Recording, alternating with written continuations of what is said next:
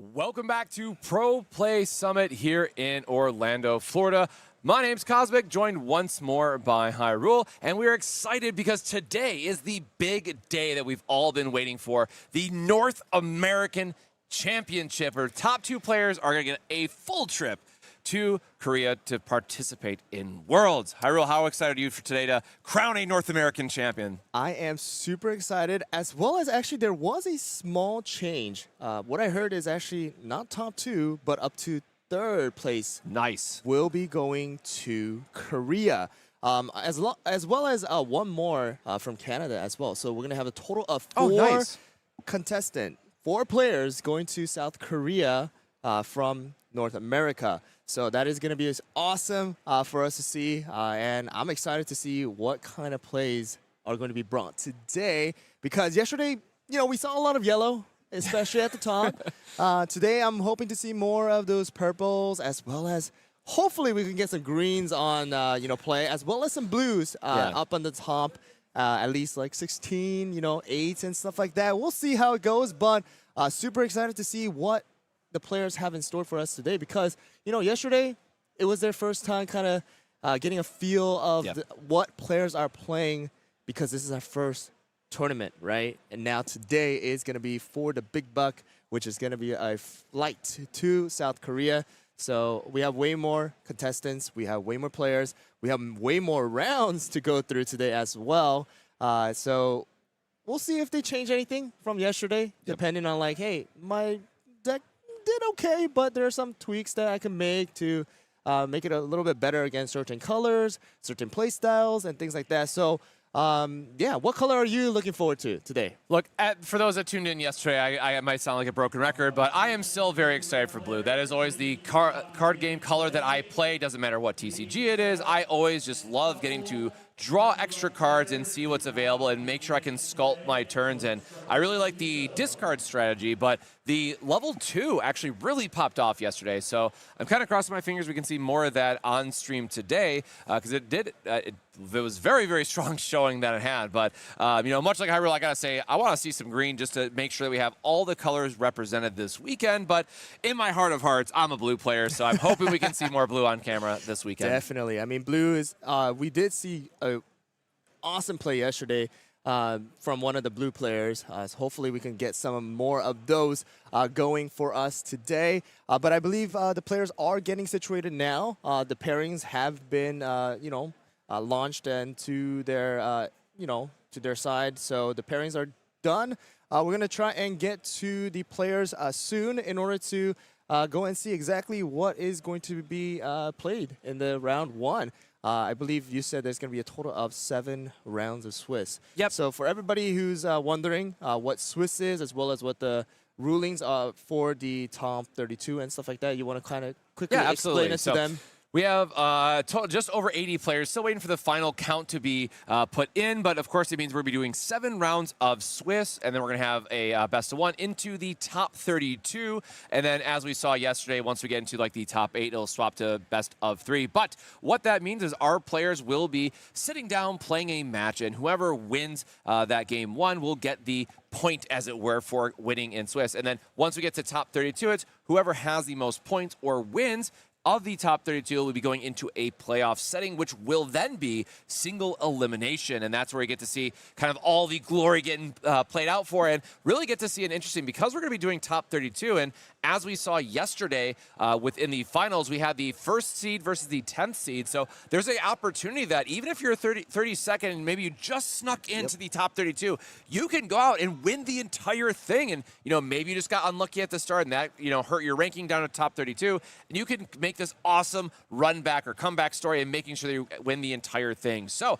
I am really excited because that gives us even more opportunity. One, we get to see more games of CookieRun Braverse this weekend, which is really great. But then also, hopefully some more variety. We saw a lot of red and a lot of yellow and purple, but I really do think that we'll get some surprises on stream today, with just having a larger field, having the top 32. So a lot to look forward to. And of course, there's some amazing prizing that the players are going to be picking up this weekend. And for the biggest one for me personally is going to be the Black Pearl Cookie. Is like the mascot, as it were, for this tournament. So each tournament has like a key cookie, and there's a champion card. There's a play mat, which looks gorgeous. There's all sorts of promos and swag. There's boxes, tons for players to pick up this weekend. But for you, are you excited for the more, Sugar Express tournament we had yesterday? Are you more fan of the, the Black Pearl cookie we have today? Which is your favorite, kind of like the three tournaments?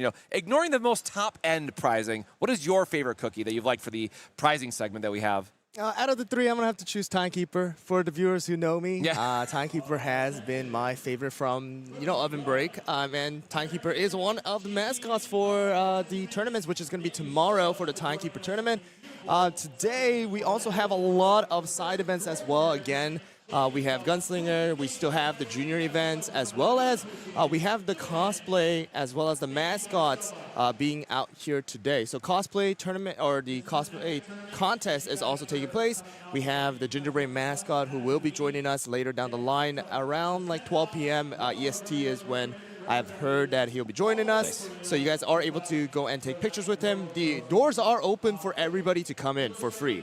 You just need to register to play. But if you guys are in the premise, in Florida, Orlando, then you guys can swing by this area and you guys can, just watch and have fun as well. So we do have, again, the cosplay contest. Winners are going to be getting prizes for those. We also do have merches that are available here, and we will actually be opening one merch that is not available yet, but that will be available very, very soon next month. And that is going to be the next set. And we will go into that later down the line. But I believe we are going to get situated very, very soon here. I think players are trying to get settled down. We do have the feature players sitting down right now. So we'll be right back. We're going to set up everything, and then we'll be basically watching the first round of the NA Championship Cup. Not a Sugarcloud Express, not Timekeeper, but this is the big one. The big one, which is going to be the NA Championship. So stick around real quick, guys, and then we'll be right back.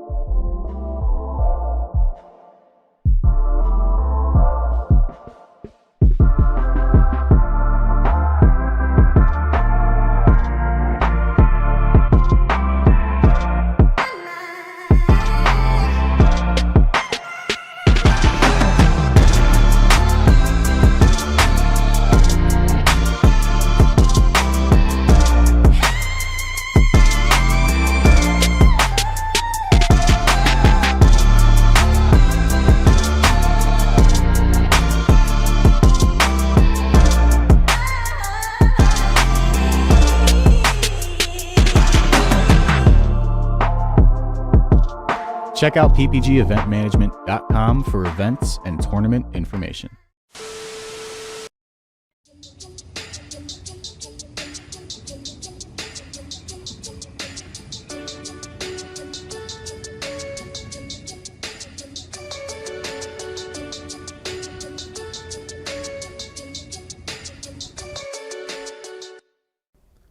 Can't seem to win a game? Opponents got you down? Can't even hand shuffle right? I promise you, it's not a skill issue. It can't be you. So it's gotta be a chair issue.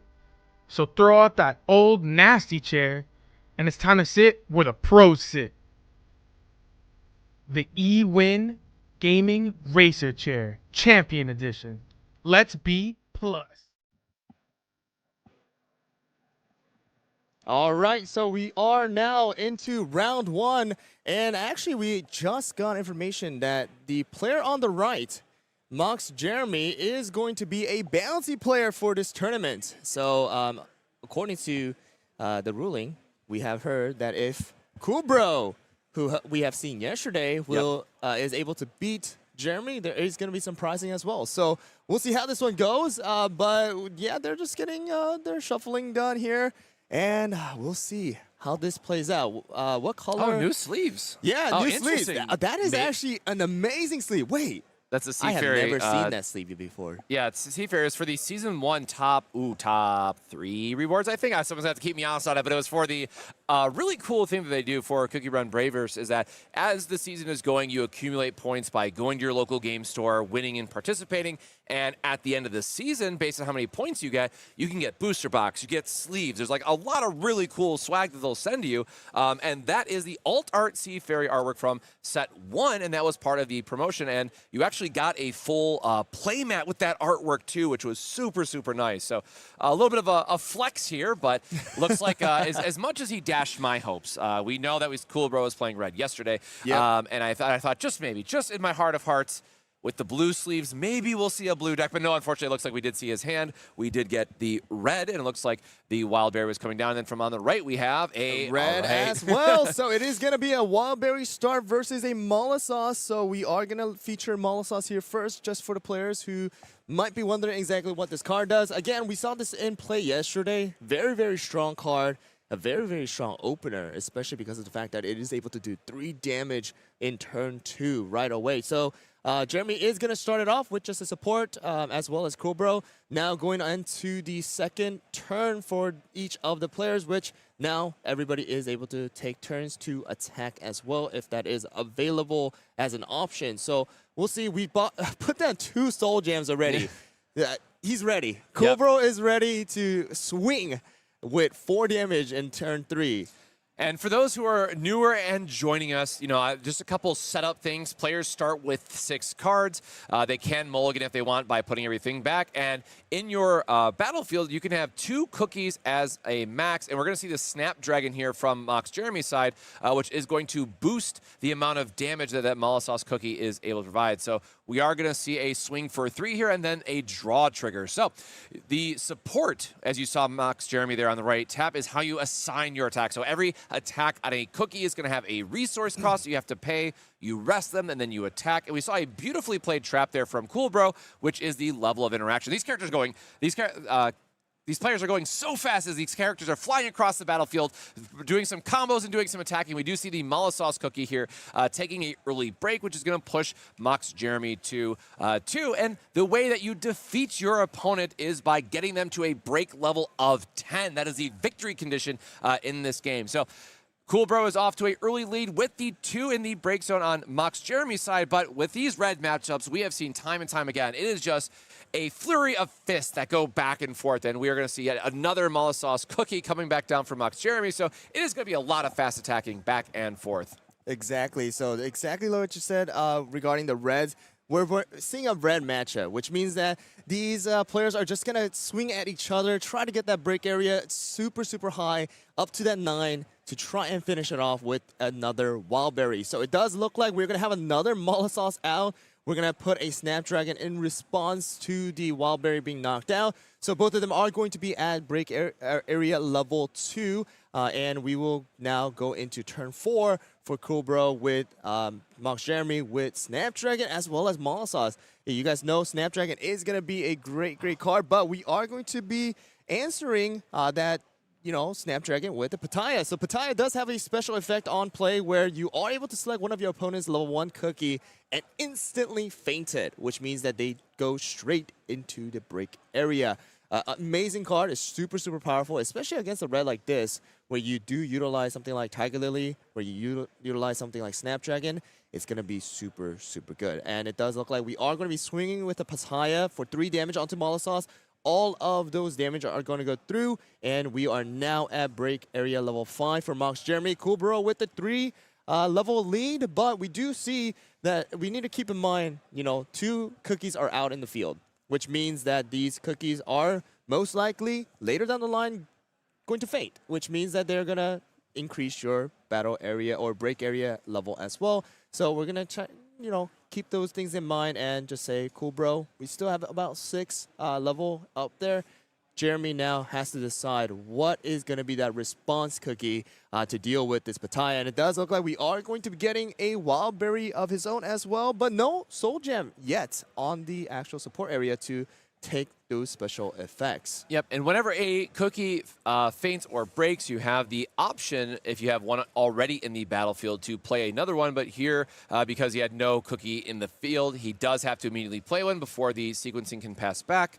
So that's what we're going to see with the Wildberry now. Hopefully going to find a Soul Jam from Mox Jeremy's side so we can do a little bit more damage with it. Otherwise, it is just going to be a 3. Oh, right off the top. It's almost like he had it all along there. He might have shuffled it back in his hand. We can't see too much, but this does mean he gets the extra point of damage for Wildberry's effect, which is really nice to see. Exactly. So we are going to be swinging for 3, and it does look like we still have 1 support. So the Swamp is going to come into play, which is going to, you know, decrease the damage a little bit to keep that Pattaya possibly alive here. We're going to take the 2 damage and the extra 1, which is a total of 3 damage. And now Pattaya is going to be left with 2 HP. We're going to use a summon or summon a Pattaya dragon of his own and going to feint the Snapdragon just exactly how Cool Bros did to Mox Jeremy. Kind of, you know, getting that response going. And sadly, though, Pattaya is not going to be able to attack because of the fact that we do not have enough support remaining. So we do have 1 support still up for Mox Jeremy.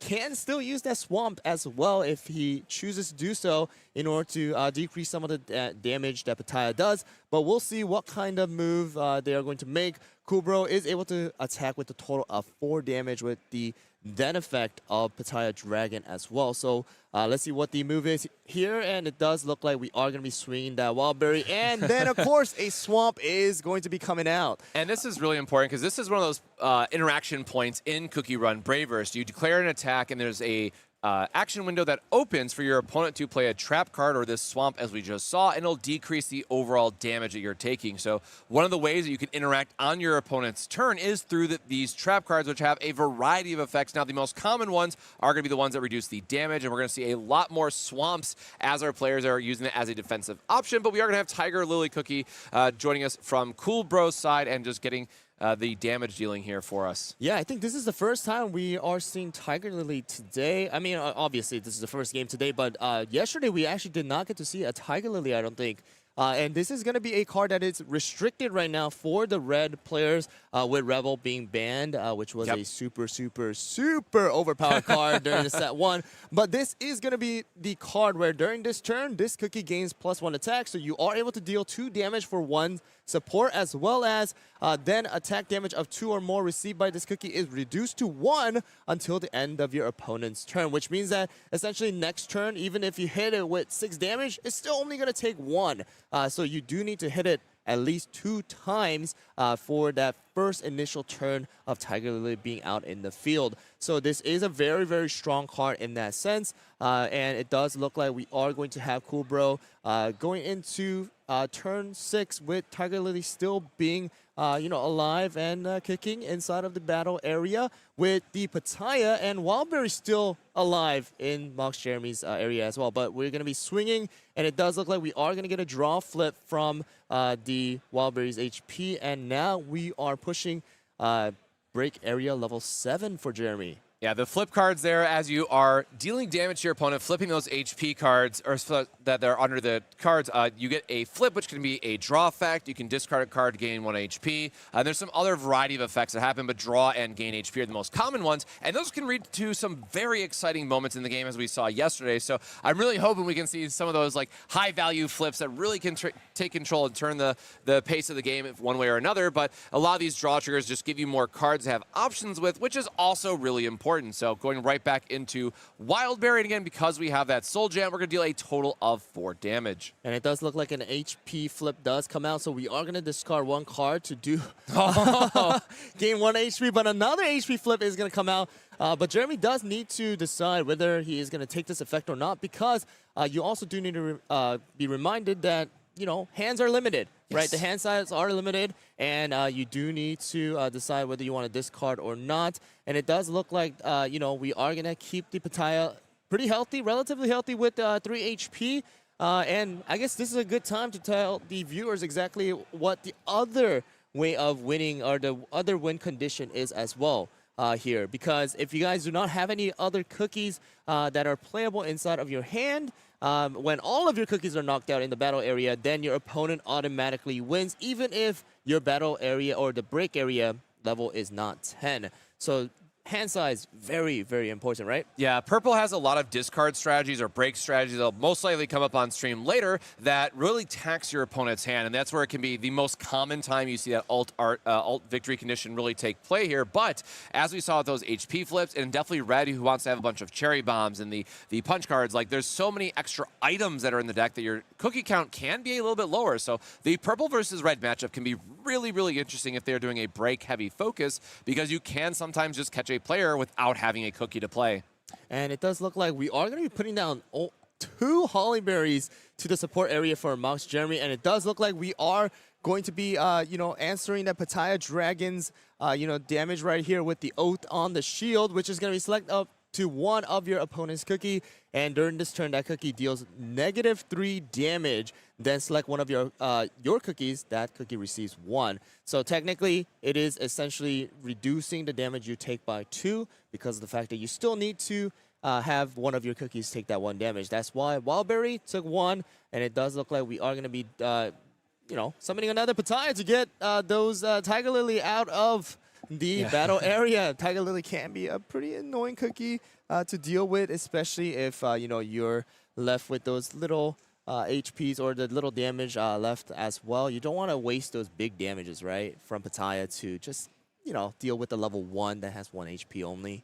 Yep. So. And looking at both players' break, I mean, we're getting close to that magical number of 10. And looking at what Mox Jeremy has, we're going to play the Swamp to keep it a little bit healthier. But at any point, this Pattaya Dragon goes down. If we look at the break zone, this is 7 right to 10. So if we have any type of burn here from Cool Bro's side, it could be a very short. And there is the Cherry Bomb, which is going to deal direct damage. So that is going to be a burn of 3 here, and it's going to be a quick GG. And Cool Bro is your round 1 winner for the North American Champion Cup here in Orlando, Florida. So that is the really powerful finisher that the Giant Cherry Bomb can provide, and just dealing that direct damage, right? We talked about the trap cards being so important because it reduces the amount of overall damage that you can be taking. But red has a number of ways. Just go over the top, get a little bit extra damage that those trap cards, unfortunately, cannot save you from in all situations. So often what players do is they try to be a little bit more aggressive with using their trap cards, keep their HP totals as high as they possibly can. But some turns,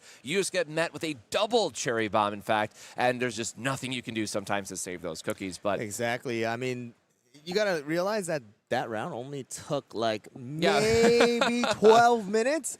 Reds are going to just swing at each other, man. They're just going to try to knock all the cookies out as soon as possible in order to, get that break area to 10 very, very quickly. And sadly, this time around, because of the fact that Pattaya was knocked out, we were not able to get to 9 to kind of see that Wildberry come into play like yesterday. So that is going to be the case here. But I actually don't know if they're playing another one here. Is it because of the bounty they're playing another round? Or they might be just doing a for fun round as well. Okay. Because we did have the 30 minutes for the timer, which would be still just best of 1. Yeah. So, I mean, we will go and transition over if that is going to be the case. But as of right now, we will kind of talk about the... I have something special in my suit right now. And that is going to be, if you guys don't know, Oven Break had a collaboration. And CookieRun Braverse also is going to be having an exclusive promo pack here for the Powerpuff Girls. I know you guys...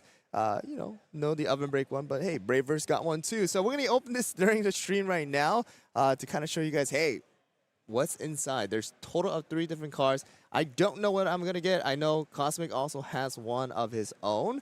All right, I guess I'll open it up. I don't have any sleeves. Yeah, that's...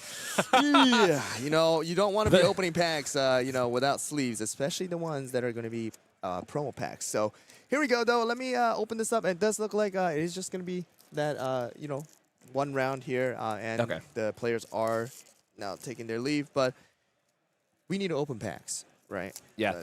And again, these were available for, they will have more tomorrow, so if you're here at the venue, definitely make sure to get here early. I believe, if I heard correctly, there's a promo that they're going on. If you download CookieRun Kingdom, you're able to get it, or of course, like many of you may already have it downloaded on your phones, have already been playing, because the really cool thing, and I want to give them a quick shout out, the fact that you get in-game currency in the booster boxes, I think is just the sickest thing in the world. Like, it just rewards people who love the IP, just want to open up some packs, celebrate their favorite cookies, and then you also just get a ton of in-game currency for every booster box you buy. Like, shout out to Dev Sisters for that. That is a really cool nod of blending the worlds between the TCG side and their mobile gaming side. I really love they're going to continue to do that. Yeah, I absolutely love it because, for me, I am able to stream it and give it out to my viewers. But here we go. I have opened my pack. I don't know what is inside yet, so we're going to go and look at it together. And it is going to be, let's see, boom. All right, so it is going to be Buttercup Cookie, a level 2 for, wow, this is actually really, really nice. Ooh, I don't know if you guys can see the glare. I was very curious to see how they would name the cards, if they would just still be like Buttercup, Bubbles, and now I'm forgetting the third. But I was wondering if they would have like that cookie tag on them, how they would change it up. But it looks like a very good collab of keeping them in character for their designs. Yeah, so I believe they are going to be exactly the same name with just a little cookie added into it as well. But it is going to be, I know it can't be focused a little bit, but it's going to be a level 2 with 4 HP. And you do see the oven break and the Powerpuff Girl collaboration logo as well. But the skill is going to be on, let's see, a skill, Aggressive Fighter. When this cookie is played from the support area, play up to 1 level 2 or lower cookie other than Buttercup Cookie from your battle area in your support area as rested. So it is going to be a cookie where you're able to go and switch them with a cookie that might be a little low HP, kind of switch them up, and then you now have a healthy, level 2 that is going to have 4 HP as well. Also able to swing with 3 damage with 3 supports, and also then return 1 card from your support area to your hand to deal 1 more additional damage. So that's actually going to be a very, very, very viable card for the green, color. So I'm actually super excited to see if I can play this in my green deck. You want to open yours? Sure. I will open mine as well. Yeah, I was very curious to see, how they were going to get more of these out, because for those that maybe missed the announcements on X, there was, a shadow drop, as we call it. I'm not sure if CookieRun has their own terminology for it, but it was just like, hey, surprise, there's going to be this promo, and here's a collab that we're doing. And all of us were like, huh? Like, what? I did not know they were going to have this here, because I did actually see it. Like, it was available, but I just didn't know it was going to be here for the actual NA Championship Cup. And I believe they are actually going to be having more available, but it is going to have to be found through your local game shop, because if they are ordering and pre-ordering the launch kit for the next set, it does actually come along with it. Not a lot, but I believe there's going to be like 3 packs or so for it to be given out to winners of those pre-release events. But yeah, Cosmic got it open, so let's see what we get here as well. Maybe, hopefully not a duplicate. And it does look like it is not going to be a duplicate, so that's good to see. This is not rigged. I'm a blue player, but it is Bubbles. So again, I don't know how well the camera is going to bring this up or shine on it. Of course not, but we did our best, but I can at least still read the effect. So Bubbles Cookie is a level 2 with 4 HP. Activate once per turn. Discard 1 arena card from your hand. During this turn, this cookie gets +2 attack damage. So building into that discard strategy, which I really like. Then Cheer Up for 3 support, deals 2 damage. Then draw 2 cards from your deck and place 1 card from your hand on the top or bottom of your. Oh, so it's more level 2. Wait, this actually could work in both blue decks. So it is going to be those, arena blue that is coming out for the next set. It is from the BS7, which is going to be focusing on the actual theme of the box, which is going to be Arena of Glory. Since we have some time, I mean, that did not take so long. So we actually have time to showcase the next one, which is going to be this right here. Arena of Glory is going to be pre-released on January 9th. And I believe a week afterwards, it's going to be fully available, fully released in North America on January 16th. And we will open one of those as well during the stream once we do have some time. And maybe I'll just, for mine, I will give out those coupon codes to the viewers that are going to be watching. So you guys have ability to get some crystals and rainbow cubes for CookieRun Kingdom. Like Cosmic said, it's an amazing thing that they include those coupon codes so that some players are able to use them for their games that they play, right? It's it's an amazing little treat Yep. that they add onto those packs. But we are still on the, we still got 10 minutes. That's a long time. I mean, they finished so quickly. As soon as they sat down, right, like, again, we saw Cool Bro yesterday. We knew that they were a great player, very skilled, know the deck inside and out. And then any time that there's a bounty player, like we saw from Max Jeremy, we knew instantly that, like, those are going to be your better players, very accustomed to the game, and someone who is also equally skilled. So when two players sit down in this game and they've played hundreds of matches, they know exactly what they're looking for in each matchup, it's going to be a very fast game at that point. So Yep. I mean, a lot of the tables are already kind of finishing up here, but I do want to let you guys know we have a total of 83 contestants here today to try and win one of those seats to be flown out to South Korea, which is going to be for the World Championship taking place in April of 2026. And it is going to be our first kind of World Championship for the game. Not only from the contestants from North America are going, we're also going to be having contestants from South Korea as well as from Southeast Asia as well. I'm not sure how many players are being flown out from there, but they have a very big community there dedicated to CookieRun Braverse as well. So I'm super excited to see exactly what we're going to be seeing here in the next round. I'm hoping to see, again, some green plays because yesterday we did not get to see any. Apparently, there were like 1 or 2 players that were playing yesterday that had some green deck. But today, just give me one green player. That's all I'm asking for. Just one. Just one. And also, if we can, we will try to get some junior players and feature them as well because, hey, not only adults are playing, but junior players are here to try and win that seat. They are eligible for it. They're here to try and beat them. Age is just a number, right? They're here to compete for that seat, right? Yeah. Don't think that they're easy just because they're younger in age.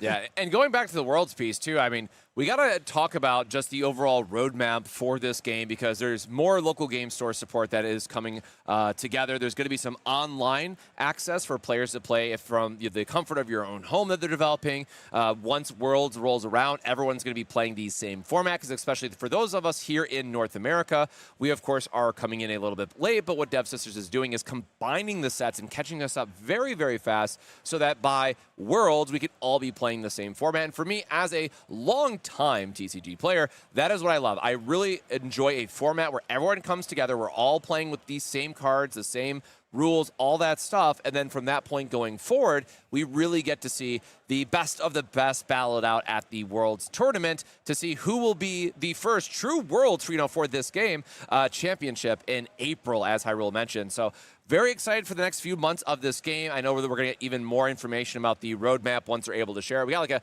a image that's on the main website, but a lot more details to look forward to as we learn more about, when the starter decks are coming out, when the new promos are going to land. And, honestly, beyond the roadmap, they just keep dropping surprises like the promos that we got and the other collabs that they're doing. So it's really cool to not only have like the structured roadmap, which is really great that the devs are communicating, but then also being like, oh, by the way, we have one more surprise for you. Let's just slide in this collab. So it's a really exciting time to be following this game, and I really love that the Dev Sisters are always giving us something new and exciting to look forward to. Yeah, so since we are talking about that kind of roadmap, I did just pull it up on the screen here. So we could kind of quickly go over it and just kind of tell them, hey, 2026 is packed with stuff because we do have, like we said, the Arena of Glory, which is going to be the next set 3, including BS 5, 6, and 7, are going to be releasing on January 16th of 2026. This is going to be our first official set releasing for the new year, and that is also going to be the start of the new season for Brave League. So we are going to be having a total of 4 seasons of Brave League for 2026 every single quarter. And then we also do have, like Cosmic kind of said, it's going to be that Cookie Party Online. So this is going to be a free event. I believe that every contestants are able to join online, and I believe it is going to be through webcam. So you guys are able to join in from the comfort of your home to try and win some packs, win some boxes for that particular online tournament.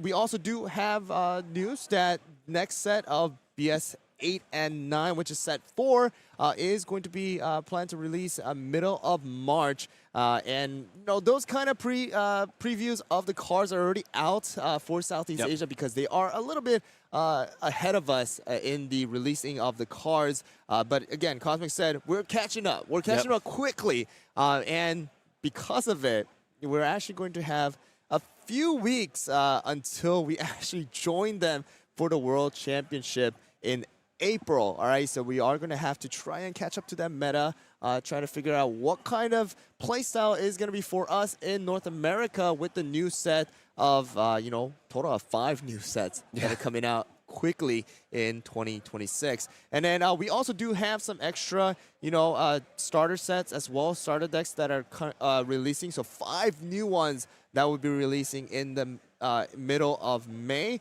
with scheduled, of course this can change a little bit, but we do have some scheduling of some new sets that are going to be released in the second half of 2026. So I won't spoil the entire thing. You guys can go to their social media page that will be, just search up CookieRun Braverse on X, on Instagram, on I believe Facebook has it as well. Of course, YouTube, and you guys are able to get information for what is to come for the future. And then they also have a lot of events in store for us. So I'm excited to see what Dev Sisters have in store for us for 2026.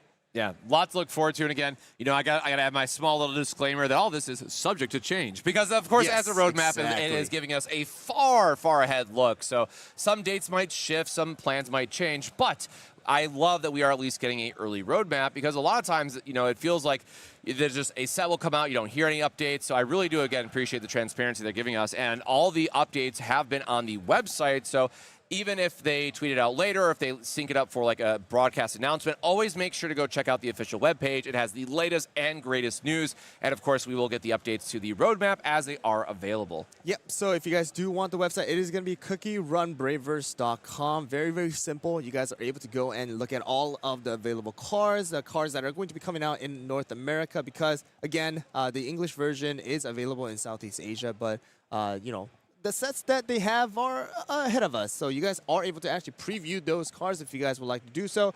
There is going to be a built-in tutorial as well. So if you guys are new to the game and want to get into CookieRun Braverse, then you are able to go and try out that tutorial to see what kind of game, CookieRun Braverse is. Learn the little mechanics and the rules and everything like that. But that is available for us. So it is, I would say check it out. It is going to be great. I really did enjoy the tutorial because it was fast and really good, honestly. Exactly, it's a very easy way for players who, even if you don't have TCG experience, you can quite honestly learn this game in under 5 minutes and have a very good understanding of what's going on thanks to that online tutorial. Or again, I got to give another shout out to making sure to go visit your local game store. You can always just go on CookieRun Braverse's website, find a LGS near you, and try to jump into some of those demo events that they might be hosting, because stores were given kits to help onboard players and get starter decks and sleeves and all that stuff. So you might just be able to pick up some goodies by checking it out at your local game store. Exactly. So don't forget all of those Brave Leagues as well. Although they are available online, the bread and butter is going to those LGSs to form a community, meet some new people, and really just play a game that you guys both love, or all of us love, right? So it is going to be that community building, which is going to be very, very, very important for us. And for me, I like to go to my game shop whenever possible. Of course, it can be a little bit busy here and there. For Cosmic, he has been playing TCG for a very, very long time. I am relatively new to the TCG scene. I did play a little bit when I was younger, but this is literally my official, first, I would say, TCG that I'm really diving deep into. But I guess, this is a good time to ask you, how do you feel about the game itself? As a veteran TCG player, how do you feel about the game? For me, the biggest selling point is that it's a great new TCG for the next generation to get into, because it is very easy to pick up and learn the game, where a lot of TCGs definitely coming out more recently are very complex. They're targeted towards like very veterans of the industry, and they've played a dozen card games by now. So Cookie Run is both a great opportunity for new players to jump in because it is, very easy to pick up. But then once you start to understand the interaction points between trap cards, how you're breaking stuff early, the damage denial that like blue has, it really opens up as a very interesting card game, and so it does offer a lot more than you might think as a veteran of the industry by looking at first glance, because it's like, oh, you just pay the support, you attack. That's very easy, straightforward. But then you start to actually play it, get into the mechanics. I'm like, I have been impressed thoroughly. So I really look forward to seeing. For me, the big test is where is the game a year from now? How have they developed it more? And I really do like some of the spoilers we have coming up. And of course, we do have that Arena of Glory unboxing that we will be doing later. So I might talk about some more cards later on then. But they are doing some really cool stuff in this game in the later sets that, for me, again, as a veteran, that's the part that I'm most excited for. I really want to see what those future card designs look like. Yeah, definitely. I mean, as a relatively new TCG player, it was really simple to get into. But of course, when it comes to the strategies behind it, the deck building as well, there's so many little things that go into it that you can get super complex, or you can just go super simple as well. A lot of the cards that are available are viable inside of your deck. So it just comes down to what kind of playstyle you like, what kind of cards you like as well, and then play off of those. But it does look like we are going to soon move into round 2. So stick around, guys. This is not the end. This is just the beginning of a very long as well as exciting, all right, North America Championship Cup for Cookie Run Braverse, hosted by PPG here in Orlando, Florida. So we'll be right back. So stick around, and we'll move on to round 2 very soon. Off your order.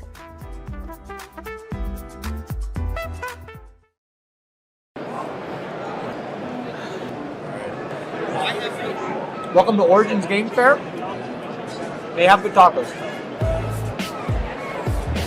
TCG. I've enjoyed playing TCGs for about 15 years now. It's a thing I do with my friends. It's one of our most common activities. It doesn't matter who you are, it doesn't matter what you do. Anybody is capable of enjoying different aspects of trading card games. There's truly nothing like it. I'm like a problem solver. I like doing those type of things. So for me, TCGs are like a really good way to like exercise that, I guess, part of the brain. Like, to make your brain think that fast and have to be so strategic all the time. It's like, it's just the best, honestly. The only one I really play is Yu-Gi-Oh! I bought a pack of it at Walmart when I was a kid, and I fell in love with it ever since. This is actually my first PPG event. This is actually my first PPG event. This is actually my first PPG event. This is actually my first one. This is actually my first one. My first event ever was a PPG. Well, this is my first PPG event. So I guess I enjoy that. I'm in the top 4 of it at my first event. I've been watching PPG on YouTube, occasionally on Twitch for a while. Everything's super smooth. The rounds go super quick. I like that they're in person. I enjoy, coming to see everyone. It's been a while, obviously. Real tournaments with good prizes, good players. They always seem to have it. Today, probably, hopefully topping. At the very least, I want a top 8. I'd like to win, but I also hope top 8. Winning the event, honestly. Drinking after I go 0-2 drop, but it doesn't seem like that's the plan now. We're in the top 4, so there you go. The one thing I was looking forward to most today was definitely just commentating some great Yu-Gi-Oh! We haven't been to a big event in probably over a year now. So the fact that you guys came up north, did one in Columbus, we jumped at the chance to, drive on out and stay the night and, play test and all that stuff. So Finally getting to actually do a competitive tournament after so long. COVID made it really hard to actually be competitive in the game. With the prominent content creators in this Yu-Gi-Oh! Community. And so when I heard that both Gage and Hack were coming to this event, I was over the moon. What are you looking forward to this year? Winning it. Winning the event. I like it. I like it. Thank you. Yeah. Appreciate you. Good luck. Thank you very much. Appreciate you. Thank you, man. Appreciate you. Cool. Perfect. Thank you very much, man. I hope that wasn't like... No, that was great. Good. That was really good. Check out ppgeventmanagement.com for events and tournament information.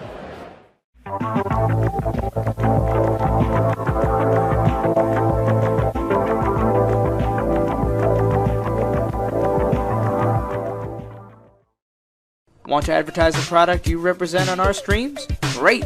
shoot us an email at info@proplaygames.com and we will discuss running your ad. Customize design on durable and high quality sleeves. At yourplaymode.com, you can sleeve your deck in style. It's as simple as uploading your design and selecting your size and style. Use promo code ProPlay10YP at checkout for 10% off your order.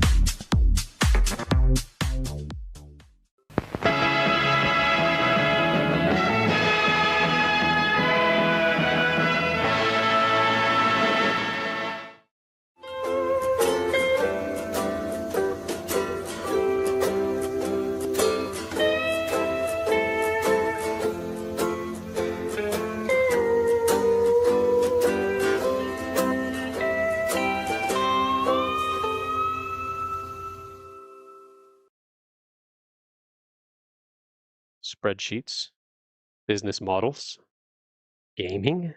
What does this all mean? Oh, hi. I didn't see you there. Let me put this down. But while you're here, let me ask you something. Have you ever wanted to take your trading card game hobby and turn it into a business, but you found it impossible to find any product at a rate that you could possibly make money from? Or are you a player that's struggling to find product for the games you love? Well, have I got the solution for you. The PPG Investment Patreon can be your one-stop supplier for your trading card game needs. The Patreon will serve as a way for you to get products at a cheaper rate than TCG Player or any other market value without getting those distributor connections. Here's how it works. All patrons will immediately gain access to the PPG Investments Discord. This Discord will serve as a hub to promote requests for product, video releases, and as well as creating community engagement. Then, depending on your specific membership tier, you'll be able to place pre-orders for all games that we currently carry, and that list is always growing. So, here's the tiers. We've got the bronze tier. For $50 a month, you get the access to pre-order up to half a case of any product release that you want. At the silver tier, for $75, you can order a case of any product tier or product release that you would want. And the Big Daddy tier at $125 a month, you get the access to 3 cases of a product release. Now, this specific allocation is only tied to a singular release. So if there's multiple games that you're interested in and you want to go hard, we suggest that you do. Our goal is to help you create a successful TCG side hustle or to get the product that you desperately want to have.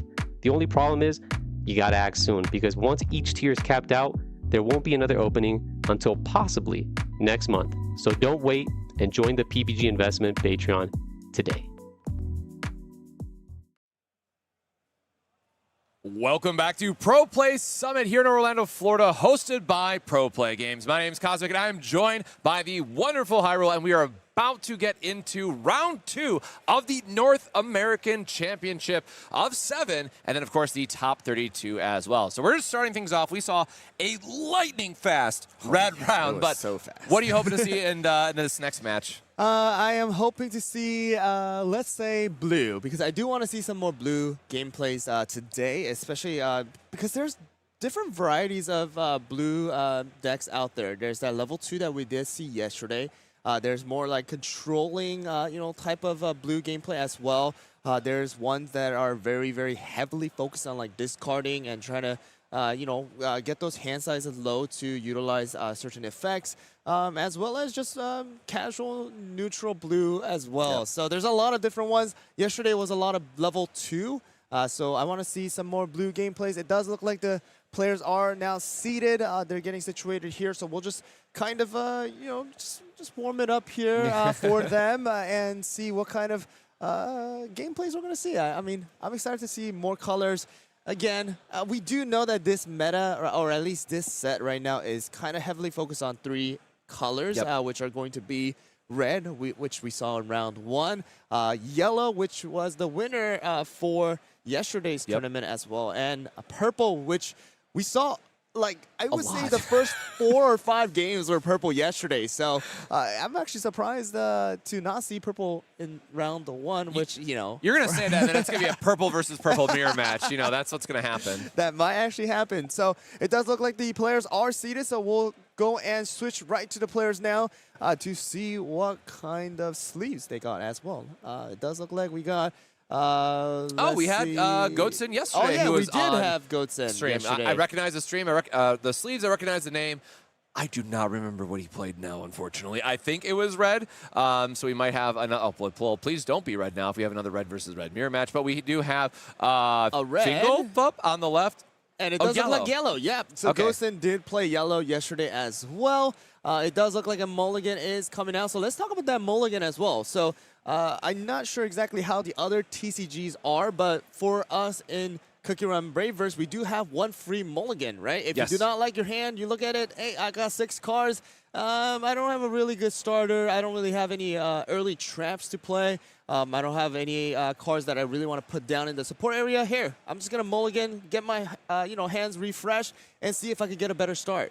Yeah, absolutely. And one of the things to think about that we talked about during the last round, right? The victory condition is pushing your opponent to the 10 number in that break zone, but there's no restriction from just slamming down a level 3 on the very first turn of the game. Now, of course, the downside is that you're not going to be able to attack. You're not going to get the full value out of it. So generally what these players are looking for are level 1s or 2s to start with, to have a slower start to the game, maybe get some of that chip damage in. And then like that last round we saw really build into those powerful Pattaya Dragons, which I'm sure we're going to see from the Fingal Flop on the left-hand side here, being able to knock out some key level 1s from Goatson. But we'll be getting started here. Both players putting down a cookie, and we are going to flip them over, give out the HP for each. And we did not see the die roll, so we're going to be figuring out very quickly who is going to be leading us off in round 2. So we are going to get started now, and it does look like that Tartatan cookie is out in play once again. So yesterday we did see this card, take effect, especially that ability to reset once you do knock out a cookie. And it does look like Gosen is going to go for that. A little bit of that stall, gameplay out here with the blocker out, which is going to be a a level 2 for HP. And it does look like we are going to go straight into an attack, early attack here. I'm not sure what happened. The Moon Cookie cannot take damage from, or gets -1 damage, from level 1. So. Oh, okay. This cookie, the Tartan cookie is usually good for restanding and boosting the damage through other means, but this cycle of 2/4 blockers that they've added in the most recent set all have that -1 attack damage buff, as it were, against those level 1 cookies. So with Tartan only being able to do 1 damage, there's just a communication back and forth from the players of like, oh, I guess this is not going to be able to deal the point of damage there. But Goatson did play a Stardust, which is going to be a live target now for that cookie and be able to chip in some damage. Yeah, so I actually did not, realize the other once per turn effect from Moon Rabbit. I just remembered the blocker side, so thank you for that. But we do have Pomegranate coming out here for Fingal Puff side here, and it is going to be a buffer. So Pomegranate is a relatively, beefy cookie as well here. 5 HP. That doesn't do that much damage, but it is going to be that supporting type of cookie where you are able to select one of your other cookies and let it have that extra 1 attack. Very, very powerful for someone like Tartatan who wants to try and knock out another cookie to try and, swing once again. But it does look like Goatson is going to, try and swing here as well. I'm not sure exactly what is taking place. So we do have the judge here. And we are going to be waiting on there's the call. just a Okay, there you go. back and forth. So we are going to go and swing at the Pomegranate with Stardust, and it does look like a flip comes out. So this Kumio flip is going to be where you are able to discard 1 card and choose another cookie in the opponent's side and deal 1 damage to it. And it does look like, because of the fact that Tartatan is going to have 1 HP, with the Stardust's Den effect, you are able to instantly knock out a cookie with 1 HP. So Goatson is going to be on the lead now with the break area being at 1-0. Moving on to okay, this is a cookie that we haven't got to see either. So I'm going to put it up right now for you guys so that you guys are able to see it, and it is going to be Crushed Pepper Cookie. So the activate once per turn, select up to 1 of your opponent's cookies that deals 1 damage. So more of that direct damage effect that we've seen come out of red, and then also has a attack where it can pay 2 to deal 2 and then pay 1 to deal an additional 1. So a great chip damage style of card where if red just has the resources and they just want a one card that can kind of have a bunch of different ways to pay into to get damage, Crushed Pepper Cookie is a viable choice. So it does look like Crushed Pepper targeted Stardust, but Moon Rabbit is going to take the damage instead. And instead of you were not able to use the Den effect because we didn't have enough of supports, but it does look like Moon Rabbit is going to go into the break area, making Goatson at break area level 2, which has not been updated yet. But yeah, it does look like we are going to go into Goatson's turn here and kind of deciding on what he wants to put down onto the support area. And see what the options are, because hey, Crushed Pepper can do a total of 4 damage with 4 supports, but of course you do need that 4 supports, and it's going to be relatively squishy with only about 2 HP. So it is really that red type of playstyle where, hey, it doesn't matter if I have low HP, I'm just going to go and full swing at you with like 4 damage in one turn, 6 damage in one turn, and things like that, because hey, I got something like Pomegranate. We got the Spicy Power Juice. We have other cards to buff up. Even a weak cookie that, just maybe have 1 tick damage can turn quickly into +4.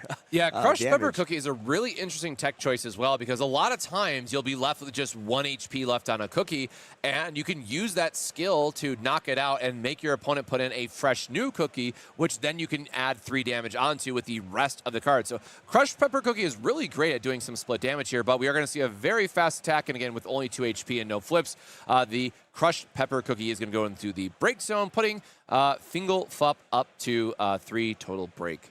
Yep, so Stardust took that swing, and we are going to now go into turn 4 for Fingalfup.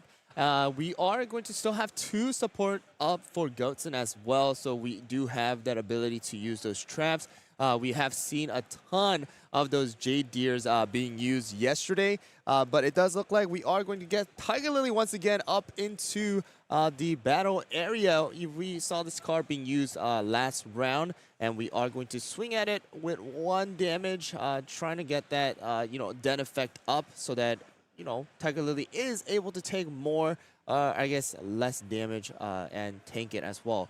But we are going to do more damage because of the fact that Tiger Lily is going to able to have 1 extra attack from the on play.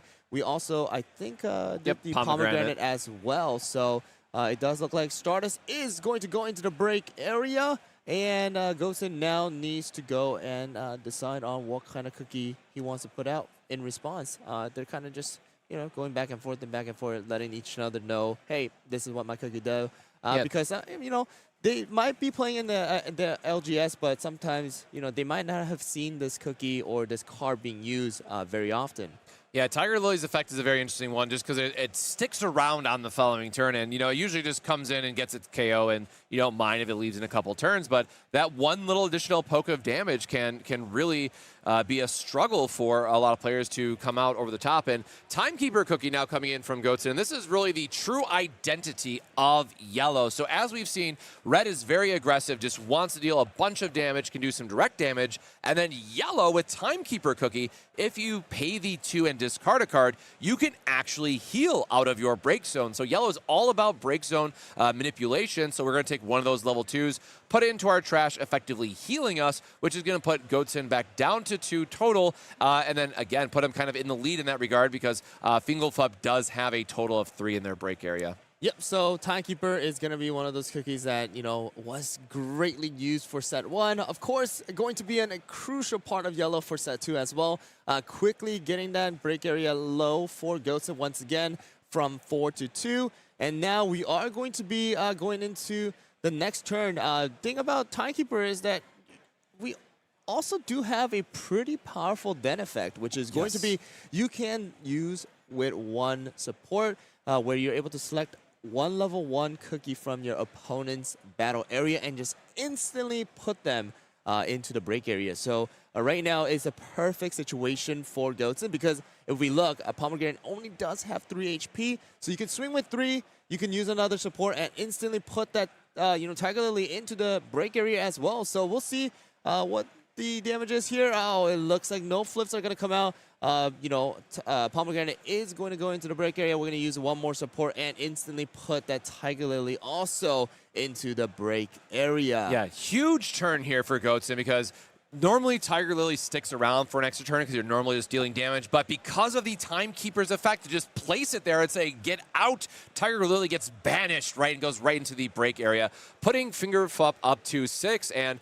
you know, normally we do see the yellow player try to be a little bit on the back foot, normally has to spend a couple turns healing. The attacks are more expensive, but Goatson really having a great start here for exactly that Timekeeper being a huge pivoting turn for him. Yeah, so we do see Pattaya Dragon coming out in response to those 2 cookies being knocked out. And it does look like, you know, Fingerpop is going and choosing to put down that Snapdragon. It is a risky move because if you're not able to knock out the Timekeeper this turn, then there is that possibility, oh wow, there is going to be that HP flip coming out. So Goatson does need to decide on whether to use the effect. But again, going back to it, if you know, you're not able to knock out the Timekeeper this turn, then that Timekeeper is going to swing at Pattaya and then instantly knock out Snapdragon again without having to even attack it. So we'll see what the effect is here, or the decision is going to come out from Goatson, kind of deciding, hey, do I really need this HP right now, or can I just go buy it because, you know, do I want this Timekeeper alive or not? Yeah, and it's hard here too because he's deciding, you know, Pattaya is showing 5 themselves, so if Fingerflup had no support up, that would just be the 5 damage. You heal here, it's fine. But Snapdragon can still attack for 1, so Goatson has to decide, is he going to try to hit double heal here to keep the Timekeeper around for an extra turn, or do you just discard it? I really wish we could see their hands. You know, same problem as yesterday where players, you know, I'm going to give a shout out to Fingerflup on this side because we can clearly see what's in his hand. And it's really easy to, you know, be able to navigate and talk through the plans that he might be going through, where Goatson is keeping a lot closer to chest, so we can't see what the discard factors here might be. But, you know, the thing to keep in mind with yellow is that it can be really difficult sometimes because you want to rely on multiple combos to come together, and if you're discarding twice for HP flips, it can be really difficult to just try to draw back into those combo pieces so you can do your big turn. So, you know, Goatson in a really difficult spot here, especially seeing it early, right? If we see an HP flip late, we just kind of let it go. But he has 4 more flips here to consider that if any of them is an HP, you know, he's going to be kicking himself a little bit for not keeping the Timekeeper around. So, you know, maybe if he had another Timekeeper in hand, he would just be able to say, hey, I'm going to let this one die. We followed up with another one. It's fine. But, you know, the information that we can kind of glean here from it is that he doesn't have a second one in hand. Yeah, so we're going to decide We're gambling. We're gambling here. It does look like we are going to have 2 HPs remaining, and this spicy power juice does come into effect here and try to, you know, knock out that Timekeeper using Snapdragon. It does look like we're going to go check the HP, and it does look like Timekeeper is going to get knocked out with no supports now remaining on Fingerpup's side. Perfect follow with the spicy power juice, right? With the information that was on board, Goatson's really trying to hope for a double HP flip there to keep Timekeeper around, but spicy power juice comes down and says, you know what? I'm powering up this little guy. We're dealing 3 damage, and no way is that Timekeeper going to stay on the board unless you had some type of trap to reduce that overall damage. So now, before going into his turn, Goatson does have to play a cookie because once your play area is empty, you do have to place one out. So we're going to see what the follow-up is, and it looks like we have a Millennial Tree here, which is, you know, one of the all-stars, honestly, that we saw yesterday, just doing so much damage and getting to play something out of your break area. So our Moon is going to come back and be a great blocker for us, just making sure that the Millennial Tree cookie sticks around, and notably, healing effectively. Now, yes, both these cards will eventually go to the break zone, but at least for now, we have a very solid wall put up for Goatson's side. Yeah, exactly. So we exactly had 1 support left to utilize that Millennial Tree, and it does look like Goatson wanted to utilize that 1 support before the refresh happened during his turn, so that he could bring out that Moon Rabbit, you know, have that blocker ready for any thing that's going to happen next turn. But we are going to be swinging at the Pattaya with the Millennial Tree now with 3 support. You know, we are going to also have the ability to hit 1 to another cookie. It does look like Snapdragon is going to fall this turn with 3 supports remaining. Goatson does have other things to do. I mean, we can swing with the Moon Rabbit, possibly to try and knock out that Pattaya. It does look like that is going to be the choice that he makes because of the fact that we know that there is no support remaining, and that is actually going to push to break area 10. Wild finish. That the yellow just being super aggressive there and getting the red player up to 10 quite quickly. But, you know, that Timekeeper play that we saw was absolutely huge. And then the Millennial Tree Cookie coming right behind it, threatening a lot of damage, giving us that double KO, really pushed a lot of break damage very quickly, giving Goatson the win in round 2.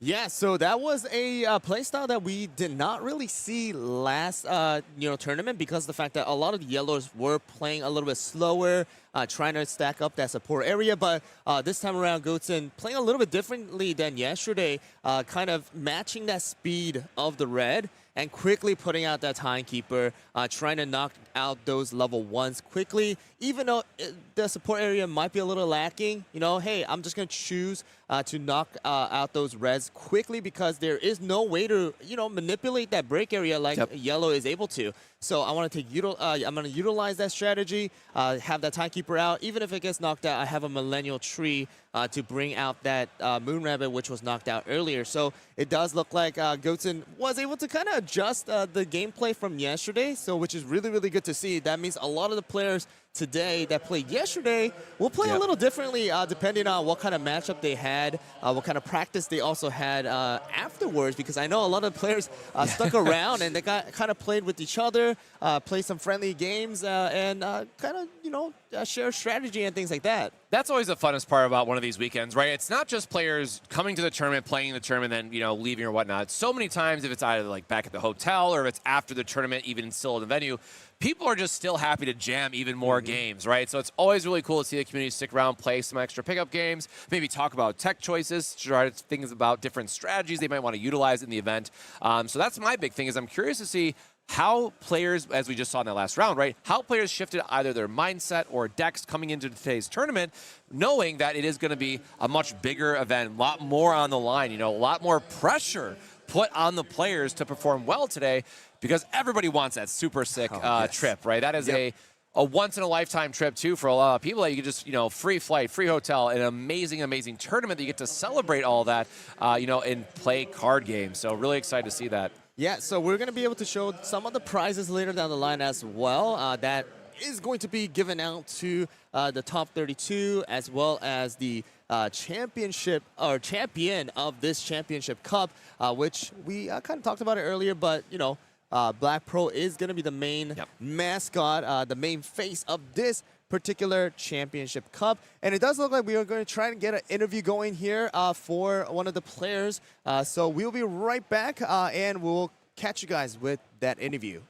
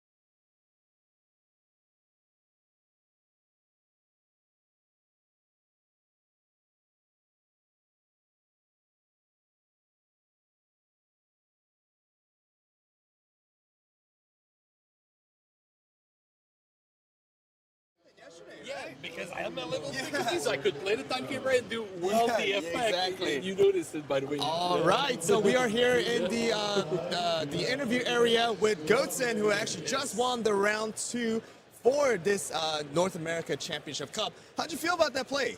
Yeah, it was very nice. Today I could finally get the cookie that I wanted to have and play, so it went pretty good. Was the red a matchup that you wanted to go up against, or is there a different color that you wanted to go up against? Actually, yes. Oh, really? I really have a lot of practice against red, and I Oh, love okay. going against red. Yeah, because that play was, I mean, you were matching that energy of reds being super aggressive.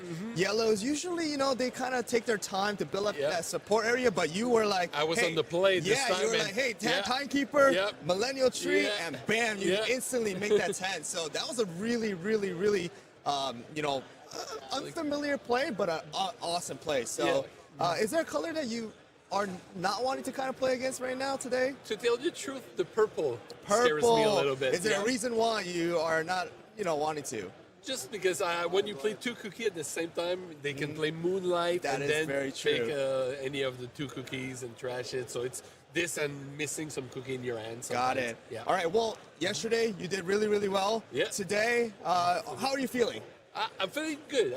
I'm feeling it. The energy is there, so hopefully Okay, it can sounds continue. good. I mean, we have a lot more rounds to go through, but, you know, you want to do any shout-outs before? Yeah, definitely to the Boutique Awesome. This is where I play. I come Got it. from South Shore of Montreal. Okay. So we flew on Thursday all the way from Canada to here. How many players came? We're 3 from our 3. boutique. Yeah. Got it. Yeah, All right, yeah. sounds good. So Well, hopefully it's good. Yeah. all right. Well, thank you so much for giving the time for the interview. Yep. Good luck for the rest of the games. Maybe we'll see you again during the future matchup and Hopefully. see some more yellow gameplays from you. Oh, Well, thank you so much. Good luck Definitely. again. Well, thank you very much. Yeah. Yeah. Well, guys, we'll be right back with round 3, so stick around and we'll see you then. Cool. Thank you very much, man. I hope that wasn't like. No, that was great. Go ahead. That was really good. Check out ppgeventmanagement.com for events and tournament information.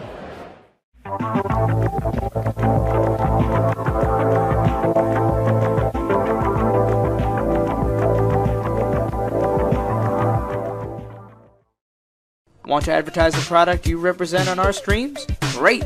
Shoot us an email at info@proplegames.com and we will discuss running your ad. Customize design on durable and high quality sleeves. At yourplaymode.com, you can sleeve your deck in style. It's as simple as uploading your design and selecting your size and style. Use promo code ProPlay10YP at checkout for 10% off your order.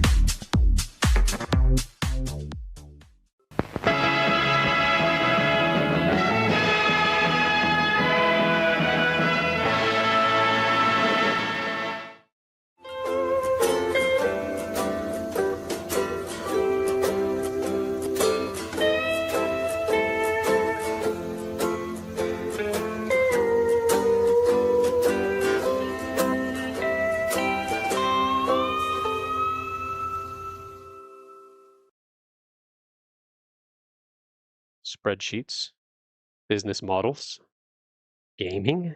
What does this all mean? Oh, hi. I didn't see you there. Let me put this down.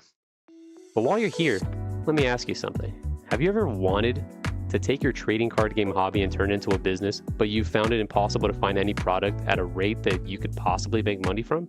Or are you a player that's struggling to find product for the games you love? Well, have I got the solution for you. The PPG Investment Patreon can be your one-stop supplier for your trading card game needs.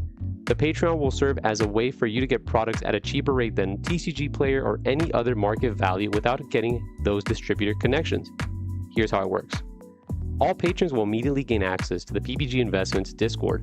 This Discord will serve as a hub to promote requests for product, video releases, and as well as creating community engagement. Then, depending on your specific membership tier, you'll be able to place pre-orders for all games that we currently carry, and that list is always growing. So, here's the tiers. We've got the bronze tier. For $50 a month, you get the access to pre-order up to half a case of any product release that you want. At the silver tier, for $75, you can order a case of any product tier or product release that you would want. And the Big Daddy tier at $125 a month, you get the access to 3 cases of a product release. Now, this specific allocation is only tied to a singular release. So if there's multiple games that you're interested in and you want to go hard, we suggest that you do.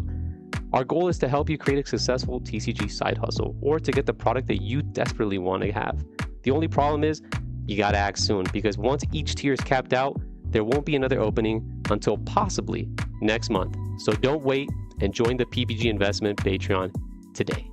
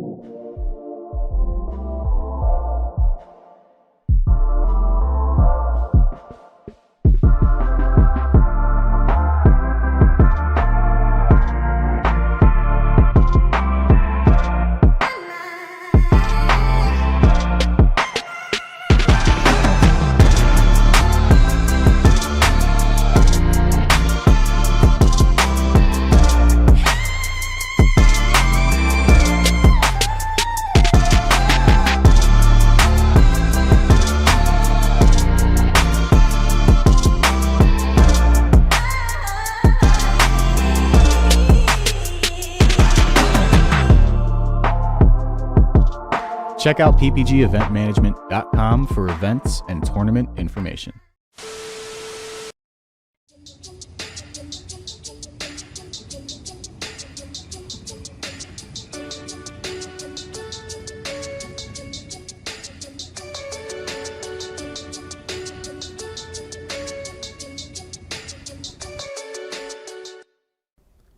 Can't seem to win a game? Opponents got you down? Can't even hand shuffle right? I promise you, it's not a skill issue. It can't be you, so it's gotta be a chair issue. So throw out that old nasty chair, and it's time to sit where the pros sit. The eWin Gaming Racer Chair, Champion Edition. Let's be plus. With excellent lumbar support, magnetic armrest, and a magnetic headrest that's detachable, it's nothing but comfort for our pros as we play games. The eWin Gaming Chair has soft weave fabric material and hubless casters padded with PU coating to ensure the smoothest rolling capacity. PU coating also protects all kinds of flooring from scratches created from the chairs using ordinary wheels. Check out the magnetic headrest that you can take off and adjust depending on how comfortable you want to be. If you want to order one of these chairs, check out eWin in the affiliate link below, where you can use the code PPG for 30% off. eWin, supporting where the pros play. And PPG, where you play with the pros and sit like a pro. Want to advertise the product you represent on our streams? Great! Shoot us an email at info@proplegames.com and we will discuss running your ad.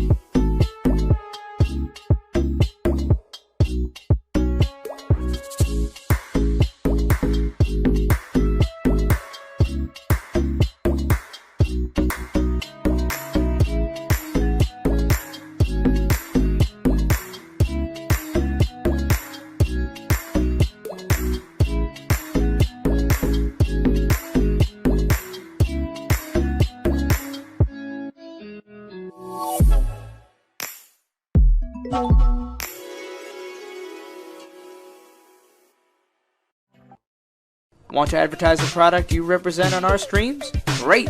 Shoot us an email at info@proplaygames.com and we will discuss running your ad.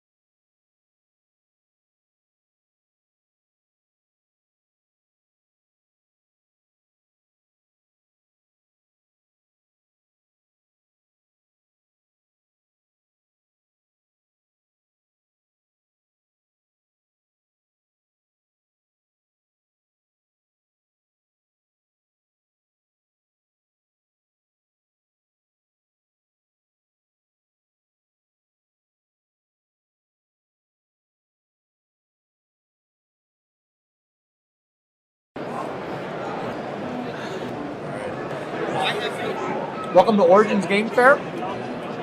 They have good tacos. TCG. And we're back for the Pro Play Summit here in Orlando, Florida, hosted by Pro Play Games. My name is Cosmic, and I'm joined by HyRool, getting ready for round 3 of the Cookie Run Braverse North American Championship, and we have a lot more rounds to go today. yeah. So how excited are we for get round 3 started? I'm excited. That was actually a really, really interesting gameplay. So when I talked to Gosen, he said he's from Canada, as well as he was like very excited to get that play out there because yesterday he wasn't able to get those cards out and make those plays. And so he's like, today I got my cards. Here you go. I'm going to play aggressively, you know, match that energy for red. And he actually loved playing against red because he actually had a lot of practice. So he did say purple is a little bit of a, you know, struggle for him. But, you know, that's what purple do. You know, purple does the, you know, trashing and all that stuff. But, yeah, I'm excited for round 3 to see what kind of colors we will be able to see today for round 3. We already have a ton of, you know, players getting ready. I think some did drop out already, too, just to get to, like, you know, there's different events. You know, obviously we do have the Junior Cup that is going to be taking place very, very soon in about 10 minutes from now. We also do have some gunslingers and side events. And also, you know, we they just want to kind of hang around.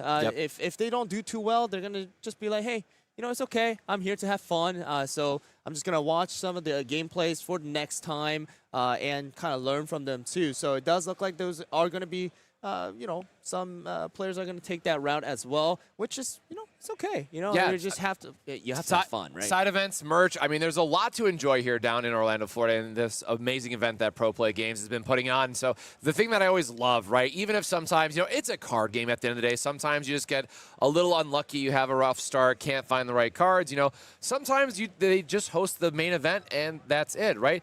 Other times, it's where you have a event that now leads into a side event. There's unique promos you can get. There's playmats you can win all 3 days. Like, there's a lot more to celebrate here for Cookie Run Braverse, which is really the most exciting part. So, yep, it does look like we got the players situated here, taking their seats, and it does look like they're going to, you know, start doing their shuffling and stuff. So we'll go straight into them very, very soon. But again, we have a lot of events going on as well.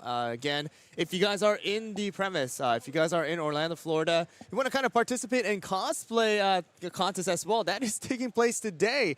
I already saw a bunch. You know, they're actually playing in their cosplays. So that's awesome to see. That's dedication. I saw one Candy Apple. If you guys do play Cookie Run Kingdom, that card is also coming out in Braverse very, very soon. So watch out for those. Not only, I guess, we could kind of talk about this too.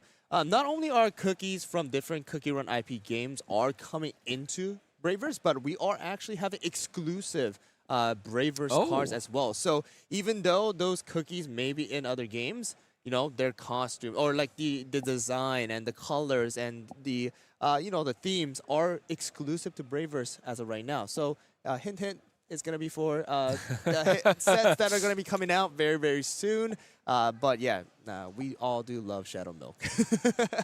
But it does look like we are gonna get situated here. So we'll move on to the players to see possibly what kind of colors we will be able to see.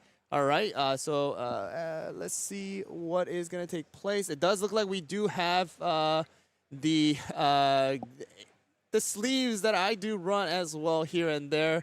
Those are going to be the Ancient Cookies sleeve for this particular set.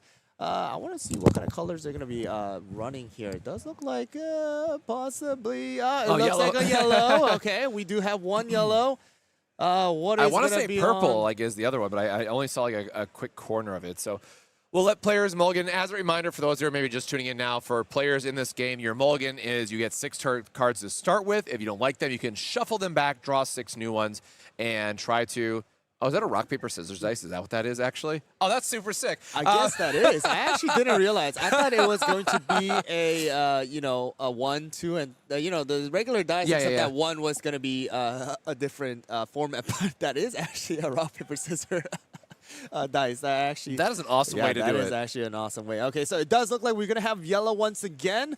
And it does look like, you know, we're going to see what the other color is. Are we getting a mulligan here? Let's see if the mulligan is going to happen. It does look like we are going to get a mulligan. Again, kind of explaining it, mulligan is going to be where if you don't like the hand that you have, then you're just going to go and, you know, get a new hand one time for free in Cookie Run Braverse. So we are going to cut the deck here to get the hand, and let's see what is going to be the color. So we're excited for round 3. Again, still looking out for green to feature inside of the live stream. Still hasn't come out, but it does. Oh, okay! It does look like we're going to get some green gameplay.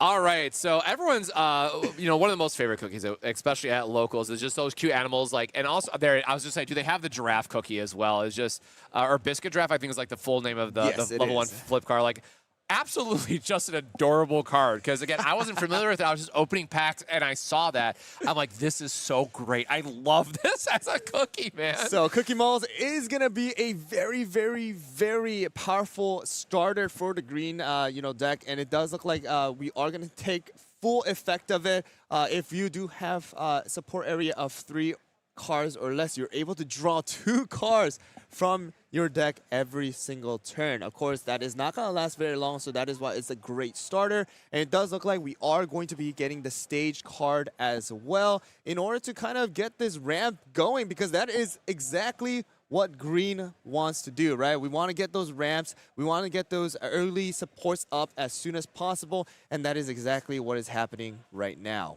Yep, and finding the baked pie card there, what it does is you pay the 2 and you put it directly into your support. It allows you to ramp up or get ahead on resources compared to your opponent. So green's strategy is really about manipulating the support, and we do see the key stage that every green player knows, lives, and breathes and wants to see as soon as they can. But Guardian's Tree Blessing is the main engine for when you're putting something into your support area, you can rest it and then draw another card. So green is really great at just looping through its support, finding ways to negate the break by putting it into your support instead. So many cool things. And Lemon Time Cookie is also just a MVP because it can just do damage straight up, which is really important for kind of clearing the way. And then you can get more of your support into the top of the deck into support to ramp up even more. So Lemon Time Cookie is also just, this is an amazing, amazing start for the green player, by the way. Exactly. That is going to be an amazing start because Lemon Time in, like, you know, the 3rd round or the 4th round already, being able to use that because of the fact that Lemon Time does require 4 supports.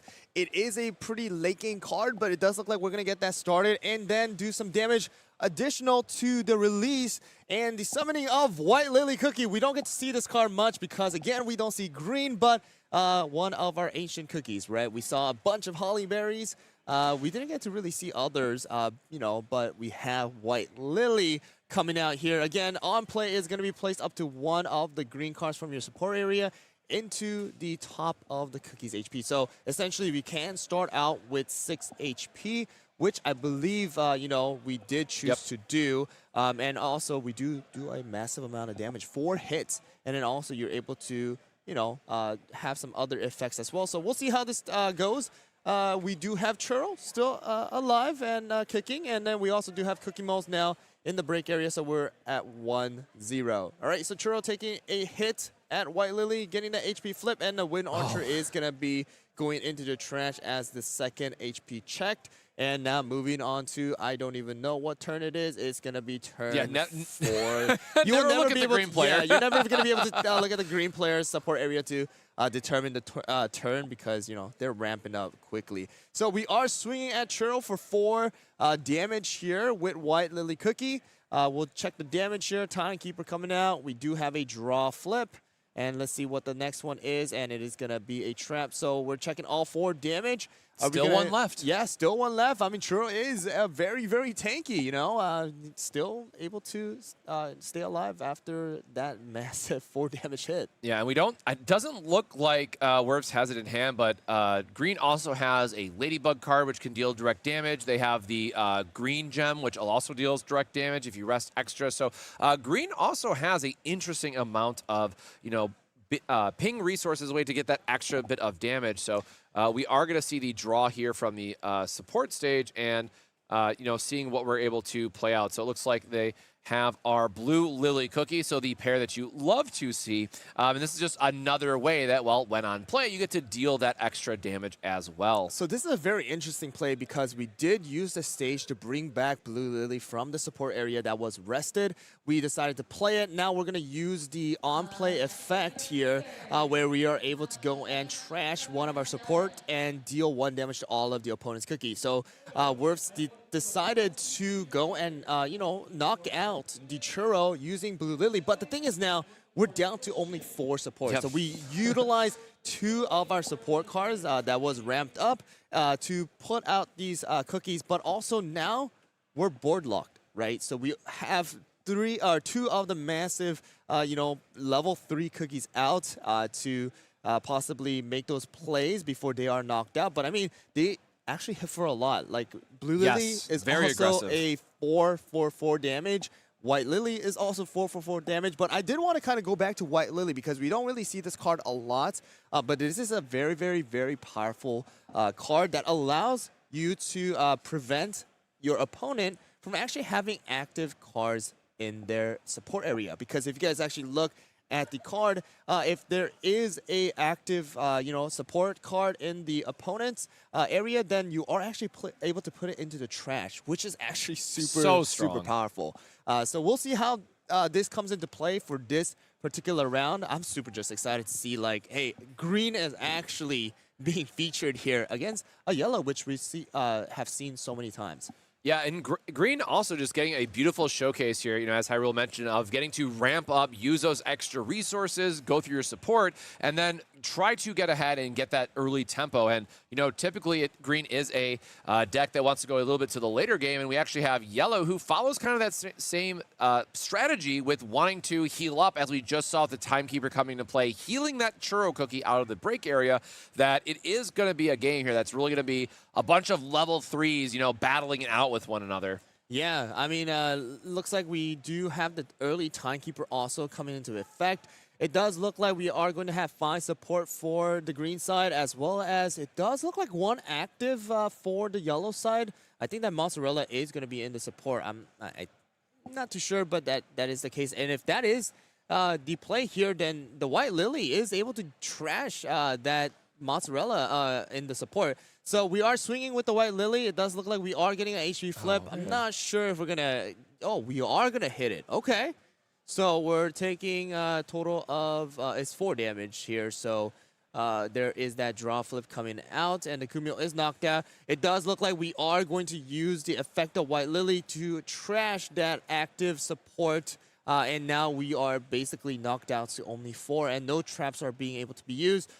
We do not have any more things that green is able to do, so it does look like we are moving on to turn technically 6 now, even though we have 5 support for the yellow side. Yep, and again, this is just a very strong threat for the green player to always say, hey, you need to address this card or I will just start tapping out your resources, so or destroying them in this case even. And unfortunately, we did see 2 of the ramp cards go down there for Werf's side, so even when you get that early ramp, you get in these board states, you still want to find more. You want to find more ways to ramp up your support so you can start going into these massive attacks while also leaving up a couple trap cards. We do see quite a few in Werf's hand as a way to negate damage and keep our cookies around for a couple more turns, but we'll have to wait and see if he wants to spend a turn ramping up and then using the stage, which got put off to the side there, or if we are just going to be all in on this more aggressive plan, seeing that there are more supports left up. I am very interested in the choice that the yellow player has made here, because again, we are going to have to trash one of those supports if we do not choose to use a trap card in this case. And it does look like that is going to be the case where we do have one less support, left again, and Timekeeper is now hanging on to dear life with 1 HP. White Lily still very, very healthy, and it does look like we're going to have the Biscuit Draft come out to try and finish this off. Are we going to get... Oh, no HP flip, and it does look like we are going to go into 4. Wow, okay. Stormbringer. Is that Stormbringer's Altar? Yeah, that is going to be a Stormbringer Altar. We did not seen get to that see on that. stream yet this weekend. So that is going to be our first Stormbringer. A beautiful, beautiful card here. Level 3 for 5 HP. Sadly, again, we were not able to use the on-play because of the fact that we did not have enough support with that support. One of the support going into the trash by White Lily Cookie's effect, but we do have Kumio Cookie coming out here to try and do some tanking for Stormbringer. But Stormbringer is going to be a 3 cost for 2 damage, and also is able to use another effect for 1 support, where if your break area is level 3 or higher, select up to one of your opponent's cookie and deal 2 damage to them. So essentially, it is going to be a 4 cost 4 damage, and it does look like we are going to be doing that as well. Yep, so just reading the card here, getting the extra damage out is really, really strong here. And Stormbringer, again, we can definitely see the line that Lysandre was going for and trying to play the Stormbringer, break the cookie, catch back up, because it does require that 2-on play. But the extra taxing effect, right, is just going to negate the opportunity to get the most value out of Stormbringer's cookie. Exactly. So it would have been awesome to see if the on-play effect take place, and I think that's what was planned. But with that support area being trashed a little bit, that is not going to be possible. Man, look at that hand size for the green player right now. Oh my goodness, that's a lot of cards. Yeah, once green gets ramped up, I mean, it is a very scary, situation, because they have what feels like infinite hand size. They have infinite support cards because they're ramping into them. And here's the Ladybug coming online that is going to pay 3 to put itself into support and deal 1 damage. This was the bread and butter, honestly, of green in set 1, because then you're able to get it back with the stage and just continuously loop this Ladybug for direct damage, which is direct damage is so strong that we saw in that red versus red match earlier, and this is just a way to get that incremental advantage over time to ramp up both your support and deal more damage. Are we seeing a double Ladybug? It does look like it is going to be a double Ladybug, because the fact that Orcs know that even if I attack it, I would have to attack the Kumio, so I'm going to just choose to deal some tick damage to Stormbringer, get it a little bit lower. I'm going to try to I'll probably sacrifice the White Lily here, but not too much of a problem, because I probably do, I have other cards in my hand to try and close this out. So we'll see what the move is here, because we only have 1 support remaining, right? So now we're going to swing at the White Lily for the 2 damage with Stormbringer. And see if we can actually close this out, unless there is a trap that's going to be played. I don't think there's too many traps in the green to be able to do something, but There was a 6-7 there. I saw that. I saw that, Lusanity. I saw that from here. But yes, we're talking about how the Stormbringer would still deal 2 damage off the other effects. So the trap was not able to, save us in that regard. Lily's just going to go down here and just leave us with the Biscuit Draft in this case. Now, we do still have some support up, so we would be able to force an attack here and just knock out the Biscuit Draft Cookie, or Draft Biscuit, knock him out and just try to push the damage from the green player's side and put them up to 8 total now, I believe. Yes, it is going to be 8, and it does look like we are going to have to force a Cookie out, deciding on what to do because, hey, if I put a level 2 down, that is going to be one of the last cookies that I'm going to be able to play.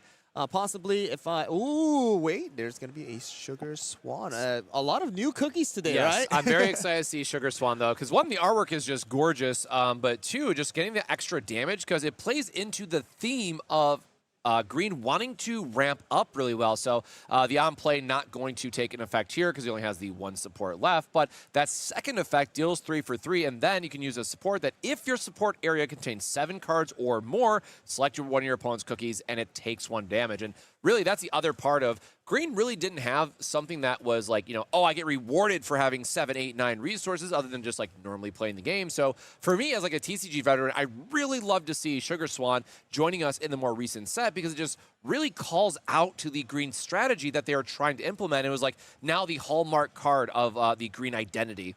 Yeah, so Sugar Swan is going to be one of those cards where, depending on how many support cards you have in your support area, you'll be able to do something. There's another card later down the line, which we do see in the trash, if we get to see it today.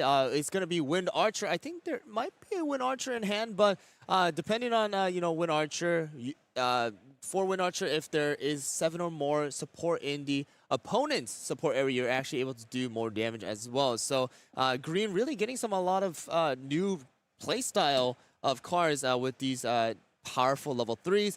It does look like we are going to be swinging with the Sugar Swan. Yeah, that's what's happening here with the 3 support. I think we are going to try. Actually, yeah, we're going to try and do that 1 extra damage to the Stormbringer. That is not going to be able to be used, the Key Shield, because of the fact that it is going to be a den effect.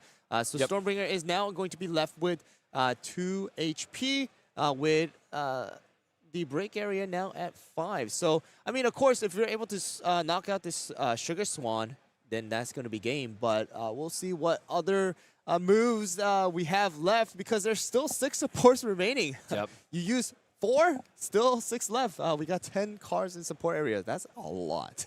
And we do see the Ancient Healing, so we do see a couple different ways to negate some damage and keep the Swan Cookie around a bit longer. And then otherwise, just making sure that, as Hyrule mentioned, like we're already at 8 break. Like we don't even want to play a level 2 that might be good but less health because even just playing a level 2 means it is putting us in danger of getting to that 10 break. So the green player needs to definitely find some more resources, making sure that he's leveraging his stage where he can to draw extra cards and just find more of those trap cards to get extra value in terms of keeping the unit alive. Yeah, so I think he kind of looked at how many cards are in the deck. It does look like the deck does only have like few cards, so I think he's choosing not to drop too much because that is going to push him to 9. But wow, okay, we're going to see another Sugar Swan. So Sugar Swan, a double Sugar Swan is going to come out. It does look like we are trying to knock out that Stormbringer, but we do know that the Key Shield is there. That can be used now because Timekeeper has been knocked out. So we're going to negate that 3 damage, and then we are going to try. I mean, we can do the tick damage if we want to, but I know that there is going to be a Wind Gem. I'm not sure how many of those damages we're going to be able to actually do here, but I'm going to assume that we're going to pass the turn now to try and keep those support active for some possible traps. So it does look like that is going to be the play here. We get another Kumio Cookie on play here, and it does look like we're swinging for 2 damage, and we are deciding to choose a certain, cookie because actually it does really matter on which one you decide on because those HP flips can be on one, may not be on the other. But we did see a, effect or trap card being used right there for the green side to negate the damage from Stormbringer. And here we go, moving on to the green player once again.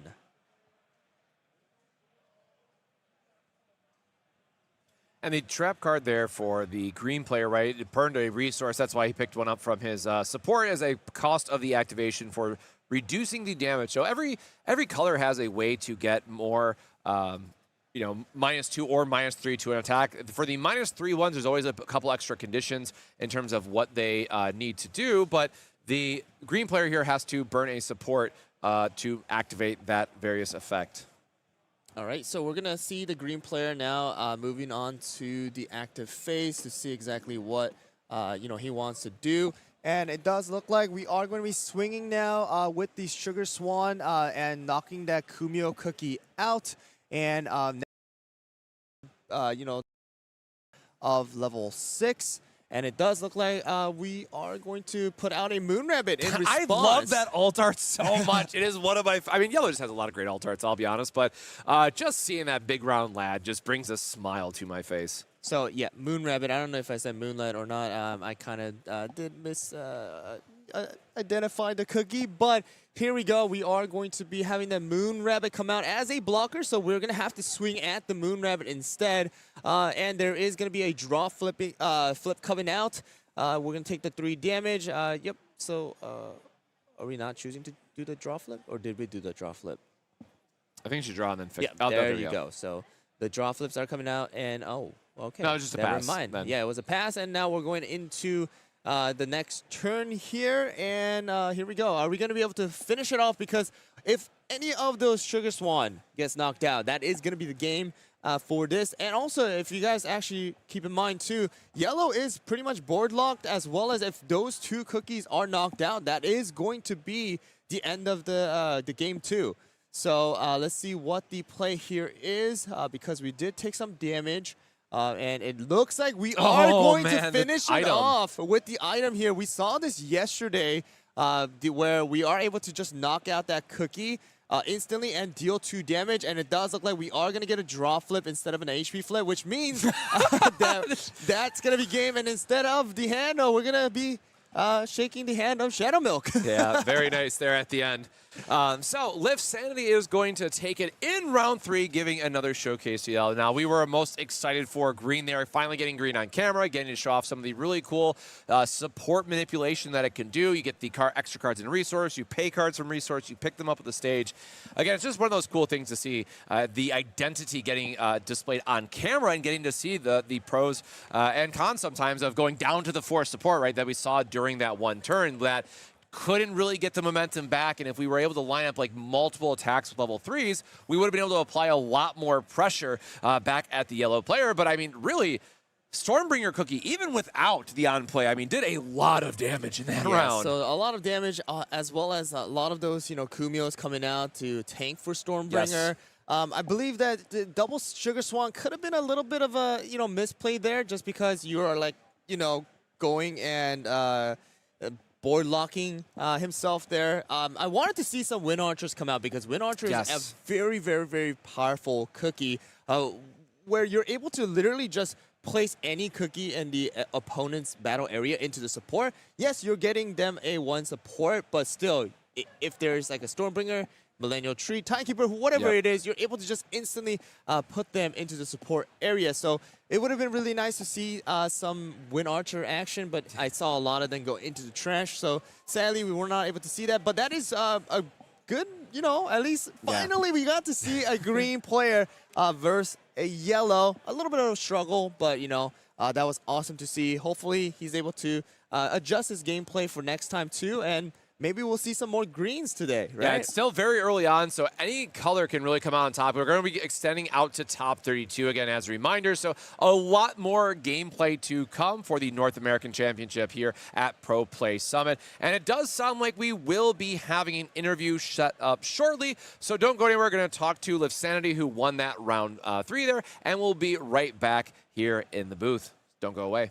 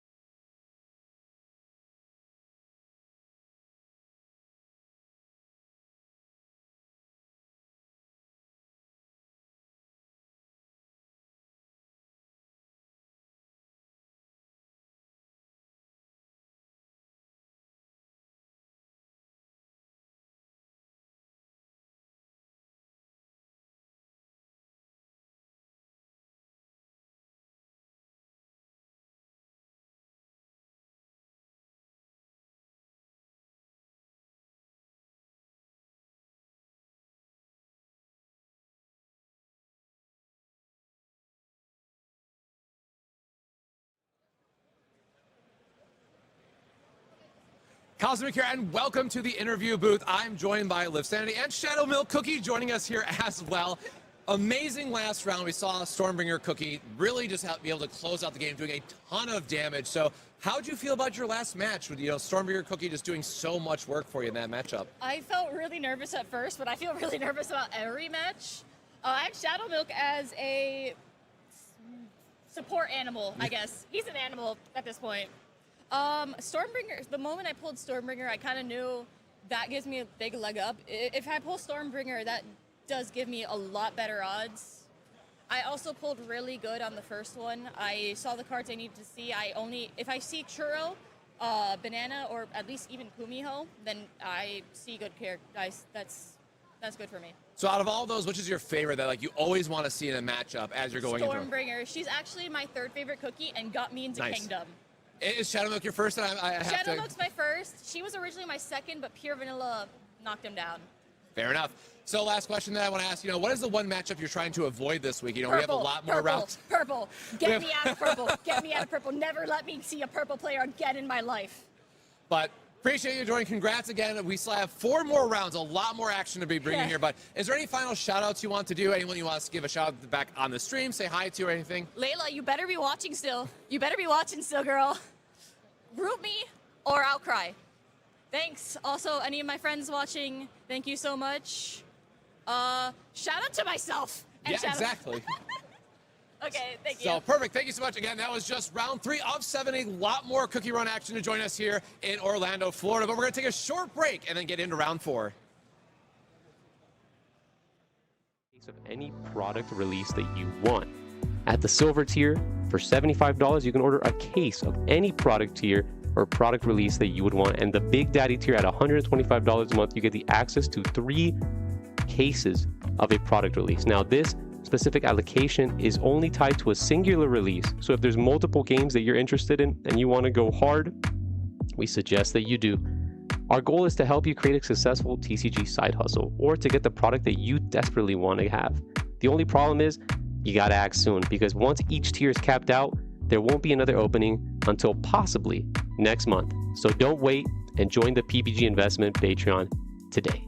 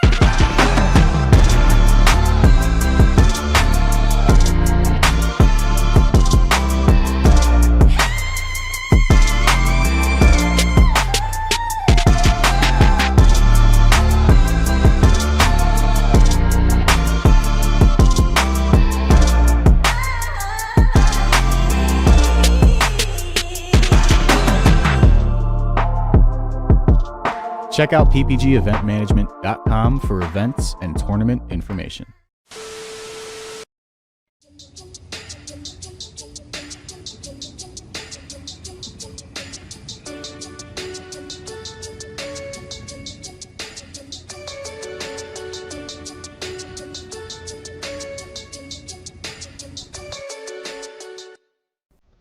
Can't seem to win a game? Opponents got you down? Can't even hand shuffle right? I promise you, it's not a skill issue. It can't be you, so it's gotta be a chair issue. So throw out that old nasty chair, and it's time to sit where the pros sit. The eWin Gaming Racer Chair, Champion Edition. Let's be plus. With excellent lumbar support, magnetic armrest, and a magnetic headrest that's detachable, it's nothing but comfort for our pros as we play games. The eWin Gaming Chair has soft weave fabric material and hubless casters padded with PU coating to ensure the smoothest rolling capacity. PU coating also protects all kinds of flooring from scratches created from the chair's using ordinary wheels. Check out the magnetic headrest that you can take off and adjust depending on how comfortable you want to be. If you want to order one of these chairs, check out eWin and the affiliate link below, where you can use the code PPG for 30% off. eWin, supporting where the pros play. And PPG, where you play with the pros and sit like a pro. Want to advertise the product you represent on our streams? Great! Shoot us an email at info@proplaygames.com and we will discuss running your ad.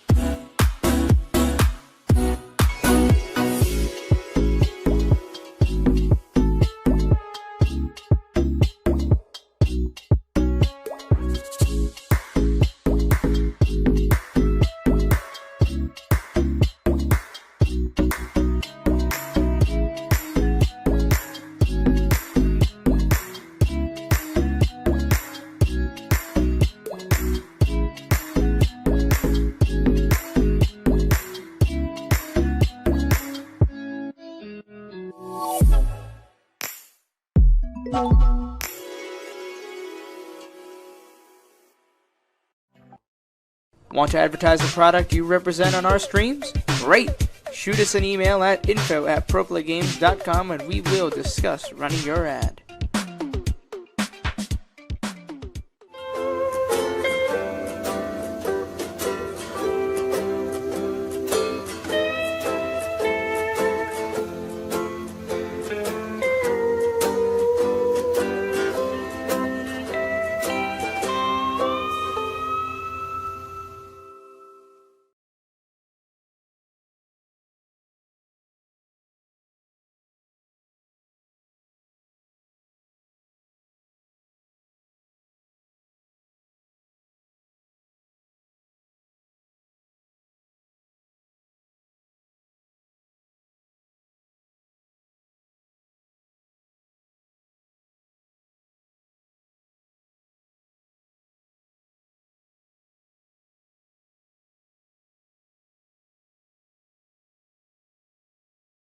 Long periods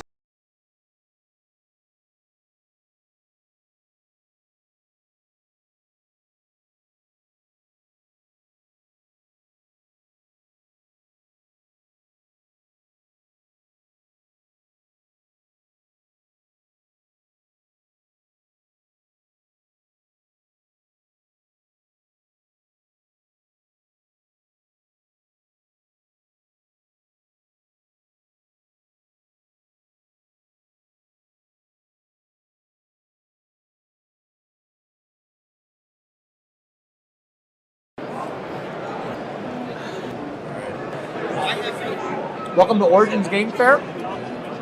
They have good tacos. TCG.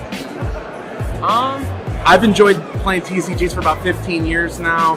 It's a thing I do with my friends. It's one of our most common activities. It doesn't matter who you are, it doesn't matter what you do. Anybody is capable of enjoying different aspects of trading card games. There's truly nothing like it. I'm like a problem solver. I like doing those type of things. So for me, TCGs are like a really good way to like exercise that, I guess, part of the brain. Like to make your brain think that fast and have to be so strategic all the time. It's like, it's just the best, honestly. The only one I really play is Yu-Gi-Oh! I bought a pack of it at Walmart when I was a kid, and I fell in love with it ever since. And welcome back to Pro Play Summit here in Orlando, Florida, hosted by Pro Play Games. I'm Cosmic, joined once more by HyRoll, getting ready for round 4 in the North American Championship run. We had an amazing showcase last round. We finally got green on camera. Exactly. So we're going to get our players seated here and very quickly going to be going into the action. Of course, we had that interview, so nothing else to add from my side. Any quick shout-outs before we dive right into the match? I want to just say I do want to see more colors. Again, I want to see more blues. I want to see more greens. We have seen plenty of reds. You know, I want the viewers to see more colors in action, and hopefully today is going to be the day because again, we have a lot more players. We have a lot more colors being played. So let's see what is going to be the play here. But again, the players are getting situated. So once they are ready, we will switch to them. But again, how'd you feel about that play? I mean, we saw a lot of cards that we didn't get to see yesterday, which is like Stormbringer coming out. We saw, you know, again, a lot of the green cards we just never got to see yesterday. We saw the Tiger Lilies come out, more aggressive yellows being played. How about you? I mean, you're a blue player. What kind of blue do you want to see? Well, I would love to have the discard blue come out and have a showcase of just how strong it can be with the black, grays, and cookies, getting extra damage and drawing up extra cards off of the stage. But if I had to pick one of the two, definitely going to see more of the level 2 strategy.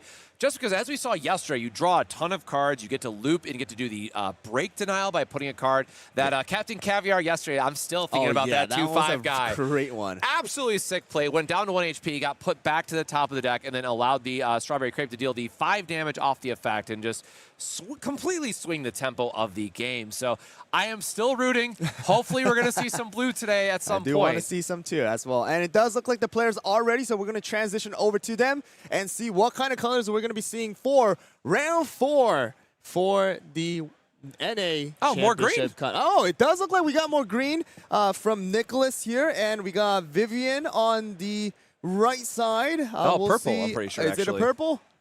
Let's see what it is. I am not able to see. Oh, no, that was Lord Oyster Cookie. That is blue then. Is that going to be a blue? I saw a cape, and I thought it was one of the purple cards, but I think it is actually blue here. Okay, I mean, well, it might just be my day then if we get to actually see blue and green in a matchup. It is a little bit harder to see just because the hands are covering it, but hopefully we're going to be able to see it very, very soon. We're just going to, we got our purple sleeves, though. Listen, the sleeves have not matched a single time this weekend yet. That is very I would be true. a betting person that is not a purple deck because every single time it's been a fake out. And it does look like, I still can't tell. I think it is a blue. I think it is a blue. I think it is a blue. Let's see. And it is going to be a blue and green. Let's versus go. green. All right, so we got Cookie Malls out again, and it does look like we have a flip, and it does look like it is going to be Aquamarine level 2, so we might be seeing a level 2 that's as well. The filter stage, if I remember correctly. So this is going to be the level 2 strategy. So it allows you to search the top card of your deck and be able to place them back in any order, which is super important for stacking up those important payoff effects later. But the glorious Cream Republic is the name of the stage. I love this one too because it just comes down early when you usually can't get attacks in anyways. And then for only a single blue support, do you get that additional effect. So if you want to use the effect right, it does draw itself and you can put it back on top, but generally it's just going to sit in the battlefield and allow us to get that top 3 view and making sure that we're able to find those level 2s that we want to be using. Yeah, so blue is going to be one of those decks right now that I think actually from set 2, it's the only deck that actually has options. So we have someone like Crimson Coral who also has an option to use out of one of the two. right now we have this stage where you're able to select one of the following. So Blue does have different play styles that they're able to make, and it does look like we're going to have a sorbet shark cookie come out. We are going to go and use the effect as well. So we are seeing the combos actually coming out here. Very early. Green, we started out with that Cookie Malls like last time. We're getting that early draws, getting the hand size to see what kind of cards we're going to be able to get. What kind of combos can we actually make here as well? So we'll see what Nicholas does here with the turn 2, because turn 2 for Vivian has been pretty good right here. Yeah, very good. Lots of setup, getting us the extra draw off Shark Cookie, because turn 3 on is really where this deck comes online and give you some good attack options, giving you some good filtering options. We are, again, going to see the pie going to the support zone from Nicholas's side, which is just that free ramp up that we like to see from the green side time and time again. Just getting that early support built up so you can go into those big expensive plays later can really help set the stage for you to do some amazing things later on. Yep, so it is going to be turn technically 4 here, right? Or is it 3? 3. It's going to be 3. Sorry. I can never trust. Do not look at on green players. Yeah. Do not look at the green side. It does look like we are going to be using... is it a cookie that's coming? Oh, it's going to be a Tide Shard. Okay, so that's what we were kind of getting at. So Tide Shard is going to be a card that we didn't get to see yesterday in play, but it is going to be a 2 cost where you're able to discard 4 cards from your hand and select up to 2 of your opponent's cookies, and those cookies receive 1 damage, and you are able to draw up to 4 cards. You don't need to draw 4, but you are able to draw up to 4. So it does look like Cookie Malls is going to fall from that. It's a great refresh, right? So if you don't like your hand, then you're able to just discard all of them, get some fresh cards from your deck, and it does look like that is going to be the case for, Vivian, and it does look like we are going to respond to the falling of our Cookie Mall with a it does look like the 1/4 here, right? So it does look like it's going to be Bellflower Cookie coming out for Nicholas's side. Yeah, we've seen these 1/4s play a role yesterday of just having a very tanky HP amount for a level 1, and being able to do that 2 damage, especially as you're ramping up. Normally dealing 2 damage for 3 support doesn't always feel the greatest, but when you have a bunch of extra support with what green wants to be doing, you don't feel as taxed by that effect. And again, you just want to kind of delay the game a little bit, make sure you can get into your late game strategies of having your big level 3s do all their payoff. So Bellflower Cookie acts as a little bit of a speed bump for your opponent because it is just so tanky, and especially if you have the traps behind to keep it around for extra turns. I mean, that 2 damage doesn't seem like a lot, but can really add up in helping you get extra damage on your opponent's cookies. Exactly. That is the exact reason why these 1/4s are so good inside of the green deck is because of the fact that, hey, it does not need to be any particular color. You can just use any color to actually deal those 2 damage. And it does look like we are going to get some trap action going here. We're going to take 1 damage, and we're going to get a draw flip to draw for the Aquamarine here. And it does look like we are going to be playing a Lilybell here.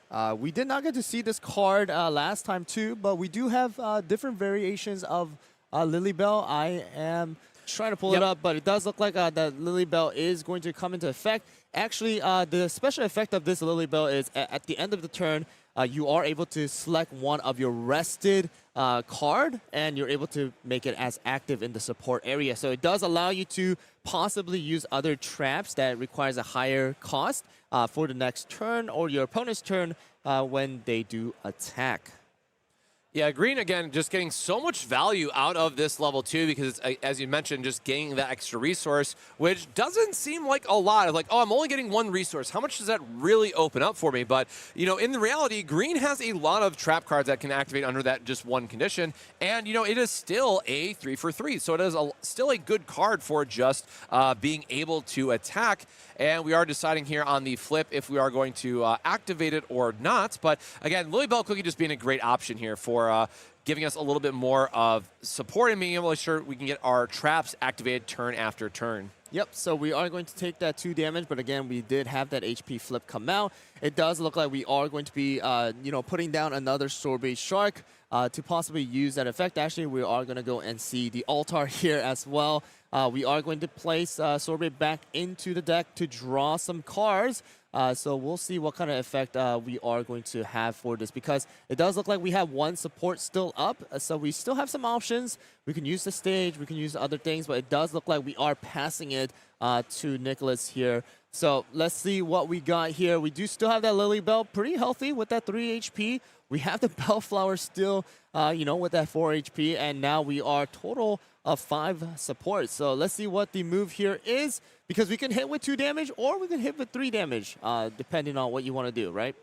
Yeah, taking the extra, if they're both going to cost 3 in this case. So, a lot of times we'll just take the 3, even though there's no HP flip sequencing that can really keep that the blue cookie alive here. So probably just go for a knockout, forces Vivian to play something out, and of course start working towards that victory condition of putting 10 levels into your opponent's break zone. And, I will say we are getting a lot of healing, we are getting a lot of draw effects from Vivian, but not getting the extra damage effects we really want or applying the right cookies. So we do have the Ancient Heal here, which allows you to put that card into your support, which generally is really good for playing it when your cookie is just down to, 1 HP. If it has that, trying to play around the break denial strategy that green is really good at. But Ancient Healer's Gaze being a MVP for green of giving you that break denial or just freeing up a slot when you really need to in this case. Yep, exactly. So we did put that Bellflower back into the support area. We were able to use the Lily Bell to finish off the Aquamarine. And it does look like we're going to get a pure vanilla, another Ancient Cookie joining us here. And it does look like it is going to be the response cookie for Vivian, and for Pure Vanilla, very, very interesting card. So on play, you're able to draw up to 3 from your deck, and then you are able to place 1 from your hand onto the top. So it is a better play usually when you're trying to put those level 2s on top of your deck to kind of combo it out. But this time around, we're kind of just, putting it as a response cookie here. But again, 4 damage, very, very, very, powerful there. And also on top of that, you are able to technically heal if you do discard 1. So that is another kind of thing where follows a theme of Pure Vanilla being a healer inside of CookieRun Kingdom too, right? So we're able to heal. So let's see what the move is here. Yep, so use that the minus support card, so we're only going to take 1 damage here, so minusing a support to get -3 to an attack, but we are going to discard 1 and heal up here as well for the Pure Vanilla Cookie. So Lily is going to stick around for another turn, and giving us that extra support that we need, but the green player, not being able to ramp up as much as they'd like, so using that -3 attack trap card while losing a support, if you do not have the ramp to immediately go back into it, it can kind of stress out a couple of your turns when you have a lot of high-powered cards that you want to be using, either it be attacks or traps that you're trying to leave up. So we'll see how Nicholas wants to streamline this turn, because that Pure Vanilla Cookie is really great at just being a threat, especially in blue, where you're just like, hey, I'm going to heal up and get extra value out of this while still threatening 4 damage. And we've seen this a lot yesterday, but the difference between 3 damage versus 4 damage is absolutely huge in this game, which, again, if we talk about that trap card that we just saw play from Nicholas's side, right, getting an extra point of damage in, even when they use the best trap that they have for reducing damage, does give you that incremental chip turn after turn. Yep, exactly. So that extra damage is going to be super, super good. But it does look like we are going to get a Sugar Swan. We'll see if the on-play is going to take place. It does look like it. So Lily Bell with that 2 HP is going to be put into the support area as an active card. So we still do have 5 up for use, even though we did use 2 for the Sugar Swan's effect. And because of that, I believe now we are exactly at 7. So that does allow it where Sugar Swan is able to swing for 3 damage as well as do some extra as well. It does look like we are going to be getting a trap card coming out for the blue side here, and that is going to be the Ink Spray, which does allow you to take some less damage here. So we'll see if that is going to be the end, and it does look like we are going to most likely pass it on to the blue player after we do the damage check. Yep, and get a heal card there as well. So this is great because we saw both of these sides where green has to sacrifice a support to give -3 for 1, and for blue, you have to discard 2 cards to get -3 for 1. So that is kind of the theme of how the colors play out. Blue draws a lot of extra cards. You don't mind the discard as much, where green ramps up a ton and doesn't mind losing a resource as much. But very, very powerful trap cards here being played by both players. Yep, so we do, like you said, there's that theme of drawing and discarding. We have the support area and discarding from the support area. And it does look like we are swinging here for a massive 4 damage to Sugar Swan with the Pure Vanilla. So let's see what is going to take place. So we are doing that heal right here from the Biscuit Giraffe. And we are checking more damage. See if there's any more heal flips or anything. No, it does not. So we do have 2 HP remaining for the Sugar Swan here on Nicholas's side. Let's see if Vivian does anything else with that 2 support remaining, or we'll just see if we're going to keep it for any possible traps in hand. So again, this the stage, giving us some more filtering, but it looks like we want to make sure we're keeping up the supports. Fallen Ice Trap is really a key card here from blue as well, giving you -2 attack to a unit, and then also being able to draw a card. So being 2 left up is a very good spot for blue to be in, because there's quite a few different traps that they could lean into. But, we saw the Crimson go down early, and which is usually like the telltale sign of if it's the level 2 strategy or not. But honestly, seeing a very different game from blue here, and just Pure Vanilla Cookie being able to be a bit of a tank, right? We see the HP, we see the traps that are coming into play. So, like, a lot of effective health that this level 3, and, when we talk about problematic level 3s that you want to get rid of, here comes our boy Wind Archer, which forces it into the support area, which we had seen and just talked about in the last round that we really wanted to see this card get played. So here it is, finally Wind Archer being a massive, massive disruptive play by the green player. Yep, so exactly what we wanted to see here, the Wind Archer cookie from last time that we were not able to see. So now that actually does work out in favor of Nicholas, because if you guys actually look at the card, if there are 7 or more cards in the opponent's support area, you are able to do 2 more damage as well. So it actually pushes, Vivian's support area to exactly 7 with the, support area, or Pure Vanilla going into the support area. We did use the Ice Statue to negate some damage, but we are still going to be able to do a lot of damage here. So let's see if the damage is going to come through and we're able to knock out the Aloe. It does look like Aloe Cookie is going to get knocked out, and we are now at 3-1 here for the break area level. And so Aloe's effect is going to resolve here, which allows you to look at the top 3 cards, pick a blue from one of them, and then you get to replay that because we have no cookies in play, so we have to play one. So we're actually just going to loop the Aloe cookie here. Didn't see anything that we really wanted off of that reveal, so we're just going to go into another attack. We do get the HP, but just let this go in this case. Do another Aloe trigger and see if we can find something else. Again, we really want to try to line up those level 2 combos, and we effectively just got to see 6 more cards. And man, unfortunately, the Fallen Ice Trap, it's great to get a trap. It's going to give you some extra card draw, but we got to see what is in Vivian's hand that we can actually just play out and get the value from. So we do see the Strawberry in the hand as well, but instead we are going to have the level 2 part of it, which is one of the ones, I think that's one that goes back on top, if I remember correctly, or no, that's the reveal one that deals an extra damage, the Clotted Cream Cookie. Yep, so we did not get to see this yesterday as well, but it is going to be another one of those level 2 cards that are able to try and do some tick damage to the opponents every single turn, try to, see if you have a level 2 on top of your deck. Of course, you are able to combo it with different cards like Pure Vanilla as well as Strawberry Crepe and things like that, but it is going to still do a relatively big damage. 3 cost 3 damage, and then if there is a Soul Jam, which I'm not too sure if we have a Soul Jam in the support, it does not look like it, but if we did, then if there is a the target is a level 1, then you're able to do 1 more extra damage, which is actually something that you want to use against those 1/4s.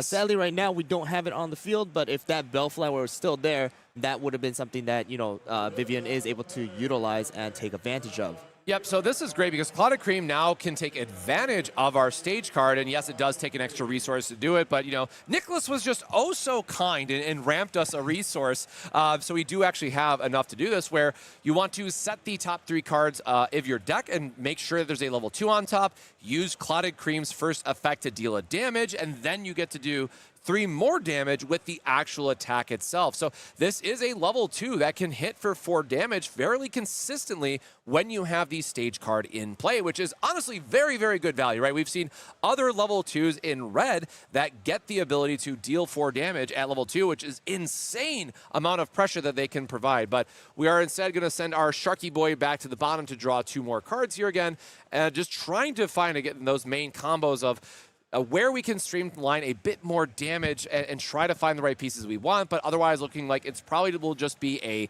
filter into an attack, as we had just mentioned, and then leaving up a little bit for a trap card if we have one in hand. Yep, so we do still have a relatively big amount of support remaining for Vivian. Deciding on what to do, you know, like you said, are we going to try and do those extra damages? Are we going to, you know, you just straight up attack 3 damage to Sugar Swan right now and see if we're going to do the damage? But it does look like we're going to go for the stage. We're going to look at the top 3 and see if there is that. There is a clot of cream, so we're going to put it on top. Of course, we are going to use the effect to do the tick damage. Yep. Reveal it, choose, I want to say it will depend on what you're going to choose. You can do this Sugar Swan to get up to 1, you know, HP. You are able to just hit the Wind Archer and just make it into 4 HP. Yep. And it does look like Wind Archer is going to be the choice here. Matcha Cookie revealed, and it does look like we still have about 5 remaining. So, ooh, new one too here. Madeline Cookie. Right? Yep.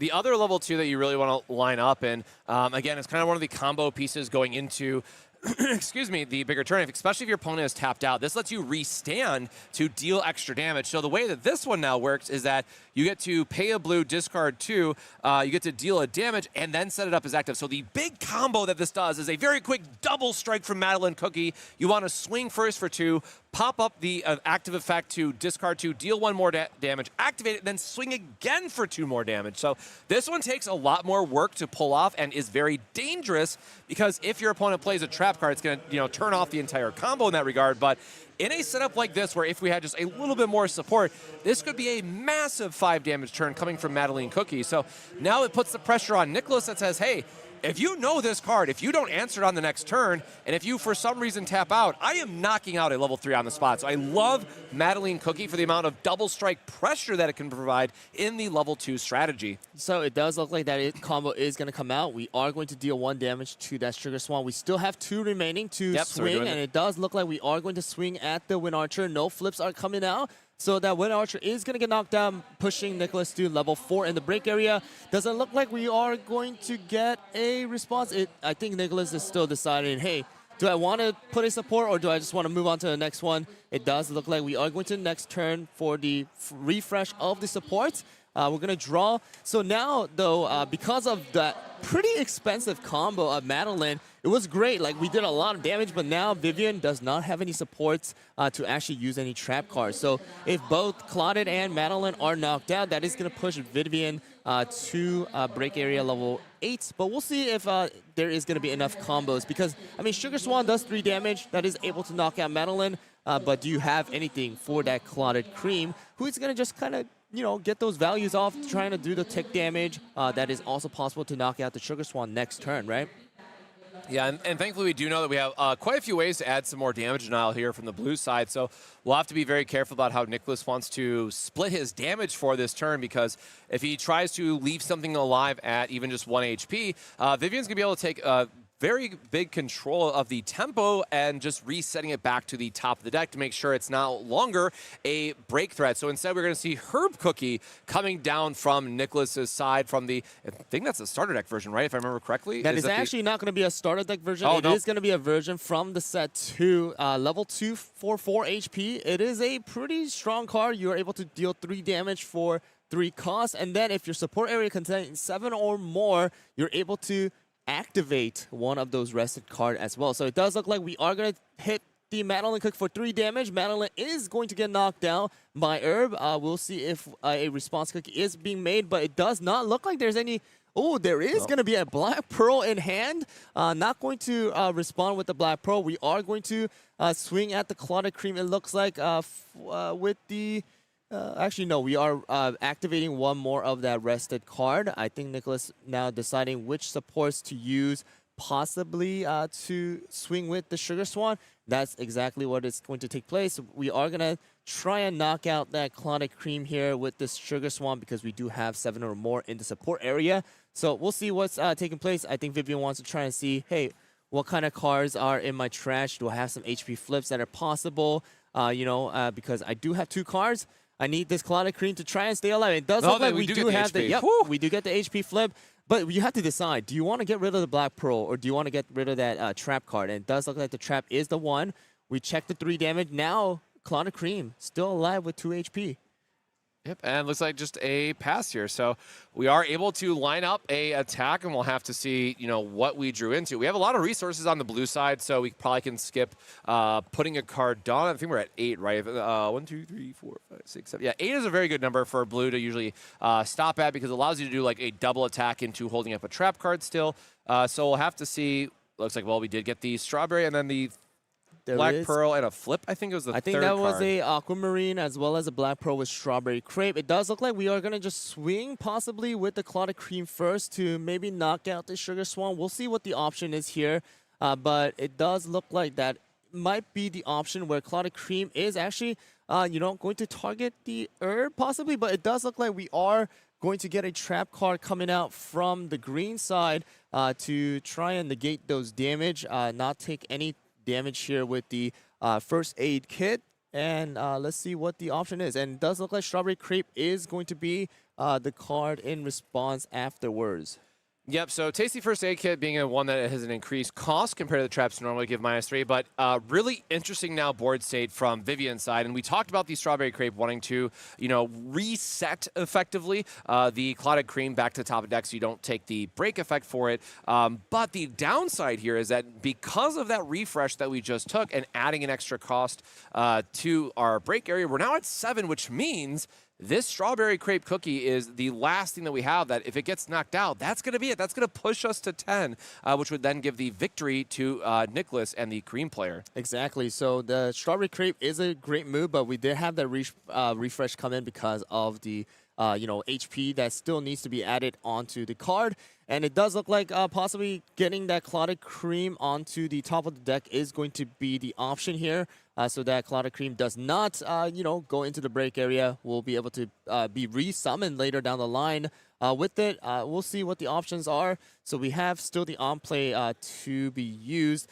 You could actually use and put the herb back too if you really want to, but we'll see what the choice is here for Vivian. I wish I knew how many cards the green player had, because one of the downsides to green is that because you're trying to run like the 4 Ladybugs, the 4 Wind Gems and whatnot, is that your cookie count is a bit lower. So especially for someone who's played a little bit of purple too, taxing green players to just run them out of cookies sometimes is a very viable strategy. So it looks like we are just going to reset, and then we're just leaving it flipped up for the reveal effect to say like, hey, it's still there. And now I'm going to get the full amount of 5 damage. Yep, so it is going to be that 5 damage onto the herb. Herb is going to get knocked out, pushing Nicholas to break area level 6. It does look like we are going to get a response cookie possibly from Nicholas' side, and it does look like another Wind Archer is coming out. That is going to be a little bit of a risky side for now, Vivian, because that is going to go to the support area. And we do know we have one more cookie, but that is going to be a Black Pearl, right?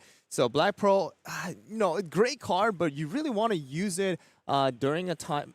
Is that a Black Pearl? Yeah, it's a Black Pearl. Yeah, so the interesting part about this is that it does have an ability that you can destroy a stage to get the damage increase. But for the second part of it, because you have to discard 2 cards to deal 2 more damage, when we're in this state where we're like, we just have 1 card left, and if we get caught without a cookie, it can be really bad. So like if Nicholas has another Wind Archer, let's just say, and I use my cards to discard, I then don't have a cookie to play and lose the game that way. So, yep, looking like they're going to, not destroy technically bottom decks, but the stage for the damage increase and going to get some extra damage that way. Yep, so that is going to be the play here. But it does look like Nicholas still has, other things that he is able to technically do here. So let's see what the damage output here is possibly going to be here. So we do have the 3 damage coming out. So we're going to check all 3 damage. It does look like we are good. We're going to check 1 more. And it does look like, the game is over because the Wind Archer is still able to do damage. I mean, really, really good play from both sides. Blue really utilizing those combos. The Pure Vanilla was actually something that, I did not expect to see from a blue player because it's I'll have to say very expensive because Yes. you're constantly discarding card too, and I think that's kind of what pushed to the lower hand size too in the end. I mean, very, very tanky, but that pure vanilla going into the support instantly by the Wind Archer, it was very sad to see. We're going to call that the caster curse, as you know, because that's something we talked about in the last round we really want to see more of, and we got to see it beautifully demonstrated how Wind Archer, if there's just a problematic level 3 that's getting in the way or is just too tanky and you want to get rid of, just slams down, clears away, and from that point on, we didn't have like the level 2 strategy to really come back and lean on, so the blue deck just couldn't get these Steam back in their favor at that point, because it takes a lot more combos to get enabled and get to push the game back in your favor. So, you know, from that game, in my opinion, you know, Wind Archer, truly the MVP of just resetting the tempo and giving it back to the green player. Yeah, kind of, you know, was disappointed because the Crimson Corals were not able to come out, right? Yes. That was a crucial part from last blue player that we did get to see during the stream. But this time around, Crimson Corals were kind of found in the trash. The reset kind of happened, but we were not able to find it. So forced to play that Black Pearl without any, you know, real value, kind of pushed the green player to get that victory in the end. But we're going to try to get the, you know, interview for these players here so that we can kind of see, hey, what was the play here? Yep. How'd you feel about it? Especially now that we are like halfway done with the Swift Just with round, Swiss, right? though. Yeah, I mean, we got exactly. top 32. I mean, We got a lot of done cookie yet. run action to go. Yeah, we're not done yet, but we did now just finish round 4 for the North America Championship Cup for Cookie Run Braverse. So we'll be right back, though, with the interview. So stick around and see what the player has to say.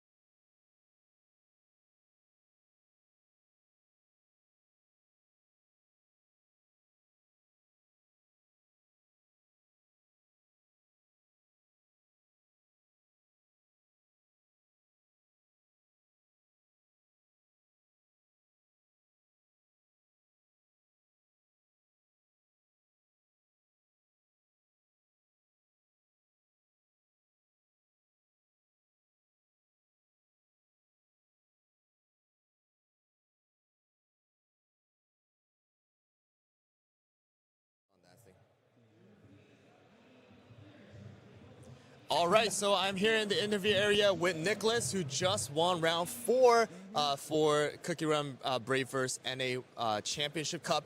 And you play the green that we wanted to see, and it did come out with a lot of the, you know, key cards like Wind Archer, the Sugar Swan coming into effect as well. How'd you feel about that play? Honestly, it was good. I think Wind Archer overall, it's a strong card at the end of the day. I think you need to time it in a certain way though, because if you do it too early, you might get punished for it because you are technically giving them a fair resource back at the end of the day, right? And you have to think about that for the turns after. But overall, it's explosive, I'd say. Yeah, that Wind Archer coming out to get rid of that pure vanilla. Oh, yeah. Pushing it to that 7 support as well. You know, a lot of calculation does need to come into play when you're playing the green. So I know you were kind of like, you know, adjusting those supports. Well, how do I want to do this constantly? I mean, the blue, sadly, no, like Crimson Corals were coming out and things like that. So, but, you know, is there a color that, you know, you want to verse as well as not want to verse in the rest of the matches that you have going on? So overall, I think for the green matchup, you pretty much want to make sure that you're not versing either, I'd say yellow at this point or red, just because those are just way too fast or too long drawn at that point Got for it, you. okay. While your plan is to be more mid-game, building up your mana resources or your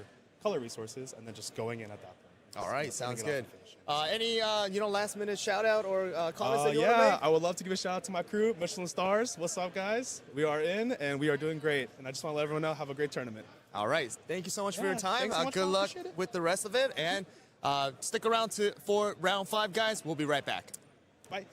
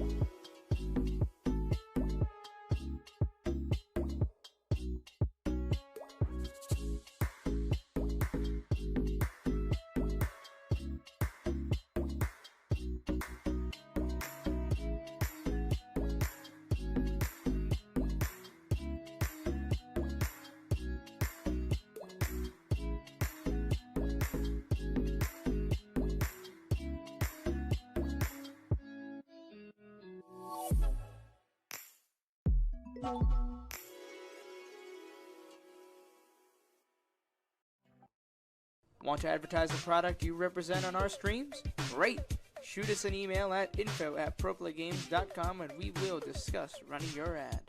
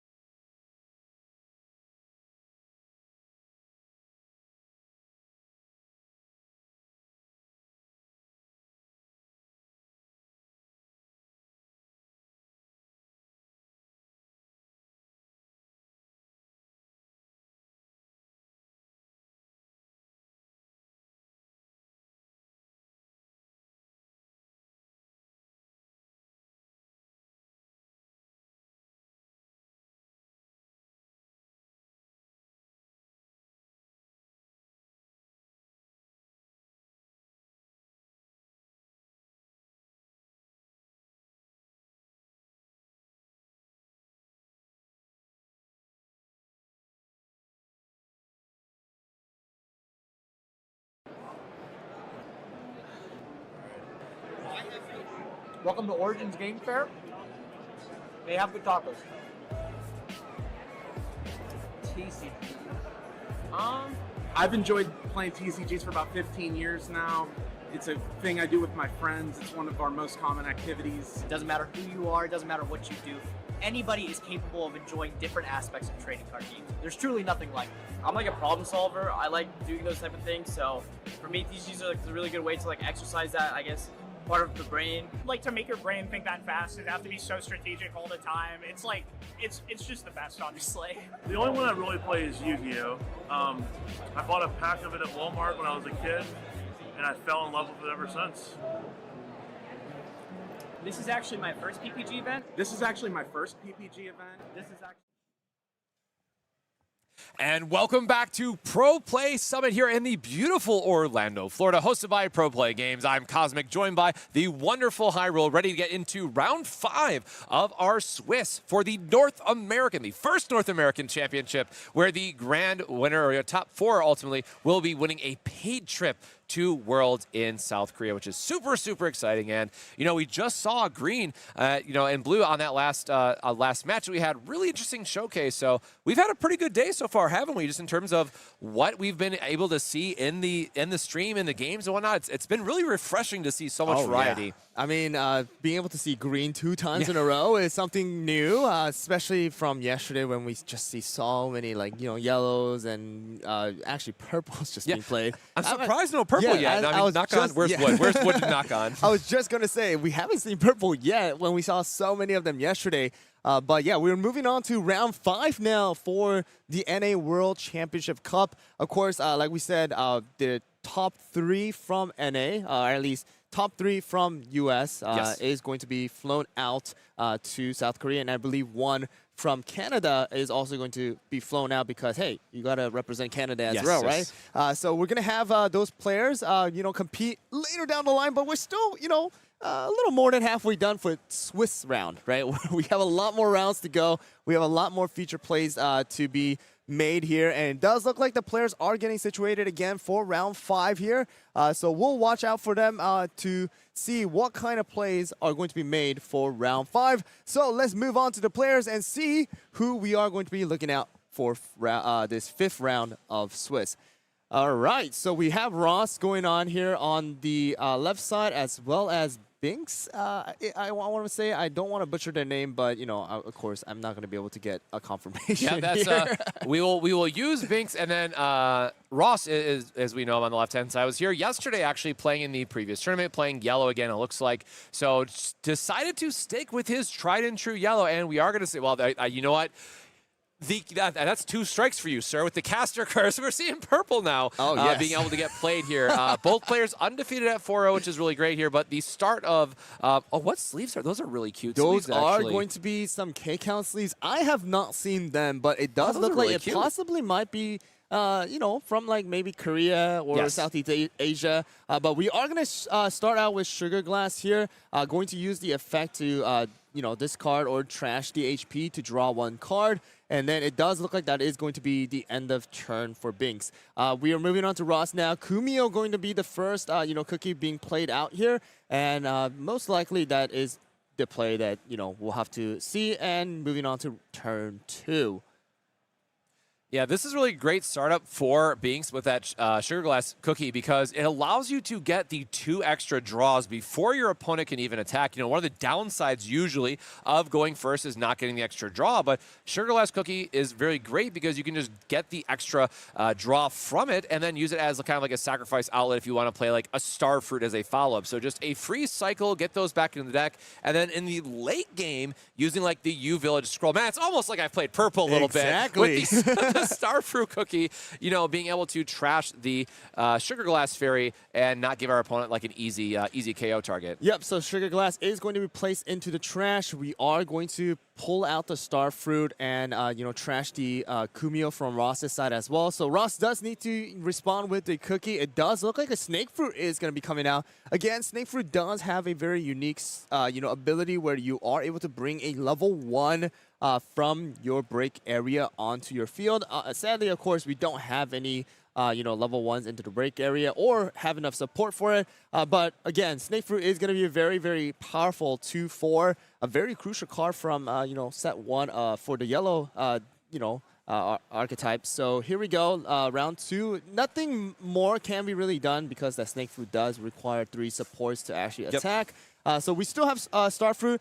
Honestly, for me, I would have loved to see if, you kind of just, hey, let me draw one more with the, Sugar Glass and then use the Star Fruit because it doesn't look like there was much being done even with that 1 support remaining. Of course, there might have been a U Village Scroll to possibly negate some damage, but it does look like we have a Crunchy Chip who actually was a star yesterday for some of the, purple players coming out. Sadly, though, we don't see any Soul Jam yet. Yeah, I really want the extra damage here where possible, but we are going to get the on play, which is a random discard. And then, if we had one more here, we could get a extra damage in, but it looks like we are just going for the hand attack. So this is interesting. So Binks, these are all standard purple cards, to be fair, but using the on play there makes me believe that we might be on more of a discard trashing heavy build from Binks. It does look like it. So usually, you want to try and get the Soul Jam out and to do the extra damage, but, Binks decided to choose the on play to get rid of those,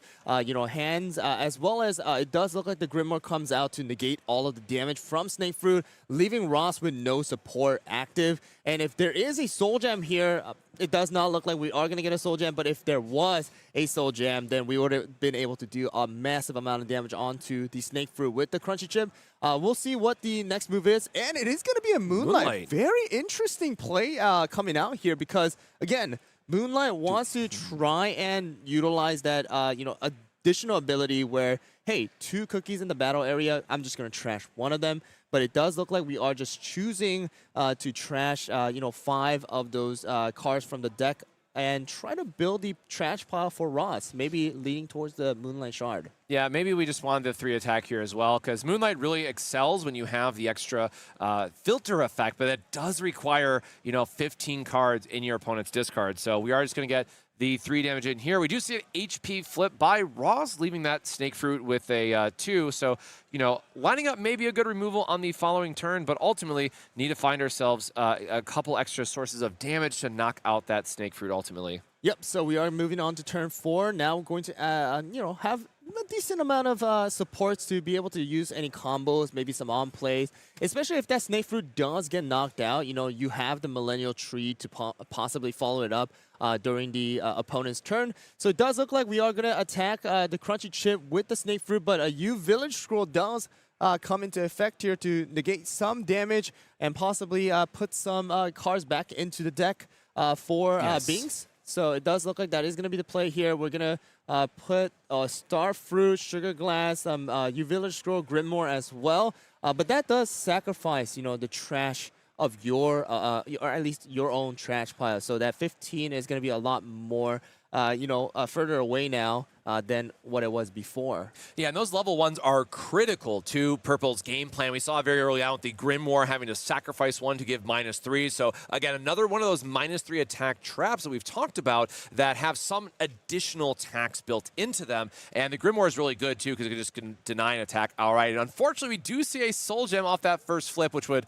love to go into the support area. And hopefully we can still find it later on to get really power up Crunchy. But we do see a HP flip here, deciding if it's worth discarding or if we're just going to leave it at that 1 HP remaining. 2 HP remaining, excuse me. It does look like we are going to choose to not take the extra HP, leaving Crunchy Chip at 2 HP remaining. We'd love to see the Soul Jam come into effect now, but we'll see what the choice is here for the support, and it does not look like a Soul Jam. That Crunchy Chip just kind of staying out there, taking some damage, but yeah, it's just 1 damage. So it does look like we might see the Moonlight Cookie deal the 3 damage onto the Snake Fruit. Of course, that 1 support remaining might be enough for the Millennial Tree. We'll see exactly what the move is here. So we're still waiting on Binks to kind of make that decision. We are tapping 2. We are doing 1 damage onto the Snake Fruit. So not deciding to finish it off. So we did check the 1 damage. So yeah, I'm not exactly too sure what was the thing. So we are actually passing it, just leaving that Snake Fruit with 1 HP, possibly, kind of worried that the Millennial Tree might be in hand. But we'll see. Like, the 1 HP Snake Fruit, you can kind of, knock it out whenever you want to. Yes. So we'll move on to the next turn here now for Ross and see what the, move is here. So it does look like we are going to be attacking the Moonlight with the Snake Fruit. We still have 2 supports up. It does look like we are going to be using a trap card that we were not able to see much of yesterday. So it is going to be a purple trap card here coming out. The Hidden Warp Gate is the card, and I can see exactly why that was the option here. Because if you guys look at this right here, place one of your opponent's cookies that HP is 2 or less into the trash. So basically, that Snake Fruit's that is a huge play. Gets negated as well as get trashed. Of course, you sadly lose the ability to knock them out into the break area, but it does look like what you said. Binks is trying to play that trash and discard purple. So the focus is, instead of bringing the opponent's break area level to 10, you're just trying to mill them to victory, right? Yes. So again, the alt win condition rather is that if your opponent cannot play a cookie when their area is empty, they will lose. So that is definitely where we're starting to see more of that come together. And a very timely HP flip, actually. Crunchy sticking around for another turn, discarding a Moonlight cookie. But again, now the important part here really is that because we were able to get that additional trash, Moonlight should be online by now to get the extra draw filter and the Soul Gem off the top for the extra damage. Huge pickup. All right. So this allows you to knock out the Kumio with only using 2. So the full 3 damage from the Moonlight Cookie can go on to the next target that they are trying to play. Absolutely huge pickup for Binks. Yep, so the Soul Jam finally coming online. And it does look like we do have the HP flip, but we do know that the total damage is going to be 3 instead of that 2. So it has to be double HP flip. I'm not gambling. I'm not that much of a gambling man. So it does look like Ross is choosing not to do that, and Churro Cookie is going to come as the response cookie. We still do, like you said, have that Moonlight possibly, able to attack the Churro, and I think that is going to be the case here, where we want to do as much damage as possible now to the Churro. Try to, get the HP lower. It does look like no HP flips are coming out or draw flips. There are no supports on Ross's side to actually use any traps too. And it does look like that might be the one here where we drew 2 because, of course, there is that 15 on the opponent's, trash. And it does look like that is going to be end of turn for Binks. I mean, that Soul Jam coming into effect as well as the HP flip, right? Yeah, huge turn again. The Crunchy Chip really just getting to show its strength when you get to do that 3 damage for only 2. Would have lined up perfectly into Moonlight Cookie for the extra damage. And then we still have a resource to use here in case it is like another U Village scroll. And with Moonlight still being extremely tanky option here. So, we'll have to see how Ross wants to split his damage because he's not able to. Is that another HP flip? So, it does look like an HP flip discarding an HP flip is exactly what you want to see. But that Crunchy Chip looked like it might actually stick around for another turn unless we line up another attack from Ross's side. And it does look like that is going to be the case where Moonlight is going to still be very, very healthy with 5 HP. We have the Crunchy, but the thing is, Ross still does have 3 support up, so we can use other traps like the Jade Deer. We're able to use, possibly other traps that are going to be in hand. As of right now, I think the Jade Deer is the only option, possibly. But it does look like another trap card is going to come out from Ross's side. We did not get to, we did not get to see this yesterday, but it is going to be Heaven Splitting Lightning, and where you're able to use it with 3 costs. Discard 1 card, select up to one of your opponent's cookie, and if your break area is higher than your opponent, which right now it is by 1, you're able to deal damage equal to the difference, because now Crunchy Chip only had 1 HP. Deal that 1 damage. And you're able to negate the damage as well. So that is actually really, really well played by Ross here. We still do have Moonlight to deal with though, right? So we're going to try and do that extra 3 damage to finish off the job that Crunchy was not able to do. And it looks like that is the case. Yeah, and this is a great part because, again, we're still able to filter and we have 2 support up. So we're still able to find like a level 1 that we want to play into a Grimoire to sacrifice it and deny 3 damage on the following turn. Like, the amount of value that this Moonlight Cookie is being able to provide turn after turn with that extra draw and filtering is really going the distance for giving Binks, again, not only the card selection options, but still having a very consistent threat in the form of Moonlight Cookie. So we do have the smoked cheese cookie come out, And but Wind oh Archer my again, man. gosh, another Huge. Wind Archer coming out. Holy. This time around, it is not going to be the green side, but of course the purple Wind Archer coming out, because this one is able to discard or trash your opponent's level 3 cookie. So that and only a flip left. I mean, this is a huge. Binks has got to be on cloud 9 right now. If you're playing a flip in that situation that says, I don't have anything else to play, so we're going to have to see what he draws into here. It looks like a Timekeeper. Whew. Ross was probably sweating there for a little bit, but the Timekeeper in his hand is going to allow him to heal up the 2 and give him a good level 3 threat. The downside is that Wind Archer is in play. It is live. It is going to deal 5 damage and becomes a massive, massive threat for Binks being able to knock out any level 3 that Ross is going to try to play if he does not have an HP flip or a trap card to protect it. Yeah, so that Wind Archer coming out and trashing the smoked cheese. Actually, Ross did have the Timekeeper in hand. It does look like, Ross was able to draw some other cards. But it does look like, because of the fact that there was no supports, he was saving it. Yeah, Makes he was sense. saving it, and he decided to, put that smoked cheese down. But Wind Archer just, just answered it immediately, trashing it. And we're actually getting very, very close to that effect of, hey, you are very close of knocking out this opponent without even getting it up to 10 for the break area. So I'm kind of excited to see what the other plays are here. We have the U-Village Scroll to negate the damage from the mustard, so we're not taking no any ping damage. there. Yep, and it does look like Banana Cookie is going to be the response. So now, Ross kind of playing that defensive angle, putting out those level 1s that are going to be tankier, the banana, as well as that mustard to kind of just, it was a thing where, hey, I don't want to show any more cards to you. I'm just going to put down that mustard as of right now, and then see what you got in hand. And it does look like that is going to be it for Ross. We still do have 3 supports up for anything. It did look like we did have the signpost possibly to be used if we want to. So keep that mustard alive technically, just negate the damage to banana.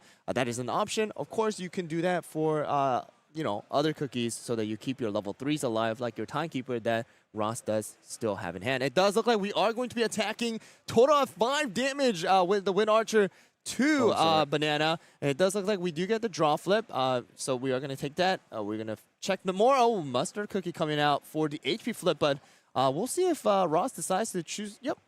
Decides it. Yep, so, trying to keep it alive for another turn. We'll see if it actually happened. Earl Grey comes in, but Earl Grey is not going to be in effect. And I believe we should have 15, so it should be able to do it. Yep, there we go. We're able to get 1 more damage. Banana is going to get knocked out, and the Timekeeper is going to go into the trash as well. So we do have Moonlight to possibly knock out that mustard if we want to, but we'll see if Binks does choose to do so. It does look like that is going to be the case. The 3 damage coming out, mustard going into the break area as well. We are going to draw 2 and discard 1 with the then effect of Moonlight. Now, waiting on afterwards for Ross to play a response cookie. So we'll see what is going to come out. We do have enough to use the Timekeeper if we want to. We can use the Millennial Tree if we want to. So let's see what the choice is. I mean, that trash pile is massive, massive here for Ross. Yeah, was that double Timekeeper in his hand too, I think? So it's an interesting spot where, you don't want to have to discard another one, but you want the heal, and then you don't want to be left without a cookie to play. It's a very, very rough spot to be in terms of how you want to navigate this matchup. Again, you are going to be going into your turn, and your opponent only has the 1 support, but it was a mozzarella, actually. So, the Timekeeper is going to come out. Mozzarella is going to get discarded. Churro, you're able to heal it from the break area, but now I think Ross has literally no hand. Yeah, Ross is left with no hand. We are at the mercy of top decking something interesting. Yep, so turn for Ross, drawing 2 cards. All the supports are now back to active. We still have the Timekeeper, but Timekeeper, if you're not able to knock out that Wind Archer this turn, you're going to take a massive damage. Again, 5 damage going out. Not sure exactly what Ross drew from the hand. I don't think the support area has been, utilized. So we chose not to put any support down because, hey, if we put it down, then I'm only left with 1 card. It does look like we are going to be using another U-Village Scroll to keep that Wind Archer alive for a little bit longer here, even with that 1 HP. So let's see if Binks does choose to put different cards. I mean, you do need to keep it 15, right? Yeah, I was just going to say, how many cards do we have in our trash, though? Because we need to be very mindful of a total of 15 that we need to make sure that we have all of our effects online, both between Moonlight and Wind Archer. So putting some shards back, which is interesting. Trying to see if there's any, we get no more Grimoires to put back, it looks like. And just putting back another Moonlight Cookie again, kind of being the big level 3 that we want, just getting the extra filtering, has proven itself to be really good turn after turn. And most importantly, too, right, is that 6 HP being at the higher threshold for what we can see with level 3 cookies here. So we're going to see Binks shuffle it back, get some more gas in the deck, as it were, both traps, both cookies, and seeing what this is going to line up for Ross's turn, because we're going to deal the 2, and then Ross is most likely going to follow that up with another attack, because, I mean, you do not want to stare down this Wind Archer. It is a very rough cookie to stare down as a yellow player. Yep, so we do see that Stormbringer is in hand, so we can use the Stormbringer to finish off the job if that is going to be the case.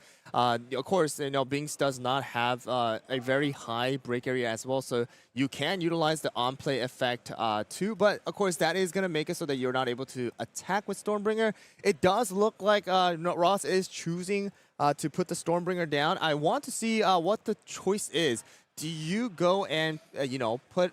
Oh, actually, you cannot choose to use the on-play because there is no level 2. Again, we're choosing to refresh here for Stormbringer, and it does look like, Stormbringer is going to be used to go and deal damage enough to knock out that Wind Archer.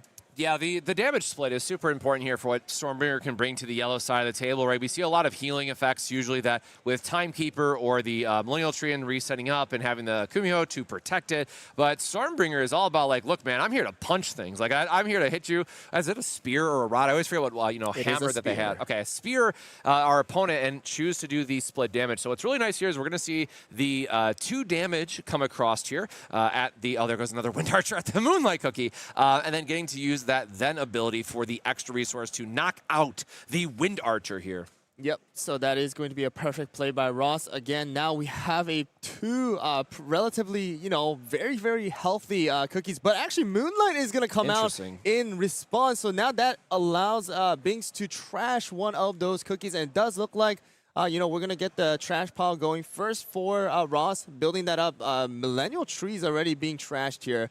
We'll see which one Binks does choose to trash. It could be that Stormbringer.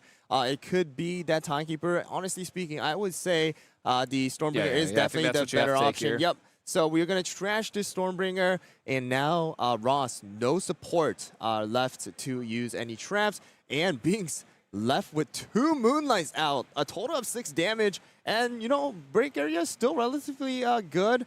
Kind of. You can have one of them get knocked out. But having both of them is going to be the game right here. Yeah, we'll have to see what we get from the HP side, but we know that we got the extra mill. I don't think we have 15 cards, though, but we might on the second activation because we're at a total of 11 milled plus the 3 from that, plus I think we're at 14 cards, if I count it correctly, so 1 short, but then this one, after dealing damage, would get us there, but the big part here is that we're going to have to be playing a cookie. Is that last card in his hand a cookie? And it is. So it's back to Snake Fruit as the very last card played. So kind of in that similar situation where we're now down to 1 card. We have to wait and see what Ross is able to draw into because Snake Fruit is just not able to really push a lot of damage. It's meant to be more of like the healer side for yellow, but we are going to be resolving the Moonlight Cookie effect because it has now, after the attack resolved, has 15 cards. Yep, so that is going to be the case here. We're going to draw the 2 and discard the 1.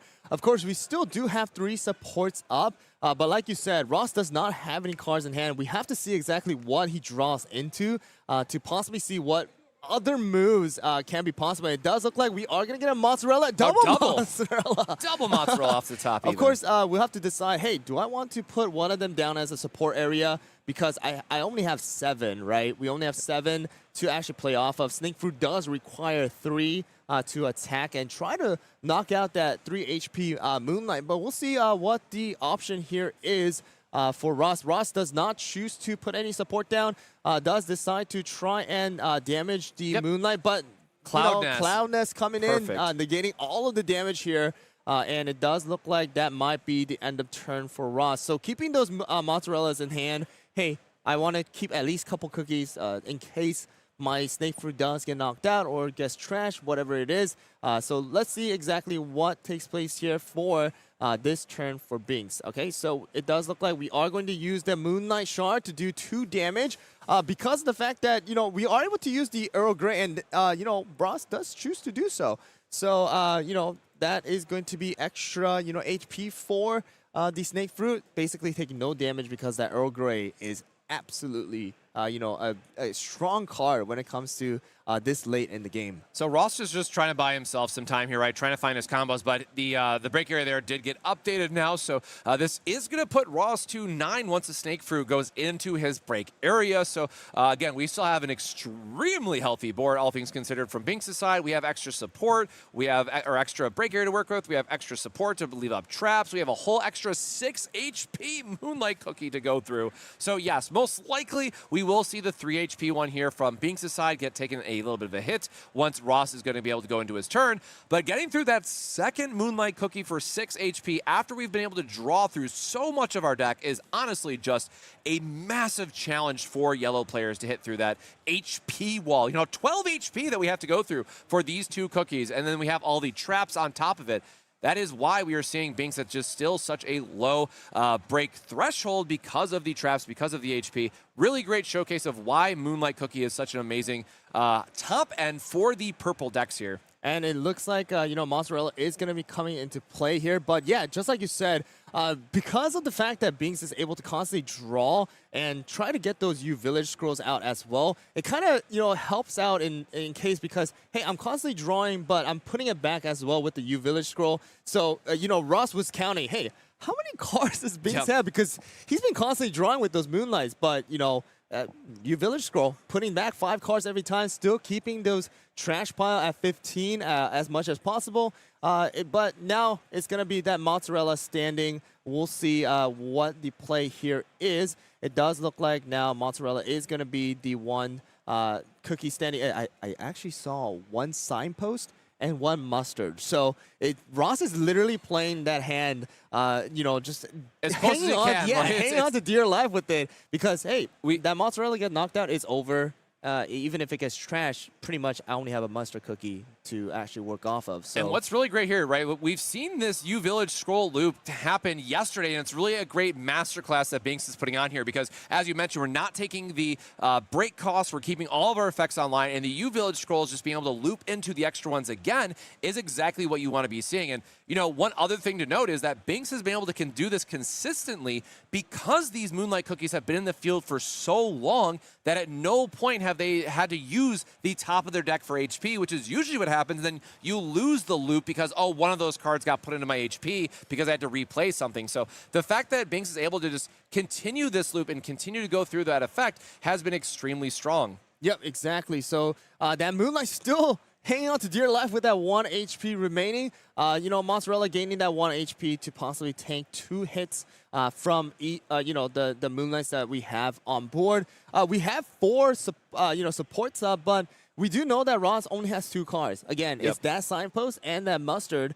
I mean, I don't know exactly what you know, what Ross has in store because if there is no HP flip, that is pretty much game for Ross here. Yep. And it does look like we put the Moonlight Shards back into the deck, so we were trying to maximize our damage, and this is exactly what we wanted to go to. Like, look how much support the purple player has because they were able to ramp up and get that amount of damage turn over turn thanks to the Moonlight Cookie being at 6 HP, going in for the 3 attack. We are going to see the JD here to give -1 attack, +1 HP, but there is still another Moonlight Cookie attack. So there is going to flip. All right, so now it's literally... Actually, no, that is going to be a game because of the fact that, hey, Moonlight just needs to do that 3 damage. Even if there's an HP flip, you're not able to utilize it because of the fact that you don't have any cards in hand. So I actually made a mistake. You know, there was a Jade Deer draw into HP, though, right? Ooh, that is possible. Actually, that is an option. Oh, no. Are we going to see that HP flip on the very last one? So we do need to see an HP flip here if that's going to be the case. And no, that is going to be a Timekeeper. And that would be game. Binks taking it for round 5. Ross taking a loss, but still a very high standing with 4 wins and 1 loss. I mean, that was a very, very, very interesting game here because, man, that Moonlight constantly just being there. It's so much work. Wow, just constantly drawing, refreshing with the U Village scroll. That's a combo you really want to see from Purple. Yeah, and I got to give a shout out to Ross there at the very end. He knew it had to be exactly draw into HP. And you're like, you know what, we're going to have fun with this. And just the dramatic flair of flipping it down. Like, I would have blown up in the booth over here if it was an HP like, at the very end. Oh, my God. Man, if it was like an Earl Grey right there, that's an extra 2 HP. And that mozzarella is going to be standing once again to give, you know, one more round for Ross to possibly put something out on the board. But man, yeah, he did a great job at holding on there too, because so many times, turn after turn, Binks was able to put Ross in a situation where it's like, look, I have my Moonlight cookies. I'm applying a lot of damage. I'm doing the extra burn with the Moonlight shard. You need to have a cookie to play here, or you will lose for that alternate win condition that we were talking about. So I was almost kind of hoping we would see it, just because it's so rare for Purple to actually execute on that game plan that a couple times there, we were so close to seeing it happen. So close. Again, Binks putting out a wonderful masterclass of why, well, for me, Moonlight Cookie is one of my favorite cookies in the game currently, and just the massive power of the control style that Purple can really lean into with the U Village scroll loop. Yep, that was an amazing play. Again, that U Village scroll loop, it's just so powerful. The ability to even put back the U Village scroll that you technically use is just constantly, you know, doing that as well. So it does look like we are going to try and get a interview with Binks here, who did win that round 5. So don't forget, stick around, and we'll be right back with the interview.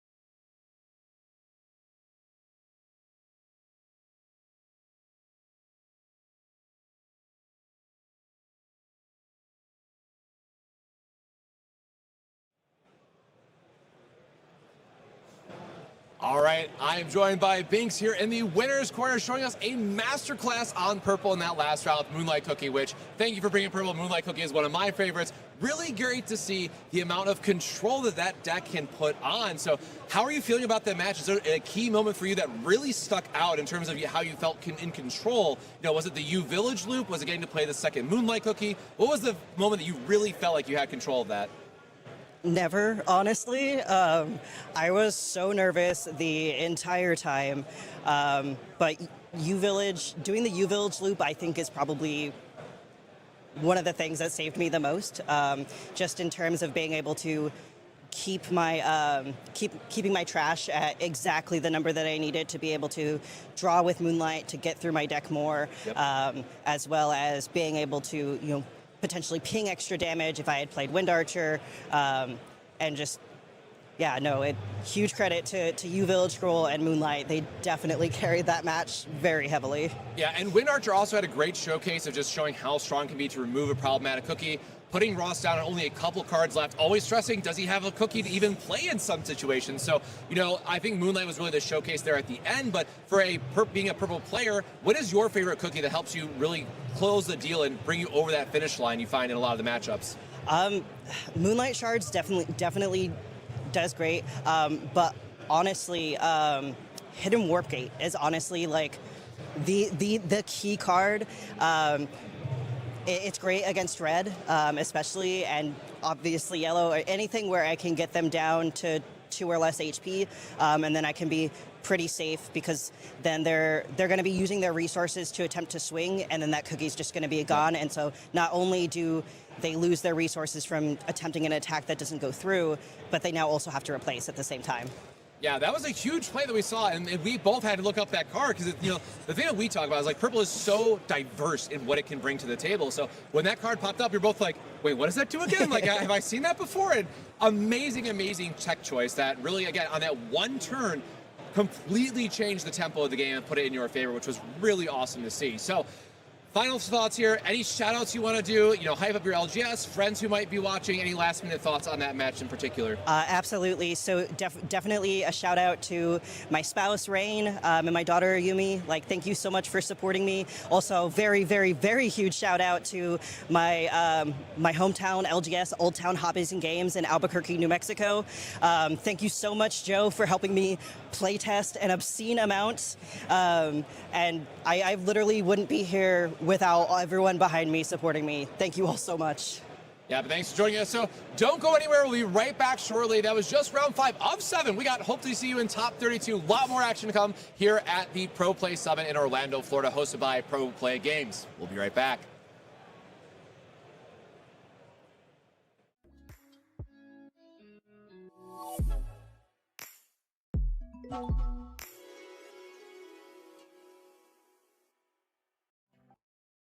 Want to advertise the product you represent on our streams? Great! Shoot us an email at info@proplaygames.com and we will discuss running your ad.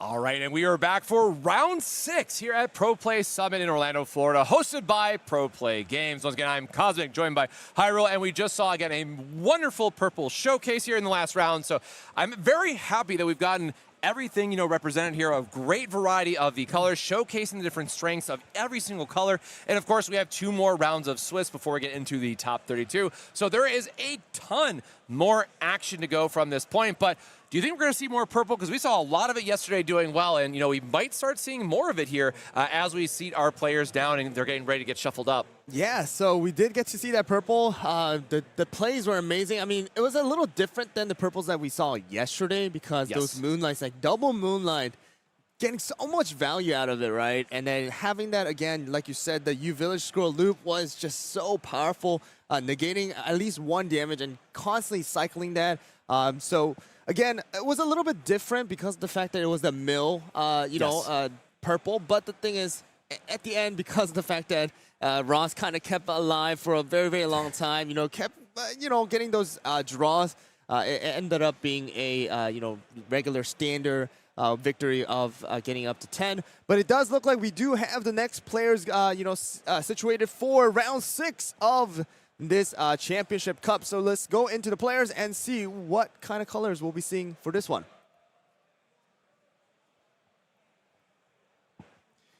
All right, so we do have Ryan on the left, and we got Cool Bro once again on the right. So you know that Cool Bro is going to be a red player. We are waiting on Ryan to cut, Cool Bro's deck. So we'll see exactly what kind of color Ryan is going to be playing here.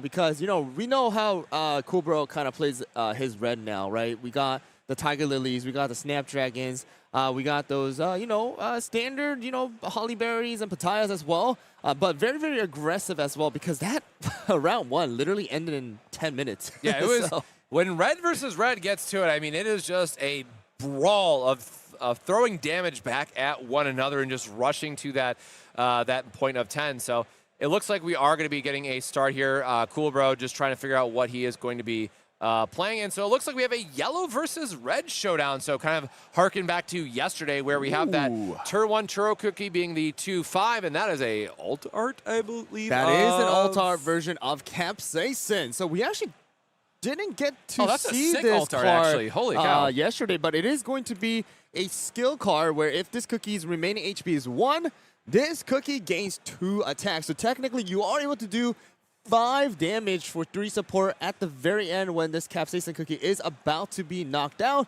But we do have Cool Bro kind of starting off with a level 2. We do have both sides where 3 supports are required to do some damage. Of course, Churro only does 2, while Capsaicin does 3.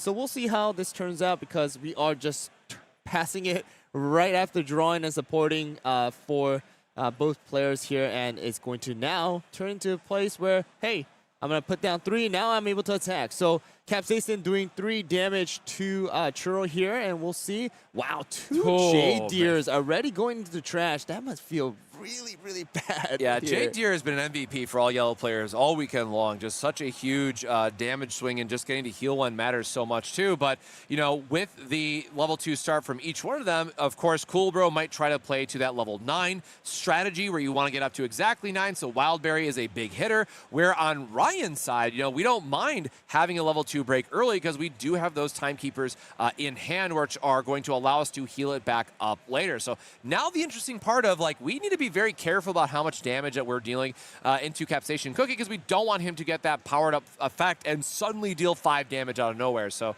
I do like just taking the early damage here where we can and seeing where that's going to line us up on the following turn. Yep, so we are going to do that 2 damage onto the Capsaicin. We get a draw flip.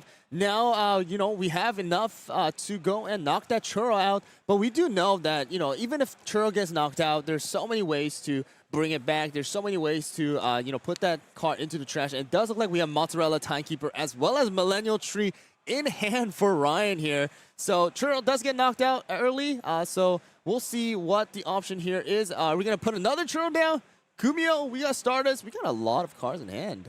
We have a lot of things we can A lot play. of options. You know, Yeah. again, just playing another churro, just be a 2/5 tanky unit for us, giving us a couple more turns, knowing that we're going to heal at least one of them in this match, and deciding which way we want to, you know, plan out our healing over the next couple turns. That's the biggest thing, right? Yellow's main identity truly is managing the break zone and making sure that you have the right levels in your break zone at the right time. But of course, Stardust Cookie coming back down, which is going to give us the 2 damage, so hopefully pressure Cool Bros Cookie into the break area back, but also has that very important place if 1 HP or less into the break area if we need extra. So even if there's like a heal here, you know, it would still give us the opportunity to use Stardust Cookie and hopefully get that last effect. I don't think, you know, Cobra is going to let this one slide. I mean, we have 1 support. I mean, the hand size is huge, so I'm going to assume there's going to be 1 swamp in there at least. So Cobra really decided, hey, do I want to keep this Capsaicin alive for 1 more turn? But it does look like we're going to check it, and it does look like we get a draw flip and 1 swamp actually going into the Trasher and Capsaicin, making it, you know, a total of 2 for 2 for both sides. So we still do have 2 of the support area up for Ryan. Ryan, I'm going to guess, you know, going to keep that up. We still are waiting for a response cookie from Cool Bro's side. It could be, you know, Pattaya. It could be Hollyberry. Honestly, Hollyberry will most likely not be the option. If anything, it's going to be those heavy hitters like Wild Berries to, again, like you said, get that break area up to 9. Yeah, and again, really interesting that because of all those extra draw triggers, you know, it doesn't seem all that often that red has a sizable hand because they have a lot of effects that'll make them discard for extras or just trying to, you know, discard for HP flips so they have like a very important wild berry that they want to stick around for an extra turn. So Cool Bro just has a lot of options here to consider because of all that extra draw. So really trying to plan out a couple turns ahead, trying to think of what version Ryan might be on, but of course, it kind of also, as I just mentioned it, Wildberry is going to be coming online here, and we do know that he has the Soul Jam in his hand. We have seen that as a option for the next turn, so here he's just trying to do the ping 1 damage for the on play, so that's why he kept it up. And then on his next turn, he can play the Soul Jam card and then threaten 4 more on top of that. So threatening a huge damage swing again, just off that 1 red support into a Soul Jam follow-up on the next turn. Yep, so we are going to be seeing here what is going to be the option. We still do have, you know, we're not putting down the Soul Gem here. We're going to put down a Dark Choco. That's going to be the second Dark Choco here that is going down to the support area for Crowbro. So, I mean, we still do have enough damage to knock that Stardust down if we choose to. Because there is still, you know, 3 damage coming out. But we'll see what the option here is. Since, you know, we have a lot of supports. It does look like, actually, so the... keeping him honest on it. Already played a support card. So you played your support card. Hey, sorry, you can't change it. So we are going to have to see if that 3 damage is going to be enough for the knocking down of Stardust Cookie. So it does look like we are going to damage for 3 here.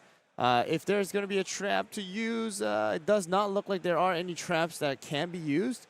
So it looks like we are going to do the damage, knock the Stardust down, and now we are going to have to choose what we choose to do here. Timekeeper or Millennial? Which one is it going to be? That looks like Timekeeper giving us the on-play of paying 2 and discarding to heal that churro cookie from our... Well, I guess they're both level 2 in this case, but healing one of the level 2s is the important part here, and, you know, effectively going back down to the 2 breaks. So keep in mind, too, you know, this is round 6. We have a long, long day for players. There's no lunch break or anything like that. It is straight through, getting all the way through top 32. So, you know, the thing with TCGs, for those that might be new, like, these events are long, long days. There's a level of mental fortitude that you need to go into these. You know, pack your water, pack your snacks, because you got to get ready to just play round after round after round of games. And, you know, even though you've played, you know, these matches sometimes hundreds of times, there are still those little micro decisions where maybe you're thinking too far ahead, you're thinking about what you want to play as a support on the next turn, that you just trip up in your current turn. So Ryan here is just going to be using the Timekeeper's very honest 3 for 3 here, but we are going to be seeing a trap come down from Cool Bro's side, which is the, I believe that's the pay oath. 1, the Oath, which is a pay life and reduce the amount of damage that is taken. Yep, exactly. So the Oath is going to negate all of the damage technically coming from Timekeeper. Still going to take that 1 damage, keeping that Wild Berry only at 3 HP. But Ryan does still have 2 supports up. You know, we can keep it up so that in case the Timekeeper does get knocked out, we can put that Millennial Tree. But it does look like we're going to choose to put that Kumio down just for a tanking ability. You know, you have to force the attack onto Kumio. But wow, we're going to not leave any supports, you know, up for possible traps. Just going to do as much damage as possible to the Wild Berry to knock it down to 1 HP, moving on to Kubro's turn. Yeah, I think Ryan just here recognizing, saying, please don't have the Battaya Dragon, please don't have the Battaya Dragon, please don't have the Battaya Dragon, right? Because that Kumio is just so much of a staple play here that you see Yellow using it against every other style of deck that says, I'm going to tank a hit and there's nothing you can do about it. But instead, we have Holly Berry finally coming into play. She's been kind of hiding from us from the stream, and just a very good card because it's very tanky, but then also is a great way to give a damage boost to the other cards and very quickly accelerate the amount of damage that Wild Berry is going to be able to put out for a whopping 5 damage, threatening that Timekeeper cookie from Ryan's side. Yep, so because of the fact that the Soul Gem has been put down into the support area now, we are able to go and, you know, hit the Timekeeper for 4 damage, plus the 1 with the Holly Berry. So, wow! Oh, huge! 2 HP flips coming out for Kumio, which means that even if Ryan, the Cool Bro wants to attack with Wild Berry to try and knock out the Timekeeper, the 5 damage is not going to do anything because that Kumio is going to soak it all up. Wow, that is going to be an insane feeling for Ryan here. This might honestly be one of the biggest turns of the entire weekend for just how important that this is to keep that Kumio alive, to take the 5 damage from Wild Berry. You know, we only have 3 more support from the red player side, so yeah, we just have to attack, spend 5 damage worth of into just 1 HP, and keeping this Timekeeper alive for a very healthy amount. Yep, so the Kumio is going to get knocked out. Earl Grey was there, but of course Earl Grey can't be activated until we have enough you know, break area level. So we're going to move on to Ryan's turn now with 6 supports possible. So we'll see what the option is because we have 2 Millennial Trees in hand. We do have a Mozzarella in hand still. We have another Kumio coming you know, from that draw as well. So let's see what the option is here for the support because, you know, we have the Golem, we have the counter attack, I want to say. We have the Signpost. We have a lot of good cards in Ryan's hand, and this is what we want to see. We want to see the player's hand to see, hey, what are the options here that these players are going to make for their turn. Yeah, this is great because Ryan should just giving us all the information here in terms of just trying to plan out. Like, this is the great part about Yellow, right? We have the healing aspect, we have the damage tanking aspect, we have the damage redirect action. So Yellow really just has so many control variant options into it that it gives you so many options to play with as a player and really try to sculpt your game plan to figure out how you want to get through and claim victory. Now, Holly Berry, of course, is going to be a bit of a problematic card for Ryan because, again, not only is it giving the damage boost, but that skill, the shield that Holly Berry has. Any damage of 3 or more received by that cookie is reduced by 2. And we have seen so many times where a lot of cookies this weekend have been attacking for 4 damage. So the real damage that we want to rely on is things like the Millennial Tree that is able to split the damage so that you're maximizing the amount you can do in a turn, where Timekeeper is only ever going to be able to do 2 damage based on its current attack.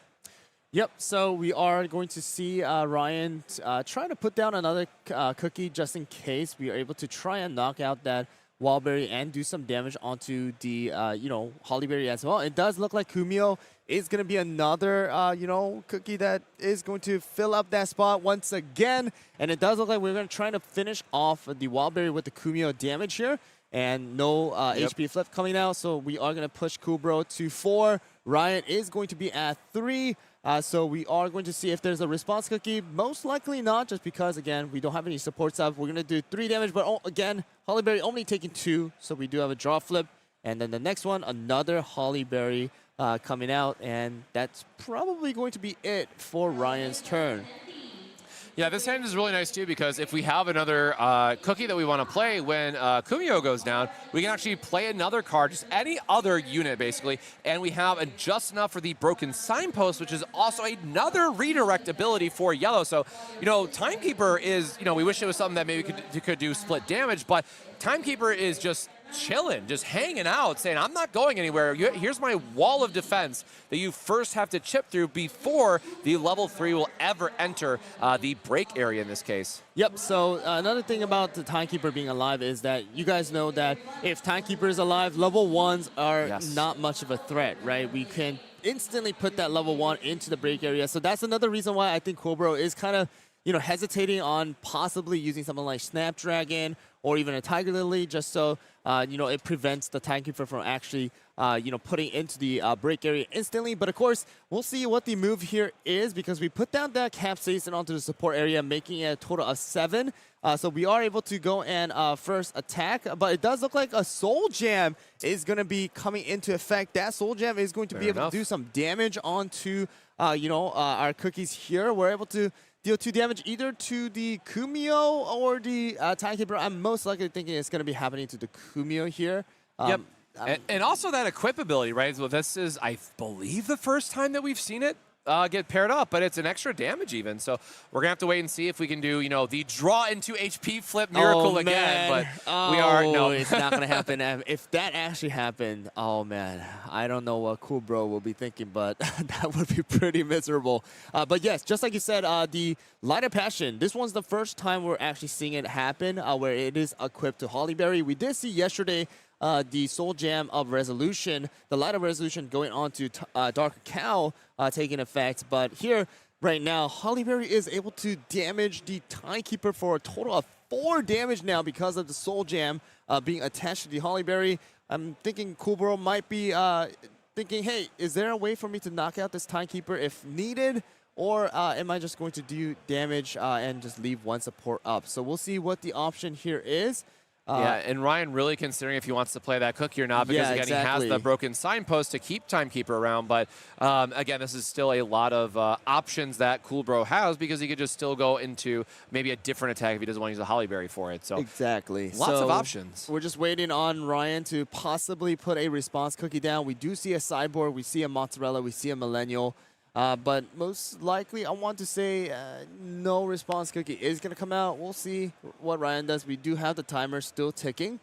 So they do need to make up their mind. They make up their decision so that we can move on. It's a tough, like looking at his hand, it's really awkward position. So, I'm leaning towards the sign of just not using it and leave the broken signpost for later because you want to get some of the other abilities online here. So we do see the carrot cookie coming online and just being a ping effect because it's going to get boosted by Hollyberry, which then threatens or the 2 damage, excuse me, there we go, off of the activation. So this Timekeeper is being threatened this turn. So even if that HP does come out, it's going to leave Timekeeper with only 2 HP. And because, like you said, Hollyberry just attacked, it allows carrot cookie to possibly do 2 damage to knock this Timekeeper out. So I think Ryan still wanted to take that, possible chance of Timekeeper staying alive. So we're going to check the 2 damage here. Let's see if there's an HP flip. And there is going to be none. So the Millennial Tree and Mozzarella going into the trash with the Timekeeper now going into the break area as well. It is going to be break area level 7.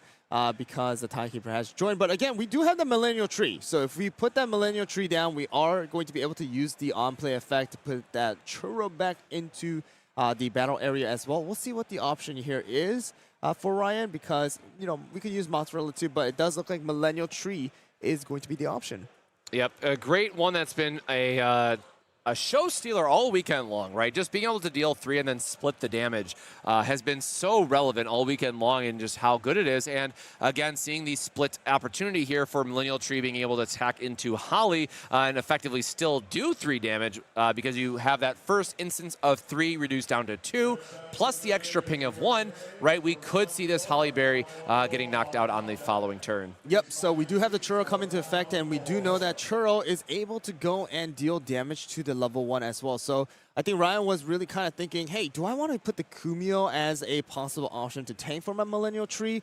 Or do I want to use the Churro, who is a lot tankier than the Kumio, but is not able to redirect the damage? So, in the end, Ryan did choose the Churro. Churro is able to do more damage to the level 1, which is the carrot right there. So we'll see what the play is here because that carrot being knocked out as well as the Hollyberry being knocked out is going to push Coolbro to only 8, sadly, not the 9, to possibly pull out that Wildberry. But we do see, like, I think we see, like, Spicy Power Juice and other means to do more damage. I mean, but look, Churro 5 HP, Millennial 5 HP, that is we got very, a tanky board. Yeah, very tanky board. That's a very tanky board. So Churro is going to be the first one attacking the Hollyberry for 2 damage here. And we are counting here. I'm not sure exactly what the count here is for. Possibly for other, like, you know, cookies. Yeah, probably items. just counting traps and flips just to see what options might come up on the following turn, but we are going to deal the 2 damage and then the effect from the Churro cookie knocking out the level 1. Yep, that is going to be the case. The Pataya that could have been really helpful when the Kumia was out is going to go into the trasher. And now Holly is only left with 1 HP. We still do have Millennial Tree to possibly do the finishing blow, and Ryan really thinking, hey, what do I want to do here? Because it does look like Ryan's deck is almost out as well. So we'll see what the option here is, because we do have the timer still going. We have about 10 minutes remaining, and it does look like Ryan deciding, hey, do I want to possibly use Golem? Do I want to use just attack with the Millennial Tree? There are a lot of different options to finish off that Hollyberry. Yeah, if we take the attack here, right, it's going to be able to push Cool Bro up to 7, which is going to put him in an awkward spot because on the following turn, you know, if we try to play a level 3, it would be very easy from this board state for Ryan to close out that last bit of damage. So it is a interesting spot if we'll see like a 2 into a 3 from Cool Bro's side, or what we try to do, because we didn't see a lot. I mean, there was the Wine Key shield in Ryan's hand, which does take 2, but, you know, the... I guess we are going to go for the break here then. The Golem is going to come out, and we are going to put the Churro into the break area, deal 2 damage to knock out the Hollyberry. Of course, we do need to go and put a response cookie down, and it is going to be another Hollyberry. That is going to push Kubro to break area level 8, actually. Not 7, I think. It should be 8 because there's 2, 2, and 8, 1, 8. So that's going to be another Hollyberry. But, of course, if there is like a Timekeeper, for Ryan, too, though, Ryan does need to keep in mind that if that Millennial Tree does get knocked out, that is going to be game for Ryan as well. So we do need something like a Timekeeper to come out in order to, you know, get rid of some of those, you know, and yeah, I was just going to say, I am not feeling good in that situation if I'm at 7 from Ryan's side. So we have to heal something. So the Timekeeper does come out. We do use the remaining supports that we have, except one to get rid of most likely the Churro.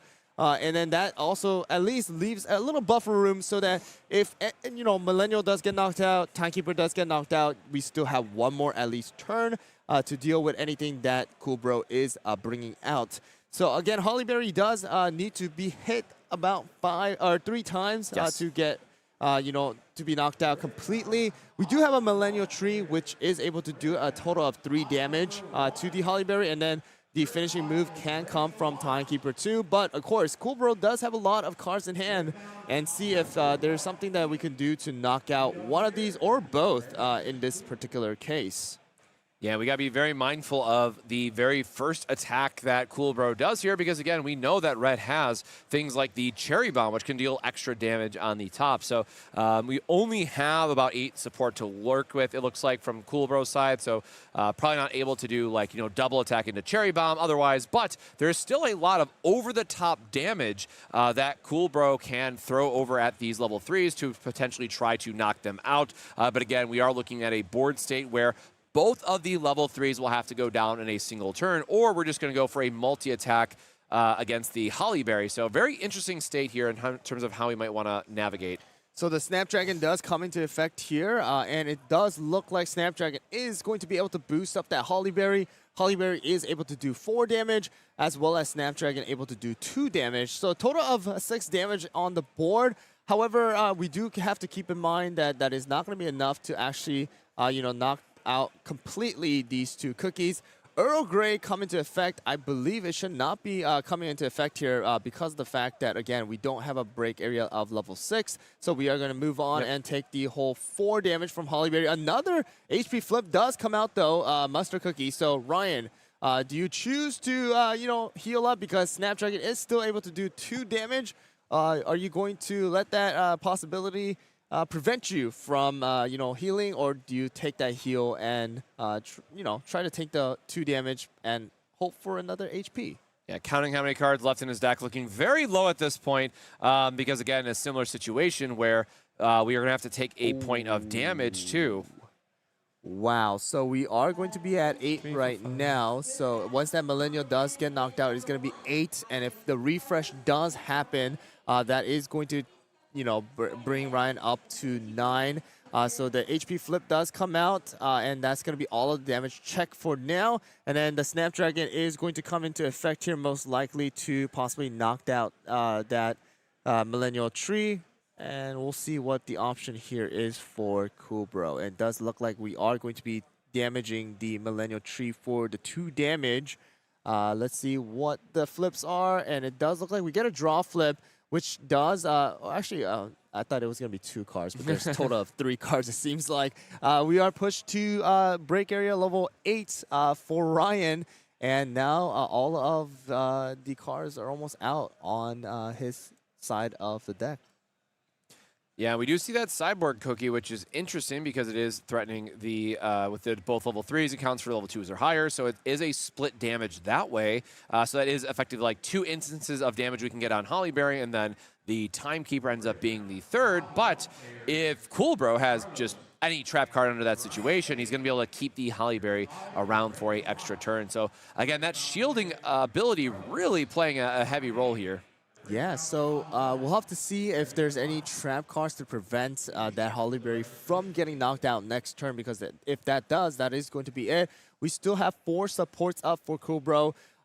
Really just, kind of checking, hey, what is the last couple cards that he has in his hands that I have to deal with? Because that Hollyberry needs to get knocked out. That also does mean that Hollyberry needs to take a good chunk of damage in order to be knocked out. Timekeeper is only able to hit it 1 time for 2 damage. But again, like you said, the sideboard cookie can come into effect here to possibly make that happen. So we'll see what Coolbro does. Do you have any traps? Because I don't think we have seen any swamps this turn, right? Or this round. No, they've been missing. We milled one, I think. Yeah, but otherwise, we haven't seen any played. So there's a good chance that Coolbro has some in his hand. Yep, so it does look like an item card is being used here from Coolbro's side, and it is going to be that Cacti Gloves. It is going to be able to do some damage onto, our Timekeeper here, and that is going to be the case here. And it does look like we are going to knock out the, Snapdragon, leaving 2 supports up, and it does look like we are moving on to Ryan's turn. This potentially could be the last turn because of the fact that, we are pushing 9 now for both sides, actually. The refresh is happening for Ryan's side because there are no cards to draw from right now. Deciding, hey, what card do I want to put into the break area? It does look like the Mustard Cookie is going to go in, pushing both at 9 once again, and now we are left for the last turn. I mean, if that Cyborg Cookie comes into effect, I think that Hollyberry is going to get knocked out if there are no traps to be played by Coolbro's side. Yep, but holding 2 up masterfully. We didn't get a full look at Coolbro's hand, so we'll have to wait and see what is left. But that Cyborg Cookie, again, a very strong, endgame finisher for yellow ultimately, and just getting extra value by manipulating your break zone, making sure that you have 2s and 3s that are going in there, and can just really do a lot of damage at the end of the game. But we know with only 3 HP left on that Timekeeper, and literally any other, cookie that Ryan can play, it's going to be very easy to push him to 10 if this turn does pass back to Coolbro. So this is the final turn for Ryan to see if there is something he can string together to buy himself a extra turn. Yep, so we are going to be putting down the Timekeeper as a support card. We do see the Key Shield as well as the Millennial Tree there as well.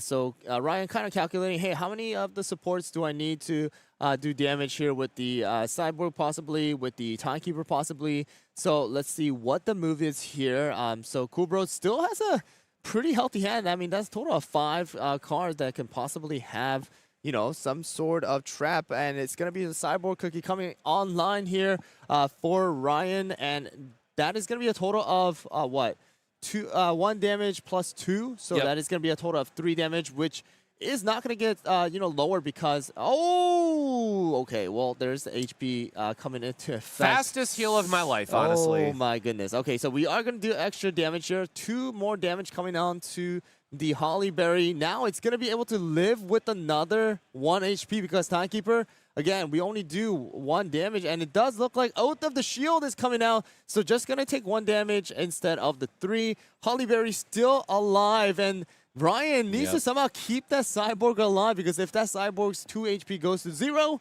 and that is going to be end of this game. So let's see what is going to be the option here and the play by Coolbro to knock out that Cyborg. Bro, you have the cherry bomb. Please just throw the cherry bomb on the table. Don't slow roll this. Don't make any big deal about it.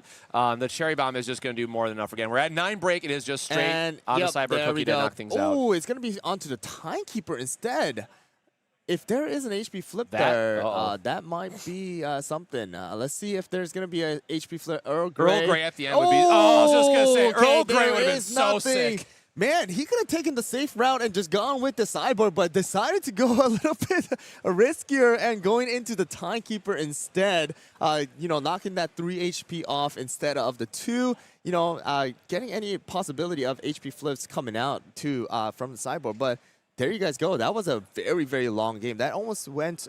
I think that went almost... There was like 2 minutes left on the clock, a minute left on the clock, something like that. Less than a minute left on the clock. I mean, right now it just went down to 0. So yeah, that was a very, very long game, especially for a red, right? It was a yellow versus red, but yellow really pressuring Coolbro to play a little bit slowly. No Pataya coming out once again to kind of get rid of those Kumios that were tanking so many hits. We had that HP flip come out and preventing 5 damage from Wildberry, onto the Timekeeper. So that was a really, really, really amazing play from both sides. But in the end, Red came out on top for this one. And that is going to be conclusion for the, round 6 for this Championship Cup. So we do have the player ready for interview, so we'll go on to the interview floor, and we'll be right back for you guys, so stick around for the interview.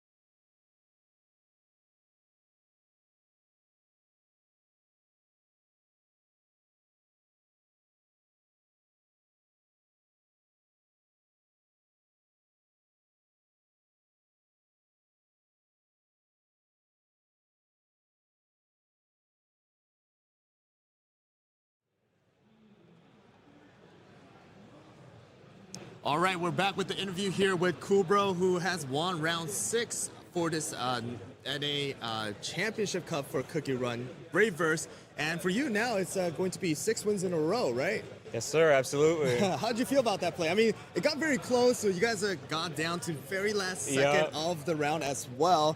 How'd you feel about the play? No, red is always going to be close. You're trying to get real close to that 9 spot. You're either playing Hollyberry or Wildberry at the end.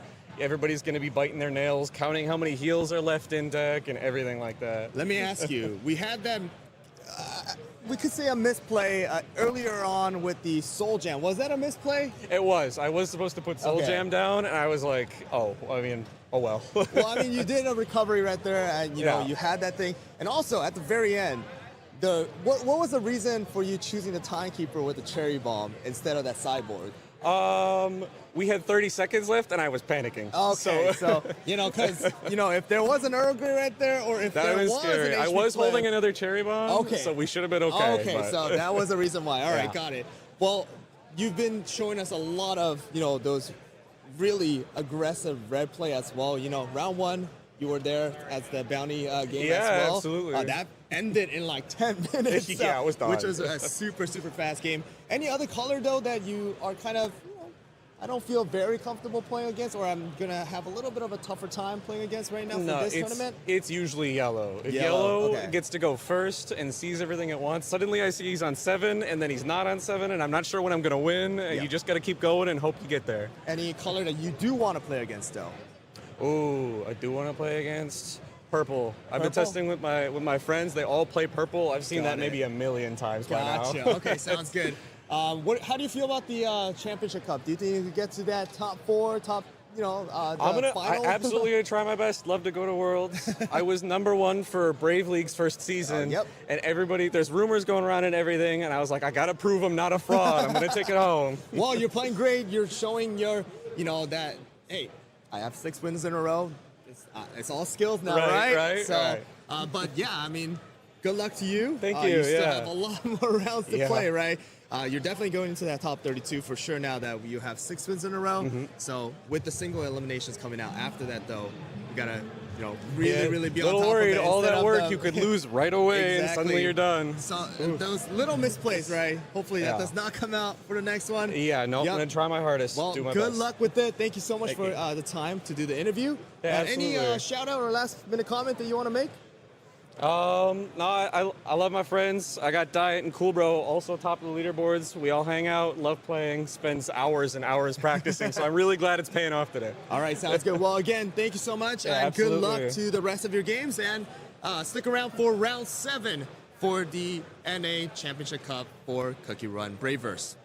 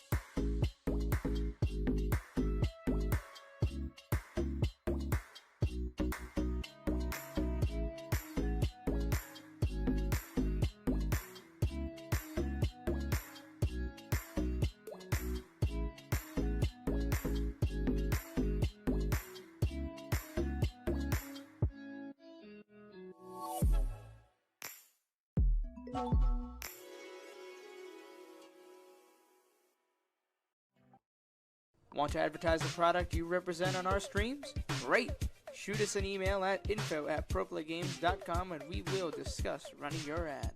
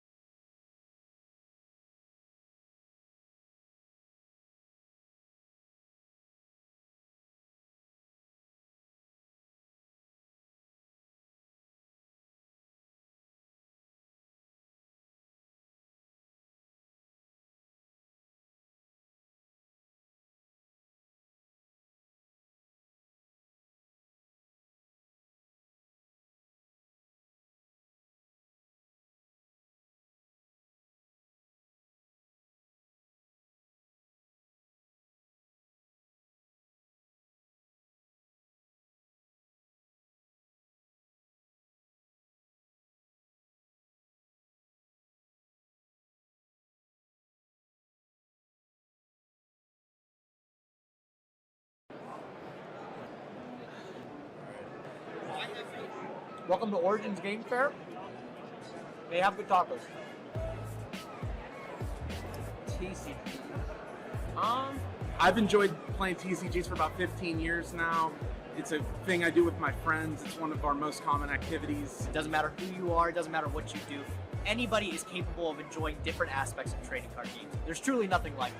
I'm like a problem solver. I like doing those type of things. So for me, TCGs are like a really good way to like exercise that, I guess, part of the brain. Like to make your brain think that fast and have to be so strategic all the time. It's like, it's just the best, honestly. The only one I really play is Yu-Gi-Oh! I bought a pack of it at Walmart when I was a kid, and I fell in love with it ever since. This is actually my first PPG event. This is actually my first PPG event. This is actually my first PPG event. This is actually my first one. This is actually my first one. My first event ever was a PPG. Well, this is my first PPG event. So I guess I enjoy that. I'm in the top 4 of it at my first event. I've been watching PPG on YouTube, occasionally on Twitch for a while. Everything's super smooth. The rounds go super quick. I like that they're in person. I enjoy, coming to see everyone. It's been a while, obviously. Real tournaments with good prizes, good players. They always seem to have it. Today, probably, hopefully topping. At the very least, I want a top 8. I'd like to win, but I also hope top 8. Winning the event, honestly. Drinking after I go 0-2 drop, but it doesn't seem like that's the plan now. We're in the top 4, so there you go. The one thing I was looking forward to most today was definitely just commentating some great Yu-Gi-Oh! We haven't been to a big event in probably over a year now. So the fact that you guys came up north, did one in Columbus, we jumped at the chance to, drive on out and stay the night and, play test and all that stuff. So Finally getting to actually do a competitive tournament after so long. COVID made it really hard to actually be competitive in the game. With the prominent content creators in this Yu-Gi-Oh! Community. And so when I heard that both Gage and Hack were coming to this event, I was over the moon. What are you looking forward to most? Winning it. Winning the event. I like it. I like it. Thank you. Yeah. Appreciate you. Good luck. Thank you very much. Appreciate you. Thank you, man. Appreciate you. Cool. Perfect. Thank you very much, man. I hope that wasn't like... No, that was great. Good. That was really good. Check out ppgeventmanagement.com for events and tournament information.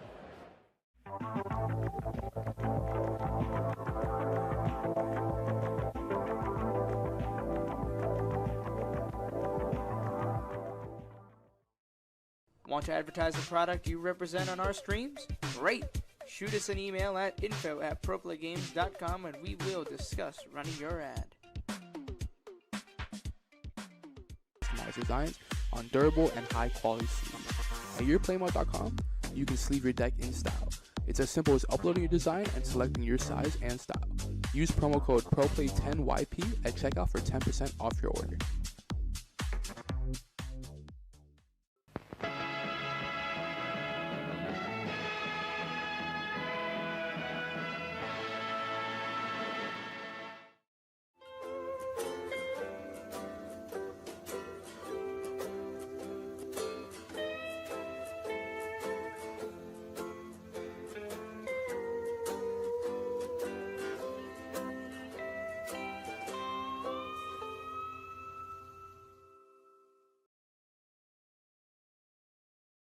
Spreadsheets, business models, gaming? What does this all mean? Oh, hi. I didn't see you there. Let me put this down. But while you're here, let me ask you something. Have you ever wanted to take your trading card game hobby and turn it into a business, but you found it impossible to find any product at a rate that you could possibly make money from? Or are you a player that's struggling to find product for the games you love? Well, have I got the solution for you. The PPG Investment Patreon can be your one-stop supplier for your trading card game needs. The Patreon will serve as a way for you to get products at a cheaper rate than TCG Player or any other market value without getting those distributor connections. Here's how it works. All patrons will immediately gain access to the PPG Investments Discord. This Discord will serve as a hub to promote requests for product, video releases, and as well as creating community engagement. Then, depending on your specific membership tier, you'll be able to place pre-orders for all games that we currently carry, and that list is always growing. So, here's the tiers. we've got the bronze tier. For $50 a month, you get the access to pre-order up to half a case of any product release that you want.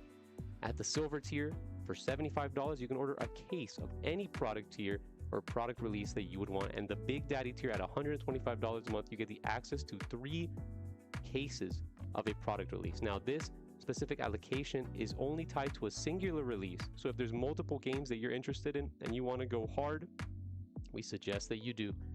Our goal is to help you create a successful TCG side hustle or to get the product that you desperately want to have. The only problem is you got to act soon, because once each tier is capped out, there won't be another opening until possibly next month. So don't wait and join the PPG Investment Patreon today.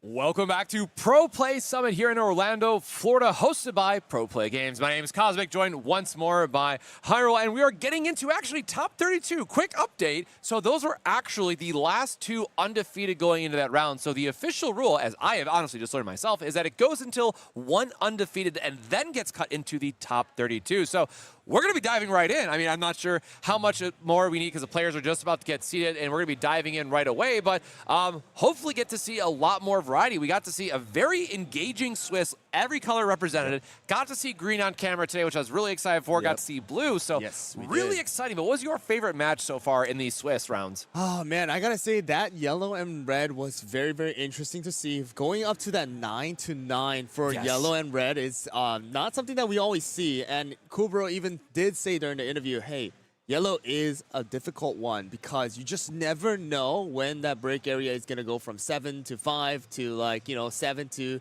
somehow 3. You just never know what's going to be taking place. But yeah, I mean, we were able to see a great play from purple as well. We were able to see some interesting green plays as well. But yeah, I want to see some more purple, to be honest with you. At least make it to that top 32. Of course, the featured play is not the only play that is taking place at the same time. So there could be a lot of other blue, green, purple players out there instead of those reds and yellows that we see here. But it does look like we are getting situated here. Hopefully, they are ready soon.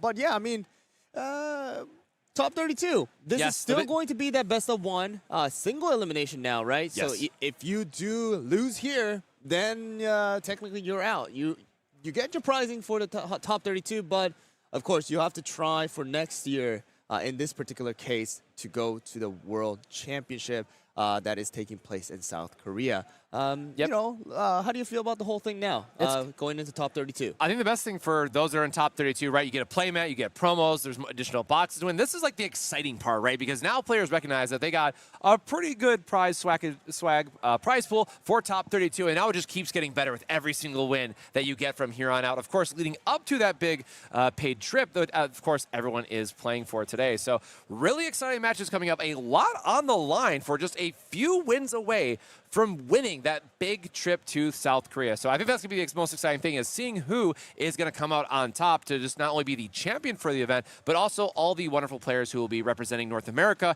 and heading over for Worlds. Of course. So it does look like the players are now seated and, settling down to play the first round for the top 32, at least going into this second half technically of the tournament, right? So let's go into and transition over to the players and see possibly what color we might see here. All right, so we do have another cool bro on the right side, and we got we'll see what kind of colors is going to be played here by both players. I mean, we got an herb sleeve. Oh man, maybe one time, maybe just one. Listen here, one time this weekend we're gonna have the sleeves that match the deck. And this could be a green player because we'd both love to see more green on camera as well. So if there is a time to have us have a matching sleeve to deck game plan, I'm really hoping it is here for green in our first match in the top 32 for the North American Champion Cup. All right, so we have Janny on the left side as well as Kubro on the right side. Janny is at 5-1 going into the top 32, as well as Kubro did have 2 losses, but still making it here. And we'll see. It's going to be a red. We'll see what Kubro is playing here on the right side. It is going to be Janny going first, most likely. We did see the victory, at least through the dice, coming for Janny's side. Of course, it is going to be up to her to decide, hey, I want to go first, I want to go second. We're going to try to let this camera... Yeah, being blinded by the light here, taking a mulligan, actually just such a shocking revelation here that the lights were going to go bright. But we'll, of course, get that settled away and make sure it's matching for when we get the gameplay actually started, because casters can't see anything either from our side. I can't see anything, so this is going to be very, very hard to cast if those lights do not go down. So we're...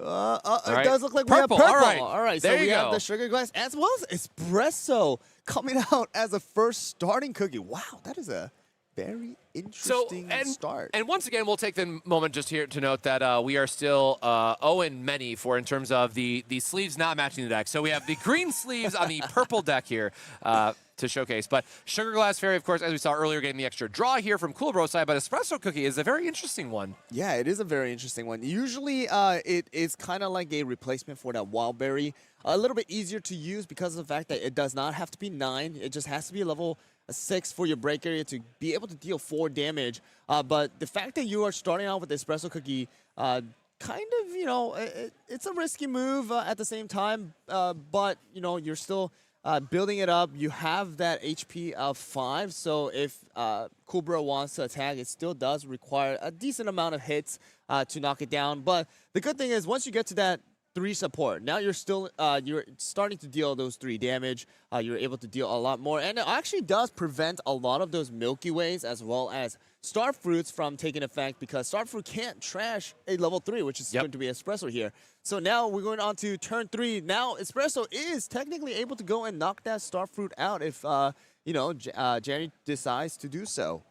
Yeah, just a solid 3 for 3 here is very nice for taking out level 1, but we did leave 1 support up from Coolbro's side, so we're going to see what reaction that he has in the form of a trap card to negate some of that damage. You know, we could see a early U-Village scroll just to negate it, but instead just going to filter away the purple card here just to play out something else.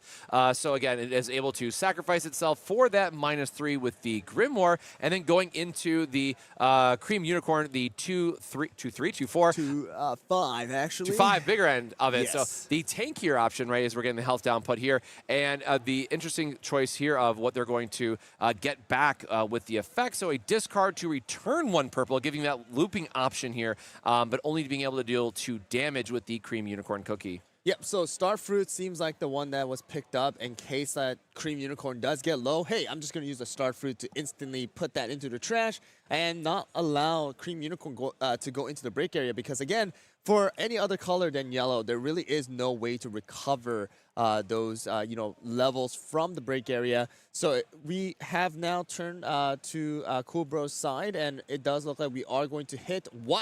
All right, hey, all the Espresso Cookies, I guess. So we have already 3 Espresso Cookies out on the board, 2 into the trash, 1 in the battle area. It does look like we are going to be going into Janny's side. No support up for Coolbro, so, you know, we can take some damage. I have a Star Fruit, you know, 5 HP. Even if Espresso does do 3 damage, not a problem. I can just go and instantly trash it and build up my trash as well, right? And try to utilize that Abandoned Cloud Nest early, or even that Wind Archer later down the line if that is going to be the case. So we do have the turn now over to Coolbro. Let's see what the next you know, move is.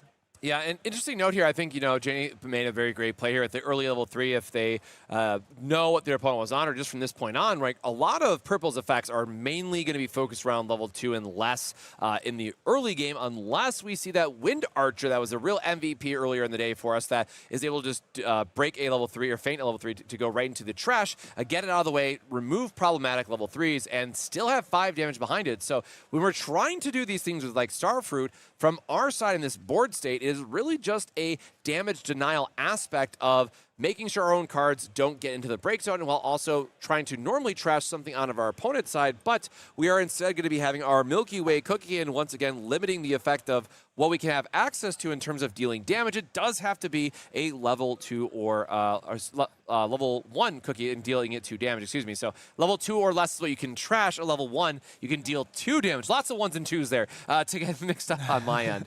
So it does look like Milky Way is going to swing for 3 damage, but we're going to respond with the Swamp, taking only 1 damage onto that Espresso. It does look like we're going to go into Jenny's turn now. 5 supports, and does look like we have 2 Holly Berries as well as a Wild Berry already in hand. We got a Cherry Bomb. We got some Oats of the Shield as well.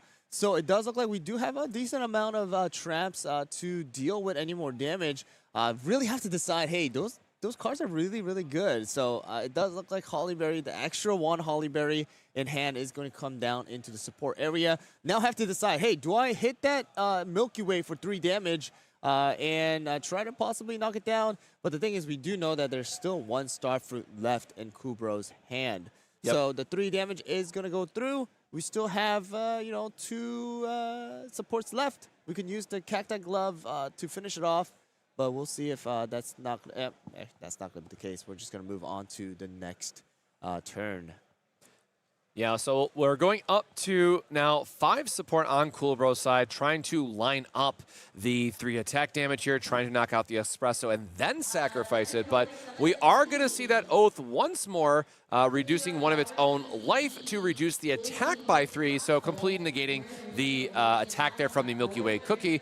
And all right, well, instead we are just going to loop Milky Way cookies here. So it is able to trash itself. And again, we're not going to get the damage effect from the Milky Way online, but it does allow us to then trash that one that was getting very, very low. Definitely was going to break on the next turn. And very interesting game state, right? We are still at 0 break from both sides going into 6 support. This is not something that you would normally see in these board states. Yeah, I mean, as a fellow purple player, like having that ability to constantly loop and having that in hand is very, very, very nice. But the thing is, you got to keep in mind that Espresso Cookie from round or turn 1 is still alive for turn 6. So Jenny is able to really get that hand size relatively big enough and healthy enough for a lot of different options to be played here. We do have the Cherry Bomb. We do have the Cacti Glove. We do have Wildberry for the later game. Actually, there's 2 Cherry Bombs.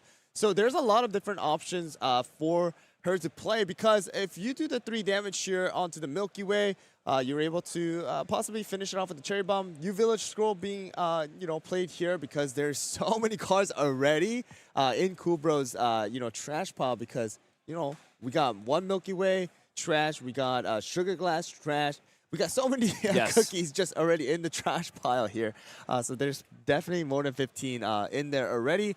So we'll be putting back a total of, it does look like 5 different cards, mainly items and traps going back in there. We're still going to take 2 damage because Espresso does do a total of 3. And then we'll see if she wants to finish it off with the Cherry Bomb or not.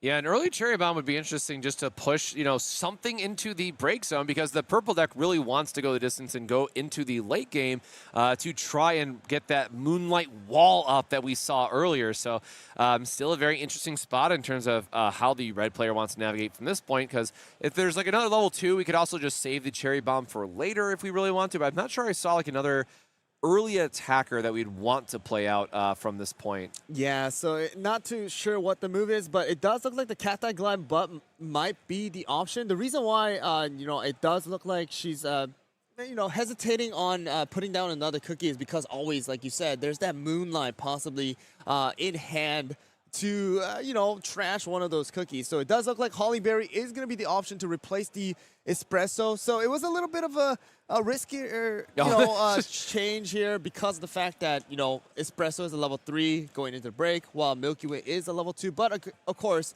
you want to get to that 9. So we do have the Holly Berry coming out from Jenny's side, as well as Moonlight coming out from Coolbro's side. Really nice to see both players kind of getting like their signature card that you really want to see in this matchup. Of course, Moonlight needing to get those 15 cards in a trash to get the cycling going. So this is one of those times where you don't mind as much of the shielding ability from Hollyberry that is only reducing it by 1 because you're still getting to draw some extra cards, get some extra filtering that way, and you're able to then find those hands that really bring you out of this situation and find that one extra ping source. And I believe we even saw like a Twizzly Gummy that was in the trash earlier. So, of course, we have Moonlight Shard. There's a lot of ways that we can get the extra point of damage that we really need. So that was exactly 15 cards in trash, and it does look like Kubro decides to trash a Moonlight into the trash instead of keeping it in hand.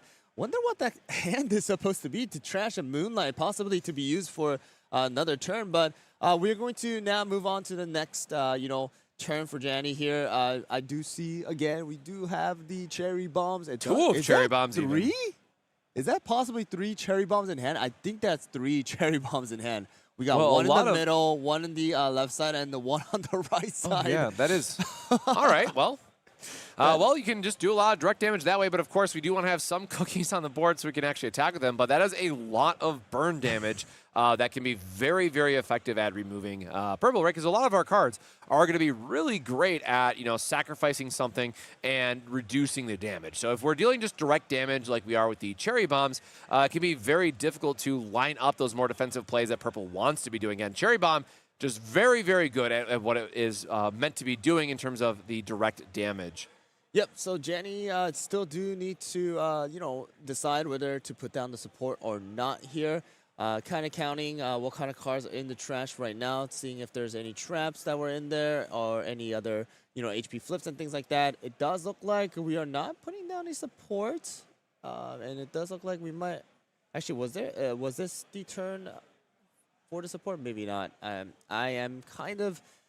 losing count here, but it does look like Cherry Bomb is going to be used with the sacrifice of a Cherry Bomb here. So we're doing a total of 3 damage, leaving Moonlight with only a total of 3 HP. Again, we do need to keep in mind Coolbro does have... Wow, okay, never mind. All right, we just really want this Moonlight off the board, which I understand. Oh, that's an HP flip, though. Yep. So keeping us alive, and again, a very real threat here for the extra draw and filtering that the red player does not want to deal with, because that's how purple can stay alive and stay in the game. But we are able to get one more cycle here from Moonlight, but at just the 1 HP remaining, of course, it is going to be very difficult to find a world where it's able to survive in the following turn. But hey, I am still happy to get a draw 2, discard 1 on this following turn with Moonlight's attack skill here. Yep, so that is going to be exactly what Coolbro does this side. So Hollyberry takes the damage. We get a draw flip, and then Hollyberry remaining with 1 HP. The draw does come in. We'll see what the trash is going to be here for Coolbro here. Let's see what is your option. I mean, you discarded a Moonlight earlier, so it looks like Sugar Glass is going to be the option. And Prophet Cookie tries to come out and finish the job that Moonlight was not able to do. Never mind, it's going to be a forbidden. Oh, very nice. The deal Grimoire damage here. Yep. Yes, the deal damage by sacrificing 1, which I really like too. This is, again, a part that it puts it into the trash, which is really nice. And then giving that burn damage, finishing off, and placing a new one into the field here. So we'll have to see if Coolbro has like a level 1 that he wants to play for some of the other forbidden Grimoire effects, or if we are just going to let this Moonlight get KO'd by some form of an attack here by Janie, and then we'll go into playing a new card after that. Now, again, unfortunately, we haven't been able to see much of Coolbro's hand, so I'm not sure how many cards are left in his hand because we have been discarding and filtering a lot, right, as we're trying to make those last couple plays. So hopefully we're going to have a really strong follow-up thanks to Moonlight, who was able to filter us the cards on the past couple turns. Yep, exactly. So we're moving on to break area level 6 for Janny, as well as 2 for Coolbro. Of course, that's going to turn into 5 very, very quickly with that Moonlight possibly getting knocked out. We do see a Wildberry, we see a Bataya, as well as a Pepperoncino on the hand right there. We have a total of 7 support. Let's see what the option is. So here's the thing. Do you play a cookie down to allow an extra damage to come into effect, or do you do 3 to knock out the Moonlight first to force a cookie out? Because if there is a Moonlight there, right, after you knock out that Moonlight, and just because of the fact that you wanted to have an extra attack damage, if a Moonlight comes out, you're going to be able to have to trash one of those cookies. So we'll see what the option here is. I think she's really thinking about it. Hey, do I want to put another cookie down right now? Yeah, I feel like we've committed to the level 3 play at this point, right? Just by what's available in hand, trying to go into that larger Wildberry play. We do see the 6-attack monster in hand, but we're going to play Pitaya Dragon back out, not getting the value off, usually killing a level 1 or breaking a level 1 on the spot. But we are still going to get a damage effect with the ping and moving the Moonlight, putting Coolbro up to 5 in their break zone. All right, so that is going to be Moonlight going, and there you go. That's exactly what I was talking about, that Moonlight coming out, and that means that the Hollyberry most likely is going to be the one, going into the trash. There you guys go. The Hollyberry with the Soul Gem, a Swamp, as well as another Wildberry going and can't be used now. And we'll see if there is going to be any response here. We do still have the Peperoncino, as well as the Wildberry. Of course, we want to keep that Wildberry until the very, very end. And if there's another Moonlight, though, that is going to be a bit of a problem if that Peperoncino does come out and, it gets trashed again.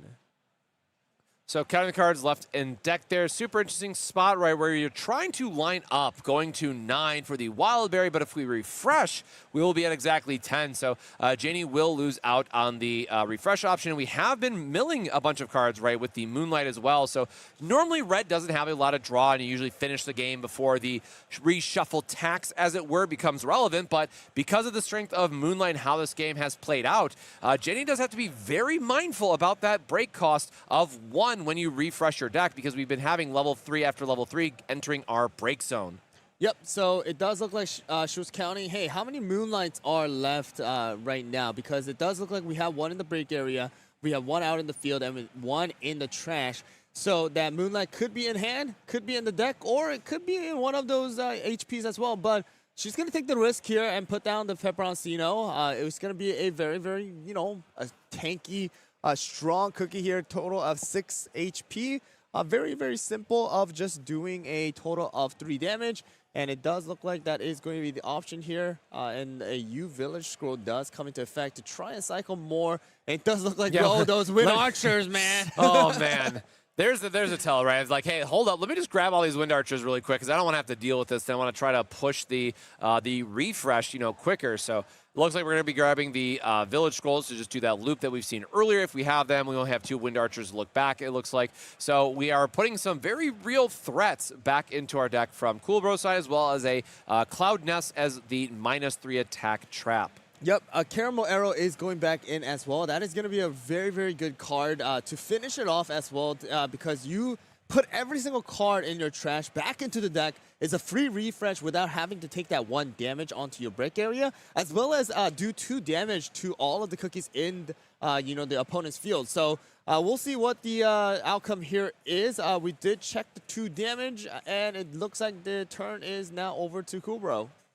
Yep, so Moonlight's still sitting at a very healthy 4, of course. We are going to get our filtering here thanks to the amount of cards in the player's trash. So we are still looking at a 3 damage and then draw 2, discard 1, but we still have a good amount of support of 4 after that. So Coolbro has a lot of options here depending on how they want to string their turn together, but we are again going to see that Oath coming online to burn 1 HP to reduce it by the attack by 1. All right, so I believe that is a different trap this time around. It oh, is Banquet of Victory, Banquet actually. of Victory coming out from, the red side. We haven't really got to see this one in particular being used. So it is going to be for 1 cost. If your break area is 6 or higher, select up to one of your opponent's cookie. That cookie deals 1 less damage and also receives 1 damage. So that Moonlight is dealing essentially 2 damage as well as taking 1 damage as well.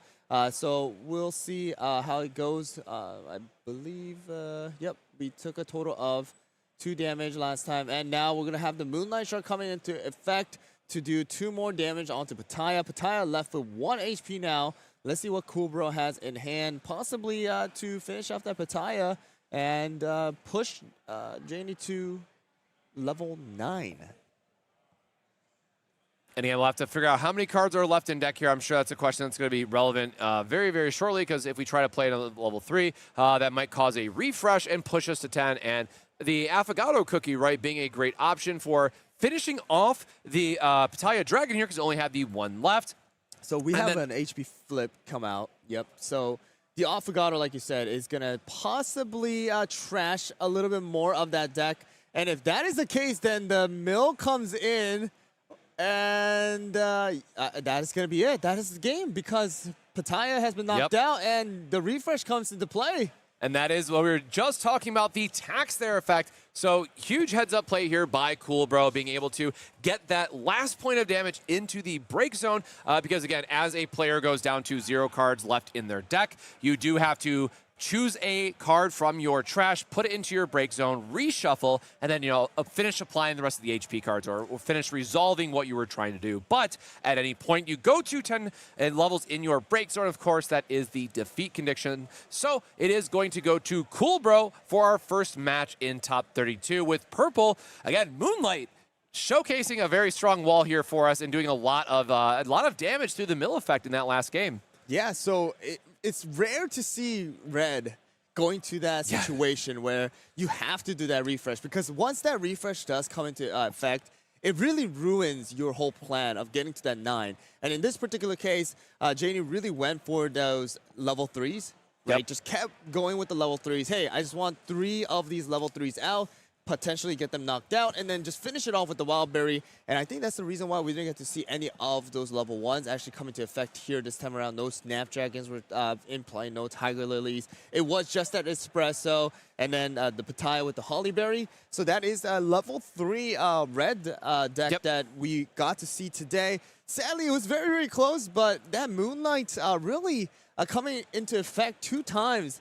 Even though the first one wasn't able to fully take advantage of the, trashing of another cookie, the second one, right, had to come up with that Pattaya and the Hollyberry, and then just decided to trash the Hollyberry and kept on milling the deck and ended up with the victory because of it. So that is going to be, again, the first round for the top 32. I believe players are slowly finishing up now to move up to the next round of, this North America Championship Cup for CookieRun Brave League. But we're going to take a quick break here now, and then we'll be right back for the next round.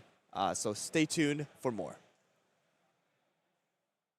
Is only tied to a singular release. So if there's multiple games that you're interested in and you want to go hard, we suggest that you do. Our goal is to help you create a successful TCG side hustle or to get the product that you desperately want to have. The only problem is you gotta act soon, because once each tier is capped out, there won't be another opening until possibly next month. So don't wait and join the PPG Investment Patreon today.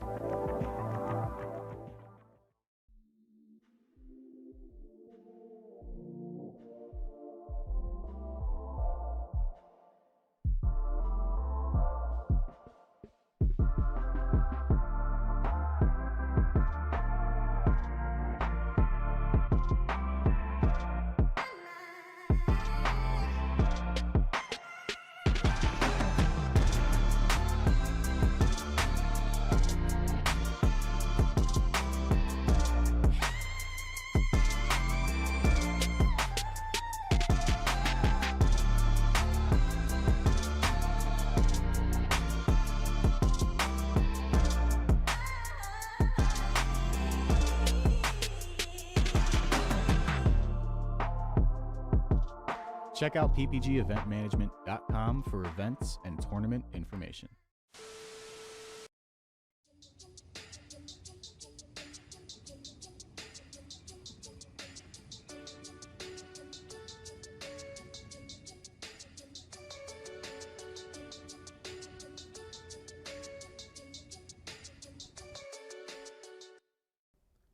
Can't seem to win a game? Opponents got you down? Can't even hand shuffle right? I promise you, it's not a skill issue. It can't be you, so it's gotta be a chair issue. So throw out that old nasty chair, and it's time to sit where the pros sit. The eWin Gaming Racer Chair, Champion Edition. Let's be plus. With excellent lumbar support, magnetic armrests, and a magnetic headrest that's detachable, it's nothing but comfort for our pros as we play games. The eWin gaming chair has soft weave fabric material and hubless casters padded with PU coating to ensure the smoothest rolling capacity. PU coating also protects all kinds of flooring from scratches created from the chairs using ordinary wheels. Check out the magnetic headrest that you can take off and adjust depending on how comfortable you want to be. If you want to order one of these chairs, check out eWin in the affiliate link below, where you can use the code PPG for 30% off. eWin, supporting where the pros play. And PPG, where you play with the pros and sit like a pro. Want to advertise the product you represent on our streams? Great! Shoot us an email at info@proplegames.com and we will discuss running your ad.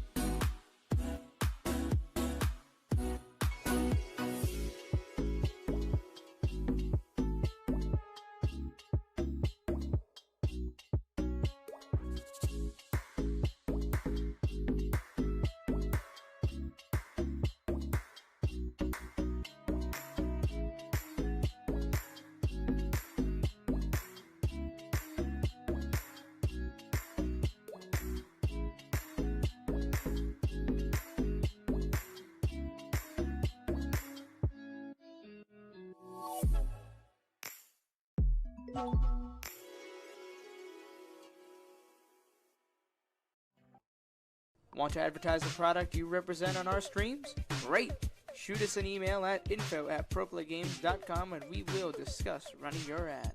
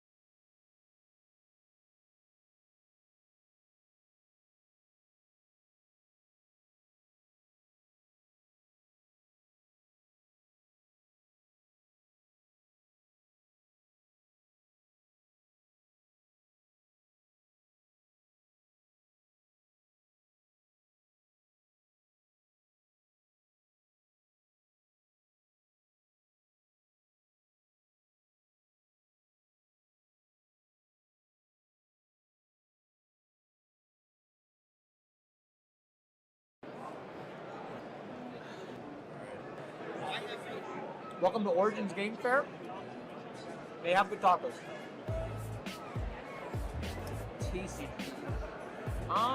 I've enjoyed playing TCGs for about 15 years now.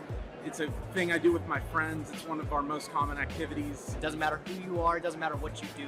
Anybody is capable of enjoying different aspects of trading card games. There's truly nothing like it. I'm like a problem solver. I like doing those type of things. So for me, TCGs are like a really good way to like exercise that, I guess, part of the brain. Like, to make your brain think that fast and have to be so strategic all the time. It's like, it's just the best, honestly. The only one I really play is Yu-Gi-Oh! I bought a pack of it at Walmart when I was a kid, and I fell in love with it ever since. This is actually my first PPG event. This is actually my first PPG event. This is actually my first PPG event. This is actually my first one. This is actually my first one. My first event ever was a PPG. Well, this is my first PPG event. So I guess I enjoy that I'm in the top 4 of it at my first event. I've been watching PPG on YouTube, occasionally on Twitch for a while. Everything's super smooth. The rounds go super quick. I like that they're in person. I enjoy, coming to see everyone. It's been a while, obviously. Real tournaments with good prizes, good players. They always seem to have it. Today, probably, hopefully topping. At the very least, I want a top 8. I'd like to win, but I also don't top 8. Winning the event, honestly. Drinking after I go 0-2 drop, but it doesn't seem like that's the plan now. We're in the top 4, so there you go. The one thing I was looking forward to most today was definitely just commentating some great Yu-Gi-Oh! We haven't been to a big event in probably over a year now. So the fact that you guys came up north, did one in Columbus, we jumped at the chance to, drive on out and stay the night and, play test and all that stuff. So Finally getting to actually do a competitive tournament after so long. COVID made it really hard to actually be competitive in the game. With the prominent content creators in this Yu-Gi-Oh! Community. And so when I heard that both Gage and Hack were coming to this event, I was over the moon. What are you looking forward to this? Winning it. Winning the event. I like it. I like it. Thank you. Yeah. Appreciate you. Good luck. Thank you very much. Appreciate you. Thank you, man. Appreciate you. Cool. Perfect. Thank you very much, man. I hope that wasn't like... No, that was great. Good. That was really good. Check out ppgeventmanagement.com for events and tournament information.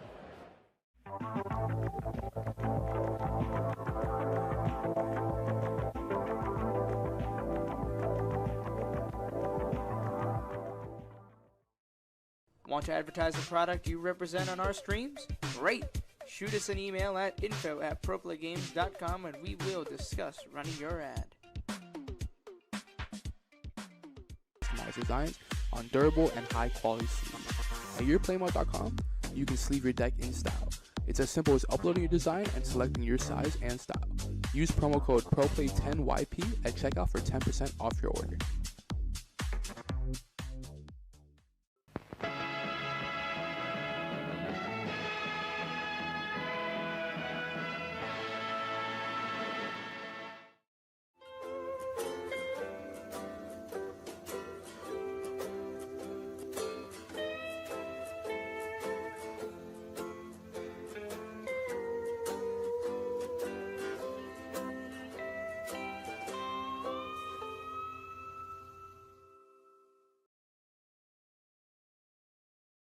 Spreadsheets, business models, gaming.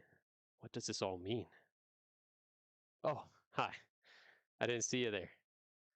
Let me put this down. But while you're here, let me ask you something. Have you ever wanted to take your trading card game hobby and turn it into a business, but you found it impossible to find any product at a rate that you could possibly make money from? Or are you a player that's struggling to find product for the games you love? Well, have I got the solution for you. The PPG Investment Patreon can be your one-stop supplier for your trading card game needs. The Patreon will serve as a way for you to get products at a cheaper rate than TCG Player or any other market value without getting those distributor connections. Here's how it works. All patrons will immediately gain access to the PPG Investments Discord. This Discord will serve as a hub to promote requests for product, video releases, and as well as creating community engagement. Then, depending on your specific membership tier, you'll be able to place pre-orders for all games that we currently carry, and that list is always growing. So, here's the tiers. we've got the bronze tier. For $50 a month, you get the access to pre-order up to half a case of any product release that you want. At the silver tier, for $75, you can order a case of any product tier or product release that you would want. And the Big Daddy tier at $125 a month, you get the access to 3 cases of a product release. Now, this specific allocation is only tied to a singular release. So if there's multiple games that you're interested in and you want to go hard, we suggest that you do. Our goal is to help you create a successful TCG side hustle or to get the product that you desperately want to have. The only problem is you got to act soon, because once each tier is capped out, there won't be another opening until possibly next month. So don't wait and join the PPG Investment Patreon today.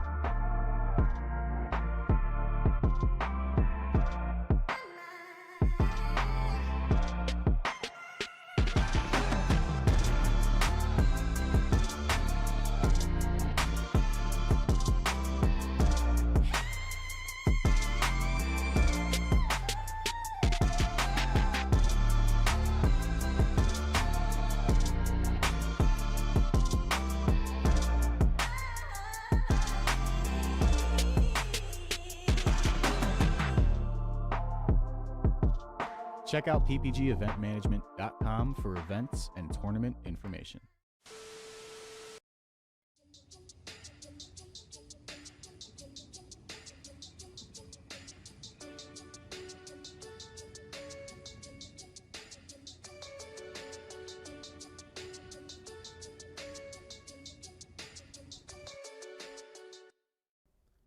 Can't seem to win a game? Opponents got you down? Can't even hand shuffle right? I promise you, it's not a skill issue. It can't be you, so it's gotta be a chair issue.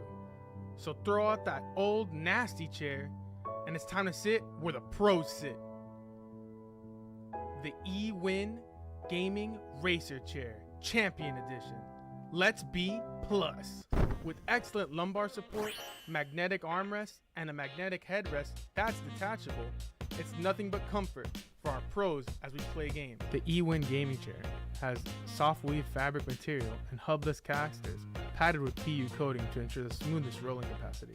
PU coating also protects all kinds of flooring from scratches created from the chairs using ordinary wheels.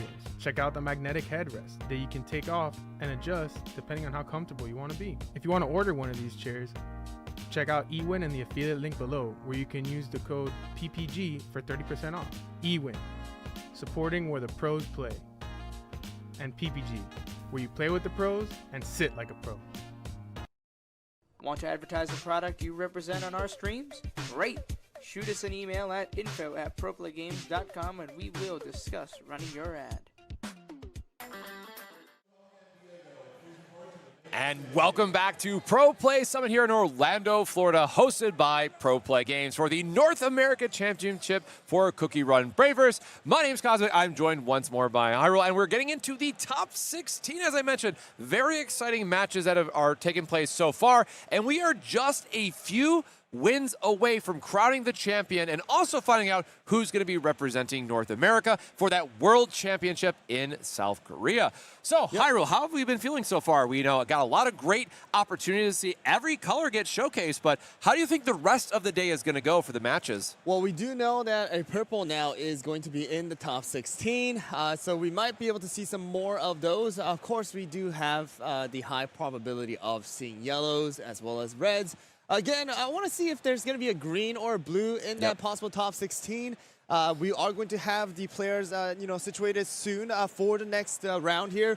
But we do want to let you guys know that we are now in top 16. We're going to move on to top 8. And then starting from top 4, a little bit different than yesterday, is that we're going to have a best of 3 now. So starting from top 4 and then the finals, we do have total of possible 3 rounds that will be played by the players. That also changes things, right? Because, again, we do have that one loss, that may be possible to still be able to win to go to the finals. So how does that kind of change things for the TCG scene when there is that best of 3 after playing best of 1s or single eliminations? Yeah, I mean, we all love to see it, especially coming from other card games, because, sometimes there are best of 1s where you take that mulligan, you look at your hand, and you just go, oh, this isn't much better, and you play the game, and you just like, man, I really wish I could just have one more shot at it. And I really do love casting and getting to talk about those kind of like underdog victories that happen, like, oh, someone loses game 1, it was super close, but now they get the comeback, and then you go into game 3. Like, we always want to see a game 3. That is the most exciting opportunity, both as casters and players, I'm sure, because then it comes down to everything, everyone's been feeling good, you got your cool combos off the first couple games, and then it all comes down to that final match. So anytime that I get to see a game 3, I'm super excited. We saw some of that yesterday, but really excited to see how this shapes up once we get to top 4. Again, a couple more rounds away before we get there. But the good news is, for you watching from home and for all the viewers, is that we have a lot more gameplay to go here with all things considered, because we have top 16, then top 8, and then potentially, 6 more games that are played after that. 3 in top 4, then 3 for the finals. So a lot more Cookie Run Braverse to go, even though we got through Swiss. Yep, so that's going to be a lot more. We do now have the players just taking their seats in the feature match as well. So, yeah, I mean, we do have... I guess yesterday we didn't really see those like third round really, right? Yep. It was just that at least in the finals where we did have the 2 victories in a row.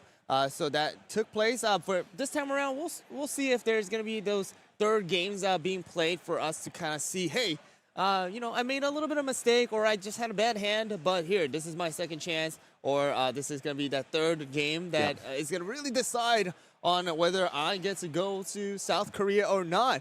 So it does look like the players are seated now, getting their decks shuffled and stuff. So let's transition over to the players and see who our players are going to be for the top 16 game.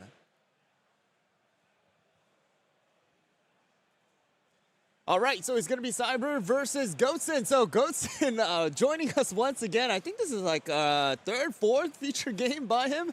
Again, we do know that Goatson does play the yellow, and it does look like I just saw, but it's going to be another red. So it's going to be a red versus yellow. We do have the judges kind of discussing some things, but hopefully we can get it all figured out to start this first game, or the feature game for top 16. So it looks like they were just talking about maybe starting the match procedure, all that good stuff. But again, Goatson has been a player that we've seen all weekend long so far and performing very well with their yellow deck. And, over the course of this weekend, we have seen both the aggressive side of yellow take a role, and we've also seen in the more recent, I think that was round 5, where we saw the red deck and yellow deck going all the way to 9 versus 9. Super slog fest of going through it. So the cool part about this is that we have no way of knowing which way this match is going to go until we're getting a couple turns into it. So we could see that very explosive start from the red player, Cyber, to close out the game fast, or we could see an aggressive, punch back from Goatson's side that we've seen previously. So very excited to see this red versus yellow matchup, because it is one that I think coming into this weekend, a lot of players really expected to see a lot of, but also it creates a very interesting dynamic between, are we healing? Are we being aggressive? And just seeing how the yellow player can pivot their game plan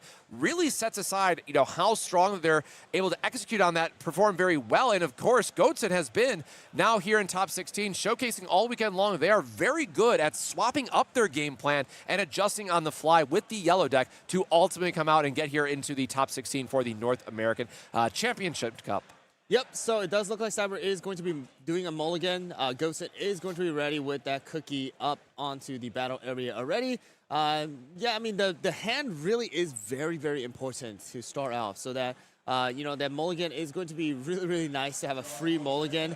If you don't like your hand, hey, I'm just going to get a new hand and see if I get a better one. So shuffling as much and as best as possible to get the best hand to play. And it looks like we're going to get that cut here by Goatson, and we'll see what kind of plays will be made today for the top 16 game. I mean, these players are so close. They are very, very close. And of course, we do still have that single elimination until we get to the top 4. But it looks like we are going to be ready, and here we go. Tartatan and Moon Rabbit once again. I think this is exactly the same setup that we saw last time as well, Well, right? I was going to make the joke, is it going to be the Churro Cookie Star, which has the 5 HP, which usually is really great for the more defensive, takes some time to ramp up, but the Moon Rabbit actually has that built-in -1 damage, so staring down that level 1 from Cyber's side is just not able to execute on the game plan of being aggressive because the built-in static effect from Goatsen's side is not going to take damage. So we're going to have to rely on damage boosting effects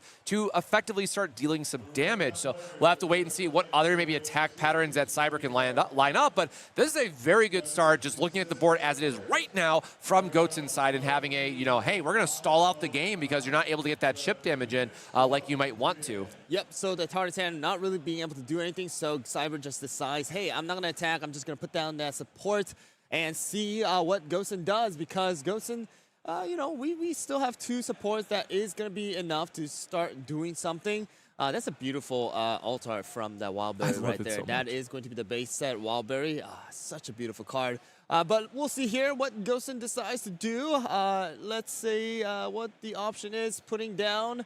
What do you have in hand, Goatsen? Let's see it. Come on. All right, never mind. He's changing up his mind here. And just looking at Cyber's hand here, we do see the swamp, so we do have a little bit of the attack cost reduction, so the Tartan can stick around for a couple turns. We do see some important level 3s. Getting very spicy with the Burb here to try to do 2 for 2 and just knock out the level 1, but of course that swamp is going to come into play, giving it -2 attack. So really interesting choice here by Goatsen, trying to get the early damage, get that level 1 out of the way. So this is what we were talking about earlier. We've seen time and time again where Goatsen can get a more aggressive start here, but now we're going to start to see those damage boosting effects in the punch and finally getting some extra damage here with the blocker, but now again getting the -1 from the effect, so only going to take the damage point here. Yep, so the Power Juice comes into effect. However, Goatsen is deciding to block it with the Moon Rabbit. Of course, because of the effect, we are going to take 1 less damage, only checking 2 HP, as well as an HP flip does come out there too. So Moon Rabbit really, really healthy, still 3 HP. The Cheeseburger was a good attempt at it, but of course, it was a good way to get rid of one of those spawns to have a little less of those negating effects later down the line when really those high damages matter to close out the game. So Tartatan does fall, putting the break area for Cyber at 1. Pataya Dragon actually being played here because, we know Pataya's effect. If there is a level 1 in the enemy field, you are able to go and put them directly into the break area. But right now, just level 2 and level 2. Yeah, hard to see what else is in Cyber's hand. We know that we have the Wild Berry in hand that you want to save until later. So Pataya Dragon's really great for being able to knock out some level 1s here, but we are still just going to get to threaten the 3 damage, right? And then the extra ping on top of it. So we get another HP flip from Goatsen here. But the Pataya Dragon is still something we have to be mindful of because it is 4 for 4, which is a very aggressive stat line to be attacking with this early in the game and still just getting that chip damage where you really want it. Yep, so we are deciding to go and take the effect of the HP flip. 2 double key shield. Yep, coming into effect. We are actually damaging the Cheesebird here as well, leaving both of the cookies at only 1 HP. Of course, these are both level 2, so you are able to go and put them back into the trash from the break area if we do use someone like Timekeeper, as well as bring them back into the field if we use Millennial Tree. So we'll see what Goatsen is trying to do, and that's the reason why, that Cheeseburger came into effect. Hey, I can still do 2 damage to knock out that Tartan early. I still have the risk of putting it in the break area, but I have someone like Timekeeper to, make that into something that never really happened. So we're going to take the 2 damage to Pataya with the Cheeseburger, and we're going to move on to Cyber's turn. Yeah, as you mentioned, really great player because now looking at Goatsen's side, we're at exactly 4 support, so we can just let our opponent have to deal with our board, and we can then immediately go into a Timekeeper to heal one of them and then threaten back a break on the Pitaya Dragon, which would be really interesting to see how it pays off. So just going into the blocker first, no shenanigans here, and then getting the one attack the other way. So forcing a double break here from the Goten side, immediately going up to 4 break. But what do we have? Oh, the beautiful, oh my goodness. That is an Altar Timekeeper that is coming into effect. I think it's the first time we have seen it this tournament, but yeah, the Pitaya coming out and knocking both of them out. Gosen just decides, hey, it's okay. I still have the Timekeeper. Going to take the effect here on your turn so that I can still have a total of 5 supports up if I want to use anything for the next turn. So it was a little bit sad to see both Altar of the Bell Pepper being in both of the last HP of the cookies. But we have the Cheeseburger back into the trash now. So we are to 1 and 2 for Cyber and Goten, and turn 5 for Goten now. And we'll see what happens. There's still 1 support up for Cyber's side. Possibly if there is that swamp again, you are able to swamp it, take 2 less damage, only taking 1 damage for Pitaya from the Timekeeper. So we'll see what the play here is going to be.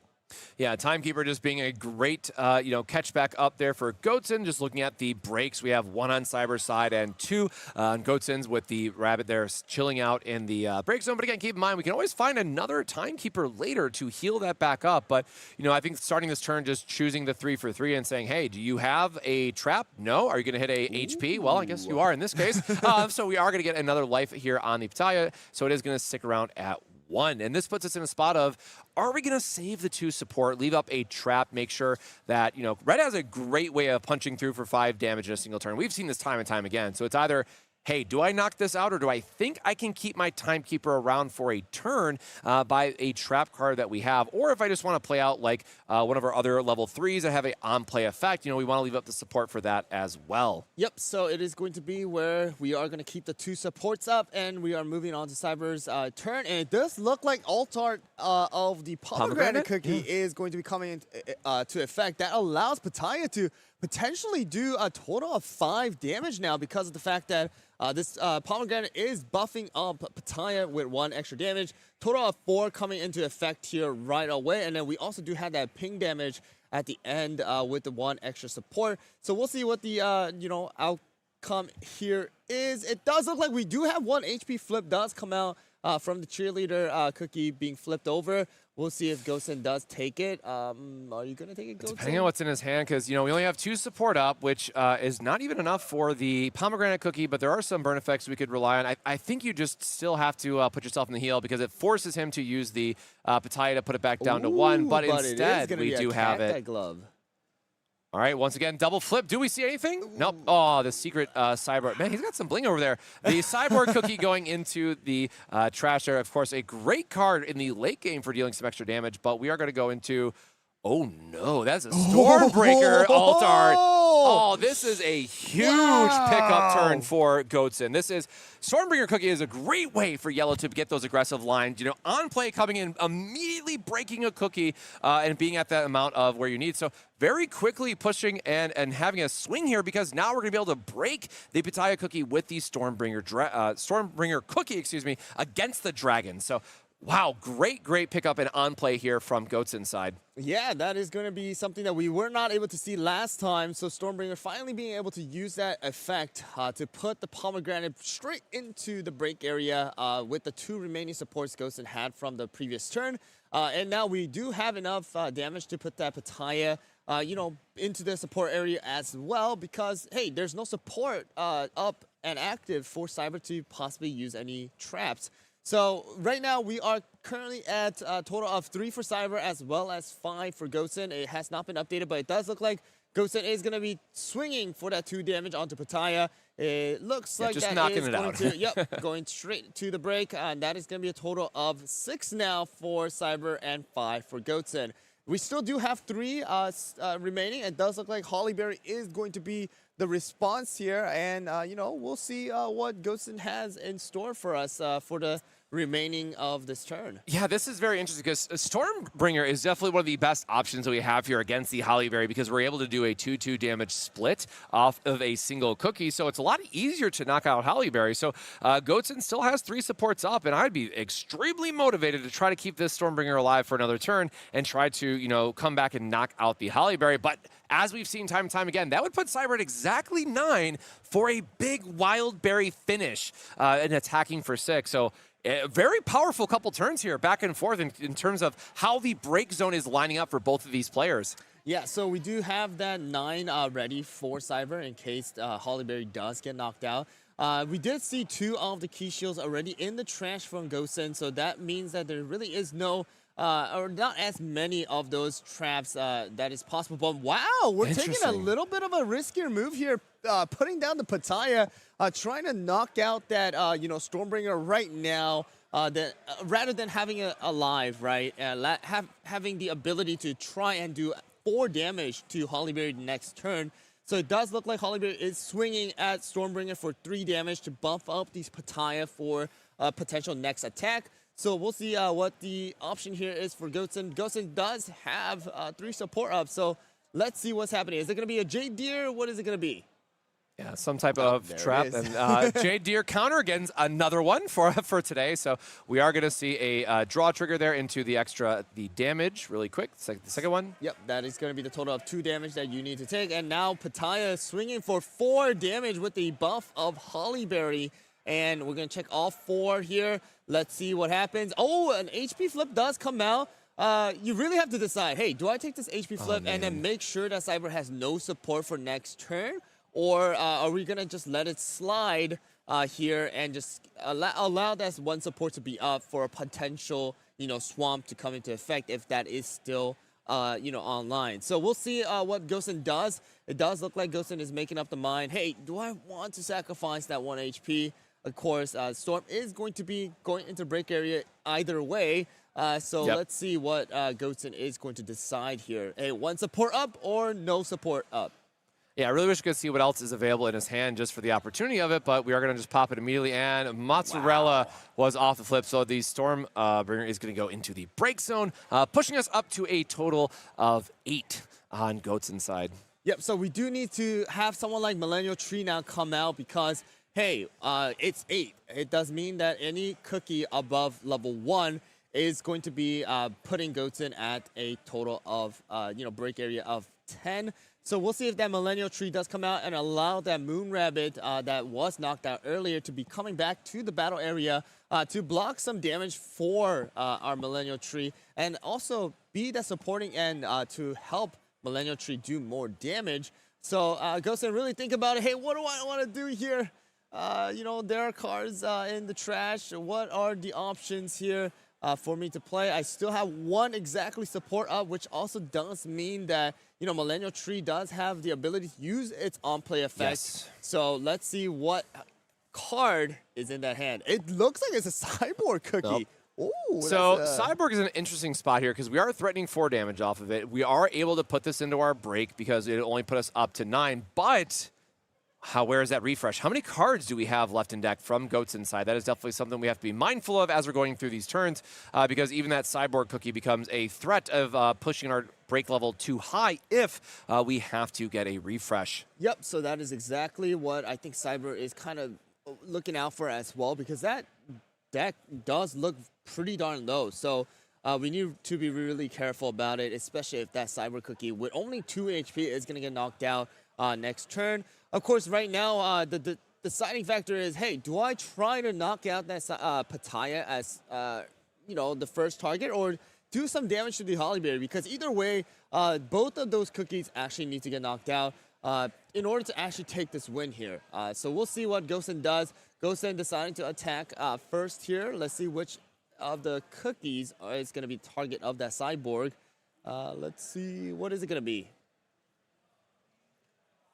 Yeah, getting the 2 damage, or paying 2 for the damage here, right, shows that you still have 5 support open. So you have a lot of options, right, as the yellow player. Now, again, using the extra resource. So sorry, 3, excuse me, because you got to pay the 1 extra cost. So, but 4 is still a good amount to keep open, and we're going to see where we're going to assign the damage. And again, we have 3 to use because it's per level 2 or higher in your break area. We have a level 2 and then 2 level 3s. So we are going to split the damage and deal 3. But a carrot cookie giving us the HP.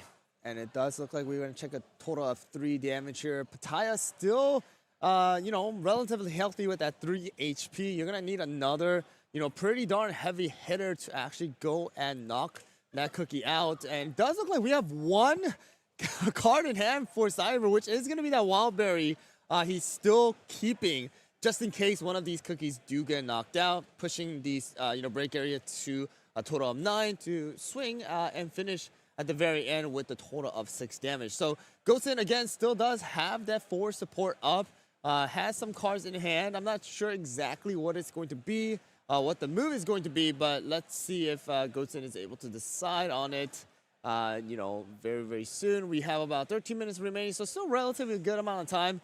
But, oh man, this is a tricky situation. So Millennial Tree is in hand and is getting played here. But again, you know, you're not able to use the on-play effect because we already do have Cyber Cookie on board. So that does mean that we're just going to swing for 3 damage onto the Pataya. We get a draw flip as well. Oh, another HP flip coming out. But I guess Cyber is deciding not to you know, heal anything. And then we're going to do 1 more damage onto Hollyberry with Millennial Tree. But we do know that the Wildberry is in hand. So yeah, so powerful 6. Yeah, that's a really, really, really strong 6 damage. Technically even 7 if Hollyberry attacks alongside Wildberry. So here we go. Let's see what the choice here is. Because that, oh, there's a Cherry Bomb as well in hand. Okay, so Cherry Bomb does come down as a support first. Let's see if Hollyberry is going to attack first or if that Wildberry is going to come. If there was a turn for an Earl Grey, let me tell you, it would be this one because we are going to do a massive amount of damage. Cyber wanted to flex that alt-art, so all right. Kind of switching it there with the you know, one that was sent to the support area. So Hollyberry swinging for 3 onto the Cyborg Cookie. We're getting a draw flip here. I don't know if we're going to take it because, you know, that support area is pretty low, or the deck is low, but it's going to come into effect here.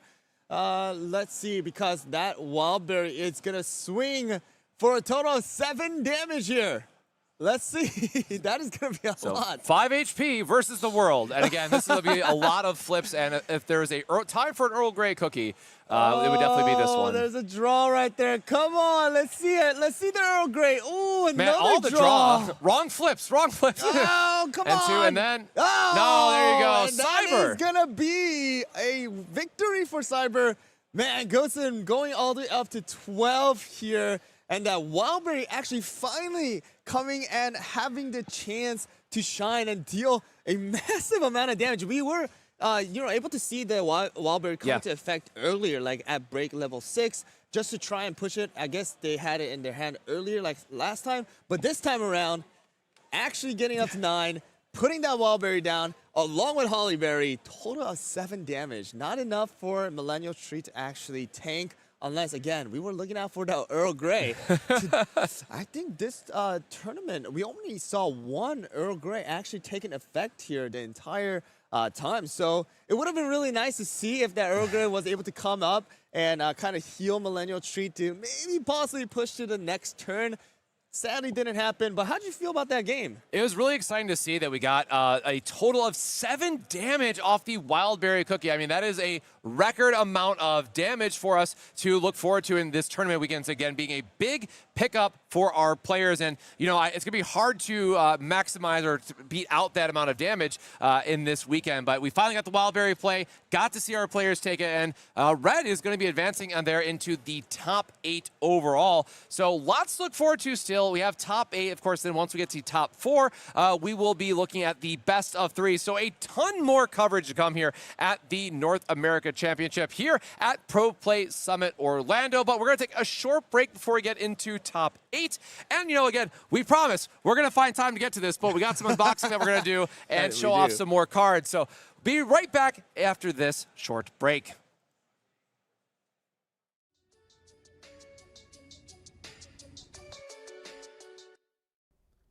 Can't seem to win a game? Opponents got you down? Can't even hand shuffle right? I promise you, it's not a skill issue. It can't be you, so it's gotta be a chair issue. So throw out that old nasty chair, and it's time to sit where the pros sit. The eWin Gaming Racer Chair, Champion Edition. Let's be plus. With excellent lumbar support, magnetic armrest, and a magnetic headrest that's detachable, it's nothing but comfort for our pros as we play games. The eWin Gaming Chair has soft weave fabric material and hubless casters padded with PU coating to ensure the smoothest rolling capacity.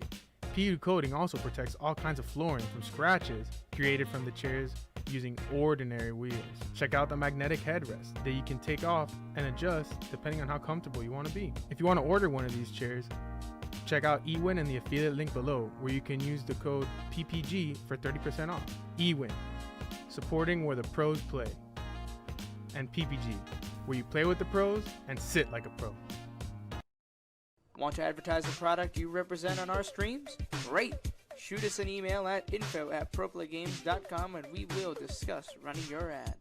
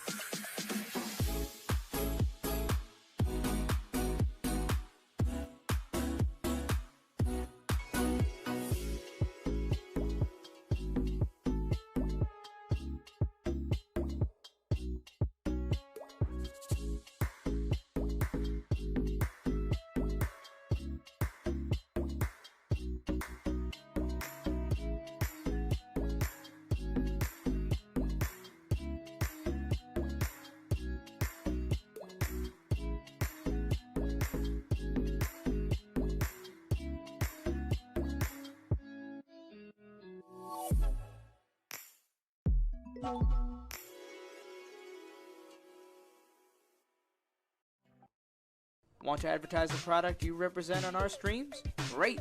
Shoot us an email at info@proplaygames.com and we will discuss running your ad.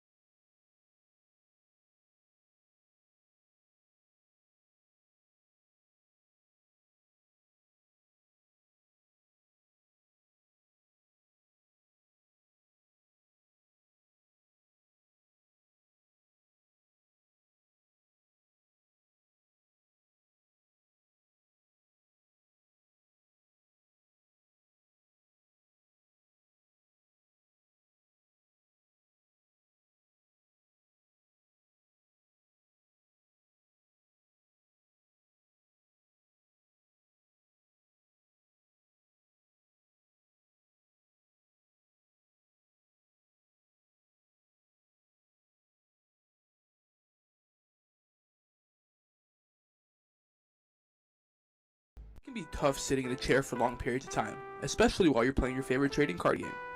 That's why eWin has designed a state-of-the-art luxury gaming chair. This ergonomic and breathable.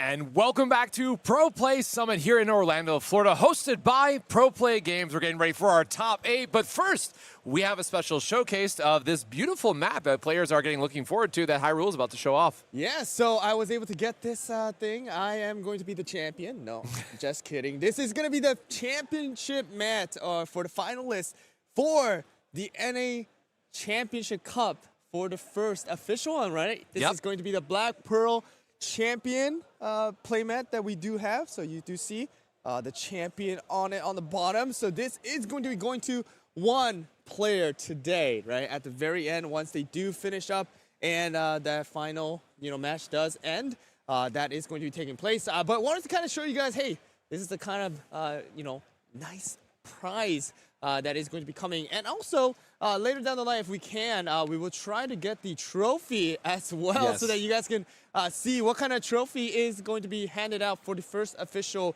CookieRun Braverse NA Championship Cup that we have. But it does look like the players are situated for our top 8 now. Very, very close to the end. After this one, it's going to be top 4. And again, we are going to get into that best of 3 once that does happen. And then, of course, the last final battle against the 2 players, right? Who's going to be the runner-up as well as the champion of this tournament. So let's transition over to the players now and see who we'll be seeing. All right, so we got our players here, Keith as well as Rob. What color are you wanting to see now? I mean, we're getting to the top 8. Listen, I still want to see blue, all right? I know, my dreams may be shattered at this point. We haven't gotten the full breakdown, but I am expecting a lot of red and yellow still at this point. I think that's kind of been the big ones. But if we can get purple again, I'd really like to see, like a purple versus red matchup. Just some of the other things that we haven't really seen and how those different dynamics play out. But, the other important note here is that as we're getting into top 8, the 1 round away effectively from getting to that best of 3 style, which is really important for, sometimes you just get that mulligan that can hurt a little bit and you want to have another run back game. So we're going to see what both players are bringing up for us. But again, with the blue sleeves, hey, I'd like to imagine both of these players are on blue. But blue sleeves no, here. it's we will not get one matching sleeves to the deck style here all weekend long, but we've gotten quite a few fake outs. But players getting situated. We'll just figure out, the seating. We're getting the stream updated, all that good stuff. But we'll be starting here very, very shortly where we have Keith and Rob in our top 8 match. All right, so they're going to roll the dice to see who is going to go first and second. If you guys are able to see, Keith is going to be on the 6th seed as well as Rob on the 5th. So they're like right there, right? So this is going to be the final single elimination that we are going to be playing, and then we will move on to that best of 3. But here we go. We have the deciding, dice roll right there. We have drawn, and it does look like, ooh, it's going to be a green in the top 8. Wow, that is not something I think any of us were expecting. It's kind of like been hiding away from this entire tournament until the very end here, getting into top 8 with a green player. So I'm really hoping we can see that Wind Archer come back and showcase why it was so good as we saw earlier. So very exciting time to see what players are able to bring. And, green is definitely a very welcome surprise here. But I didn't get a chance to see what Rob had. But you know what? Hey, I'm happy that we got green. Again, it's going to be, for those that maybe missed a earlier round, green is all about that support area management. And of course, with the Wind Archer now that we've seen in the latest set, being able to push one of your opponent's cookies into their support area, really great at that Wind Archer flavor that we have in purple, now being represented in green, in case you have one of those problematic level 3s that you don't want to deal with, like a Hollyberry, and pushing that back to the support. So we're going to see what Keith is able to get and start with. And on the other side, it looks like we have red. Red versus green, and it does look like, hey, I'm not even going to put it down. You already have it down, so I want to start out with that Hot Wing, and Cookie Malls is going to be the first, and we know the start. Early draw, trying to get the cards that you want in hand, and trying to get as much value as possible. So the Hot Wing is able to go and, attack the Cookie Malls to feint it as soon as possible. But we'll see what Rob does here. the first turn because, you know, you're able to actually attack during this turn. So that is exactly what is going to take place. Do we have an HP? Nope. It is just going to be the one, turn for Cookie Monster, getting that extra 2 draws at least. So we'll see what the response here is, and it is going to be a card that we actually didn't get to see too much of, which is going to be a Tanghulu. That's going to be a little different version of 2-4 this time. Yeah, just getting a very tanky body with the 2-5 here and dealing 3 damage. So this is another one of those things where like green really wants to take a couple turns and ramp up, and having that 5 HP, much like we've seen from the yellow players all weekend long, that Churro Cookie. While the Churro Cookie is more effective at attacking, you know, with green, you have the ability to ramp up. So even on our next turn, we are still threatening 3 damage because we are able to slowly ramp up, build up our game plan, and while taking a couple extra hits, because the Hot Wing, of course, is only going to be able to do 1 damage. So we're able to see how we're able to maybe get a couple draw effects out of it, but the the Tangerine Tangaloo is just not under a lot of pressure at this point. Yep, so Tanghulu is going to be one of those really just beefy, level 2 with 5 HP. It kind of is like a replacement for those 1-4s that we have seen before, because of the fact that with the set 2, we did have a little bit of that restriction where you only have 1 of each color. So you still can have, total of 5 of the 1-4s. But Tanghulu is going to be a green one, and you're able to have multiple of them as well. So we are going to have a total of already 5 supports because of the fact that we had the Ladybug, we had, the Apple Pie as well, and now we have a Mercurial Knight coming in. Also, love his artwork, but yeah, the Ladybug being played there to get just full value off of the Hot Wing ramp, and then also the Mercurial Cookie here, because you have the support area. Again, the support area matters, is the big part for green. We're able to just get another 1 bit of damage. So we're seeing a lot of flip cards come down from Rob's side, so it's hard to see what else is in his hand. He might just have a lot of items, unfortunately, that's making him play out these early flips, like the Eternal Sugar that we have here coming down as the also beautiful promo alt art, by the way, yes. But not the ideal start that we want to normally see, as we've seen all weekend long from the red players. More of like those Wildberry level 2s into Soul Jam is really like what we want to see here. Yeah, so the Eternal Sugar coming out, we had to play 2 of the Hot Wings, and a ton of these like flip cards already being in effect.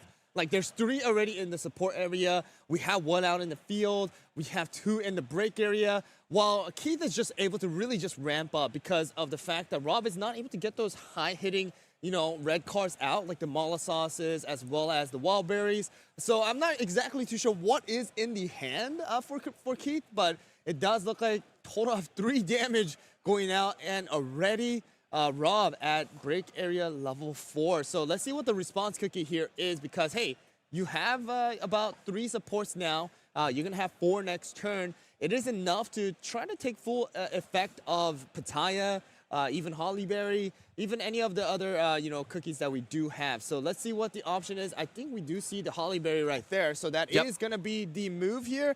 And let's see what the rest of the move Keith has before passing to the next turn. Yeah, Hollyberry really important here because it's going to give him a viable attacker. But what's important to note, especially for green, green is all about the ping effect in this set in particular. So we've seen it there with the Mercurial Knight on the previous turn, just being able to deal 1 damage. We've seen the Ladybug also dealing with 1 damage. Now, unfortunately, Keith is missing a stage, so he can't do the full Ladybug loop, which I'm hoping we get on camera at 1 point this time. But he does have a lot of ping effects to get around that more beneficial Hollyberry Shield skill effect to not take a bunch of damage. Green has all this chip damage to very quickly knock out a Hollyberry Cookie in a single turn.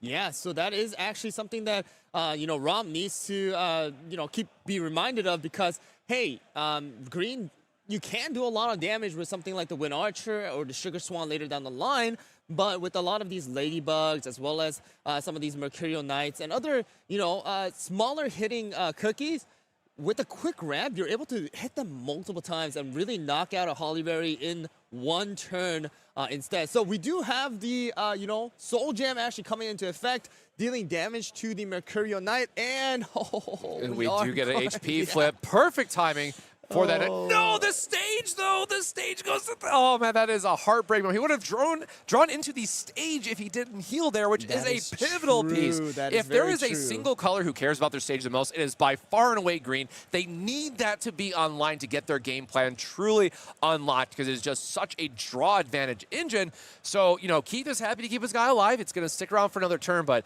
man, take literally any other card from me other than my stage, because that is a terrible thing to see there go into the trash. Yep, so the trash is going to now have that stage instead of into the hand of Keith. But we do have Wildberry, you know, coming out. Sadly, we did use the Soul Gem, so we're not able to really, you know, utilize the effect of Wildberry to the fullest. But we do have, so where the Mercurial Knight is going to now be knocked out, and Keith is pushed up to level 3 for the break area. But we do have Sugar Swan coming into effect here in order to possibly put the Tahulu into the support area, and that is exactly what's going to happen. Now we're just ramping up like crazy to the next turn, which is going to make Keith at about 8 on the support because of that you know, effect. So let's see what other effects or cards Keith has, because you know, you have that Wind Archer. Man, that Soul Gem, it doesn't matter. Like, that Soul Gem, as well as all of those HPs are going in straight to the trash, but it does look like we're just going to go and do 3 damage onto the Hollyberry. Trying to, oh, actually, it's going to be 2 because of the effect, but we'll see what other cards Keith has to answer to that Hollyberry, along with Mercury, the Wildberry here as well. Yep, so third damage is going to come from the ping effect from the Sugar Swan Cookie. And Roguefort, that is a unique one from the first set that I know a lot of people weren't too big on, but actually because of the way that it lined up in set 2, a lot of people are starting to bring it back in as another, like, yes, it's a draw engine, yes, it's a filter, but it only has 2 HP. So we are going to see that Ladybug coming back, which will allow you to get another ping damage, which again is so important against that Hollyberry. And, you know, just Roguefort dealing 1-for-1 is totally fine here as well. Yep, so exactly, you are able to do 1 damage to the Hollyberry, as well as possibly, you know, just kind of get it low enough to finish it off next turn, or even possibly with another effect. But it does look like that is going to be the move here for Keith. And then we might possibly, you know, pass turn to keep those 2 supports alive. To use any traps that might come into effect. Again, you know, Rob doesn't have enough support to use both Hollyberry as well as Wildberry to knock out both cookies right now. So it's okay for Keith to kind of pass it in. And then talking about Roguefort again, that is going to be another card that is going to be crucial for green, especially because of the fact that we were not able to get the stage card. Yes. It allows Roguefort to act essentially like a stage card, where instead of actually drawing, you're able to bring back the Ladybug and put another card into the support. So you're not sacrificing your support, but you're able to at least get the card that you want back into the hand. In this particular case, the Ladybug. So we'll see what move Rob wants to make with the kind of a limited you know, amount of support cards that he has on his side, versus Keith, who is just, you know, has so many already. Yeah, this is the great part about green, that once you get to a point where you just have all your support online, you're like, cool, I can just do everything in this game now. It feels like I get multiple attacks. I can hold a trap up still, which we're definitely going to see some response coming from Keith's side, because, you know, like I said, he still has a 2 up available there. But, you know, just getting as many options as you need to is a really good spot to be. So it looks like we did get an HP flip here, deciding what we're going to discard for the heal. And again, it's hard to see his hand in terms of what options he might have for discarding, but does look like a Tanghulu is going to be discarded to go and have that extra HP. So Sugar Swan is going to still be alive with that 3 HP. That is more than good enough for next turn. And because of the fact, again, you know, Wildberry is only able to do 3 damage, no Soul Gem in the actual support area. Hollyberry not able to do anything because we only had total of 5. So we'll see what this turn has. It does look like we are going to try to finish that Hollyberry off with just the Ladybug, and that is going to actually happen, pushing Rob to total of 7 in the break area. Wildberry, if Wildberry gets knocked out, that is going to push to 9. Again, possibly Magic opening number. up for the bigger Wildberry to take effect here. So we'll see what Keith has in store. It does look like we're trying to do the effect of bringing back the Ladybug. Wow, putting in the apple pie, which is not terrible because it's going to go in there anyways, it is better to have that in there. It does look like we're going to do another ping damage, kind of the thing that you wanted to see, right? Yep. The Ladybug constantly doing ping damage instead of having to deal with traps and things like that. So again, we're passing it without having to even attack with our cookies, just using items this entire turn. Yeah, and this is really where, Roquefort Cookie can put your opponent in a bit of an awkward spot because it's providing such value of just giving you the filtering of saying, hey, my entire support area is basically a second hand at this point. I can choose anything I want from this. Ladybug, of course, being one of the top choices because you can just deal a damage and ramp back up with it. But, it's going to feel really bad to knock out a simple level 1 and close off their engine. So it looks like Rob is just trying to take the more aggressive route, take the high value for the level 3s. And instead, we are going to see the trap to come down, which is going to reduce the overall amount of damage. But another HP card from Keith's side to heal back up there. And, those heals, I got to say, we've seen the stage go down. We see an Ancient Healer's Gaze go down as well. So losing key cards off the heal, but still keeping the Sugar Swan alive for turn after turn to be a main threat for Keith. Yeah, very interesting, honestly, from Rob's side. I mean, that Roquefort, yeah, sure, it's only level 1 and 2 HP, but it's going to constantly put that Ladybug back into Keith's hand to do those tick damage right now, especially when there is no stage. So it does look like we are going to try and finish off the Sugar Swan, most likely with the Cherry Bomb. So it does happen here. Let's check all the damage. Oh, that is going to be a draw flip, and ooh, wow, oh my. All right, I mean, draw into HP is what you want to see. Rob is going to be tapped out here, so that Swan is staying around for another turn. Yeah, that is going to be another turn for that Sugar Swan, and that also allows it where that Roquefort is going to be able to, again, utilize that Ladybug combo once again, and then try to knock out that, Wild Berry without having to even use, someone like Sugar Swan. So we'll see what happens here. Actually, we're just going to try to finish it off with the, Sugar Swan right away. No trap is going to come into effect, and no flip at all either. So that is going to straight into the break area, making a total of 9. That is most likely the cue to, summon that big Wildberry to try and do a ton of damage next turn. But that also does mean that this Wildberry needs to stay alive. Yeah, and we did see the stage come down, but we're gonna have the Wind Gem, which is gonna do a massive amount of damage and saying, you know what, take 4, I'm resting everything I have. Wind Gem finally making an appearance, the other huge ping card for green in this set. Oh my goodness. So this actually might be game because of the fact that Roquefort still has the ability to put back that Ladybug. So that is actually, we're going to do the 1 damage first to check the damage, and then most likely with it, we don't have enough support to use the Ladybug here. So we'll see what is going to be the end game here, but I mean, that Wildberry went from 6 HP to 2 very quickly.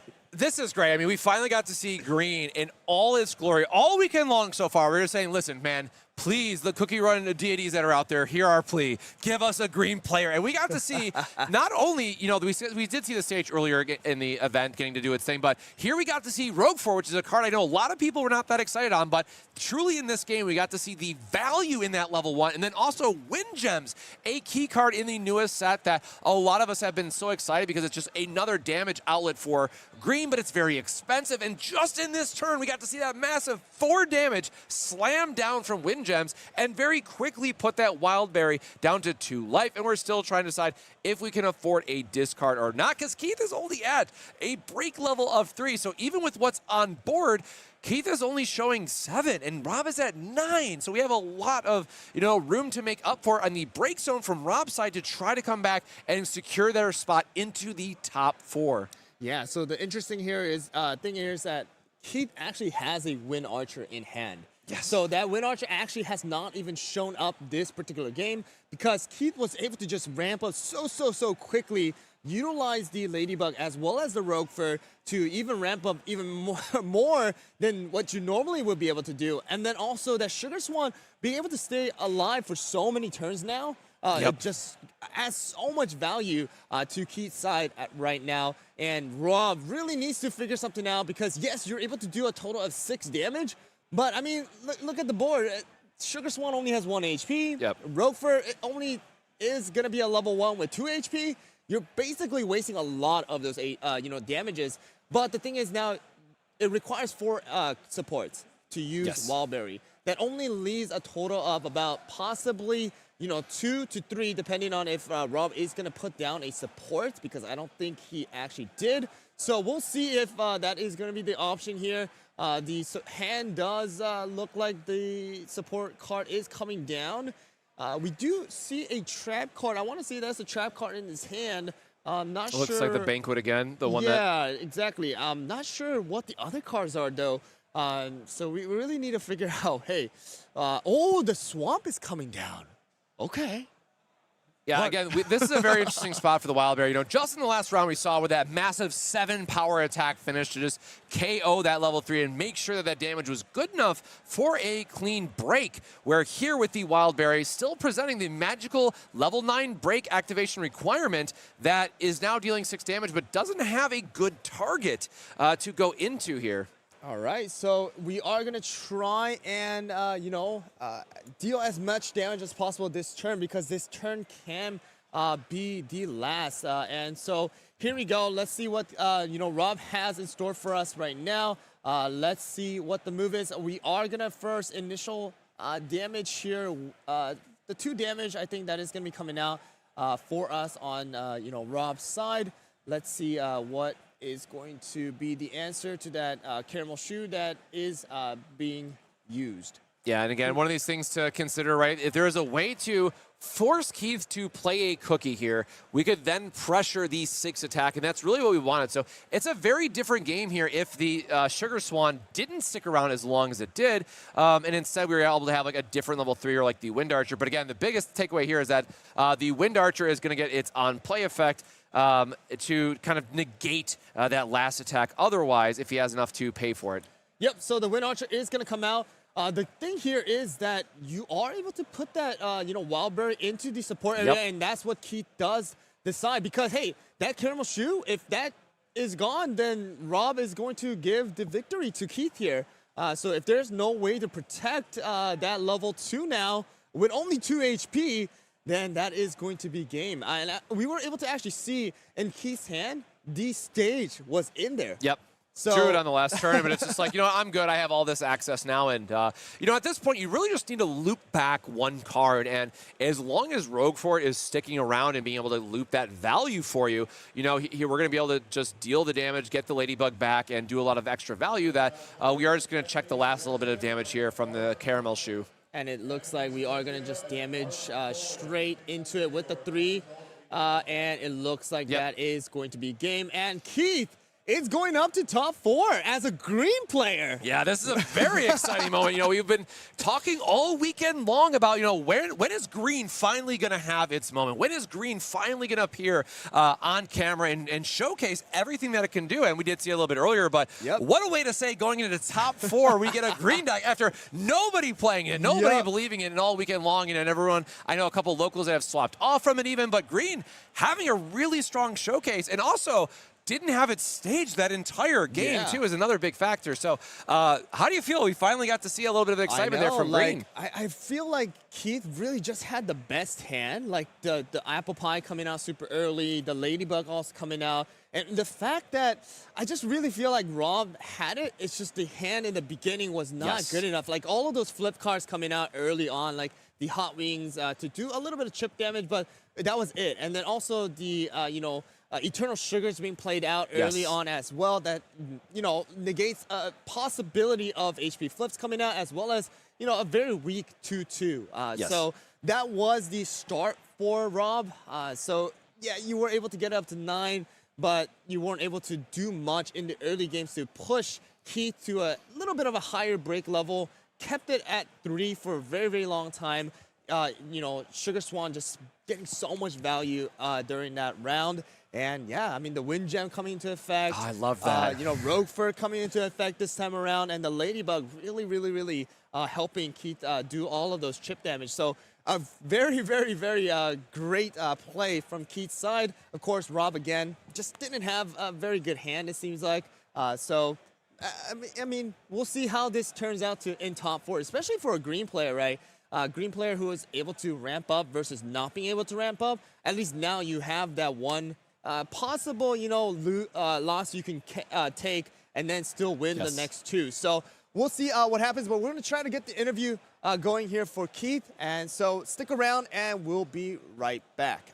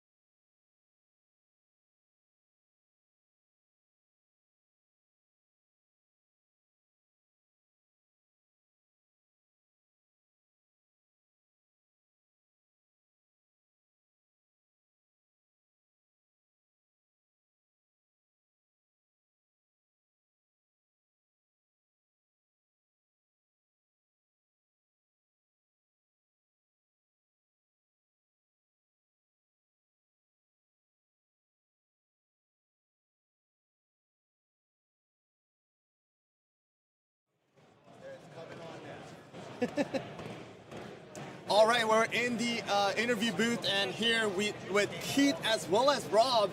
So we actually found out after the match that they are brothers playing in the top 8. Now Keith moving on to top 4 for the best of 3. How'd you guys feel about that game? Because that was pretty intense. Of course, there was a little bit of I'm sure you were a little bit disappointed with that hand, especially, right? So, how about you first, Keith? How was it? Yeah, it was normally the matchup. It's normally everybody will know it's pretty favored in the red. So, I try to make my deck as good against red as possible and see where it goes. And I knew he started with some flaming hot chicken wings, and I knew it was time to get them in the break area. Yeah. How about you, Rob, with that matchup right there and the game? How did you feel I wouldn't want to lose to anyone else. He's a great player. So we play every week, at least once a week, and since we started, we opened up the green starter deck and red starter deck and haven't switched decks since. So he's been mastering it since day one. Got it. All right. Great Keith, player. Now you're moving on to that top 4 with the green deck that not a lot of players have been playing against, at least during this tournament. How do you feel about it? Do you feel like you're good against possibly yellows as well as more reds to be played in the top 4? Yeah, the deck is more of like you're playing your own cards, so less about who you're playing against and more about what you can do. So you kind of stick to that, and then whatever kind of falls in your lap gets there. Got it. Yeah. Well, top 4 is starting with the best of 3 now, so you do still have that one buffer technically if you do have a bad start or a bad hand. So we want to really see how much of that green play is going to be able to come out, especially because of the fact that this time around, Wind Archer came out a little bit later, right? Wildberry took a ton of damage, but you decided, hey, you know, that Wildberry could go back to the support area. We'll just finish it off with the Caramel Shoes. So excited to see what you have in store for top 4 and possibly for the finals. Any last comments or shout-outs that you want to do here? No, I just my brother, he's great play tester. I wouldn't be here if it wasn't for my play testing team. So we really won this together. You know, we got top 4 together, our whole team. All right. Well, thank you so much for Rob. You have anything you want to say? Oh yeah, shout out to our team. We all did really well. I think we all got top cut. Most of us got top cut. So we love the game and glad to be playing it. Thank you for your. Where were you guys from? We're from the Philadelphia area. Okay, got it. Sounds good. Well, we do have a special guest during the interview who's actually waiting right next to us, and that's going to be no other than Ginger Brave. So Ginger Brave coming in to say hi to all of the viewers as well as the players who are here for the PPG Summit and the first official NA Championship Cup for CookieRun Braverse. But again, Keith and Rob, thank you so much for the time. Again, good luck to you for the top 4. Thank you so much for the amazing play and the interview. And again, guys, say hi to Ginger Brave, and we'll be back for top 4 very, very soon. Investment Patreon can be your one-stop supplier for your trading card game needs. The Patreon will serve as a way for you to get products at a cheaper rate than TCG Player or any other market value without getting those distributor connections. Here's how it works. All patrons will immediately gain access to the PPG Investments Discord. This Discord will serve as a hub to promote requests for product, video releases, and as well as creating community engagement. Then, depending on your specific membership tier, you'll be able to place pre-orders for all games that we currently carry, and that list is always growing. So, here's the tiers. We've got the bronze tier. For $50 a month, you get the access to pre-order up to half a case of any product release that you want. At the silver tier, for $75, you can order a case of any product tier or product release that you would want. And the Big Daddy tier at $125 a month, you get the access to 3 cases of a product release. Now, this specific allocation is only tied to a singular release. So if there's multiple games that you're interested in and you want to go hard, we suggest that you do. Our goal is to help you create a successful TCG side hustle or to get the product that you desperately want to have.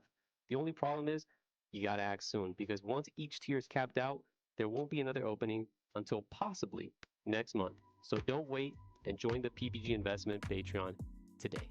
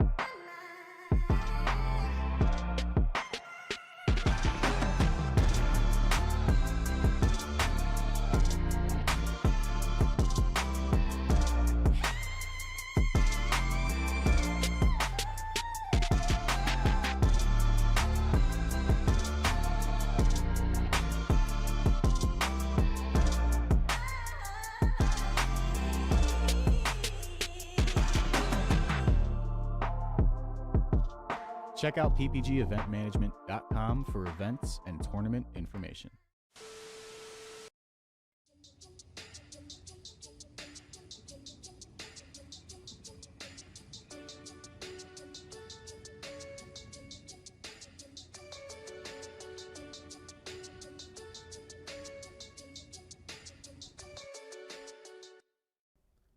Can't seem to win a game? Opponents got you down? Can't even hand shuffle right? I promise you, it's not a skill issue. It can't be you, so it's gotta be a chair issue. So throw out that old nasty chair, and it's time to sit where the pros sit. The eWin Gaming Racer Chair, Champion Edition. Let's be plus. With excellent lumbar support, magnetic armrest, and a magnetic headrest that's detachable, it's nothing but comfort for our pros as we play games. The eWin Gaming Chair has soft weave fabric material and hubless casters padded with PU coating to ensure the smoothest rolling capacity. PU coating also protects all kinds of flooring from scratches created from the chairs using ordinary wheels. Check out the magnetic headrest that you can take off and adjust depending on how comfortable you want to be. If you want to order one of these chairs, check out eWin and the affiliate link below where you can use the code PPG for 30% off. eWin, supporting where the pros play. And PPG, where you play with the pros and sit like a pro. Want to advertise the product you represent on our streams? Great! Shoot us an email at info@proplaygames.com and we will discuss running your ad.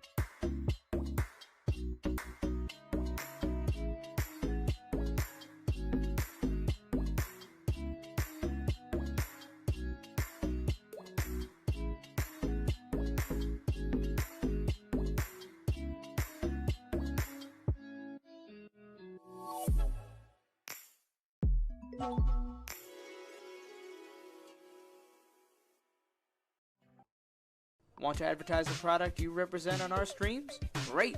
Shoot us an email at info@proplaygames.com and we will discuss running your ad.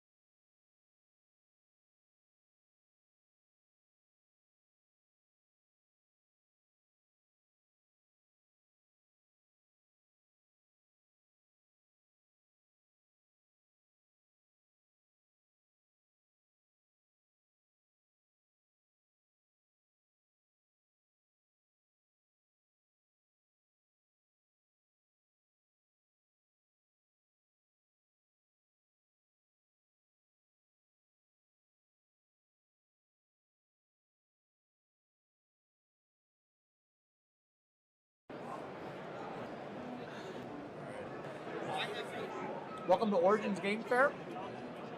They have good tacos. TCG. I've enjoyed playing TCGs for about 15 years now.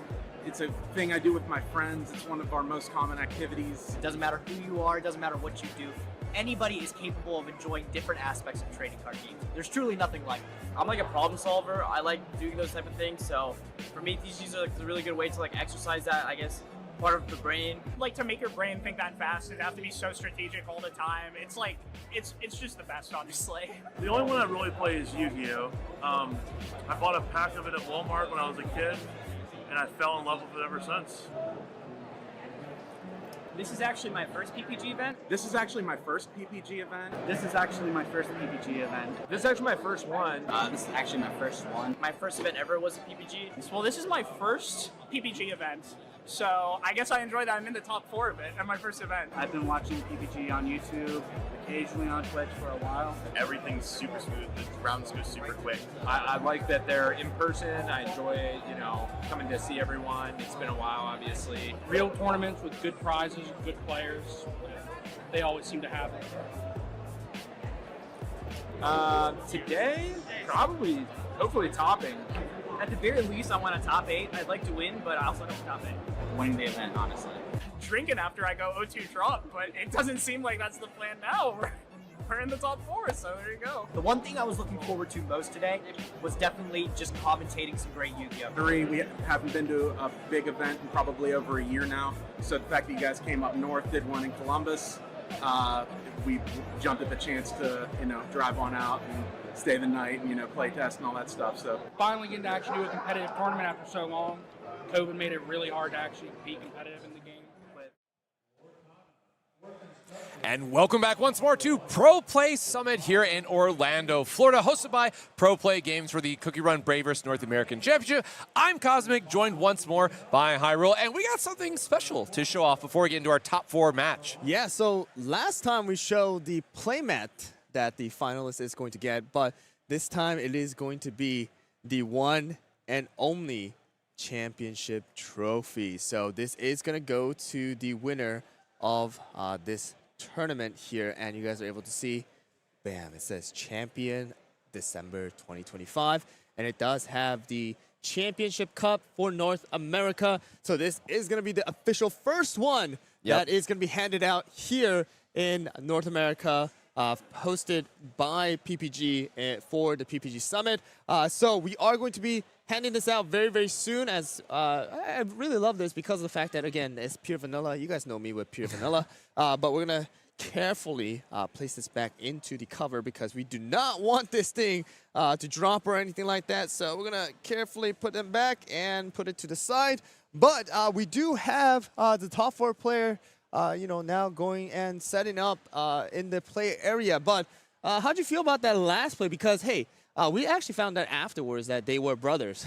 Yeah, that's also really cool to see, just 2 brothers having fun with the card game, coming out together, having a top 8. That's something that they're going to talk about, I'm sure, for, the rest of the day, the rest of the year, and probably for the rest of their lives. So for me, it's really cool to see that moment get made and have that feature match. Now, of course, it was my brother. I'd be probably bugging him if he was able to beat me on camera in front of hundreds of people watching this. But, side details, I'm sure they had a great time with it. And, of course, it's just the love of the game at the end of the day, which is really cool to see everyone coming out. And that's really, truly the thing I really like about CookieRun Braverse. There's a lot of families that are celebrating this game because of the IP is so well loved and has a wide net of people who are interested in it. It's really cool just to hear all the different player stories that we've seen over the weekend so far. Yep, so exactly. A lot of, diverse age range that comes to play as well as participate in these type of events, especially during conventions as well. But we just got the cue that the players are ready to show off their gameplay for this top 4. So something that we do also need to remind you guys, top 4 is going to be best of 3. So these players do need to win 2 games out of the 3 in order to move up to the last and final match later down the line. So let's go and see which 2 players will be watching for this one. All right, so we do have, I am going to say Nyx, Jinx. I don't, what do you want to pronounce it as? I'm going to be honest, I am not the best in pronunciation, so you choose. I'm gonna go with Nyx. Right. I'm gonna treat it as silent, and just because it's easier to say, because I always get tripped up a little bit. And then on the right, we have Slightly. See, I'm not doing much better here. It's been a long day for us here in the booth, but what's important is that we have a best-of-3 match now starting, and it is a yellow versus purple, 90 minutes on the clock. Best of 3 with control decks might actually need the full 90 minutes. Now, this is something that could definitely drag out with a bunch of healing, but, are we playing the mill strategy? Are we playing more of a break strategy? I'm very curious to see what we have from the purple player on the right. Yeah, so this is going to be Seed 1 versus Seed 2. And it is going to be with purple, starting off with Sugar Glass, already having Moonlight as well as the Moonlight Shard. We do see a Star Fruit as well as, I believe, a Wind Archer was also in hand. So that's actually a really, really powerful, great hand to start out with. We do have the Marshmallow Cookie here, the set 1 blocker coming out for Nyx. And we're watching and seeing what kind of plays these two players will be making for this final, or actually second to the final match that we have for today. Of course, we are going to start out with the second usage of the Sugar Glass, and it does look like we are going to finish it off with the Star Fruit and, trashing the Sugar Glass and the Marshmallow here, forcing Nyx to play a different cookie. So let's see what is happening. Yep. So we're seeing Kumio come down from Nyx's side, and the Star Fruit is going to be the main choice here for getting us that common play that we've seen here multiple times, right? Of the Star Fruit just being able to clear the way, making sure our Sugar Glass isn't going to just break for free. But we are seeing 2 damage here come across. But you know what? These level 1s have been great all weekend long because they are just fuel for the purple decks to sacrifice them, get a various effect to negate the damage with the Grimoire or the Forbidden Incantation, dealing some damage. So a lot of options here for purple players to use their level 1s in ways that no other color in the game really can, at least as of this current set. Yep, so exactly. It does look like he actually does have the Grimoire in hand and deciding, hey, what do I want to play out here? Because I couldn't sacrifice the Starfruit next turn. I just need to have and make sure I have 1 active support. And it does look like Affogato is going to be the choice to try and do 2 damage to that Kumio and knock Kumio out early so that you still have that 1 support up for the Grimoire in case. And also that Kumio is going to be out and, you don't have to deal with it. But an HP flip does come out. We'll see if Nyx does choose to, keep the Kumio alive, and that is exactly what he's going to do. And that is going to be the 2 damage that is going to be played here. Keeping Kumio alive, we do have Affogato now. Milling as well, that should have taken place. I don't know if the milling took place. Yep, he did mill one off top there. So. Got it. So that is going to be the thing. And now moving on to Nyx for turn 3. Yeah, Affogato Cookie, again, being a really nice piece that allows us to get that extra mill because we want to see 15 cards in our opponent's trash to activate a lot of effects. Of course, we care about 15 cards in our own trash as well for the Archer, and so there's a lot of opportunities for us to be able to cycle through the decks, try to find the right pieces. But really, as we've seen earlier, the Moonlight Cookie is so important for being able to cycle through the deck and making sure that we're finding the right pieces. But we have a Churro Cookie here now from Nyx's side, which is going to be a pretty big pickup because it is a great offensive card here, which is going to be able to attack into Slightly's board in a very favorable way here. And again, choosing that extra damage, the 2 damage, I was trying to remember if it was 1 or 2, damage in terms of what she's attacking. So a very nice clean turn that if we don't have the Grimoire, which it looks like it just floated to the front of his hand, we are able to prevent that damage and then just trash one of our other cards. So yeah, the Affogato is going to go into the trash and use the Grimoire for it. -3 damage onto the Churro, but still, Starfruit is going to take that 2 damage at the end of the day because of the Den effect that cannot be negated by the Grimoire. So let's see what the cookie is going to come out for the next turn, and it looks like a Moonlight Cookie will be coming out early here for Slightly, and the 5 cards from the top of the deck of Nyx is going to go into the trash. I'm not sure exactly how many cards are going to be now in the trash pile, but we have to choose. Are we going to choose? Oh, wow, that's a very interesting choice to get rid of that Kumio early into the trash instead of knocking it out, because knocking it out allows, someone like Millennial Tree to bring it back later down the line. So he's saying, hey, I'm just going to prevent that overall right away, and then just have your trash go to 15 for my next turn, where I'm able to also draw and, cycle some of the cards from my deck. So that's actually a very, very, very interesting play right there. Yeah, I do like Sand Trash. It's so many times you've seen these yellow decks just hide behind, the Kumio wall, as it were, because you have to attack them first to the level 3. So,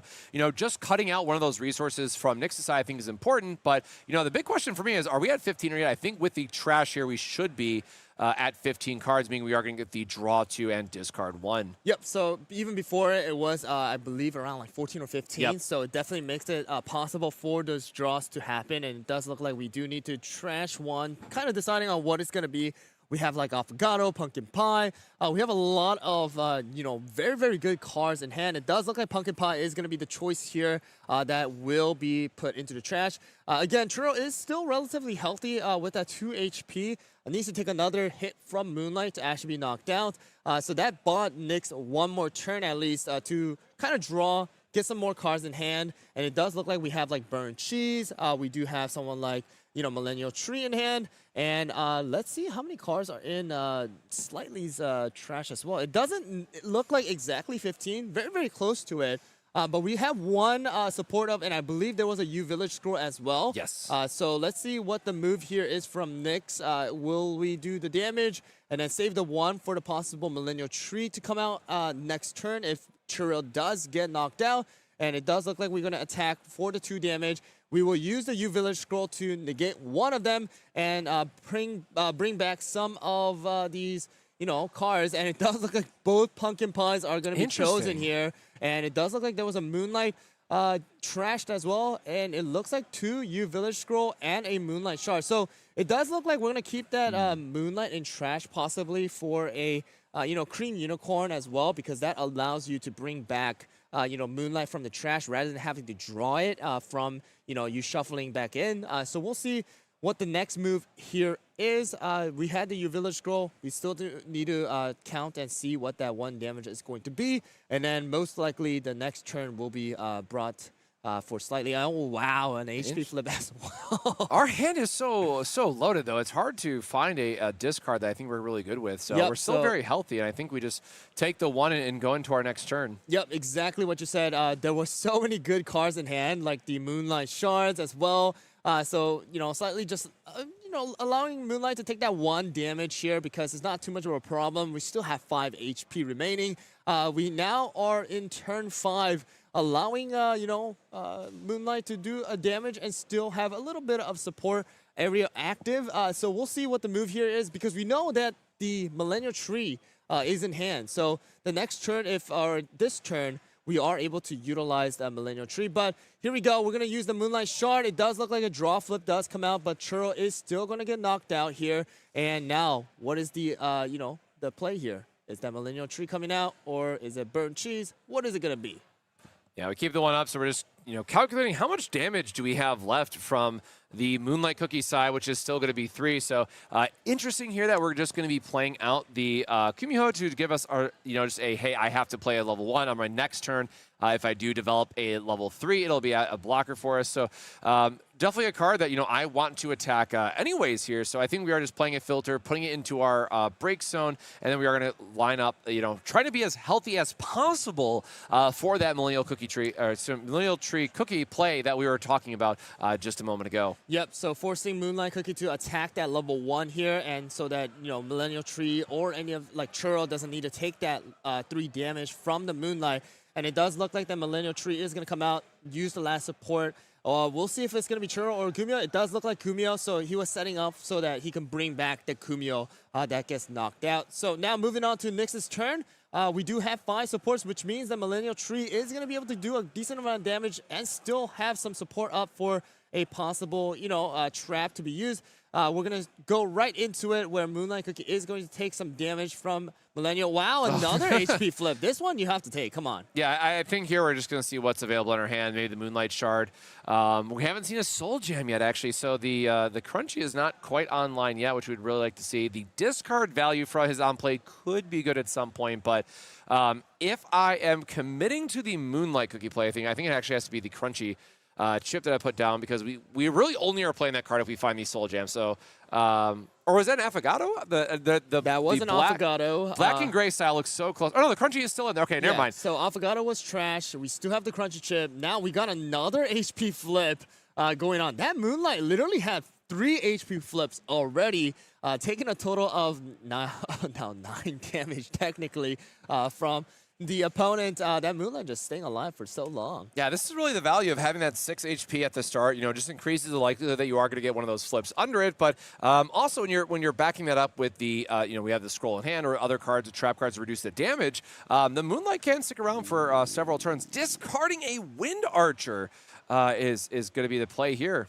And it looks like we're trying to keep those, U-Village scrolls and other cards in hand just for the future play. We are able to go and return back some of those cards like the Wind Archer as well as Moonlight in the trash if we want to, with the Cream Unicorn, which was drawn just now, as well as utilizing the U-Village scroll to put them back into the deck. And it does look like the Moonlight is still alive again. The thing is, for Nyx doesn't have any support to utilize any traps. It does look like a second Moonlight Shard is going to be utilized to knock out that Kumio. It does look like an HP flip is coming out, so that Kumio is going to stay and, take a little bit more of those damages, especially if Moonlight Cookie was planning to target Millennial Tree directly. So Kumio staying alive for a little bit more tanking with that 1 HP. Yeah, huge turn here because we really want to align that Moonlight Cookie damage into the Millennial Tree Cookie to try to chip away its health. But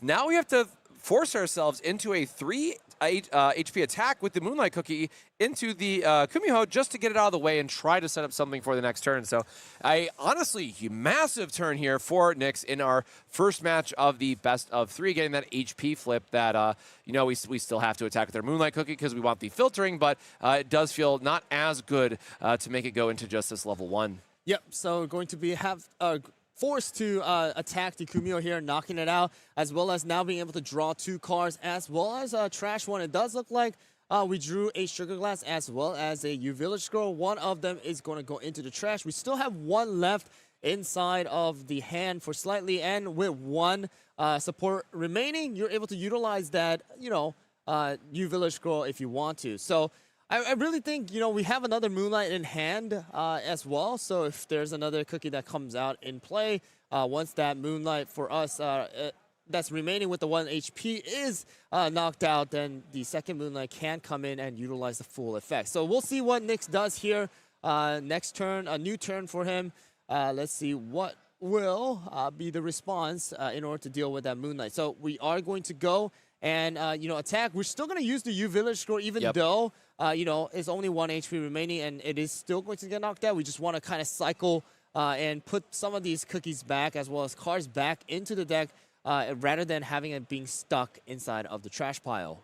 Yep, again, the biggest thing here is making sure that we can keep the 15 cards in our trash, and the U-Village scroll loop, as we've seen earlier, is just about putting those cards back so you can always cycle back 5 cards once you get down to the last little bit of cards in the deck. So we are going to grab a Wind Archer here, which is really great for removing problematic level 3s, and there you go, 3 scrolls going back in, and we're choosing to put the Moonlight Shard back into the trash, because again, it is a limit of 5 cards here. We're going to shuffle up and then again resolve the attack here, which that Moonlight Cookie will get broken because it only has the 1 HP left. And we're going to see what we have from Slightly's side in terms of playing a follow-up cookie, which, it's kind of hard to see where I might want to take it from here. But we have the Moonlight, as you mentioned, which has this 6 HP, but we don't have any other on-play effects that we can really resolve. And just a nice shout out to Stardust Cookie Purple in the list as well.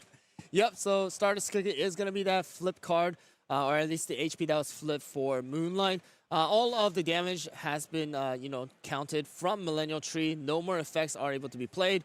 Now, really have to decide, hey, what kind of cookie do I want to play out here? If I had that Wind Archer, I could, play the Wind Archer to trash the Millennial Tree. But it looks like we might want to go into the Cream Unicorn possibly to bring the, Wind Archer back into the hand. Or we might play a Sugar Glass. Yeah, we are going to play the Sugar Glass in order to possibly get some more cards into the hand.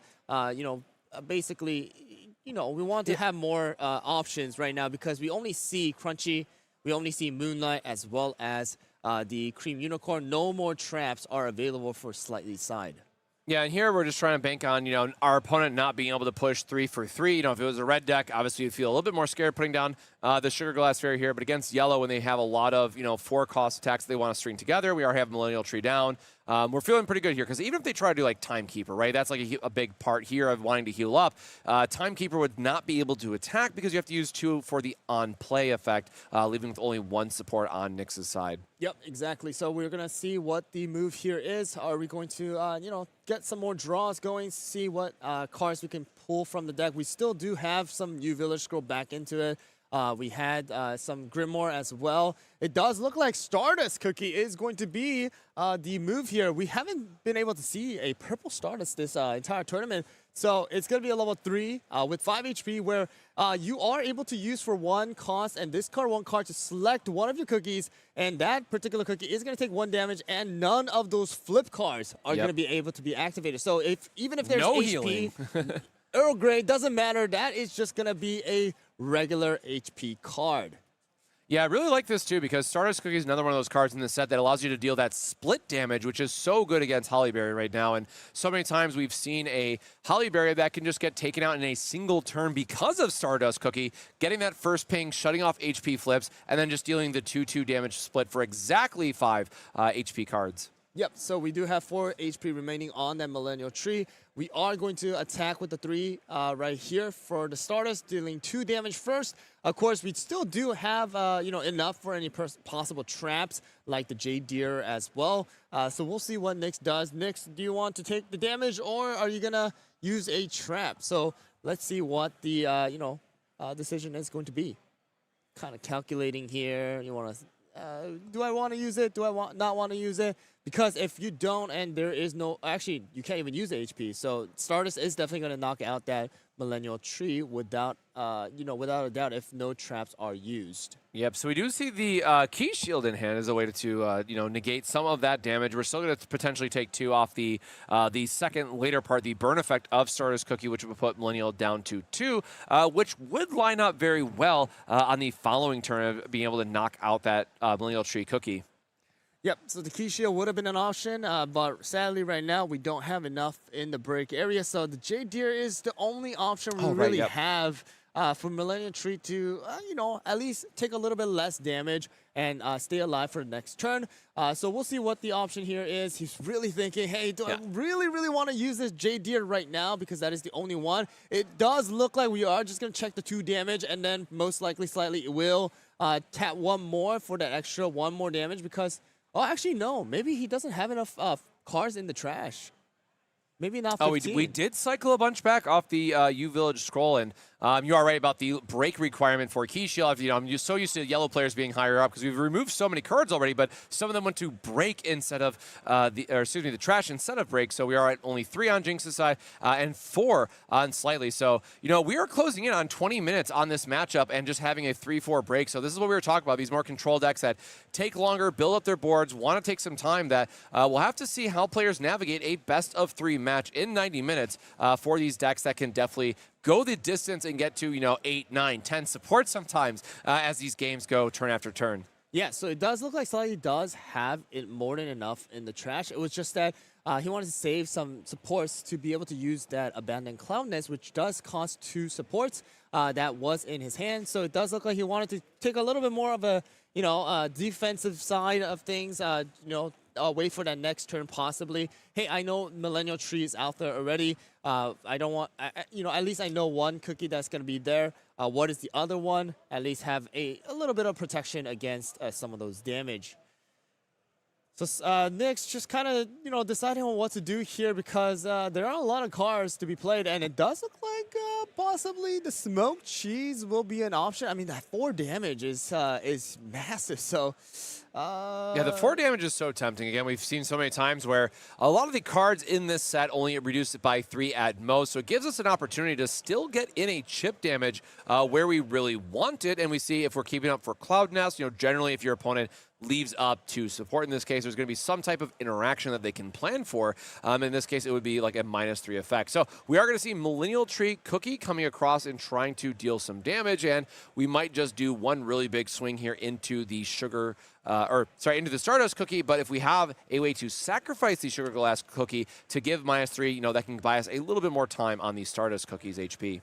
Yeah, so it does look like we probably will use the Abandoned Cloud Nest for possibly the smoked cheese. The smoked cheese does have exactly enough, support to be able to target. It does look like we're going to negate the first part of Millennial Tree Cookie's damage with the Abandoned Cloud Nest, and it does look like we're probably going to do maybe just the 4 straight damage onto the Stardust, or just going to go into the first, den effect, and then it looks like the 4 damage is going to come out. So we going to have to check all of them here.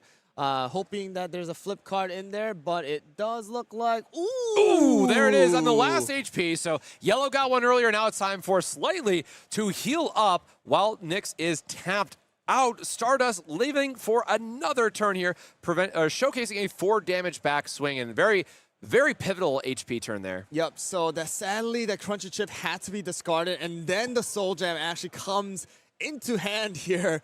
So we are going to put that Soul Jam down, and then we are going to have to just somehow get that Crunchy back later down the line. But it does look like we do have a pretty decent amount of damage. We have the Sugar Glass to do some damage as well to finish off the job if necessary. We are going to first draw because we can try and use Stardust Cookie's effect again by discarding a card. We don't want to discard that Moonlight in hand, so let's see what Slightly wants to do here with the remaining, I believe, total of 7 supports that are still active. We have an Affogato in hand, we have a Milky Way in hand. Yeah, so some great follow-ups we have here. We don't have a Grimoire or something to sacrifice the level 1, but Stardust Cookie is about to do some damage for us and hopefully stick around. So it looks like we're going to stack damage on the smoked cheese Cookie and giving the HP effects from any flip cards turned off from the turn. So dealing 1 damage with the play effect, and now going to deal a combination of 4 damage into the smoked cheese Cookie. Yep, so first of all, we're going to do the 2 damage here, and then we're going to do the rest of the 2 damage. No flips are going to be activated. Obviously, there was no flip card, but smoked cheese is going to go into the break area now, pushing Nyx to break area level 6, and then with the Millennial Tree possibly getting knocked out later down the line too, that will push it to 9. Sadly, this time around, all those level 3s are not going to be able to be, removed from the break area. So only Churro as well as Kumio, I mean, you still have a good amount of option. Slightly really low on that hand size as well. So we'll see what the option here is, because we know, there is going to be that Milky Way. There is that Moonlight still left in his hand. Right now, the total break area for Slightly, if both of these cookies do get knocked out, will be 8.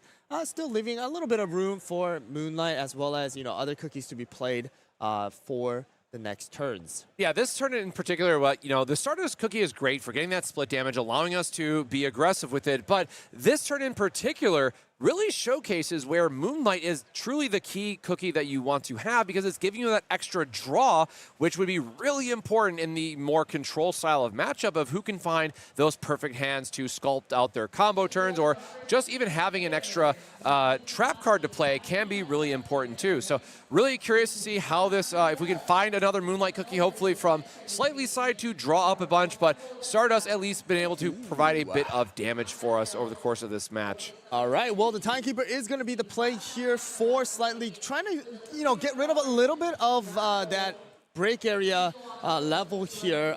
We're going to refresh now. Finally, that means that the Moonlights, if possibly in the future that comes out, will not be able to take the effect to draw 2 and discard 1.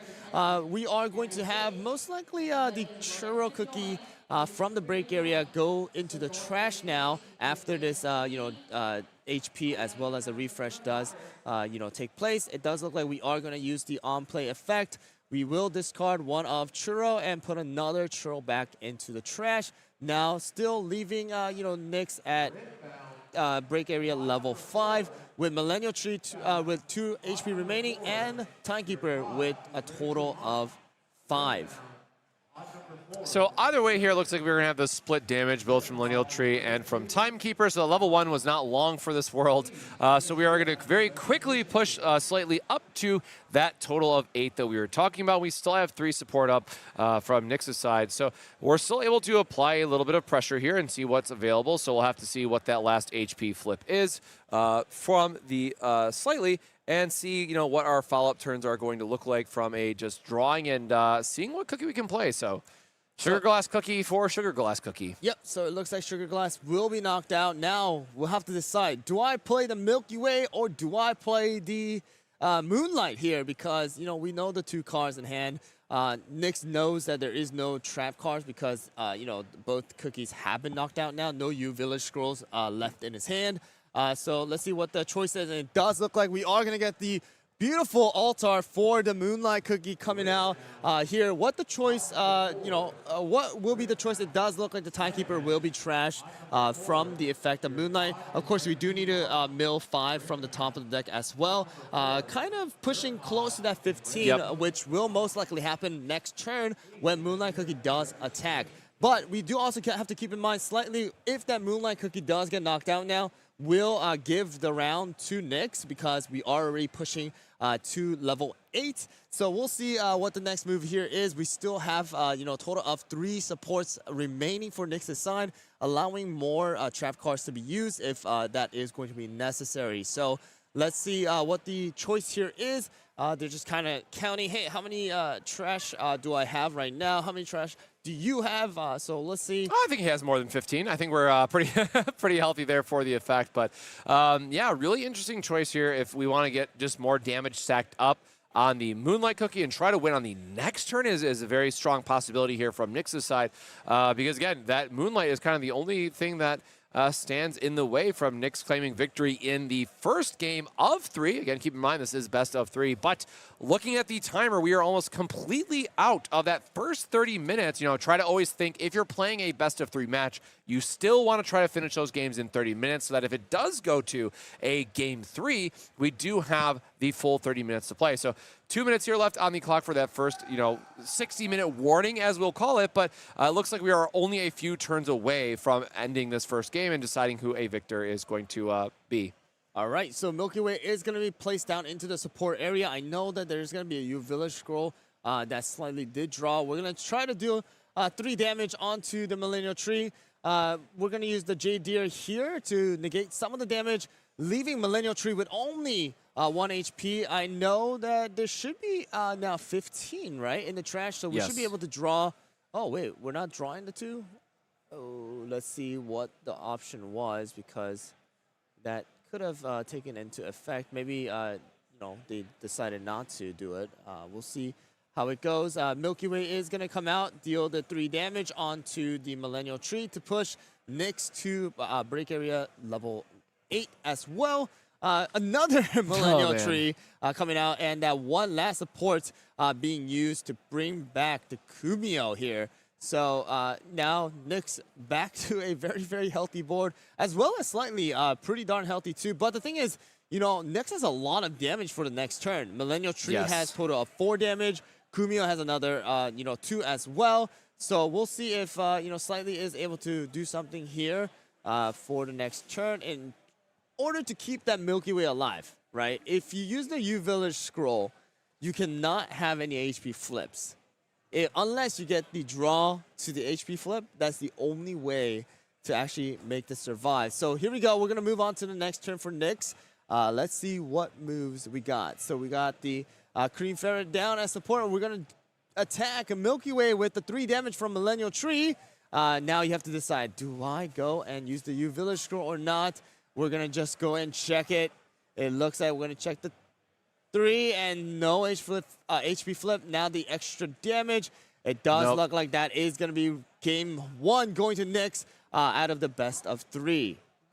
Yeah, so very interesting there in terms of the Moonlight Cookie being a great HP threshold. We saw the control players going the distance and making sure that we had a chance to play out all of our level 3s in the top end. And a really great showcase there by Nyx and just how explosive that yellow can be if you find those right turns where you're able to bring out the Millennial Tree Cookie, pay the 1 cost, bring back that Kumiho, which is not only protection, but also 2 damage. So on that turn, even if there were some HP flips, right, a whopping 6 damage going into your turn where you only need that last break. I mean, that's exactly where Yellow wants to try to build up their game plan for and have that like 1 strong finish turn. Yeah, so Purple really put a lot of pressure onto that Yellow, trying to get rid of all of those, big HP cards, especially that Smoked Cheese, taking so much damage from the Stardust.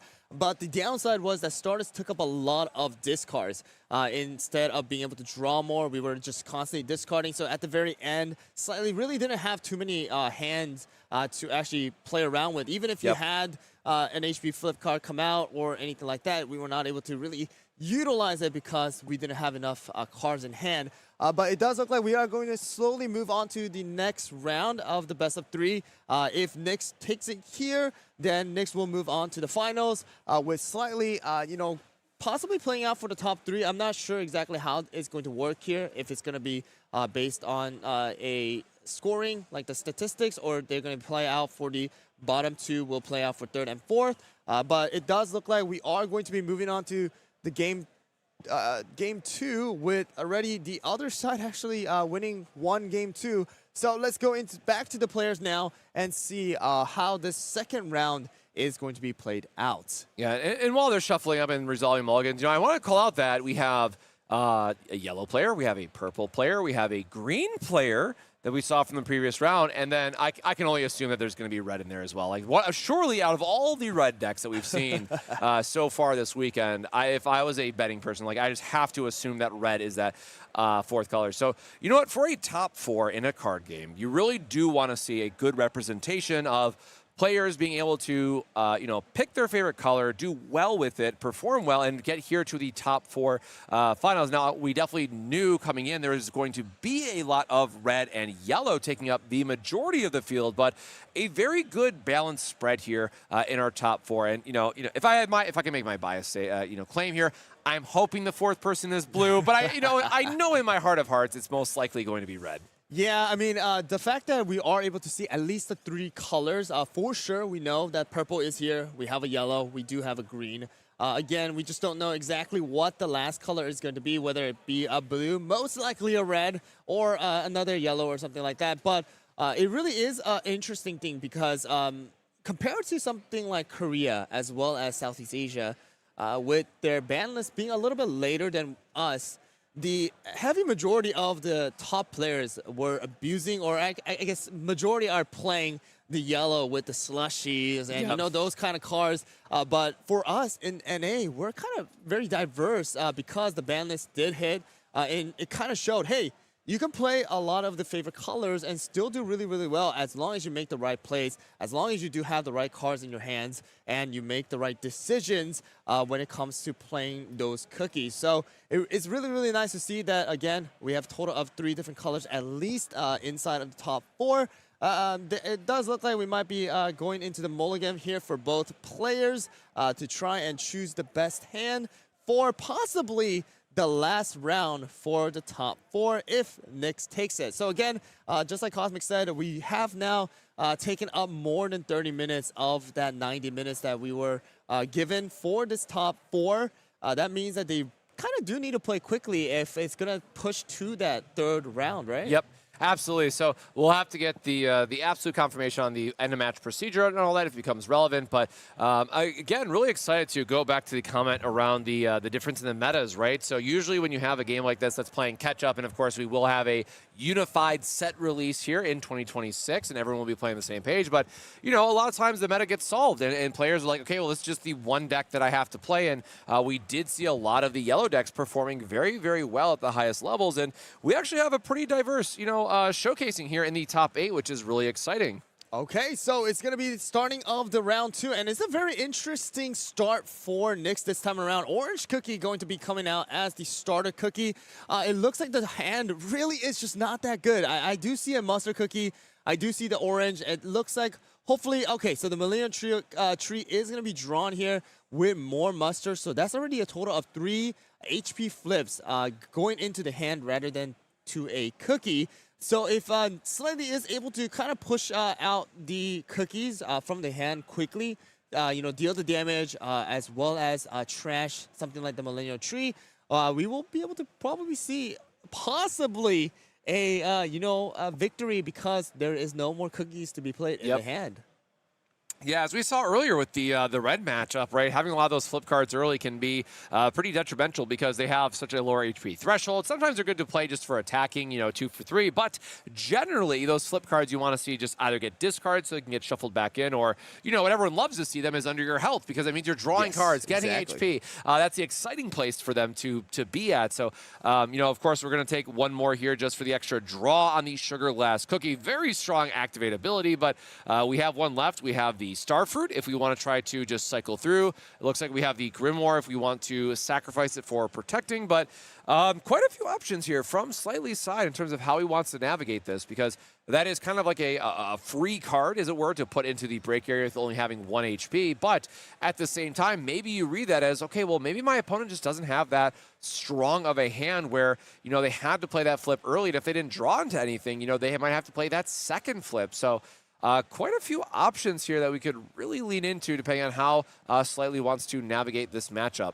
Yep, so it would have been an option to, attack the orange cookie with the 2 supports that, we started out with. However, we did choose to, get the extra draw by trashing the HP, and it does look like Grimoire is going to be the option here to trash the Sugar Glass into the trash of Slightly rather than into the break area, and then we are going to be met with an Affogato instead.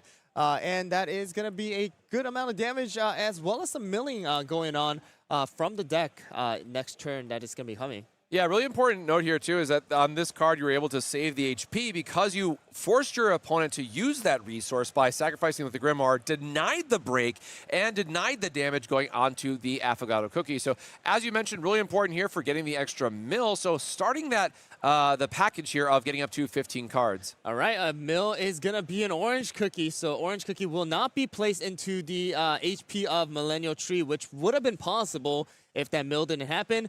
So Millennial Tree is going to come out super, super early here for Nyx. I mean, Nyx really just doesn't have a much of a hand right now, for sure. We have that smoked cheese out there, but that's just not enough to be played as of right now because we only have a total of 3 supports next turn. We are not going to be choosing to, summon Orange Cookie. Yeah. It really isn't too much of a value here for Nyx right now.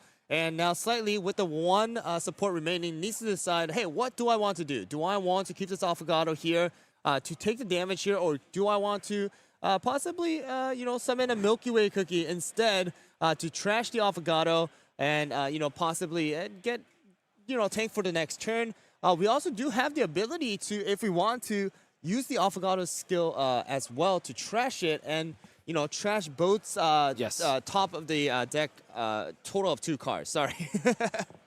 So yeah, this is a case where we would have loved to have seen Slightly be able to catch like a level 2 with the Starfruit and then force Nyx to play something else out again. So Millennial Tree Cookie coming online at a good time because it's going to be able to still deal 3 damage for 3, pressure the Affogato Cookie, and just make sure that our opponent is not able to set up anything. So looks like we might go for the U Village if he wants to see anything he puts back. Nothing of like super high value yet. Generally you want to try to thin out your deck a little bit before you go into the U Village loop to try to increase the odds that you draw into what you're getting back. But this is going to be a 3 for 3, and we see that Nyx is not going to have any support left from his side. So whatever we want to attack with on our following turn, all that damage is going to be live into the Millennial Tree Cookie. Okay, so we do have Affogato Cookie with the HP flip. Of course, we still need to check one more damage if we do decide to take that. And it does look like slightly we'll just let Affogato go into the break area, and we'll see what the next option is. We see a Cream Unicorn. We do see a Moonlight. We do see a Milky Way. So we'll see what the choice here is. And it does look like possibly Moonlight will come out. Nope. Actually, let's see. Slightly said, kind of want to, kind of don't want to. Yeah. We do see, you know, the Starfruit. Is that another Grimoire that's in hand? I'm not too sure. Oh, no, it's a Fairy Cookie. So we'll see. It does look like Milky Way Cookie is going to be the option here.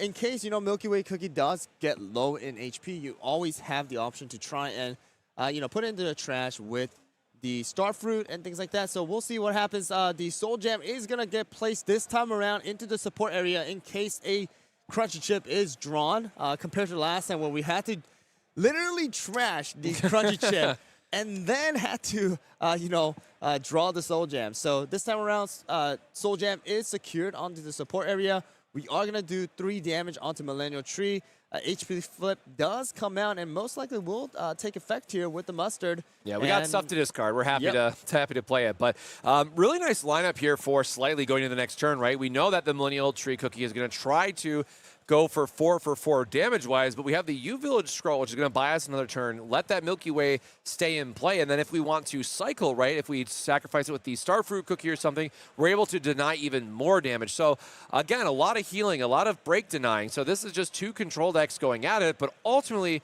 remember, we still want to try to build up our trashes and get that Moonlight Cookie online so that we can draw the cards that we need to try to find the right pieces. And as we mentioned, we are just going to slam through a 4 for 4 potentially, but U-Village Scroll is going to help keep us alive, only taking 2 damage here. Yep, so 2 damage as well as 1, allowing Milky Way Cookie to have at least 1 HP, allowing that Starfruit to actually take effect. Not enough support to actually use Kumio to finish off the job here. Kind of deciding on what do I want because obviously my trash is not going to get to 15 anytime soon. So we're just going to put down the maximum of 5 cards from the trash back into the deck here. And we're going to have to go and check the damage. We'll see if any HP flips are available here for Milky Way to be a little bit more, you know, I would say healthier. But we'll see. Because, again, we know that Starfruit is there. We're most likely just going to use Milky Way to do some damage and then trash it with Starfruit. So let's see what happens here after the shuffling comes into play. We're going to cut and then check the damage here. Milky Way, a Sugar Glass is going to be it. And we're going to take that 1 more damage, a Soul Gem. So Milky Way going into the next round with 1 HP. We do know what is to come next. So let's see what the draw is. We do see a Stardust as well as a U-Village Scroll. Let's see what Slightly wants to do. Yeah, I really like the sequencing here that is available too, right? We talked about the Starfruit, which is going to be able to damage deny while also knocking out the Kumio, and then also clearing the way for like the Moonlight Cookie to come through, which, you know, we're not going to be at that 15 number yet by the looks of it, but we're going to start building up the trash and working our way there, you know, 1 step at a time. Yep, so we do have a possibly the Starfruit come out, and then we can try using the Stardust like last time because Moonlight, you know, as of right now, can't get the best value, but we'll see what Slightly wants to do. Kind of really deciding, do I want to put the Starfruit down right now, or do I want to wait and try to use it a little bit differently? He has it in his hand. He just needs to put it down here. Really, really thinking about it. And it does look like the Starfruit is going to be the play here. Most likely, the Kumio is going to the trash along with the Milky Way. And then we have 4 supports remaining to make any more moves. We do have the Stardust in hand, possibly to do some damage onto the Millennial Tree and finish it off as well. So let's see what move Slightly has here, because that U-Village Scroll, if it wants to be used, you're going to need at least 1 support for the next turn. So what are you going to do, Slightly? Let's see the move here. Because Nyx, I think there was a Timekeeper in there already too. So kind of have a pretty good hand now compared to what he was, you know, starting off with. So quick math, it looks like, because don't forget we get the 5 mil off the Moonlight Cookie as well, finally making an appearance, and also a very beefy 6 HP unit here for purple, which at the end of the attack should be enough to get us the draw now because we got the extra 5 mil, and we're going to be able to burn some damage for the Millennial Tree Cookie. So we'll see if there's a trap card for 1, but instead we are just going to take the damage, put it into the break zone, putting Nyx up to 4, and then also getting our draw 2 and discard 1 from Moonlight Cookie. And starting that engine, again, this is really where Slightly wants to be. You now have a body on board that is representing good damage, drawing you extra cards, and helps you find, like, that Grimoire that we want to sacrifice our Starfruit Cookie to take 3 less damage from a future attack. So now the pieces are starting to come together for Slightly, but we have to see how Nyx is going to respond with that cookie that he needs to play. Yep, he does need to before he draws. Yep, exactly. So he does need to play something before he draws. That smoked cheese that he had earlier is actually going to be the one that's going to come out this time around. We do have enough supports to utilize this effect. And possibly, if you want to, bring back the orange cookie to do a little bit more damage to finish off the job, if that is going to be the case. But what is happening here? Because we do need to do 4 supports instead of, is that 4 support or 3 support? He had a 4th one down, but I think the player asked as he was about to charge in terms of what is the effect for the level 1. So he was putting the level 1 and saying, hey, this comes back. So before he started his turn. So now we're going into Nyx's turn officially. There's just a question at the table on what does the rest of Smoked Cheese Cookie do? But honestly, I mean, the bro just hits for 4. Like, the bro hits like a truck in yellow. That is going to be a lot of damage going on to Moonlight here. Taking a total of 4 damage, Slightly kind of thinking, hey, do I want to use the U Village Scroll here? Because, again, we're trying to get to that 15 if possible, but right now, constantly using that U Village Scroll pretty early on is not really helping out, but we'll see if Slightly wants to take the total of 4 damage or 3, and it does look like we are going to check all 4.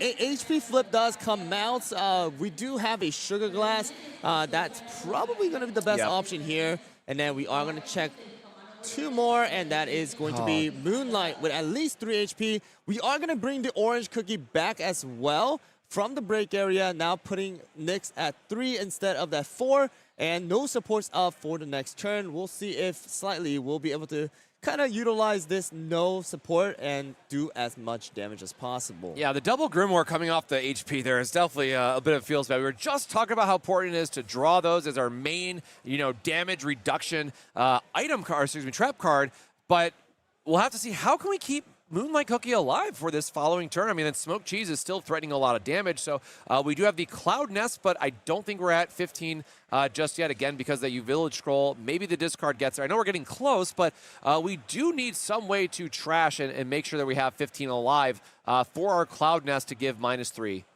Yep, so we are going to try and attack with Moonlight here, and the Smoked Cheese is going to take a total of 3 damage, leaving him only at 2.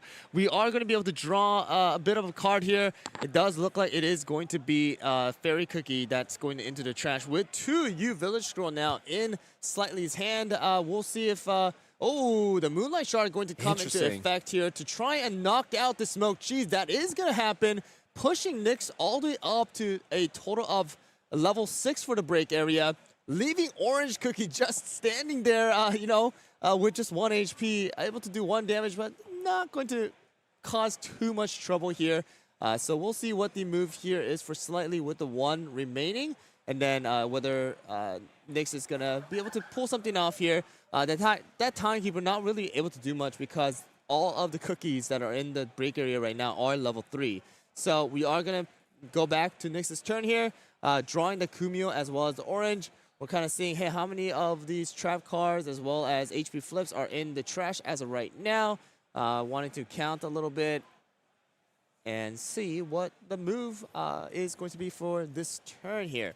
All right, so we do see a Churro, we see a Kumio, we see a orange. We know the Timekeeper is there as well. So what are you going to put down? What are you going to put down as support? What are you going to put down as your cookie? because that orange cookie is not going to do anything more than that 1 damage as of right now. Yeah, the orange cookie is definitely feeling like a bit of a blocker here because as a reminder, you can only have 2 in place. And unless purple kind of breaks you out of the cookie jail, as it were, I mean, that orange cookie is not going anywhere anytime fast because I would definitely be locking my opponent just the one like main attacker on their side of the board. And orange cookie is just going to be a level 1 that is just going to sit there and, 1 damage is just going to get looped by the U Village Scroll. So we'll have to see what threat that Nyx can develop to still pressure him out of damage on Slightly's side when we just want to be focusing all of our efforts on the other unit. Yep, so that orange cookie, like you said, is kind of acting more like a blocker right now. That orange cookie can do a little bit of chip damage here and there for that 1 cost, but it prevents any combos from really happening. Like, you want to summon that Millennial Tree. You're not going to be able to bring back anything. Like the Churro, if that Churro is sent to the break area in the near future, you're not able to really do anything right now with the Timekeeper either, unless you just want to try and knock out, the Moonlight together with the Starfruit. But we'll see what the choice here is for Nyx for this particular turn. I think they were just trying to figure out the trash as well as particular like what cards are in the in each hand, as well as possibly in the HP pile as well.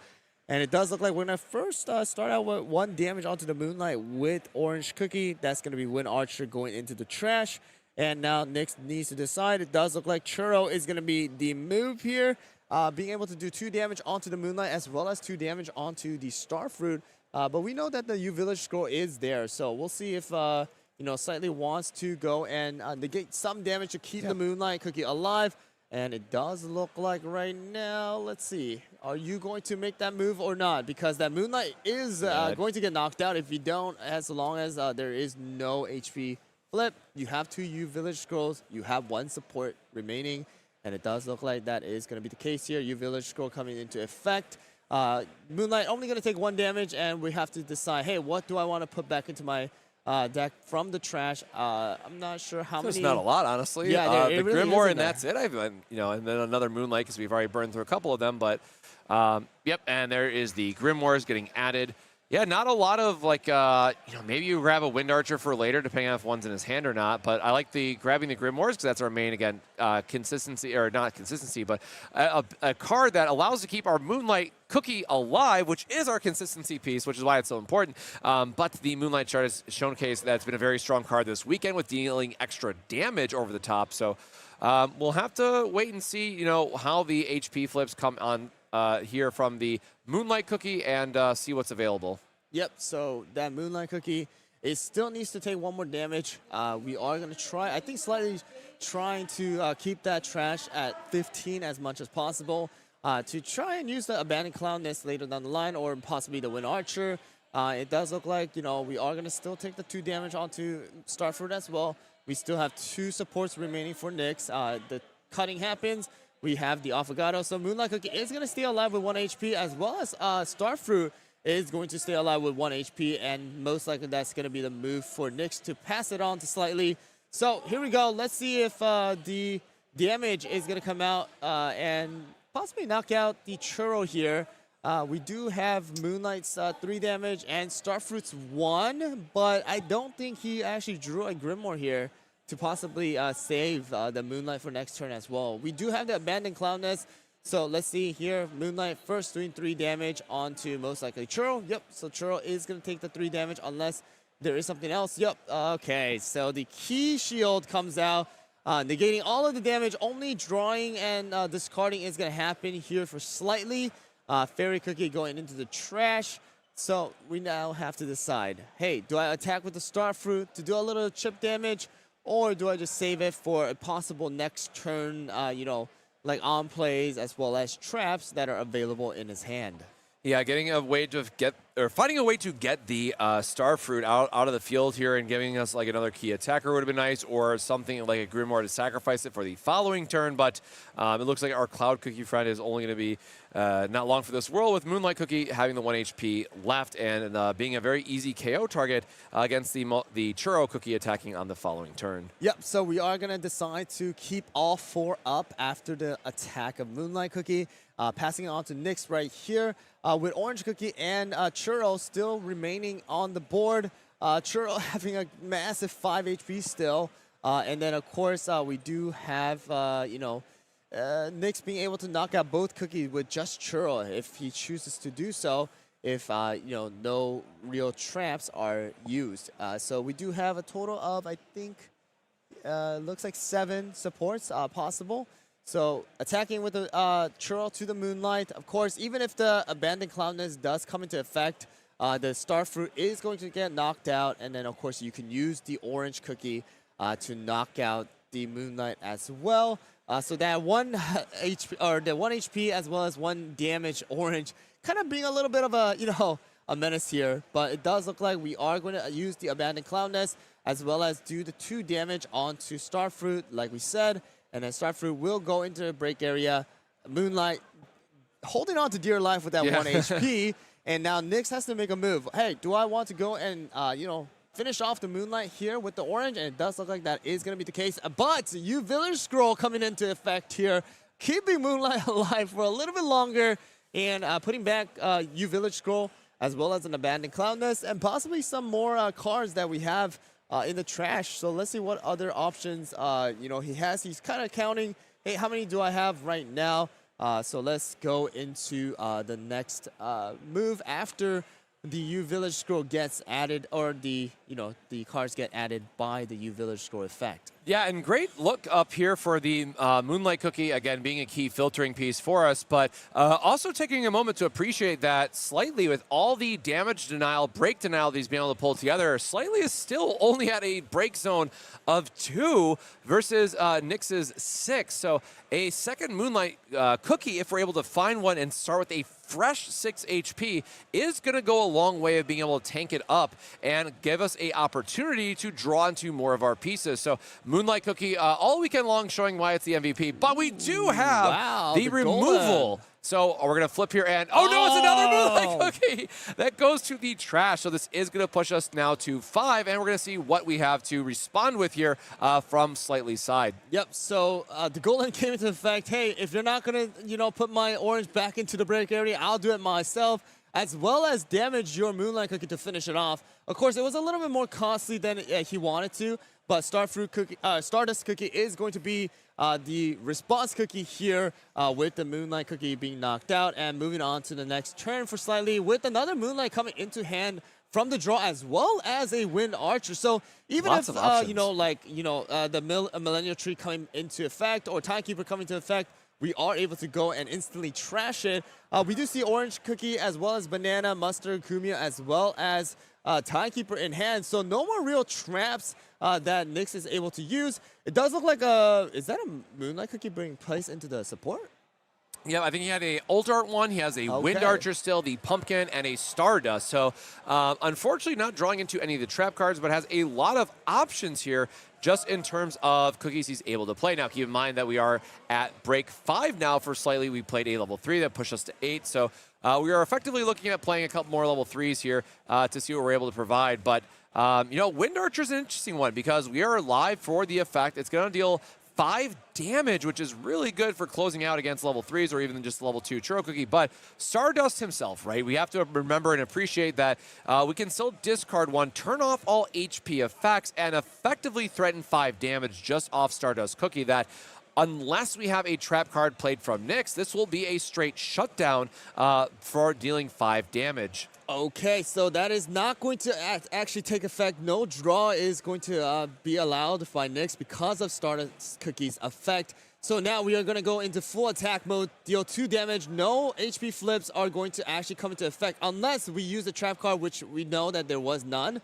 So we're going to go and deal the total of 4 damage to knock this Churro Cookie out. And it does look like the Timekeeper is going to come out now from Nyx's side, because we do know there is that Churro to possibly place from the break area into the trash. But that is going to push, Nyx to 7. even with the churro cookie going into the trash. So if that Timekeeper is placed into anywhere, like the break area, that will be game, as well as Nyx right now kind of in a little bit of a tight spot because Timekeeper is the only strong cookie that he has alongside of Kumio.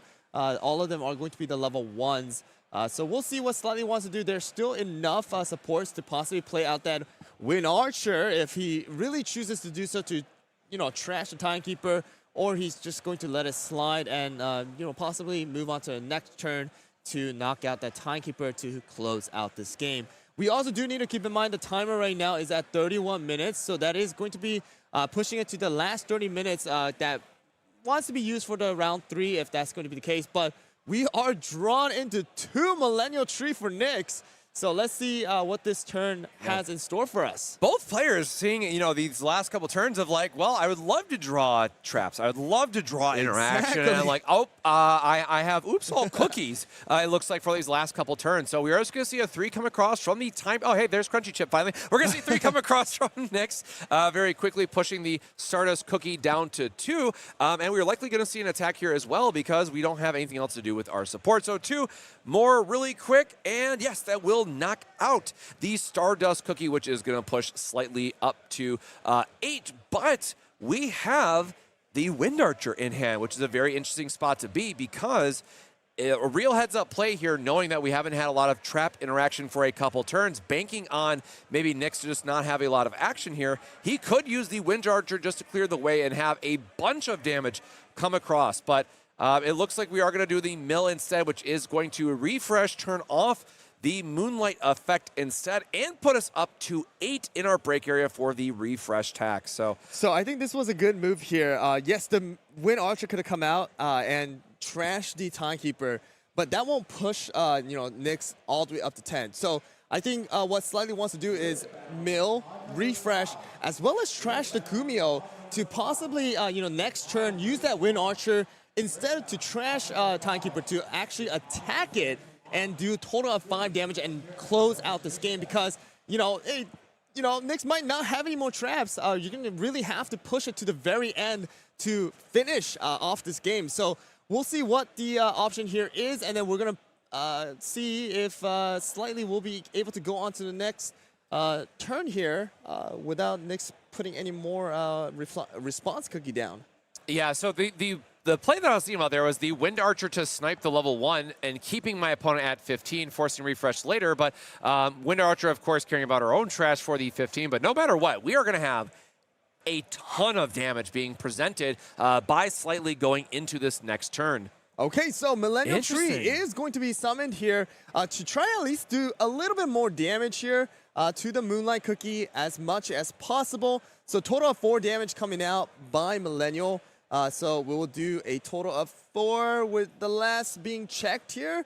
So Stardust, Moonlight's Cookie still alive, which is very, very important here because, if that was the one move where Moonlight did get knocked out, that would be the game for Slightly, and Nyx will be moving on to the finals. But we have one more turn here where Moonlight is able to attack, as well as you do know that Wind Archer is still in hand. Yeah, so I'm not even going to say it, but I'm going to just comment on the fact there's been a cookie missing all weekend, and Nyx happens to be at 8 break, and we have a lot of damage coming across from Slightly's side, again with the 5 from Wind Archer, 3 more from the Moonlight Cookie. So we're going to see what we might get out of the HP from Timekeeper Cookie being the kind of the target here for Slightly's assault. Yep, so 2 HP remaining for Timekeeper. Again, no more supports active in order to utilize any traps.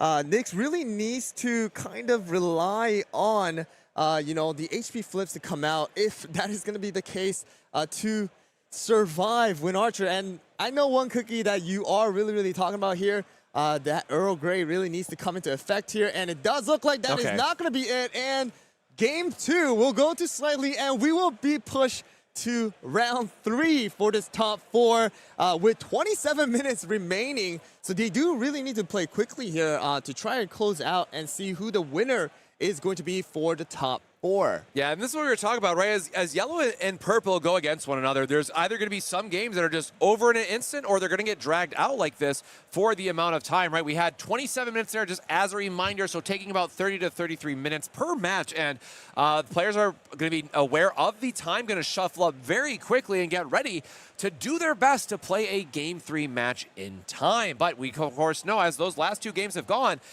it takes some time for these 2 decks to get to that break of 10. Yeah, they played it really, really well. I mean, at the very end, if there was just that one more damage coming out from Nix's side, they could have closed out the game. But Moonlight staying alive with that 1 HP, doing the extra 3 damage onto the Timekeeper, and then Wind Archer, of course, coming out and finishing the job, not allowing Timekeeper to have any more HP flips as well.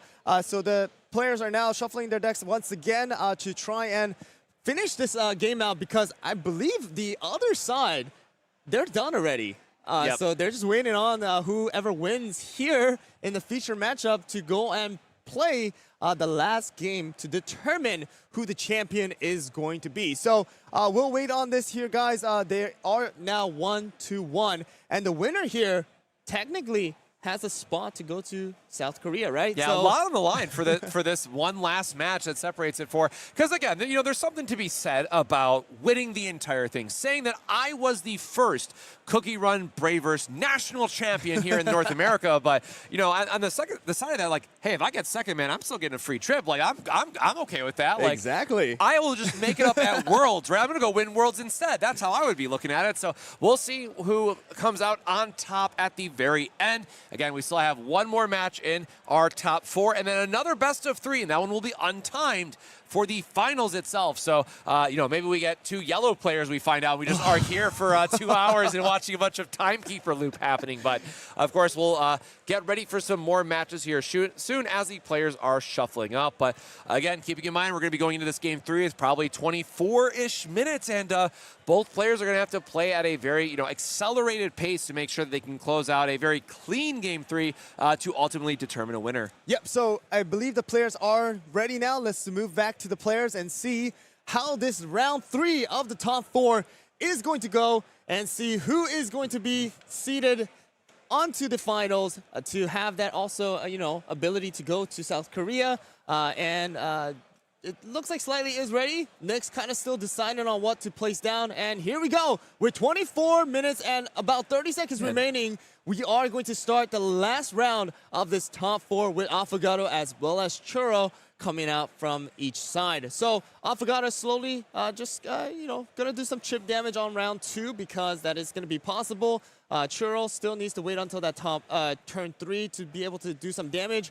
So we'll see what Slightly wants to do here. Extra milling is possible as well when, you know, Affogato does attack. So let's go and see what the choices are here. Yeah, like I mentioned, about 24 minutes left. So this is a shortened timer from what we had in both Game 1 and Game 2 in terms of how quickly players were able to finish them. But, you know, here, I definitely would take a more aggressive approach. If my hand can allow for it, right, you know, I don't want to be spending resources and trying to loop like the Sugar Glass Fairy. I just want to try to mill my opponent, get my Moonlight Cookie online, and allow that to then hopefully find my Wind Archers to do that big 5 damage turn at the end. So I think it's just here. We're ready to turn things sideways, be aggressive with it.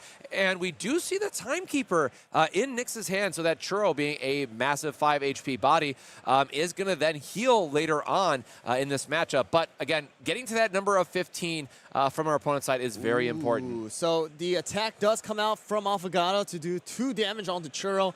Orange Cookie does get flipped in order to activate that HP flip. Nick's kind of deciding, do I want to trash anything here to get that extra HP? And it does look like that is going to be the case here. Check one more damage. Kumio will be the one. And then the mill does, come into effect here. And I believe that will be the next turn for Nyx. Yeah, so just making sure we're counting correctly, because that should be 5 total. We have the HP, we have the discard, then we have the mill. So Just It going is. through Yep. and making sure everyone is counting correctly here, then going into the next turn again. Players have been playing for, look, man, I'm even a little tired myself. You know, we've been having a great time here in the booth, but it has been a long day. We are, several rounds in. We started, at 9. It is already 5, so 8 hours plus of the tournament experience. We have the 6-round Swiss. Now we're in top 4. We have had a lot of Cookie Run Bravers to look forward to today, and some honestly really great games. And we don't know how the results went of the other match, but I'm really hoping we can see Green make it all the way to the finals here. Yes, definitely. These players are playing, after so many rounds already, right? They're in their technically 10th to 11th game already. So not only is it a mental game, it's also a physical game now. Trying to keep, your mind clear of all things. You don't want to make those mistakes that might cost you the game here. And it does look like we are going to be discarding the Moonlight Cookie to keep our Affogato Cookie alive from that Burnt Cheese's 2 damage. So Burnt Cheese also being out on the field along with Churro Cookie. Affogato Cookie still alive with 1 HP. Looks like we are going to deal a little bit more damage to Churro to kind of chip it down to the very end. Draw Flip comes out, and Churro now remaining with 2 HP, and it looks like we got a Milky Way cookie going on. Finally, we got to see this whole combo come online. So Milky Way is great because you are going to get the denial for playing 1, sacrificing the Affogato to go to your trash, and dealing 2 damage to a level 1. So if there's not a flip here, the Burnt Cheese is just going to get moved right to the break zone, and we are just left with 2 HP on that Churro Cookie, staring down a 3-attack Milky Way on the following turn. Yep, so that is the combo we wanted to see, and it worked out perfectly. The Burnt Cheese does get knocked out, even though Nick kind of wanted to be a little bit more aggressive and try to knock out that Affogato on turn 2 rather than waiting until turn 3 to use Churro Cookie. Now we are left with a Milky Way that Churro needs to deal with right now. So first, we're going to deal 2 damage onto Milky Way, try to chip the HP a little bit here. Moonlight Shard as well as Wind Archer going to be flipped from the HP. Now moving on to turn 4 for Slightly with enough damage to technically knock this Churro Cookie out if there is no HP flip. So we'll see what kind of choices Slightly wants to make. As well as if you look at it right now, it does look like we have a Cream Ferret, which is going to be a flip card, as well as Timekeeper still being remaining in Nyx's hand, as well as a Mozzarella here too. So let's see what the option might be if, this Churro does get knocked out here, which seems like it's going to be taking place right now with the attack. Actually, maybe not. We'll see. Yeah, I wish we had one more support here so we could activate. Or actually, no, because Cloudness is going to need the 15. We're definitely not there yet. So it's just going to be a clean 3 come across. No flip to keep the Churro alive. And we're going to see what Nyx is able to respond with. And I really liked on that previous turn with the Burnt Cheese, because you were able to knock it out on the exact turn, you weren't able to give something else the 1 HP that you would normally want to off the Feint effect. So instead, we're going to have a Banana Cookie and saying, hey, I just need to slow this game down a little bit, get up to 4 health, be very tanky with it, and see what our opponent is going to follow up with. But Sugarcloud Fairy coming down, we have the 1 resource. I'm just drawing my card here. If you want to spend your next turn to deal 2 damage and try to knock out the Milky Way, I am happy to draw another card with Sugarcloud Fairy on the next turn. So we're going to have to see what Nyx is able to line up, because again, paying 3 just to deal 2 damage would take up his entire turn here. So we'll have to hopefully string together something a little bit better and more efficient here with the support. Yep, so we do have Milky Way Cookie still alive with 2. We are able to knock it down if we want to with 3 cost of the supports. You just will be left with 1, not being able to use much of the traps or anything like that. Right now, kind of putting that banana down to stall for a couple more turns, possibly. And we were able to see Slightly didn't really get a best, hand technically from the drawings that he did with Sugar Glass as well. So we'll see what the move here is. I mean, players are really, really thinking hard, but as you can see, the time is still ticking. We have 18 minutes now with, 3 break area level for Nyx as well as 0 for Slightly, but we do know that Yellow's constantly, getting rid of those cookies from the break area to make it lower. So this, has to go by fast if they're going to finish in time, unless they want to really go into that overtime as well as the end game effect here. Yeah, and Timekeeper there going to the front of the hand, right? And it's just kind of an awkward spot, because if you want to heal, which is getting that Churro Cookie out, You have to pay 2, which means you can't do literally anything else for the rest of the turn to really develop your board. But yeah, it looks like he is just going to go for the Timekeeper play here. Oh, actually, okay, no heal. And It's instead just being straight aggressive damage, with yeah. it. Yep, that is totally fair too, as the other option. So we're going to use the Den effect as well to, put that Sugar Glass straight into the break area. So no healing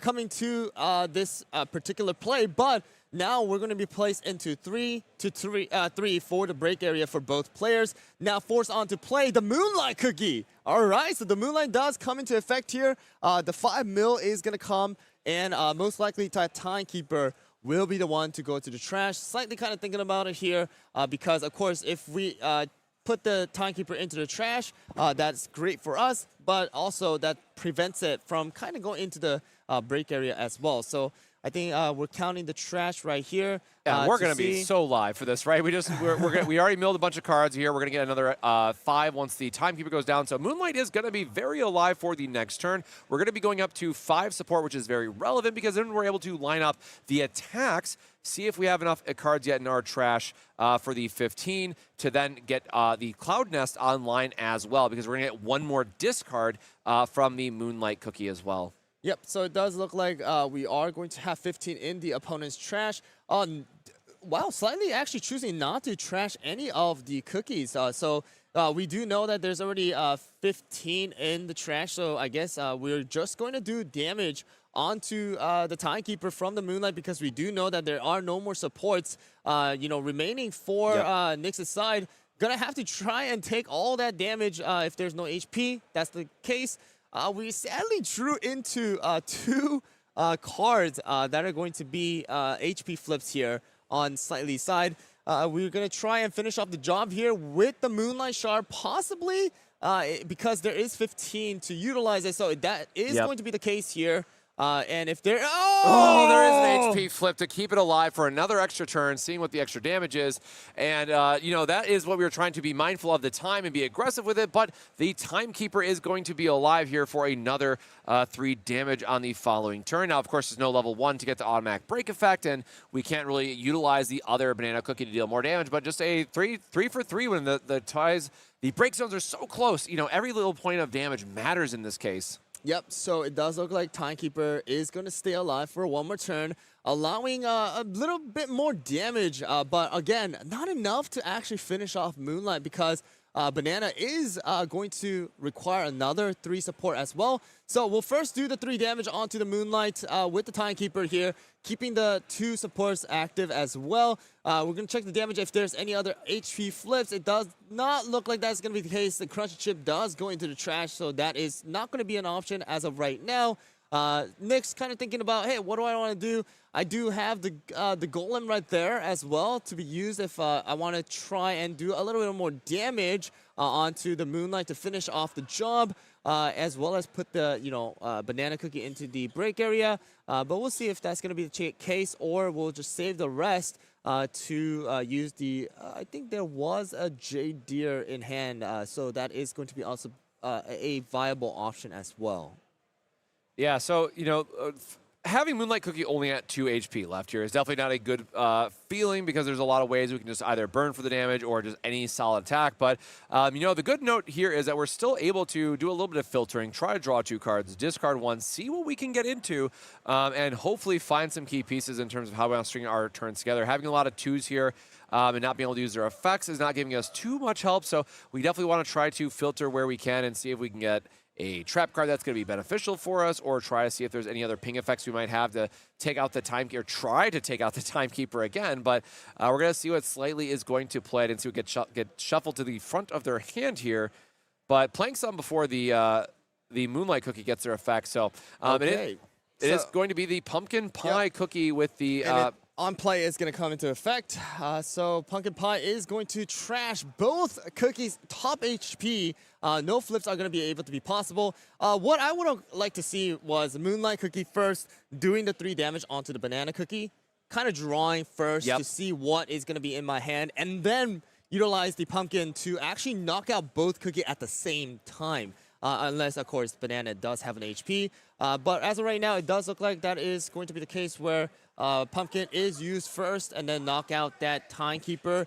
pushing Nyx to 6. But of course, it does look like we're just going to give it. We're not going to attack. We're just going to give it to Nyx for the next turn. Yep, try to keep up the resources for, well, double Cloud Nest on this following turn. Right? We have the 4 support, so if we were to attack with the Moonlight there, we would have to only have 1 support left. And, you know, again, I think the big challenge here is, like, how do we keep this Moonlight Cookie alive? How do we get to continue to do our filtering on the following turn? But Nyx is kind of looking in his hand and just saying, like, I just have a burn option if that's where I want to go. Or I can just do a big swing for 4 damage and try to have something that's more permanent on the board and being aggressive that way. But we do want to be mindful of Nyx's break zone and how high we are. Of course, there are healing options to be mindful of, but with that banana cookie going to the break, and then if we try to play level 3 after, I mean, that is going to be 10 very quickly if we are able to find the damage from Slightly side. So very precarious situation to be getting caught in, because we could very quickly go from 6 to 10 from Nyx's side, meaning that Slightly would be going to advance to the finals. Yep, so I think the reason why Slightly decided not to attack before using the Pumpkin, as well as attacking with the Pumpkin or the Moonlight, is because of the risk of having a Millennial Tree come out with 2 supports remaining. I think that is the reason why he wanted to choose to keep the Banana Cookie alive, kind of board lock it so that Millennial Tree cannot get the best value. So we'll see what Nyx wants to do here, because there is 2 Millennial in hand, technically, to utilize if we want to do some damage. We are able to finish off Moonlight, possibly, at least in his mind, possibly with the Banana Cookie, dealing 2 damage with 3 support. Of course, that is going to be pretty costly. If there is going to be a support, then that is going to be, blocked here. But we'll see what Nyx wants to do. Come on, make the move. We only have about 11 minutes now. Less than 11 minutes, and they really need to try and finish this out here. So Banana Cookie, yep, is going to try and finish the job here by doing the damage. But again, like you said, Abandoned Cloud Nest coming into effect because of the fact that, again, you didn't attack and kept that all 4 up. Now going back to Slightly's turn with total of 3 supports remaining for Nyx to possibly utilize that Millennial Tree effect again if Banana Cookie is knocked out this turn. Yeah, and having only 3 HP left is an interesting spot to be in. And now noticing the damage spread that Slightly kind of laid out there, right? We're going to have the 3 for 3 here. Jeez. The HP flip. These HP flips have been pretty insane for Nyx's side. Again, another situation where just leaving a cookie with 1 HP remaining is going to be super important for how this turn is now going to sequence out instead. Yep, so we're going to get the draw here for the Moonlight Cookies effect, and we are going to discard the Raspberry Moons. Was that both Raspberry Moons? Another double flip draw there for Slightly, not giving him any of the trap cards that he ultimately wants to find. And, we really don't want to spend all of our resources and not have another Cloud Nest left up. So unless we have a 2 cost, what is that to play? Because he has 4 up total, right? Yep. There's no Moonlight, like a Moonlight Shard there would have been really, really good to be a pickup. But this unfortunately might just be another draw pass situation with 9 minutes ticking away on the clock. Yep, it does look like that might be the option here in order to utilize that Abandoned Cloud Nest to keep the Moonlight Cookie alive for another turn, especially if that Banana Cookie is knocked out now with no real support remaining. It is going to be a little bit tough to survive the next turn. So I think that is going to be the option here, passing on to Nyx here with 4 supports remaining once again. And Banana Cookie still a little alive here with that 1 HP. It does look like the key shield is now in hand for Nyx, allowing Nyx to also, negate about 3 damage for 1 turn at least, for 1 damage or 1 battle at least. Actually, never mind, there's 2 key shields. So that is going to be a lot, and it's active as well because it's a total of 6 in the break area right now. So Banana Cookie trying to finish the job that it couldn't do last time to do the 2 damage onto Moonlight. Going to stop it with the Abandoned Cloud Nest once again. Nyx kind of just raising that eyebrow there. It's like, man, you just don't want me to finish the job here. Okay, you're going to have to go back to your turn. We'll repeat this process once again. It does look the Forbidden Grimoire is now in hand. Sadly, no level 1s to actually utilize the effect. But Banana Cookie again, left with 1 HP. Moonlight going to finish the job here. I don't think Key Shield will be used. It might be actually with enough supports remaining. But it does look like Banana will take the damage and fall with the milling. Actually, not the milling. The drawing actually happening here for the Moonlight Cookie. And it does look like, oh, the Moonlight Shard actually comes into the hand. So the Grimoire is going to go. Millennial Tree is going to be summoned onto the field, as well as a burnt cheese actually going to be the option here, because we do know that the mozzarella is in hand. We do know that another Millennial Tree is in hand. So the burnt cheese is a great option in order to buff up those cookies a little bit more when they are summoned. So it is still Slightly's turn. We still have a little bit of time or the damage left. So Millennial Tree going to take 3 damage from Pumpkin Pie if no Key Shield is used, but it does look like Key Shield will negate that damage. And Slightly now left with 2 supports. Not much of the traps to be used for the next turn, and it does look like possibly Pumpkin Pie as well as Moonlight actually might be both knocked out next turn. So we'll see how this goes. But, you know, Burnt Cheese has 2 damage, Millennial has 4 damage. That's exactly enough to knock out both of the cookies on Slightly's side. But we'll see what Slightly wants to do. We can use the Moonlight Shard if we want to. Probably not the best idea as of right now, but we'll wait on the player's decision with only about 6 minutes and 30 seconds remaining on the clock. Yeah, I think a big part here is just trying to be aggressive, seeing if there's like just another level 3 body that your opponent's going to put out, or, you know, we really don't have a way to engage on the following turn. So having that extra 2 burn can be a big swing here for forcing our opponent to play out something early that they may not want to. But Millennial Tree Cookie really going to be doing some great damage here on the following turn. Again, being able to threaten 4, and of course we'll have to wait and see what flips we might get. But Slightly has been drawing and discarding a lot of flips at this point. So it feels almost very unlikely that we'll see any help coming out of Slightly's HP, where Nyx has gotten quite a few HP flips that have worked out in his favor, keeping something around for a little extra turn. But if by some miracle we are able to get a HP flip for that Moonlight Cookie, keeping it around for an extra turn could be a huge pickup for Slightly here. Yep, so we'll see what Nyx wants to do here for his turn. He has about 8 supports to play off of. Again, we have a total of about 6 damage coming out from Burnt Cheese alongside Millennial Tree. But we also do have to realize that if both of these cookies do get knocked out, then that is also game for Nyx. So we have to be mindful of the break area as well as the battle area and the total number that is going to be combined when those cookies are knocked out. So Slightly has a little bit of an edge here because of the fact that the break area is only at 3. Even with the 2 cookies being knocked out, it's going to leave him at 8. First, Millennial Tree going to damage the Pumpkin Pie for 3 damage first.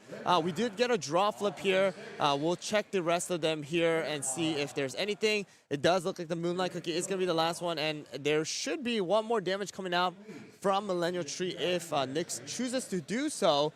Kind of waiting on it and seeing if he wants to use the extra support to do that. But we'll see if, okay, so he's going to see, hey, what kind of cards might be left in his deck as well as in his hand with so many cards being trashed right now.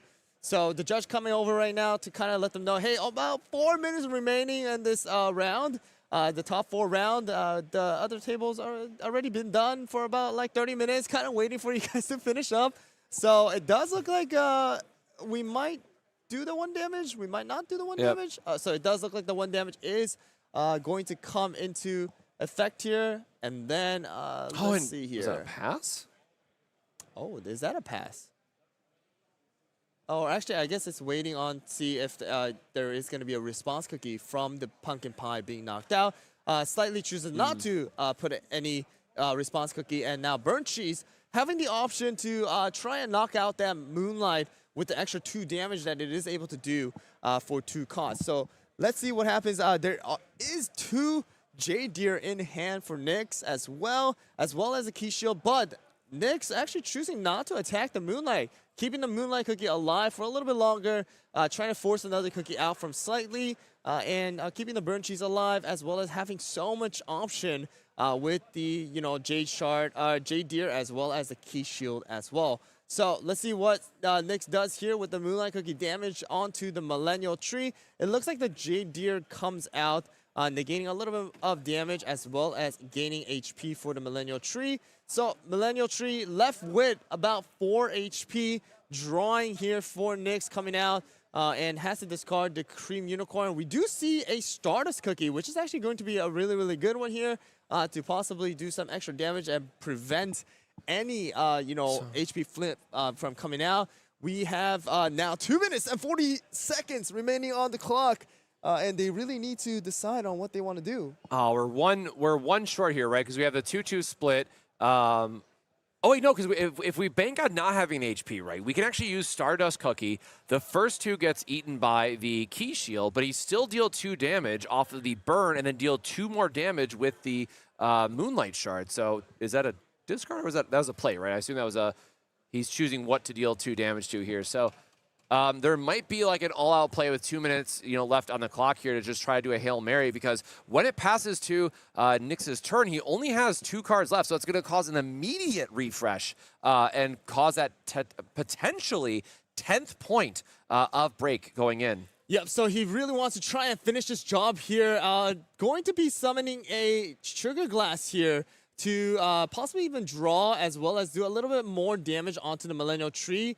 Let's see what the option here is going to be from Slightly onto Nyx. So we do have how many support? We do have about 4 supports remaining, and it does look like we're going to pass it on to Nyx here because, again, like you said, there is that refresh happening, and that's going to push Nyx up to 7 with Millennial Tree Cookie only having 2 HP. So if that Millennial Tree does get knocked out next turn, that is going to be game without that Burn Cheese doing anything to help out for the next turn, because it is going to just stay there and not be helpful in summoning another level 3 with extra HP. So here we go, Nyx doing the last shuffle here, and also checking out how many of those traps as well as HP flips are in the trash for Slightly. Judge telling them, hey, 1 minute left here, so you guys need to make up your moves as well here. So let's see what the final move for Nyx is going to be. And you got to realize right now, Sugar Glass being out in the field, it's, hey, I have about 9 right now that is able to be put into the break area. But we also do need to realize that I believe Slightly does have 1 Grimoire. So that's the reason why the Sugar Glass was there. Now, here we go. Final attack move coming out from Nyx with less than 30 seconds remaining on the clock. We'll see what the move here is. Yeah, really important. We have both Grimoire and Abandoned Cloud Nest in Slightly's hand, so he has 2 different sources of -3 attack damage that are both live here, meaning for what's on board with both of their attacks, it's still not going to be enough to knock out the Moonlight Cookie here. So unless there's a burn card off the top option for Nyx here, this Moonlight Cookie is actually going to be able to survive yet another turn here. Yep, so Burnt Cheese is going to be the first one to attack. We are going to see what we want to do. Oh, so the timer is now done. Judges are telling, both players what is going to happen here. So let's wait on that until that is decided. I believe there should be a little bit of an overtime, but of course... I believe, generally speaking, in card games, you're going to get 3 extra turns of back and forth. Active player is going to be effectively turn 0, and then Slightly would be 1, back to Nyx for 2, then back to Slightly for the 3rd and final turn. But what's interesting with this board state, right, we do know with the double minus attack effect from Slightly's hand, the Moonlight should be able to survive another turn, and then all we have to do on the follow-up is deal enough damage to that Millennial Tree Cookie to push Nyx to 10, and we have seen that we have the ability to do the split damage because the Grimoire is going to remove the Sugar Glass Fairy, open up a slot, and then we're going to be able to play the Stardust Cookie to do the 2 burn damage to push Nyx to 10. So yep, so that is exactly what you said. We are going to use that Grimoire to minus the damage from Millennial Tree, as well as, we have... The only thing we need to keep in mind is the refresh happening here as well. It doesn't really matter too much, but the extra 2 damage does not come into effect if there is no 15 cards in the deck. So if the refresh does happen, then you're going to be left with only 1 possible damage coming out from the active effect once per turn from Stardust. So let's see how this turns out. We did use the Grimoire to negate the damage, only take 1 from the Millennial Tree. Nyx left with 7, has to somehow keep that Millennial Tree alive. We do know that the Key Shield is there. We know that the Jade Deer is also in hand. So let's see what is going to be. Are we going to try to finish it off with the Golem here too? Because the Golem is there to possibly put the Burnt Cheese into the break area, as well as do 2 damage to the Moonlight.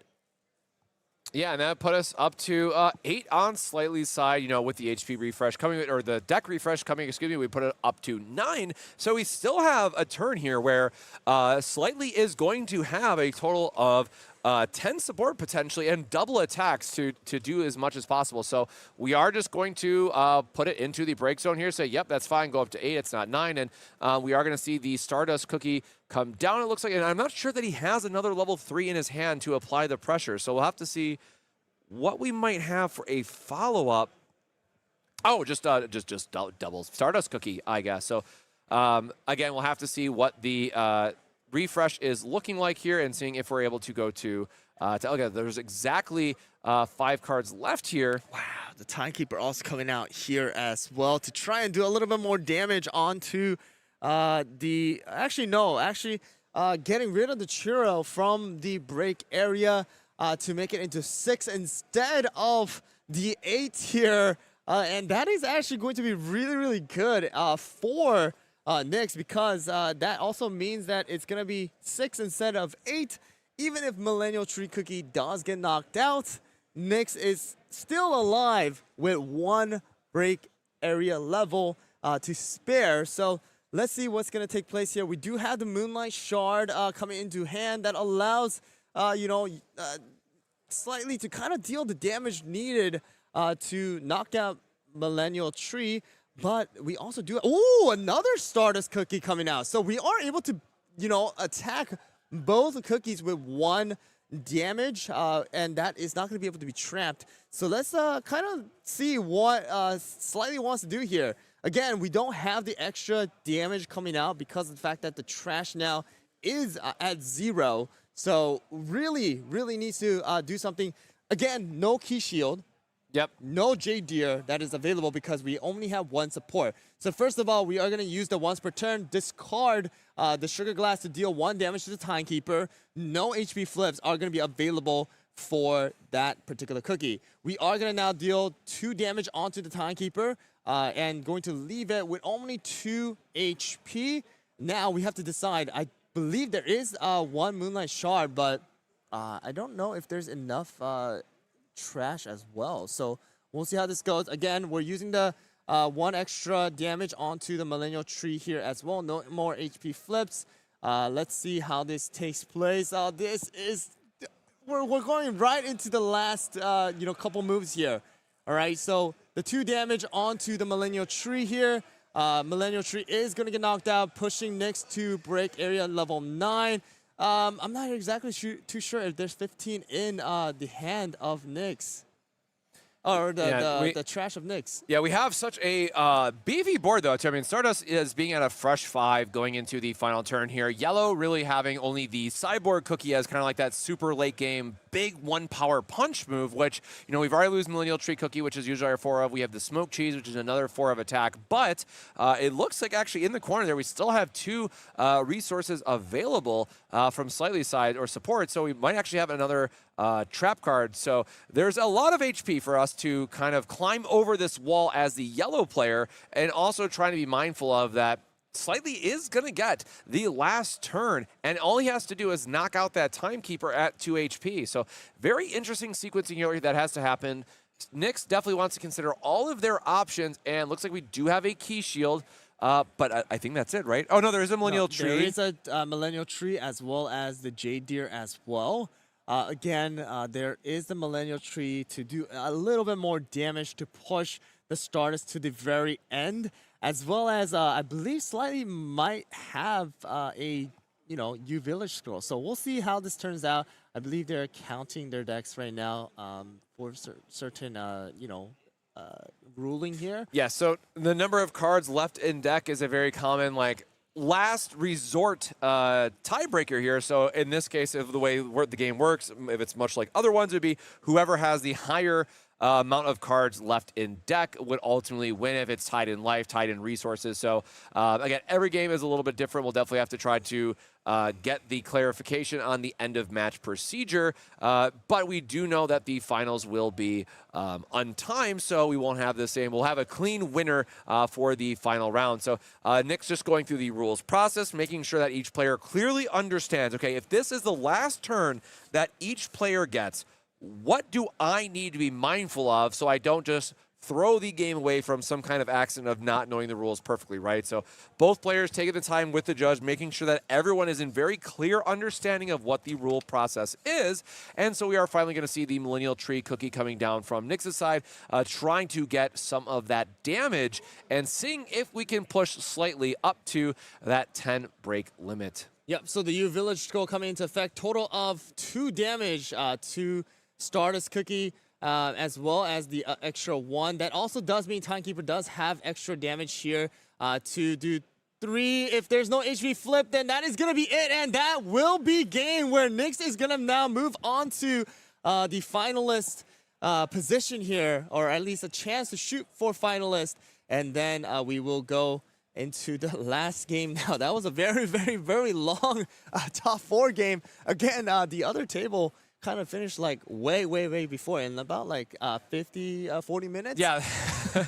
So very long, right? We played an amazing best of 3 here in our top 4 with both players. Again, really, we kind of called this going into the round, right? Yellow and purple, 2 controlled style of decks that really want to go the distance, can drag things out from time to time just because there's the healing, there's the damage negation, there's a sacrificing from purple. A lot of factors going into why that match took the, I think, 95 minutes there at the very end. So we are going to take a short break, let the players get situated. We need to grab some water after that very long match. We do. And don't go anywhere, because when we come back, we are going to have the final match here for the Championship Cup and have the finalist, the champion of it all, your first North American champion will be crowned here in just a moment, and we will be right back.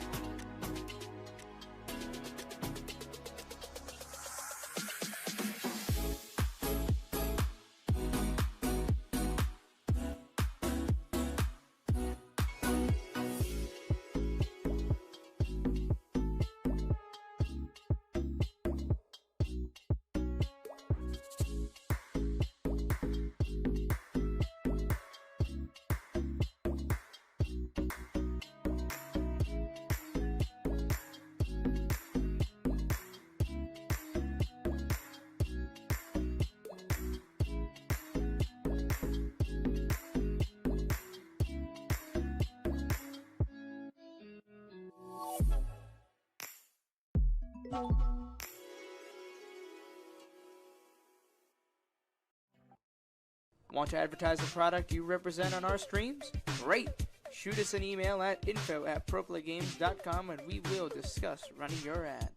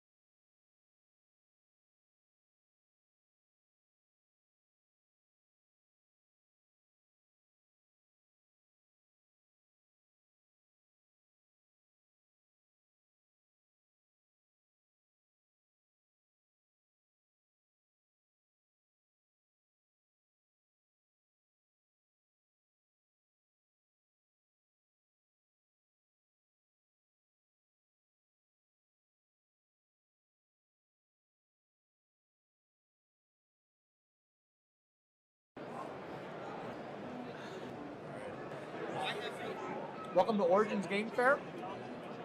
They have good tacos. TCG.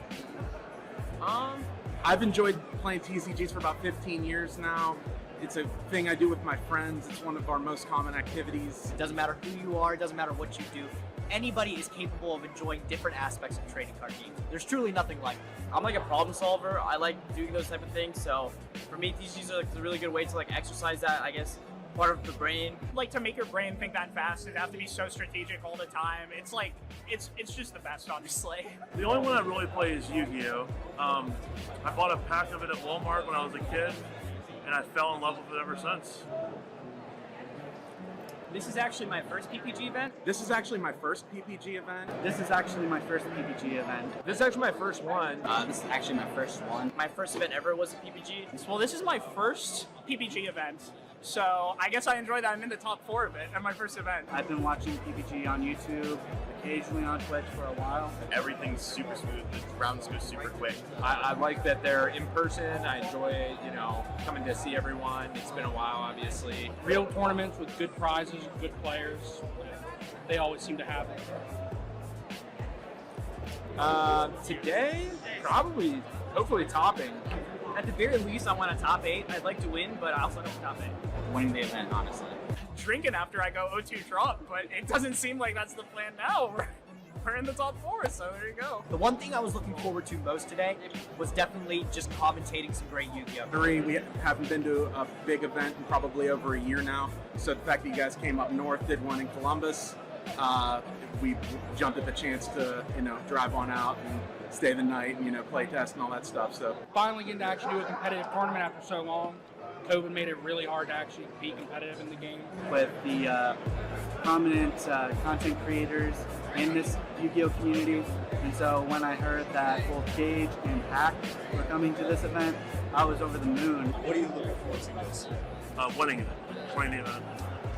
I like it. I like it. Thank you. Yeah. Appreciate you. Good luck. Thank you very much. Appreciate you. Thank you, man. Appreciate you. Cool. Perfect. Thank you very much, man. I hope that wasn't like... No, that was great. Good. That was really good. Check out ppgeventmanagement.com for events and tournament information.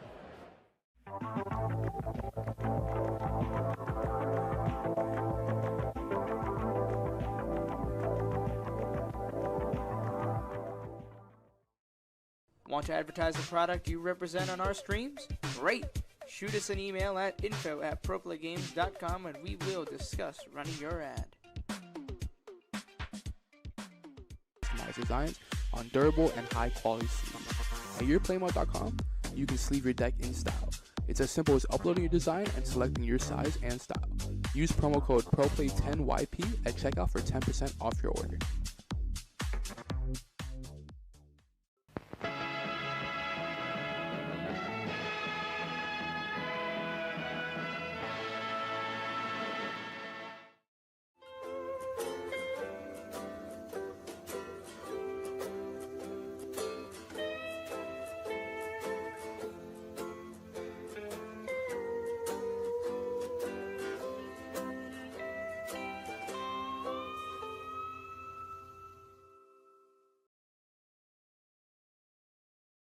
Spreadsheets, business models, gaming?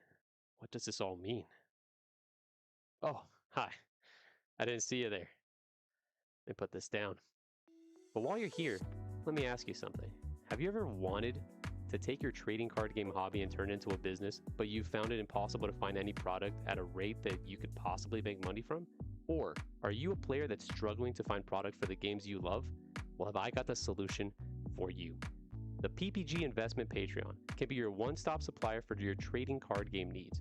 The Patreon will serve as a way for you to get products at a cheaper rate than TCG Player or any other market value without getting those distributor connections. Here's how it works. All patrons will immediately gain access to the PPG Investments Discord. This Discord will serve as a hub to promote requests for product, video releases, and as well as creating community engagement. Then, depending on your specific membership tier, you'll be able to place pre-orders for all games that we currently carry, and that list is always growing. So, here's the tiers. We've got the bronze tier. For $50 a month, you get the access to pre-order up to half a case of any product release that you want. At the silver tier, for $75, you can order a case of any product tier or product release that you would want. And the Big Daddy tier at $125 a month, you get the access to 3 cases of a product release. Now, this specific allocation is only tied to a singular release. So if there's multiple games that you're interested in and you want to go hard, we suggest that you do. Our goal is to help you create a successful TCG side hustle or to get the product that you desperately want to have. The only problem is you got to act soon, because once each tier is capped out, there won't be another opening until possibly next month. So don't wait and join the PPG Investment Patreon today.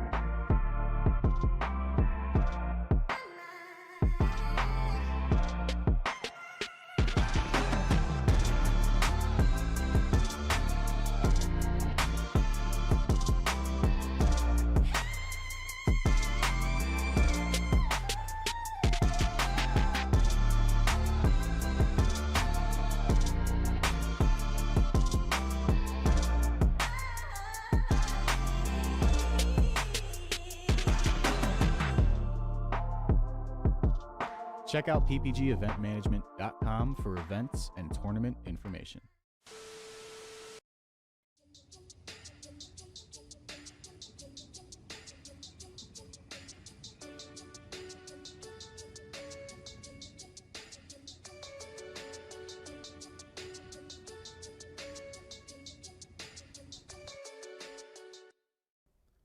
Can't seem to win a game? Opponents got you down? Can't even hand shuffle right? I promise you, it's not a skill issue.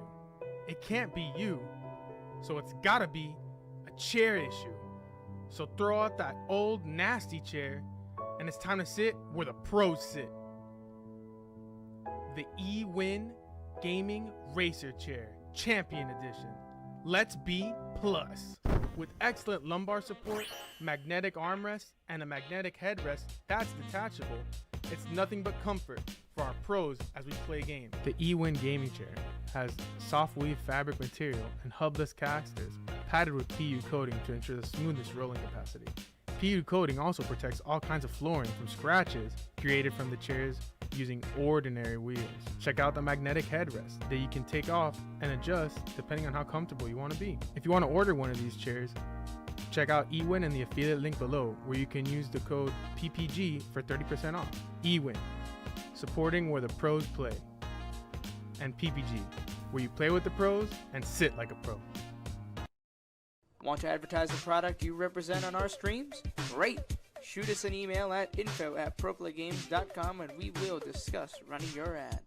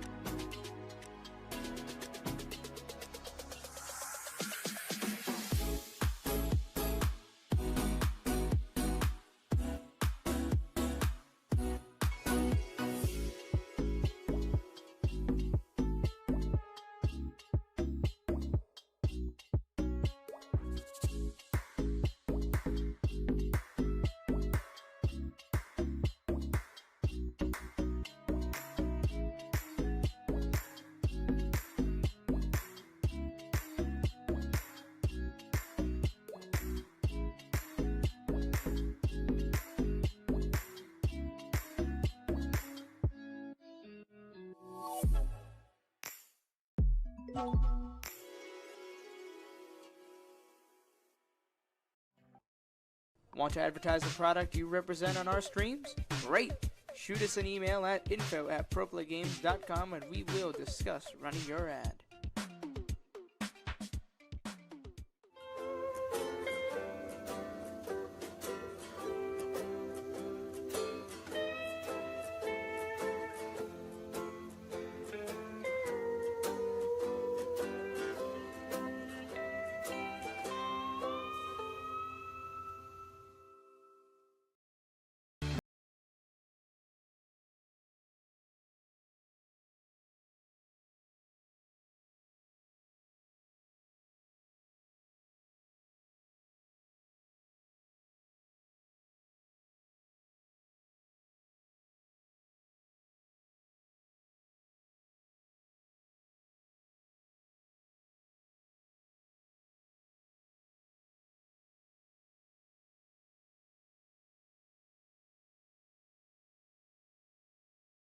For long periods.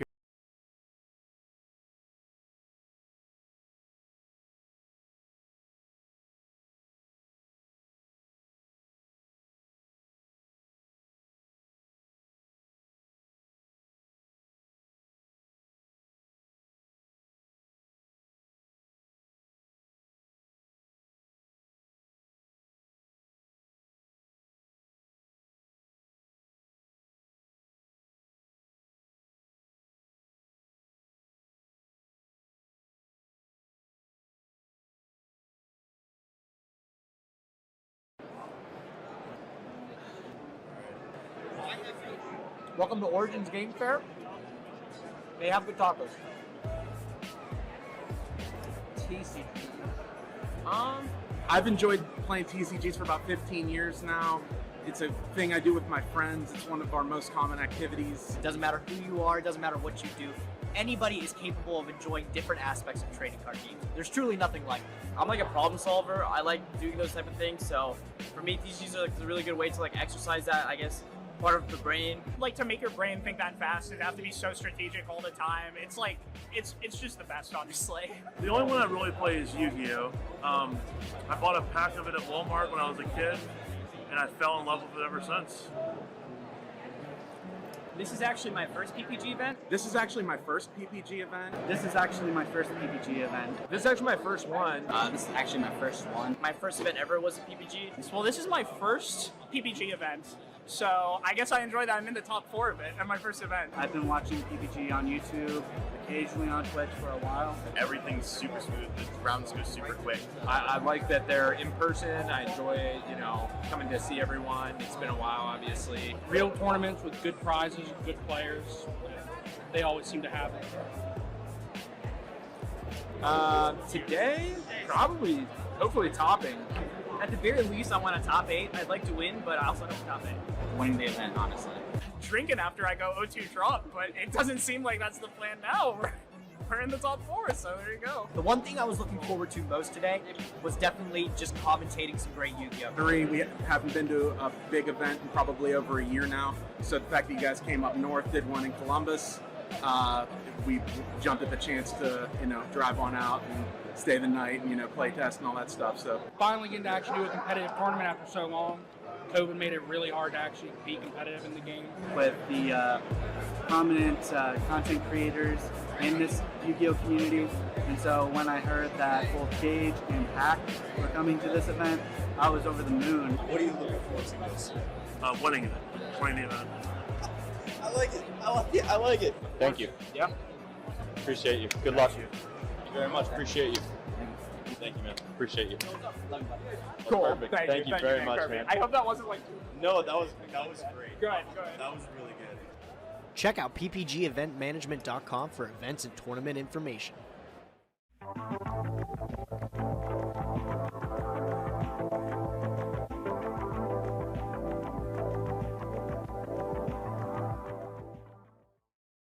Want to advertise the product you represent on our streams? Great!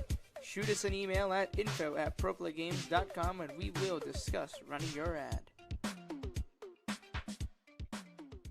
Customized design on durable and high quality sleeves. At yourplaymode.com, you can sleeve your deck in style. It's as simple as uploading your design and selecting your size and style. Use promo code ProPlay10YP at checkout for 10% off your order.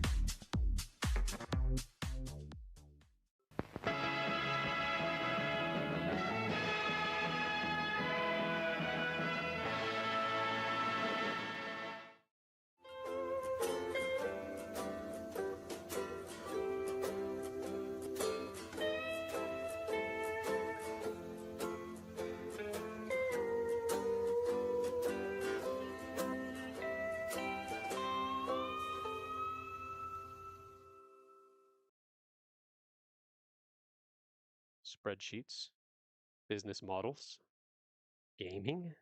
What does this all mean? Oh, hi. I didn't see you there. Let me put this down. But while you're here, let me ask you something. Have you ever wanted to take your trading card game hobby and turn it into a business, but you found it impossible to find any product at a rate that you could possibly make money from? Or are you a player that's struggling to find product for the games you love? Well, have I got the solution for you. The PPG Investment Patreon can be your one-stop supplier for your trading card game needs. The Patreon will serve as a way for you to get products at a cheaper rate than TCG Player or any other market value without... And welcome back here to Pro Play Summit Orlando, hosted by Pro Play Games. I'm Cosmic, joined by HyRool, and we are just one match away from crowning the grand champion of the North American National Championship here. Again, both players now feeling pretty good. Got a flight to South Korea, getting to enjoy the tournament experience so far. Hopefully winning it and bringing it home for North America on the world stage, but we still have to figure out who is the champion, who gets all the bragging rights from the weekend is what we're about to find out. Yep, so we did take a little bit of a longer break. Again, our last match was probably the longest we had the entire tournament. So we wanted to give the players enough break time as well to kind of figure this out and play their best for this title, right? To be crowned as the first official champion of the NA Cup that is taking place here in Orlando, Florida. So again, we are back now. The players are situated. They're getting ready to play their final match. Again, it's going to be the best of three. I have heard it's going to be a red versus yellow, all right? Now, I'm not saying I called this, but for those that were here yesterday, I did quite literally say red versus yellow is what we'd expect to see time and time again. So very fitting that it's going to land in the final slot here for the day. And again, after the 6 rounds of Swiss, cut to the top 32, it all comes down to this match between our two players and determining who is going to be that champion. Yep, so here we go, guys. The players are all ready, so we're going to go right into the gameplay here. First round of the finals. We got, this is not going to be the right name here, but it is going to be Nyx again, as well as Dirodin. I'm going to assume that is going to be the case, but that is going to be our players here for the finals of this 2025 NA Champion Cup. All right, of course, again, it's going to be the best of 3. So if you take the 2 wins, then that is going to be it. Again, the timer is on time, right? Yep, I was saying, and normally that caused me to sweat a little bit, right? If we saw like a yellow versus yellow and it was on time, you know, I might be sweating here a little bit if we have a 2-hour finals match. So the on time is always a blessing because it gives players the most amount of time to think through their turns, make sure that they're not, you know, missequencing anything. Because as we saw in that last round where it got to a timed finish, players had to be very quick in that third game, going through and making sure they can make all their plays. Wow. But starting off with a Holly Berry, the big tanky one coming from the right player with the shield effect. Now, we have seen Holly Berry all weekend long, but how do you feel about seeing it this early from the red player? So I think this red player is literally playing that level 3 right now. So again, we're having that quick, real strong cookies just come out right away and to deal the damage that is necessary, knock out the cookies, as well as build up that break area so that you are able to go and put out Wallberry to finish the job really, really quickly. So, okay, again, we'll have to see how it goes. Yep. Against the yellow, it can be a little bit different here. So let's see what's happening. Ooh, a devil cookie. Oh, I actually what didn't get to see this. Yeah, just a very quick 2 for 3 here, coming across and making sure that we're getting that marshmallow. Very, the downside, right, of the card normally is it only has a 2 HP for being a level 2, but when you're just trying to be aggressive and knock something out, you want to just get that clean break, but instead we do see the HP flip, giving us a extra health here, keeping alive with our 1-3 for another turn. Also important to note that it does have our blocker ability if we want to keep something else in the play for the turn, but this could just be a very quick churro cookie for 2, or we might have a different play here in the hand, but just going for we are just going to continue the assault on the Hollyberry and forcing our opponent to spend all of his damage into our marshmallow on the following turn. Yep, so it does look like Marshmallow is going to hang on to dear life, even though that 3 damage came out from Devil. Now it's going to fall finally, but yeah, we're doing some chip damage to Hollyberry because, hey, Hollyberry only takes 2 damage every single time if it is going to be more than 3 damage. We are going to bring back the Marshmallow with the Millennial Tree here, and now the board is back to full for both sides. We have the Devil Cookie, who's able to do 3 damage for 2 costs, as well as Hollyberry, who's able to do a bit of damage. Again, both sides can't really attack with both cookies yet. So we'll see how this one goes, where Millennial Tree technically is able to knock out the Hollyberry right now because of the fact that, you are able to do the 2 damage first from the initial attack, but we are going to go and take the Swamp, just take the 1 damage, as well as do 1 more damage with the Millennial Tree's Den effect. We are going to discard its Eternal Sugar to heal up the Hollyberry in order to keep her alive a little bit longer, but that is going to be a total of 6 flips already out onto the field, including the trash and the support area. So we do have the blocker effect coming into effect here. We are going to have another HP flip for the Marshmallow to stay alive a little bit longer. We will discard, it looks like Banana Cookie possibly to keep Marshmallow alive. We'll see if Nyx wants to try and do that. That is going to be the case, and there we go. Timekeeper goes to the trash with the burnt cheese, but Marshmallow does stay alive a little bit longer to tank for the next turn. Yeah, we see the level 1 Kumiho, right, coming into play and usually being the protector all weekend long, but sometimes we just need that set 1 goodie with blocker and being able to keep our level 3s healthy because now in this next turn, Millennial Tree Cookie is still going to be able to do that split damage like we really want, so it's going to force our finalist to have an extra Swamp if he wants to keep it alive, but doing like a 2-1 split here damage-wise can be enough to start that break area. So both players still at 0 here for being at 5, which is, not that common for red decks because they're normally able to get a couple breaks early. But here in this case, we are going to see Millennial Tree Cookie dealing the 2 damage again. And nope, so we're not going to have these Swamps protected this time, which means the 1 damage is going to go over to the Devil Cookie, dropping it down to a single health point left. And notably, this means that we're going to have a very quick level 5 here from the red player on the right side here on the following turn. Yep, so it does look like Devil is going to be the only one standing. We have the Hollyberry now into the break area, pushing Diddleton to a total of 3 here, guys. So let's see exactly what happens here with the turn going to Diddleton. We do have the 3 damage going on to the Millennial Tree. We're blocking 1 more time. Now that also does mean no more traps are going to be possible for the yellow side here for any potential other attacks that might come. So we'll see what the effect is. The response cookie, though, is going to be Kumiho Cookie here. Obviously, the highlight, actually, key cookie that was used throughout this entire tournament yesterday and today for the yellow players to tank for your really powerful level 3s. And it does look like we are going to get a Dark Choco. So we haven't seen this cookie being used too much here in the featured live stream tournaments. But it does look like Dark Choco is going to come out, deal some extra damage here as well. And we will move the Kumiho from the battle area straight into the break area. So yeah, just getting the 3 damage here, cleaning it up, and leaving with just the Millennial Cookie. But notably on this board, right, we did just have to tap out, and Millennial Tree is still being able to threaten a 3 versus 1 split. So we can still stack up a lot of damage onto the Dark Choco Cookie and still then finish off that final ping into the Devil Cookie, bringing the total break up to 5. So we're going to see what type of other sequencing that we might want to leave up. We have another Kumiho in hand, which is going to be able to provide that tank strategy that we've seen time and time again this weekend. The key shield is not online yet. We need a couple more into our break zone. Of course, we have 2 now for our player on the left that will get updated here shortly, but we will just go back into that tanking strategy, which again is just so good. When you're able to redirect Red's attacks and make sure that you're able to take the brunt of the damage into a level 1 and decrease the speed at which your break zone is leveling up, so to speak, right? That's always going to be really important. So here we are going to see that other effect then take out the Devil Cookie, pushing to 5 break on the right-hand side.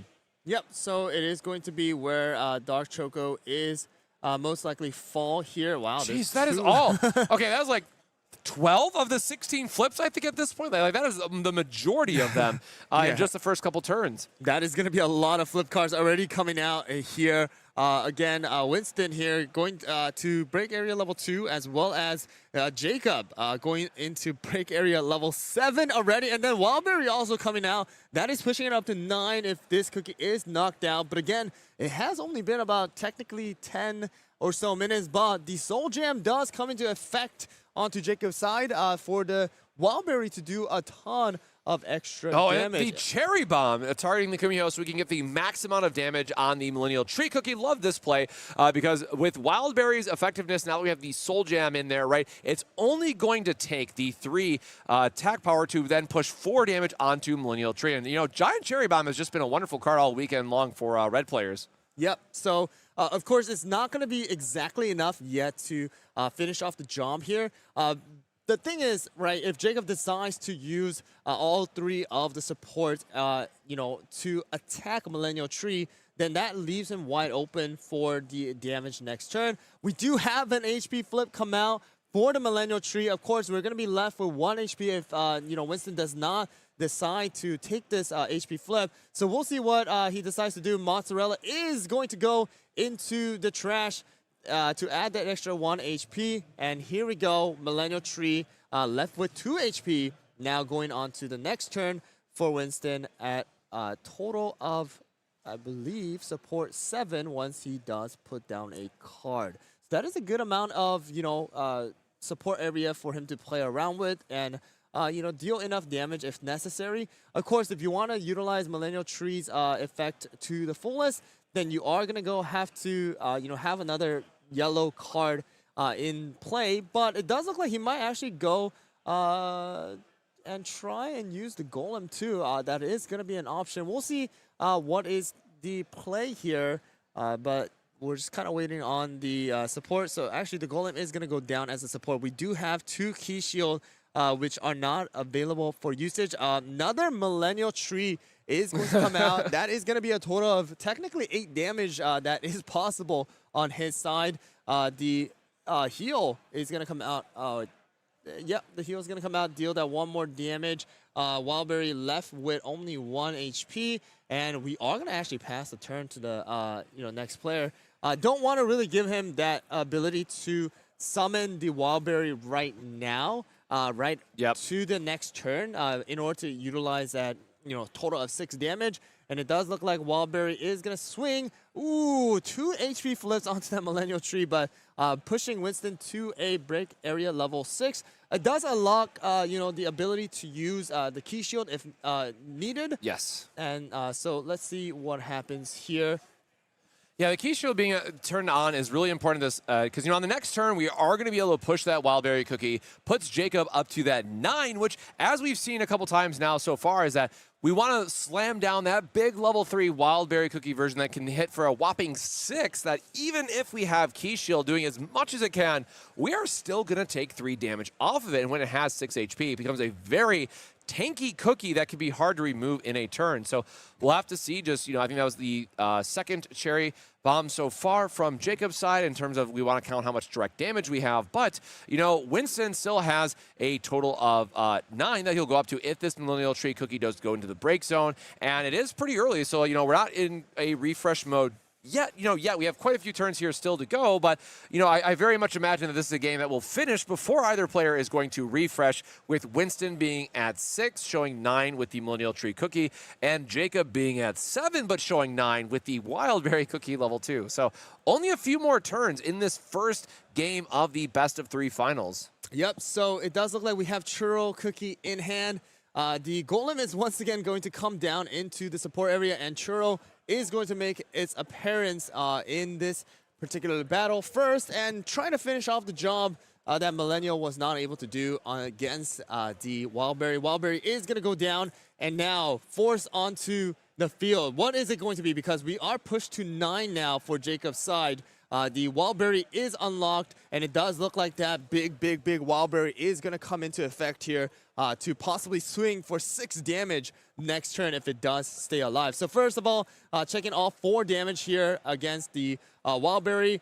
Again, the thing here is, right, if there was that Golem. Yeah, I was just thinking about right, that Golem would have been able to do it. But again, we do have enough supports to possibly use the Key Shield to negate at least half of that damage that the Wildberry is going to do. Of course, not many options here left for Jacob, especially because that Wildberry only has 2 HP. However, a Hollyberry does come into effect. That also does mean that the total damage out here is going to be 3 from Hollyberry first. That is going to go into the Millennial Tree, as well as a total of technically 7 damage coming out from Wildberry, because we get the 1 extra from the Hollyberry, as well as 2 extra from your break area being at 9. But again, Winston is going to choose to, negate all of the damage coming out from Hollyberry to keep the Millennial Tree alive, because, you had to go and knock both of these cookies out to take the first round. So first of all, Churro, actually not Churro, Millennial Tree taking all of the damage from the Wildberry here and getting knocked out, pushing Winston to 9, as well as Jacob staying at 9 with the Wildberry only having 2 HP with 1 support remaining. So that also does leave an, open for that swamp as well. Yeah, but seeing another Millennial Tree coming right off the top is going to give us the damage we need, and also the ping effect. So based on our support, this is just going to be a quick double attack. Even if there was a swamp, there's going to be a very quick game 1 here for Winston in our final. So yeah, I'm aware of why the other off-camera game was wrapped up so quickly, because Jacob has a very aggressive plan that you have to match, or you will fall very quickly to this big, I'm going to call it big red strategy now, with having a much higher level 3 focus. Yes, exactly. I mean, Winston last time with the purple, it was matching that energy of trying to control the board as much as possible, get as many draws, and see what kind of hand you are able to get to make the best plays when it is possible. But right now, Jacob really just kind of pushing it, and putting out all of those damage dealers. Again, Winston did a really good job in negating a lot of those damage with the Kumios, blocking a lot of, damage with the Marshmallow, especially from that Devil. That Marshmallow staying alive every single time the 3 damage came through with an HP was a really big thing here for Winston's victory, in my opinion. And then, of course, having to draw that Millennial Tree right at the end and being able to place it along with Churro to finish off the entire round was a great play. Again, Winston does need to take 1 more win now in order to be crowned as the champion for this final that we have for the first NA Championship Cup. Here in Orlando, Florida. Really exciting to see this happen in real time, and we do love a Game 3. So, as someone who just wants to see more great action today and this weekend, because we've had a ton of games, and also don't forget tomorrow there's a whole extra tournament happening, but today we're going to focus on the Champion Cup. But we have had, 9 hours, however long it's been now for the rounds going on. Of course, the 6 rounds of Swiss, then cut to top 32, and it all comes down to potentially this one match where Winston could be crowned our North American champion in just, that took 10 minutes, it feels like, compared to the games that we had in the previous round. The games that we were watching now are definitely shorter than the ones that we have seen before. The last round with the top 4, it was literally just pushing it to the max for every single round, trying to get the best plays for every single situation. But now we're going to have to match that red energy, right? So we're going to go into now the second round for this final basically battle here. Yes. So let's go into the players and see how this round 2 is going to play out. Will Winston take it here? Actually, wow, already starting off really, really quickly. So, oh my goodness. So we didn't even put the support down, and they just went straight up into the Pattaya Dragon, knocking out the Marshmallow instantly.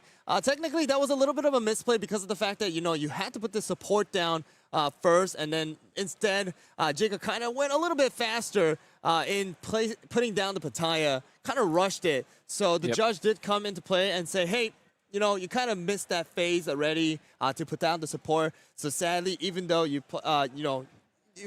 it could have been a thing if you're in like a local or something like that. Yep. Here in the championship, rules are rules, right? Yeah. If you don't put it down, you don't put it down. There's a very strict game process flow that you have to manage, you have to go with. But Pattaya Dragon, I mean, this is a card we've seen all weekend long, and especially after that game 1, Jacob was just probably thinking, like, I do not want to see this Marshmallow Cookie today anymore, man. Like, please get this out of here. But we'll see what we're able to string together from both sides, and hopefully have, some big damage coming from that Mala Sauce Cookie, which has that, like, revenge effect of that it's still on the board when you try to deal damage into it. You are going to get burned back by it. So now we have this interesting game plan action of, do we want to try to knock out this level 2 as early as we can so we don't have to deal with it later? Or do we have to worry about this Pattaya Dragon Cookie, which is going to threaten for damage into the yellow player's board? Yeah, so the thing here, because of that mistake that Jacob actually made, Jacob would have been able to hit and swing with the Mala Sauce to the Stardust with the 4-3 damage, but that was not possible because of it. But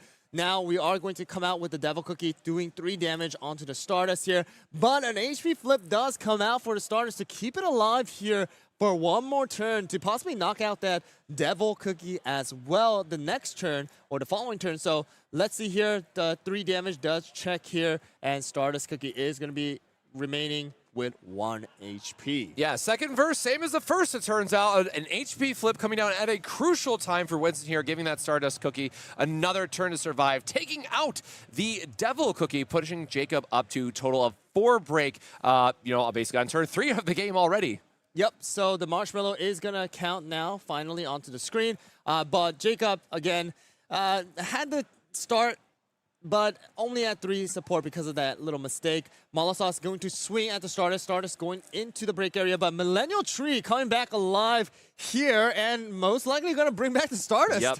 Great option, again, great opportunity to heal. Millennial Tree just needing a friend along to deal the most amount of damage, but also healing can be really important. So Stardust Cookie just being a great target here to bring back even the board state, but Millennial Tree is what we're really happy to see, right? We just want to push that 4 damage where we can and make sure that the Mala Sauce Cookie can go down here, pushing Jacob to 6. Yep, so the Mala Sauce is going to go down, as well as 1 more damage coming on to the Pattaya Dragon as well.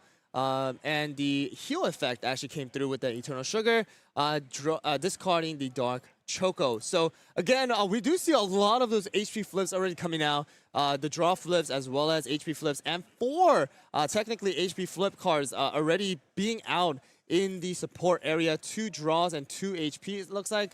And it does look like Pattaya is going to swing for a total of 3 damage with an extra 1 for the 1 support. And now Millennial Tree remaining with that 1 HP, moving on to turn 5 for Winston.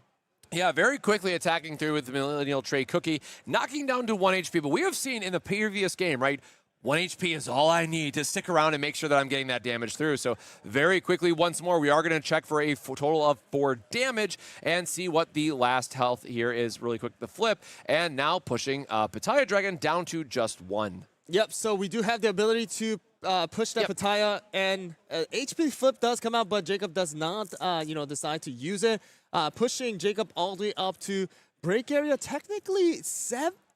What is that? 2, 4, 6, 9 actually. 9 yeah, already. 3 2s into the 3. So this Hollyberry is going to be effectively the last cookie that we see here, which, generally is a good one. It's a very tanky unit that can be played. But just really quickly here, going into effectively turn 6 for where Winston was at, and now going to go have 6 support. We're going to see what we can really string together for viable attacks. So we do have the other Wildberry Cookie coming out, the level 2. But the thing is, there's not enough support area technically to utilize both of their ability. Walberry did, though, however, use the on-play effect to finish off the Millennial Tree, dealing 3 damage now with the Hollyberry. HP flip coming out again for Stardust, and that is definitely going to keep Stardust alive for another turn here, just like how it was in the beginning. Yeah, and at this point, right, we do have a viable target on the board with the Wildberry. It can't be protected by any effects. We do have 1 support remaining from Jacob's side, so it could be a Swamp here to give -2 attack total, but we do have a lot of damage in our hand, and we only need a single point of break going into Jacob's area where it'll make Winston our first Grand Final North American champion. So we'll have to see if he has I don't think he has a Golem card in his hand, but just a Millennial Tree and Stardust is threatening enough damage here that it would take some HP flips and a lot of help from the life here to find a way if Winston can have enough to go. And it looks like that is going to be it, and that is the quickest game that we have seen, just like how it was before. 2 games going to Winston instantly in about, I don't even know, like 20 minutes. Yeah, that was by far the quickest round of Cookie Run Braverse we've had, honestly, all weekend long so far, with just lightning fast punches from both sides. And ultimately, Winston is going to be your grand champion here for the North American Nationals. And again, a lot of great players actually all earning their flights over to South Korea to represent North America in the Worlds Tournament, which is a really big prize of it all. But, of course, the extra bragging rights on top of it all. You were the first North American champion really is the extra special bit. So, any final thoughts on that before you hopefully get a champion interview and, do some prizing and stuff? I'm going to be very, very honest with you. I thought it was going to be a little bit longer, but, man, Winston really catching, that same energy from Jacob. That red energy, right? I'm just going to deal as much damage to you since it does look like you're going to be constantly playing those low HP cookies to deal as much damage. But the sacrifice is, right? The downside is that these cookies just are going to be really, really squishy. I can use Stardust to, knock it out instantly. I can use Millennial Tree on turn 3 technically to knock all of these cookies out and quickly push you to 9. But you really are not able to match the break area for the yellow, even if you use that, super strong Wildberry, if you don't have, the break area level to finish it off. So it does look like Winston really just kind of utilized that and just pushed it so that, hey, you're going to play aggressively, I'm going to play aggressively, I'm going to match you with those Millennial Trees to do 4 damage every single time. Even if you have a Hollyberry, even if you have, Pitaya, Wildberry, it doesn't matter. And the biggest thing was when Jacob's kind of mistake starting it off. So, yes, we couldn't really see it because they did start a little bit faster than we were actually aware of. But, yeah, Jacob kind of put down that Pitaya even before putting down the support, putting it at a little bit of a disadvantage because of the fact that, he could have attacked with Mala Sauce. He could have attacked and had a little bit more support, but in the end, that was it, and that is going to be game, and Winston is going to be crowned as the champion for this 2025 NA Championship Cup for Cookie Run Braverse. Are you happy with what kind of gameplay you saw today, especially starting with the top 32? We saw a lot of different colors, greens. Green was actually in the top 4 too, so that was really, really interesting. We did get to see some blue in action as well, and a lot of purples, and of course, red and yellow. Red and yellow. Well. Yeah, I of course I'm gonna always say I wish there was more blue players that are joining us here today, but having a top 4 that was double red, green, and yellow.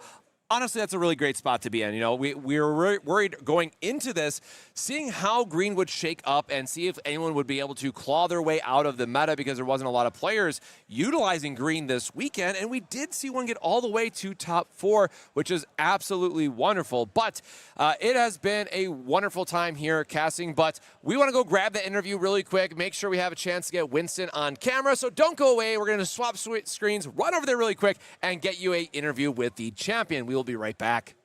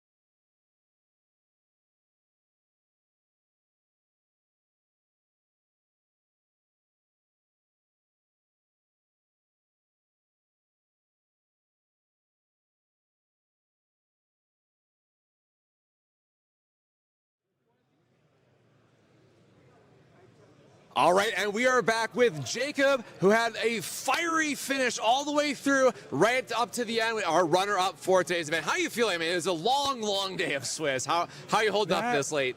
It was a very long day. I was I was going on nothing but a bowl of cereal and a banana the whole day. Looks like it finally caught up to me. Yeah.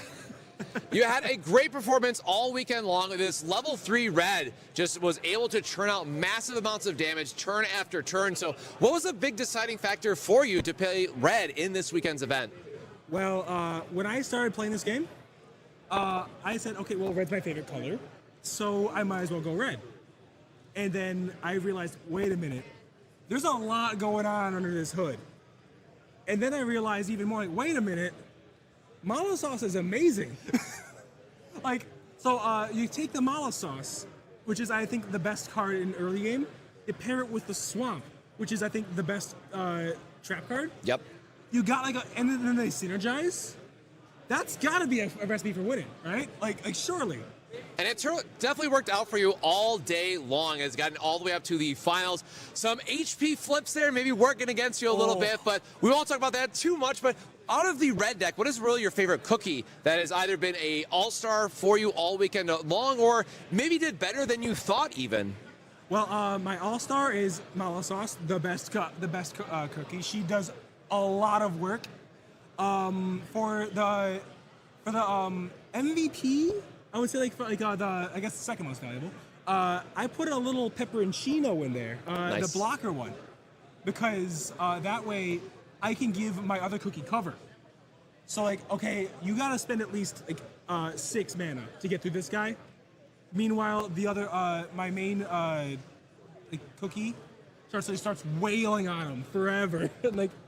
Essentially try and run them very short on resources. Yep. Run them out quick, or else you're gonna run out. Yeah, very good. And also, just here at the end, any shout-outs you want to do? Obviously, a lot of love and support goes into coming to these events, having a great community support you. So any shout-outs you want to do here for the event and what got you through it? Well, first off, thank you so much to my brother, who's in the audience over there, getting me into this game. Best decision I've ever made in my life. Additionally, I would like to thank everyone in my Brave League back at home in Chicago. Thank you so much, Drawn Together Games, for everything you've done for us for this. I couldn't ask for anything more. Brandon's the best guy. Awesome. And of course, we do have some of the runner-up prizing that we're going to get headed to here and showcase on camera. So if we'll join by Dev Sisters. By Dev Sisters and those? Oh, no way. Yep.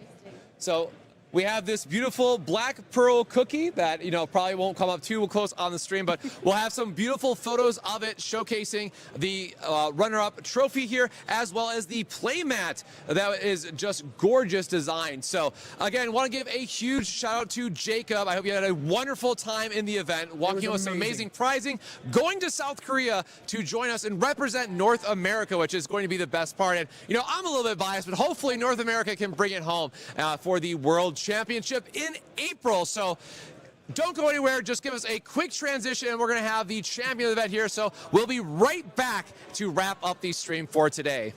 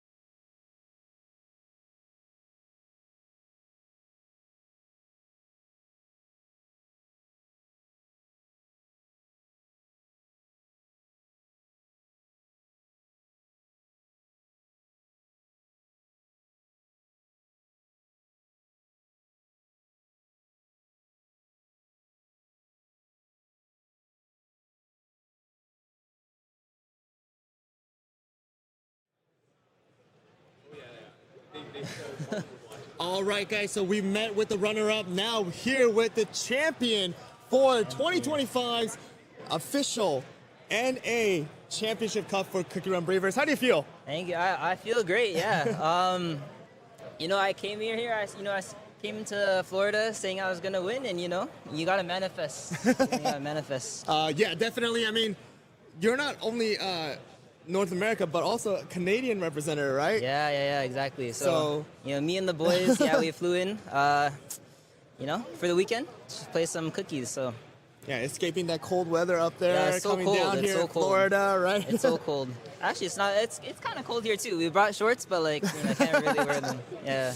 How'd you feel about the entire tournament? I mean, you played a ton of games today, right? Yeah. A total of, I mean, we were casting for about 9 hours, so you were playing about the same amount of time. Yeah. How'd you feel about the whole entire thing? No, it's definitely long, but it's fun. Like, it's a fun game. I think what makes it easy to get through is like everyone here. Everyone I met was like awesome. You know, the whole community. You know, everyone's great, so it makes it fun to kind of play. Let me ask one question then. What was your most difficult matchup? Matchup today. It's a good question. To be honest, in Swiss, I played 6 reds, so it's all red Really? anyway. Yeah. So I guess it's just red. Gotcha. All but, right. but in reality, yeah. You played 6 of Swiss with reds, Literally. and then ended up in the final against the red. Against red. So you played majority of the matchup with red. So I guess it automatically becomes a red hardship here. But definitely, I mean, you played really, really well. That championship, that final battle was just super, super quick. But now you did, you know, get that title as a champion, as well as a ticket and a seat to go to South Korea. Are you excited for that? We're excited, yeah. That was the whole goal of trying to come here, honestly. Yeah, a little trip. But no, it'll be cool for sure. Yeah. Sounds good. It's going to be taking place in April of next year. Of course, you're gonna have to get a lot more practice in for that. But definitely, congratulations as you know, being the first champion of this cup. And now we're going to award him with the trophy as well as the prizes. So we have a representative from Dev Sisters as well as the head judge coming out. So there you guys go, the Championship Cup trophy that we showed you guys earlier during the live stream. We have the Black Pearl card trophy as well that says the champion on it, and of course the mat that we did showcase here. And also you have other stuff too, right? So don't forget to collect those. True. You know, participation. yeah, exactly. You do need to collect those boxes. But last minute, you know, final thoughts, shout outs, comments. I got a lot of shout outs, yeah. I gotta shout out my girlfriend Shannon first. You know, she's the best.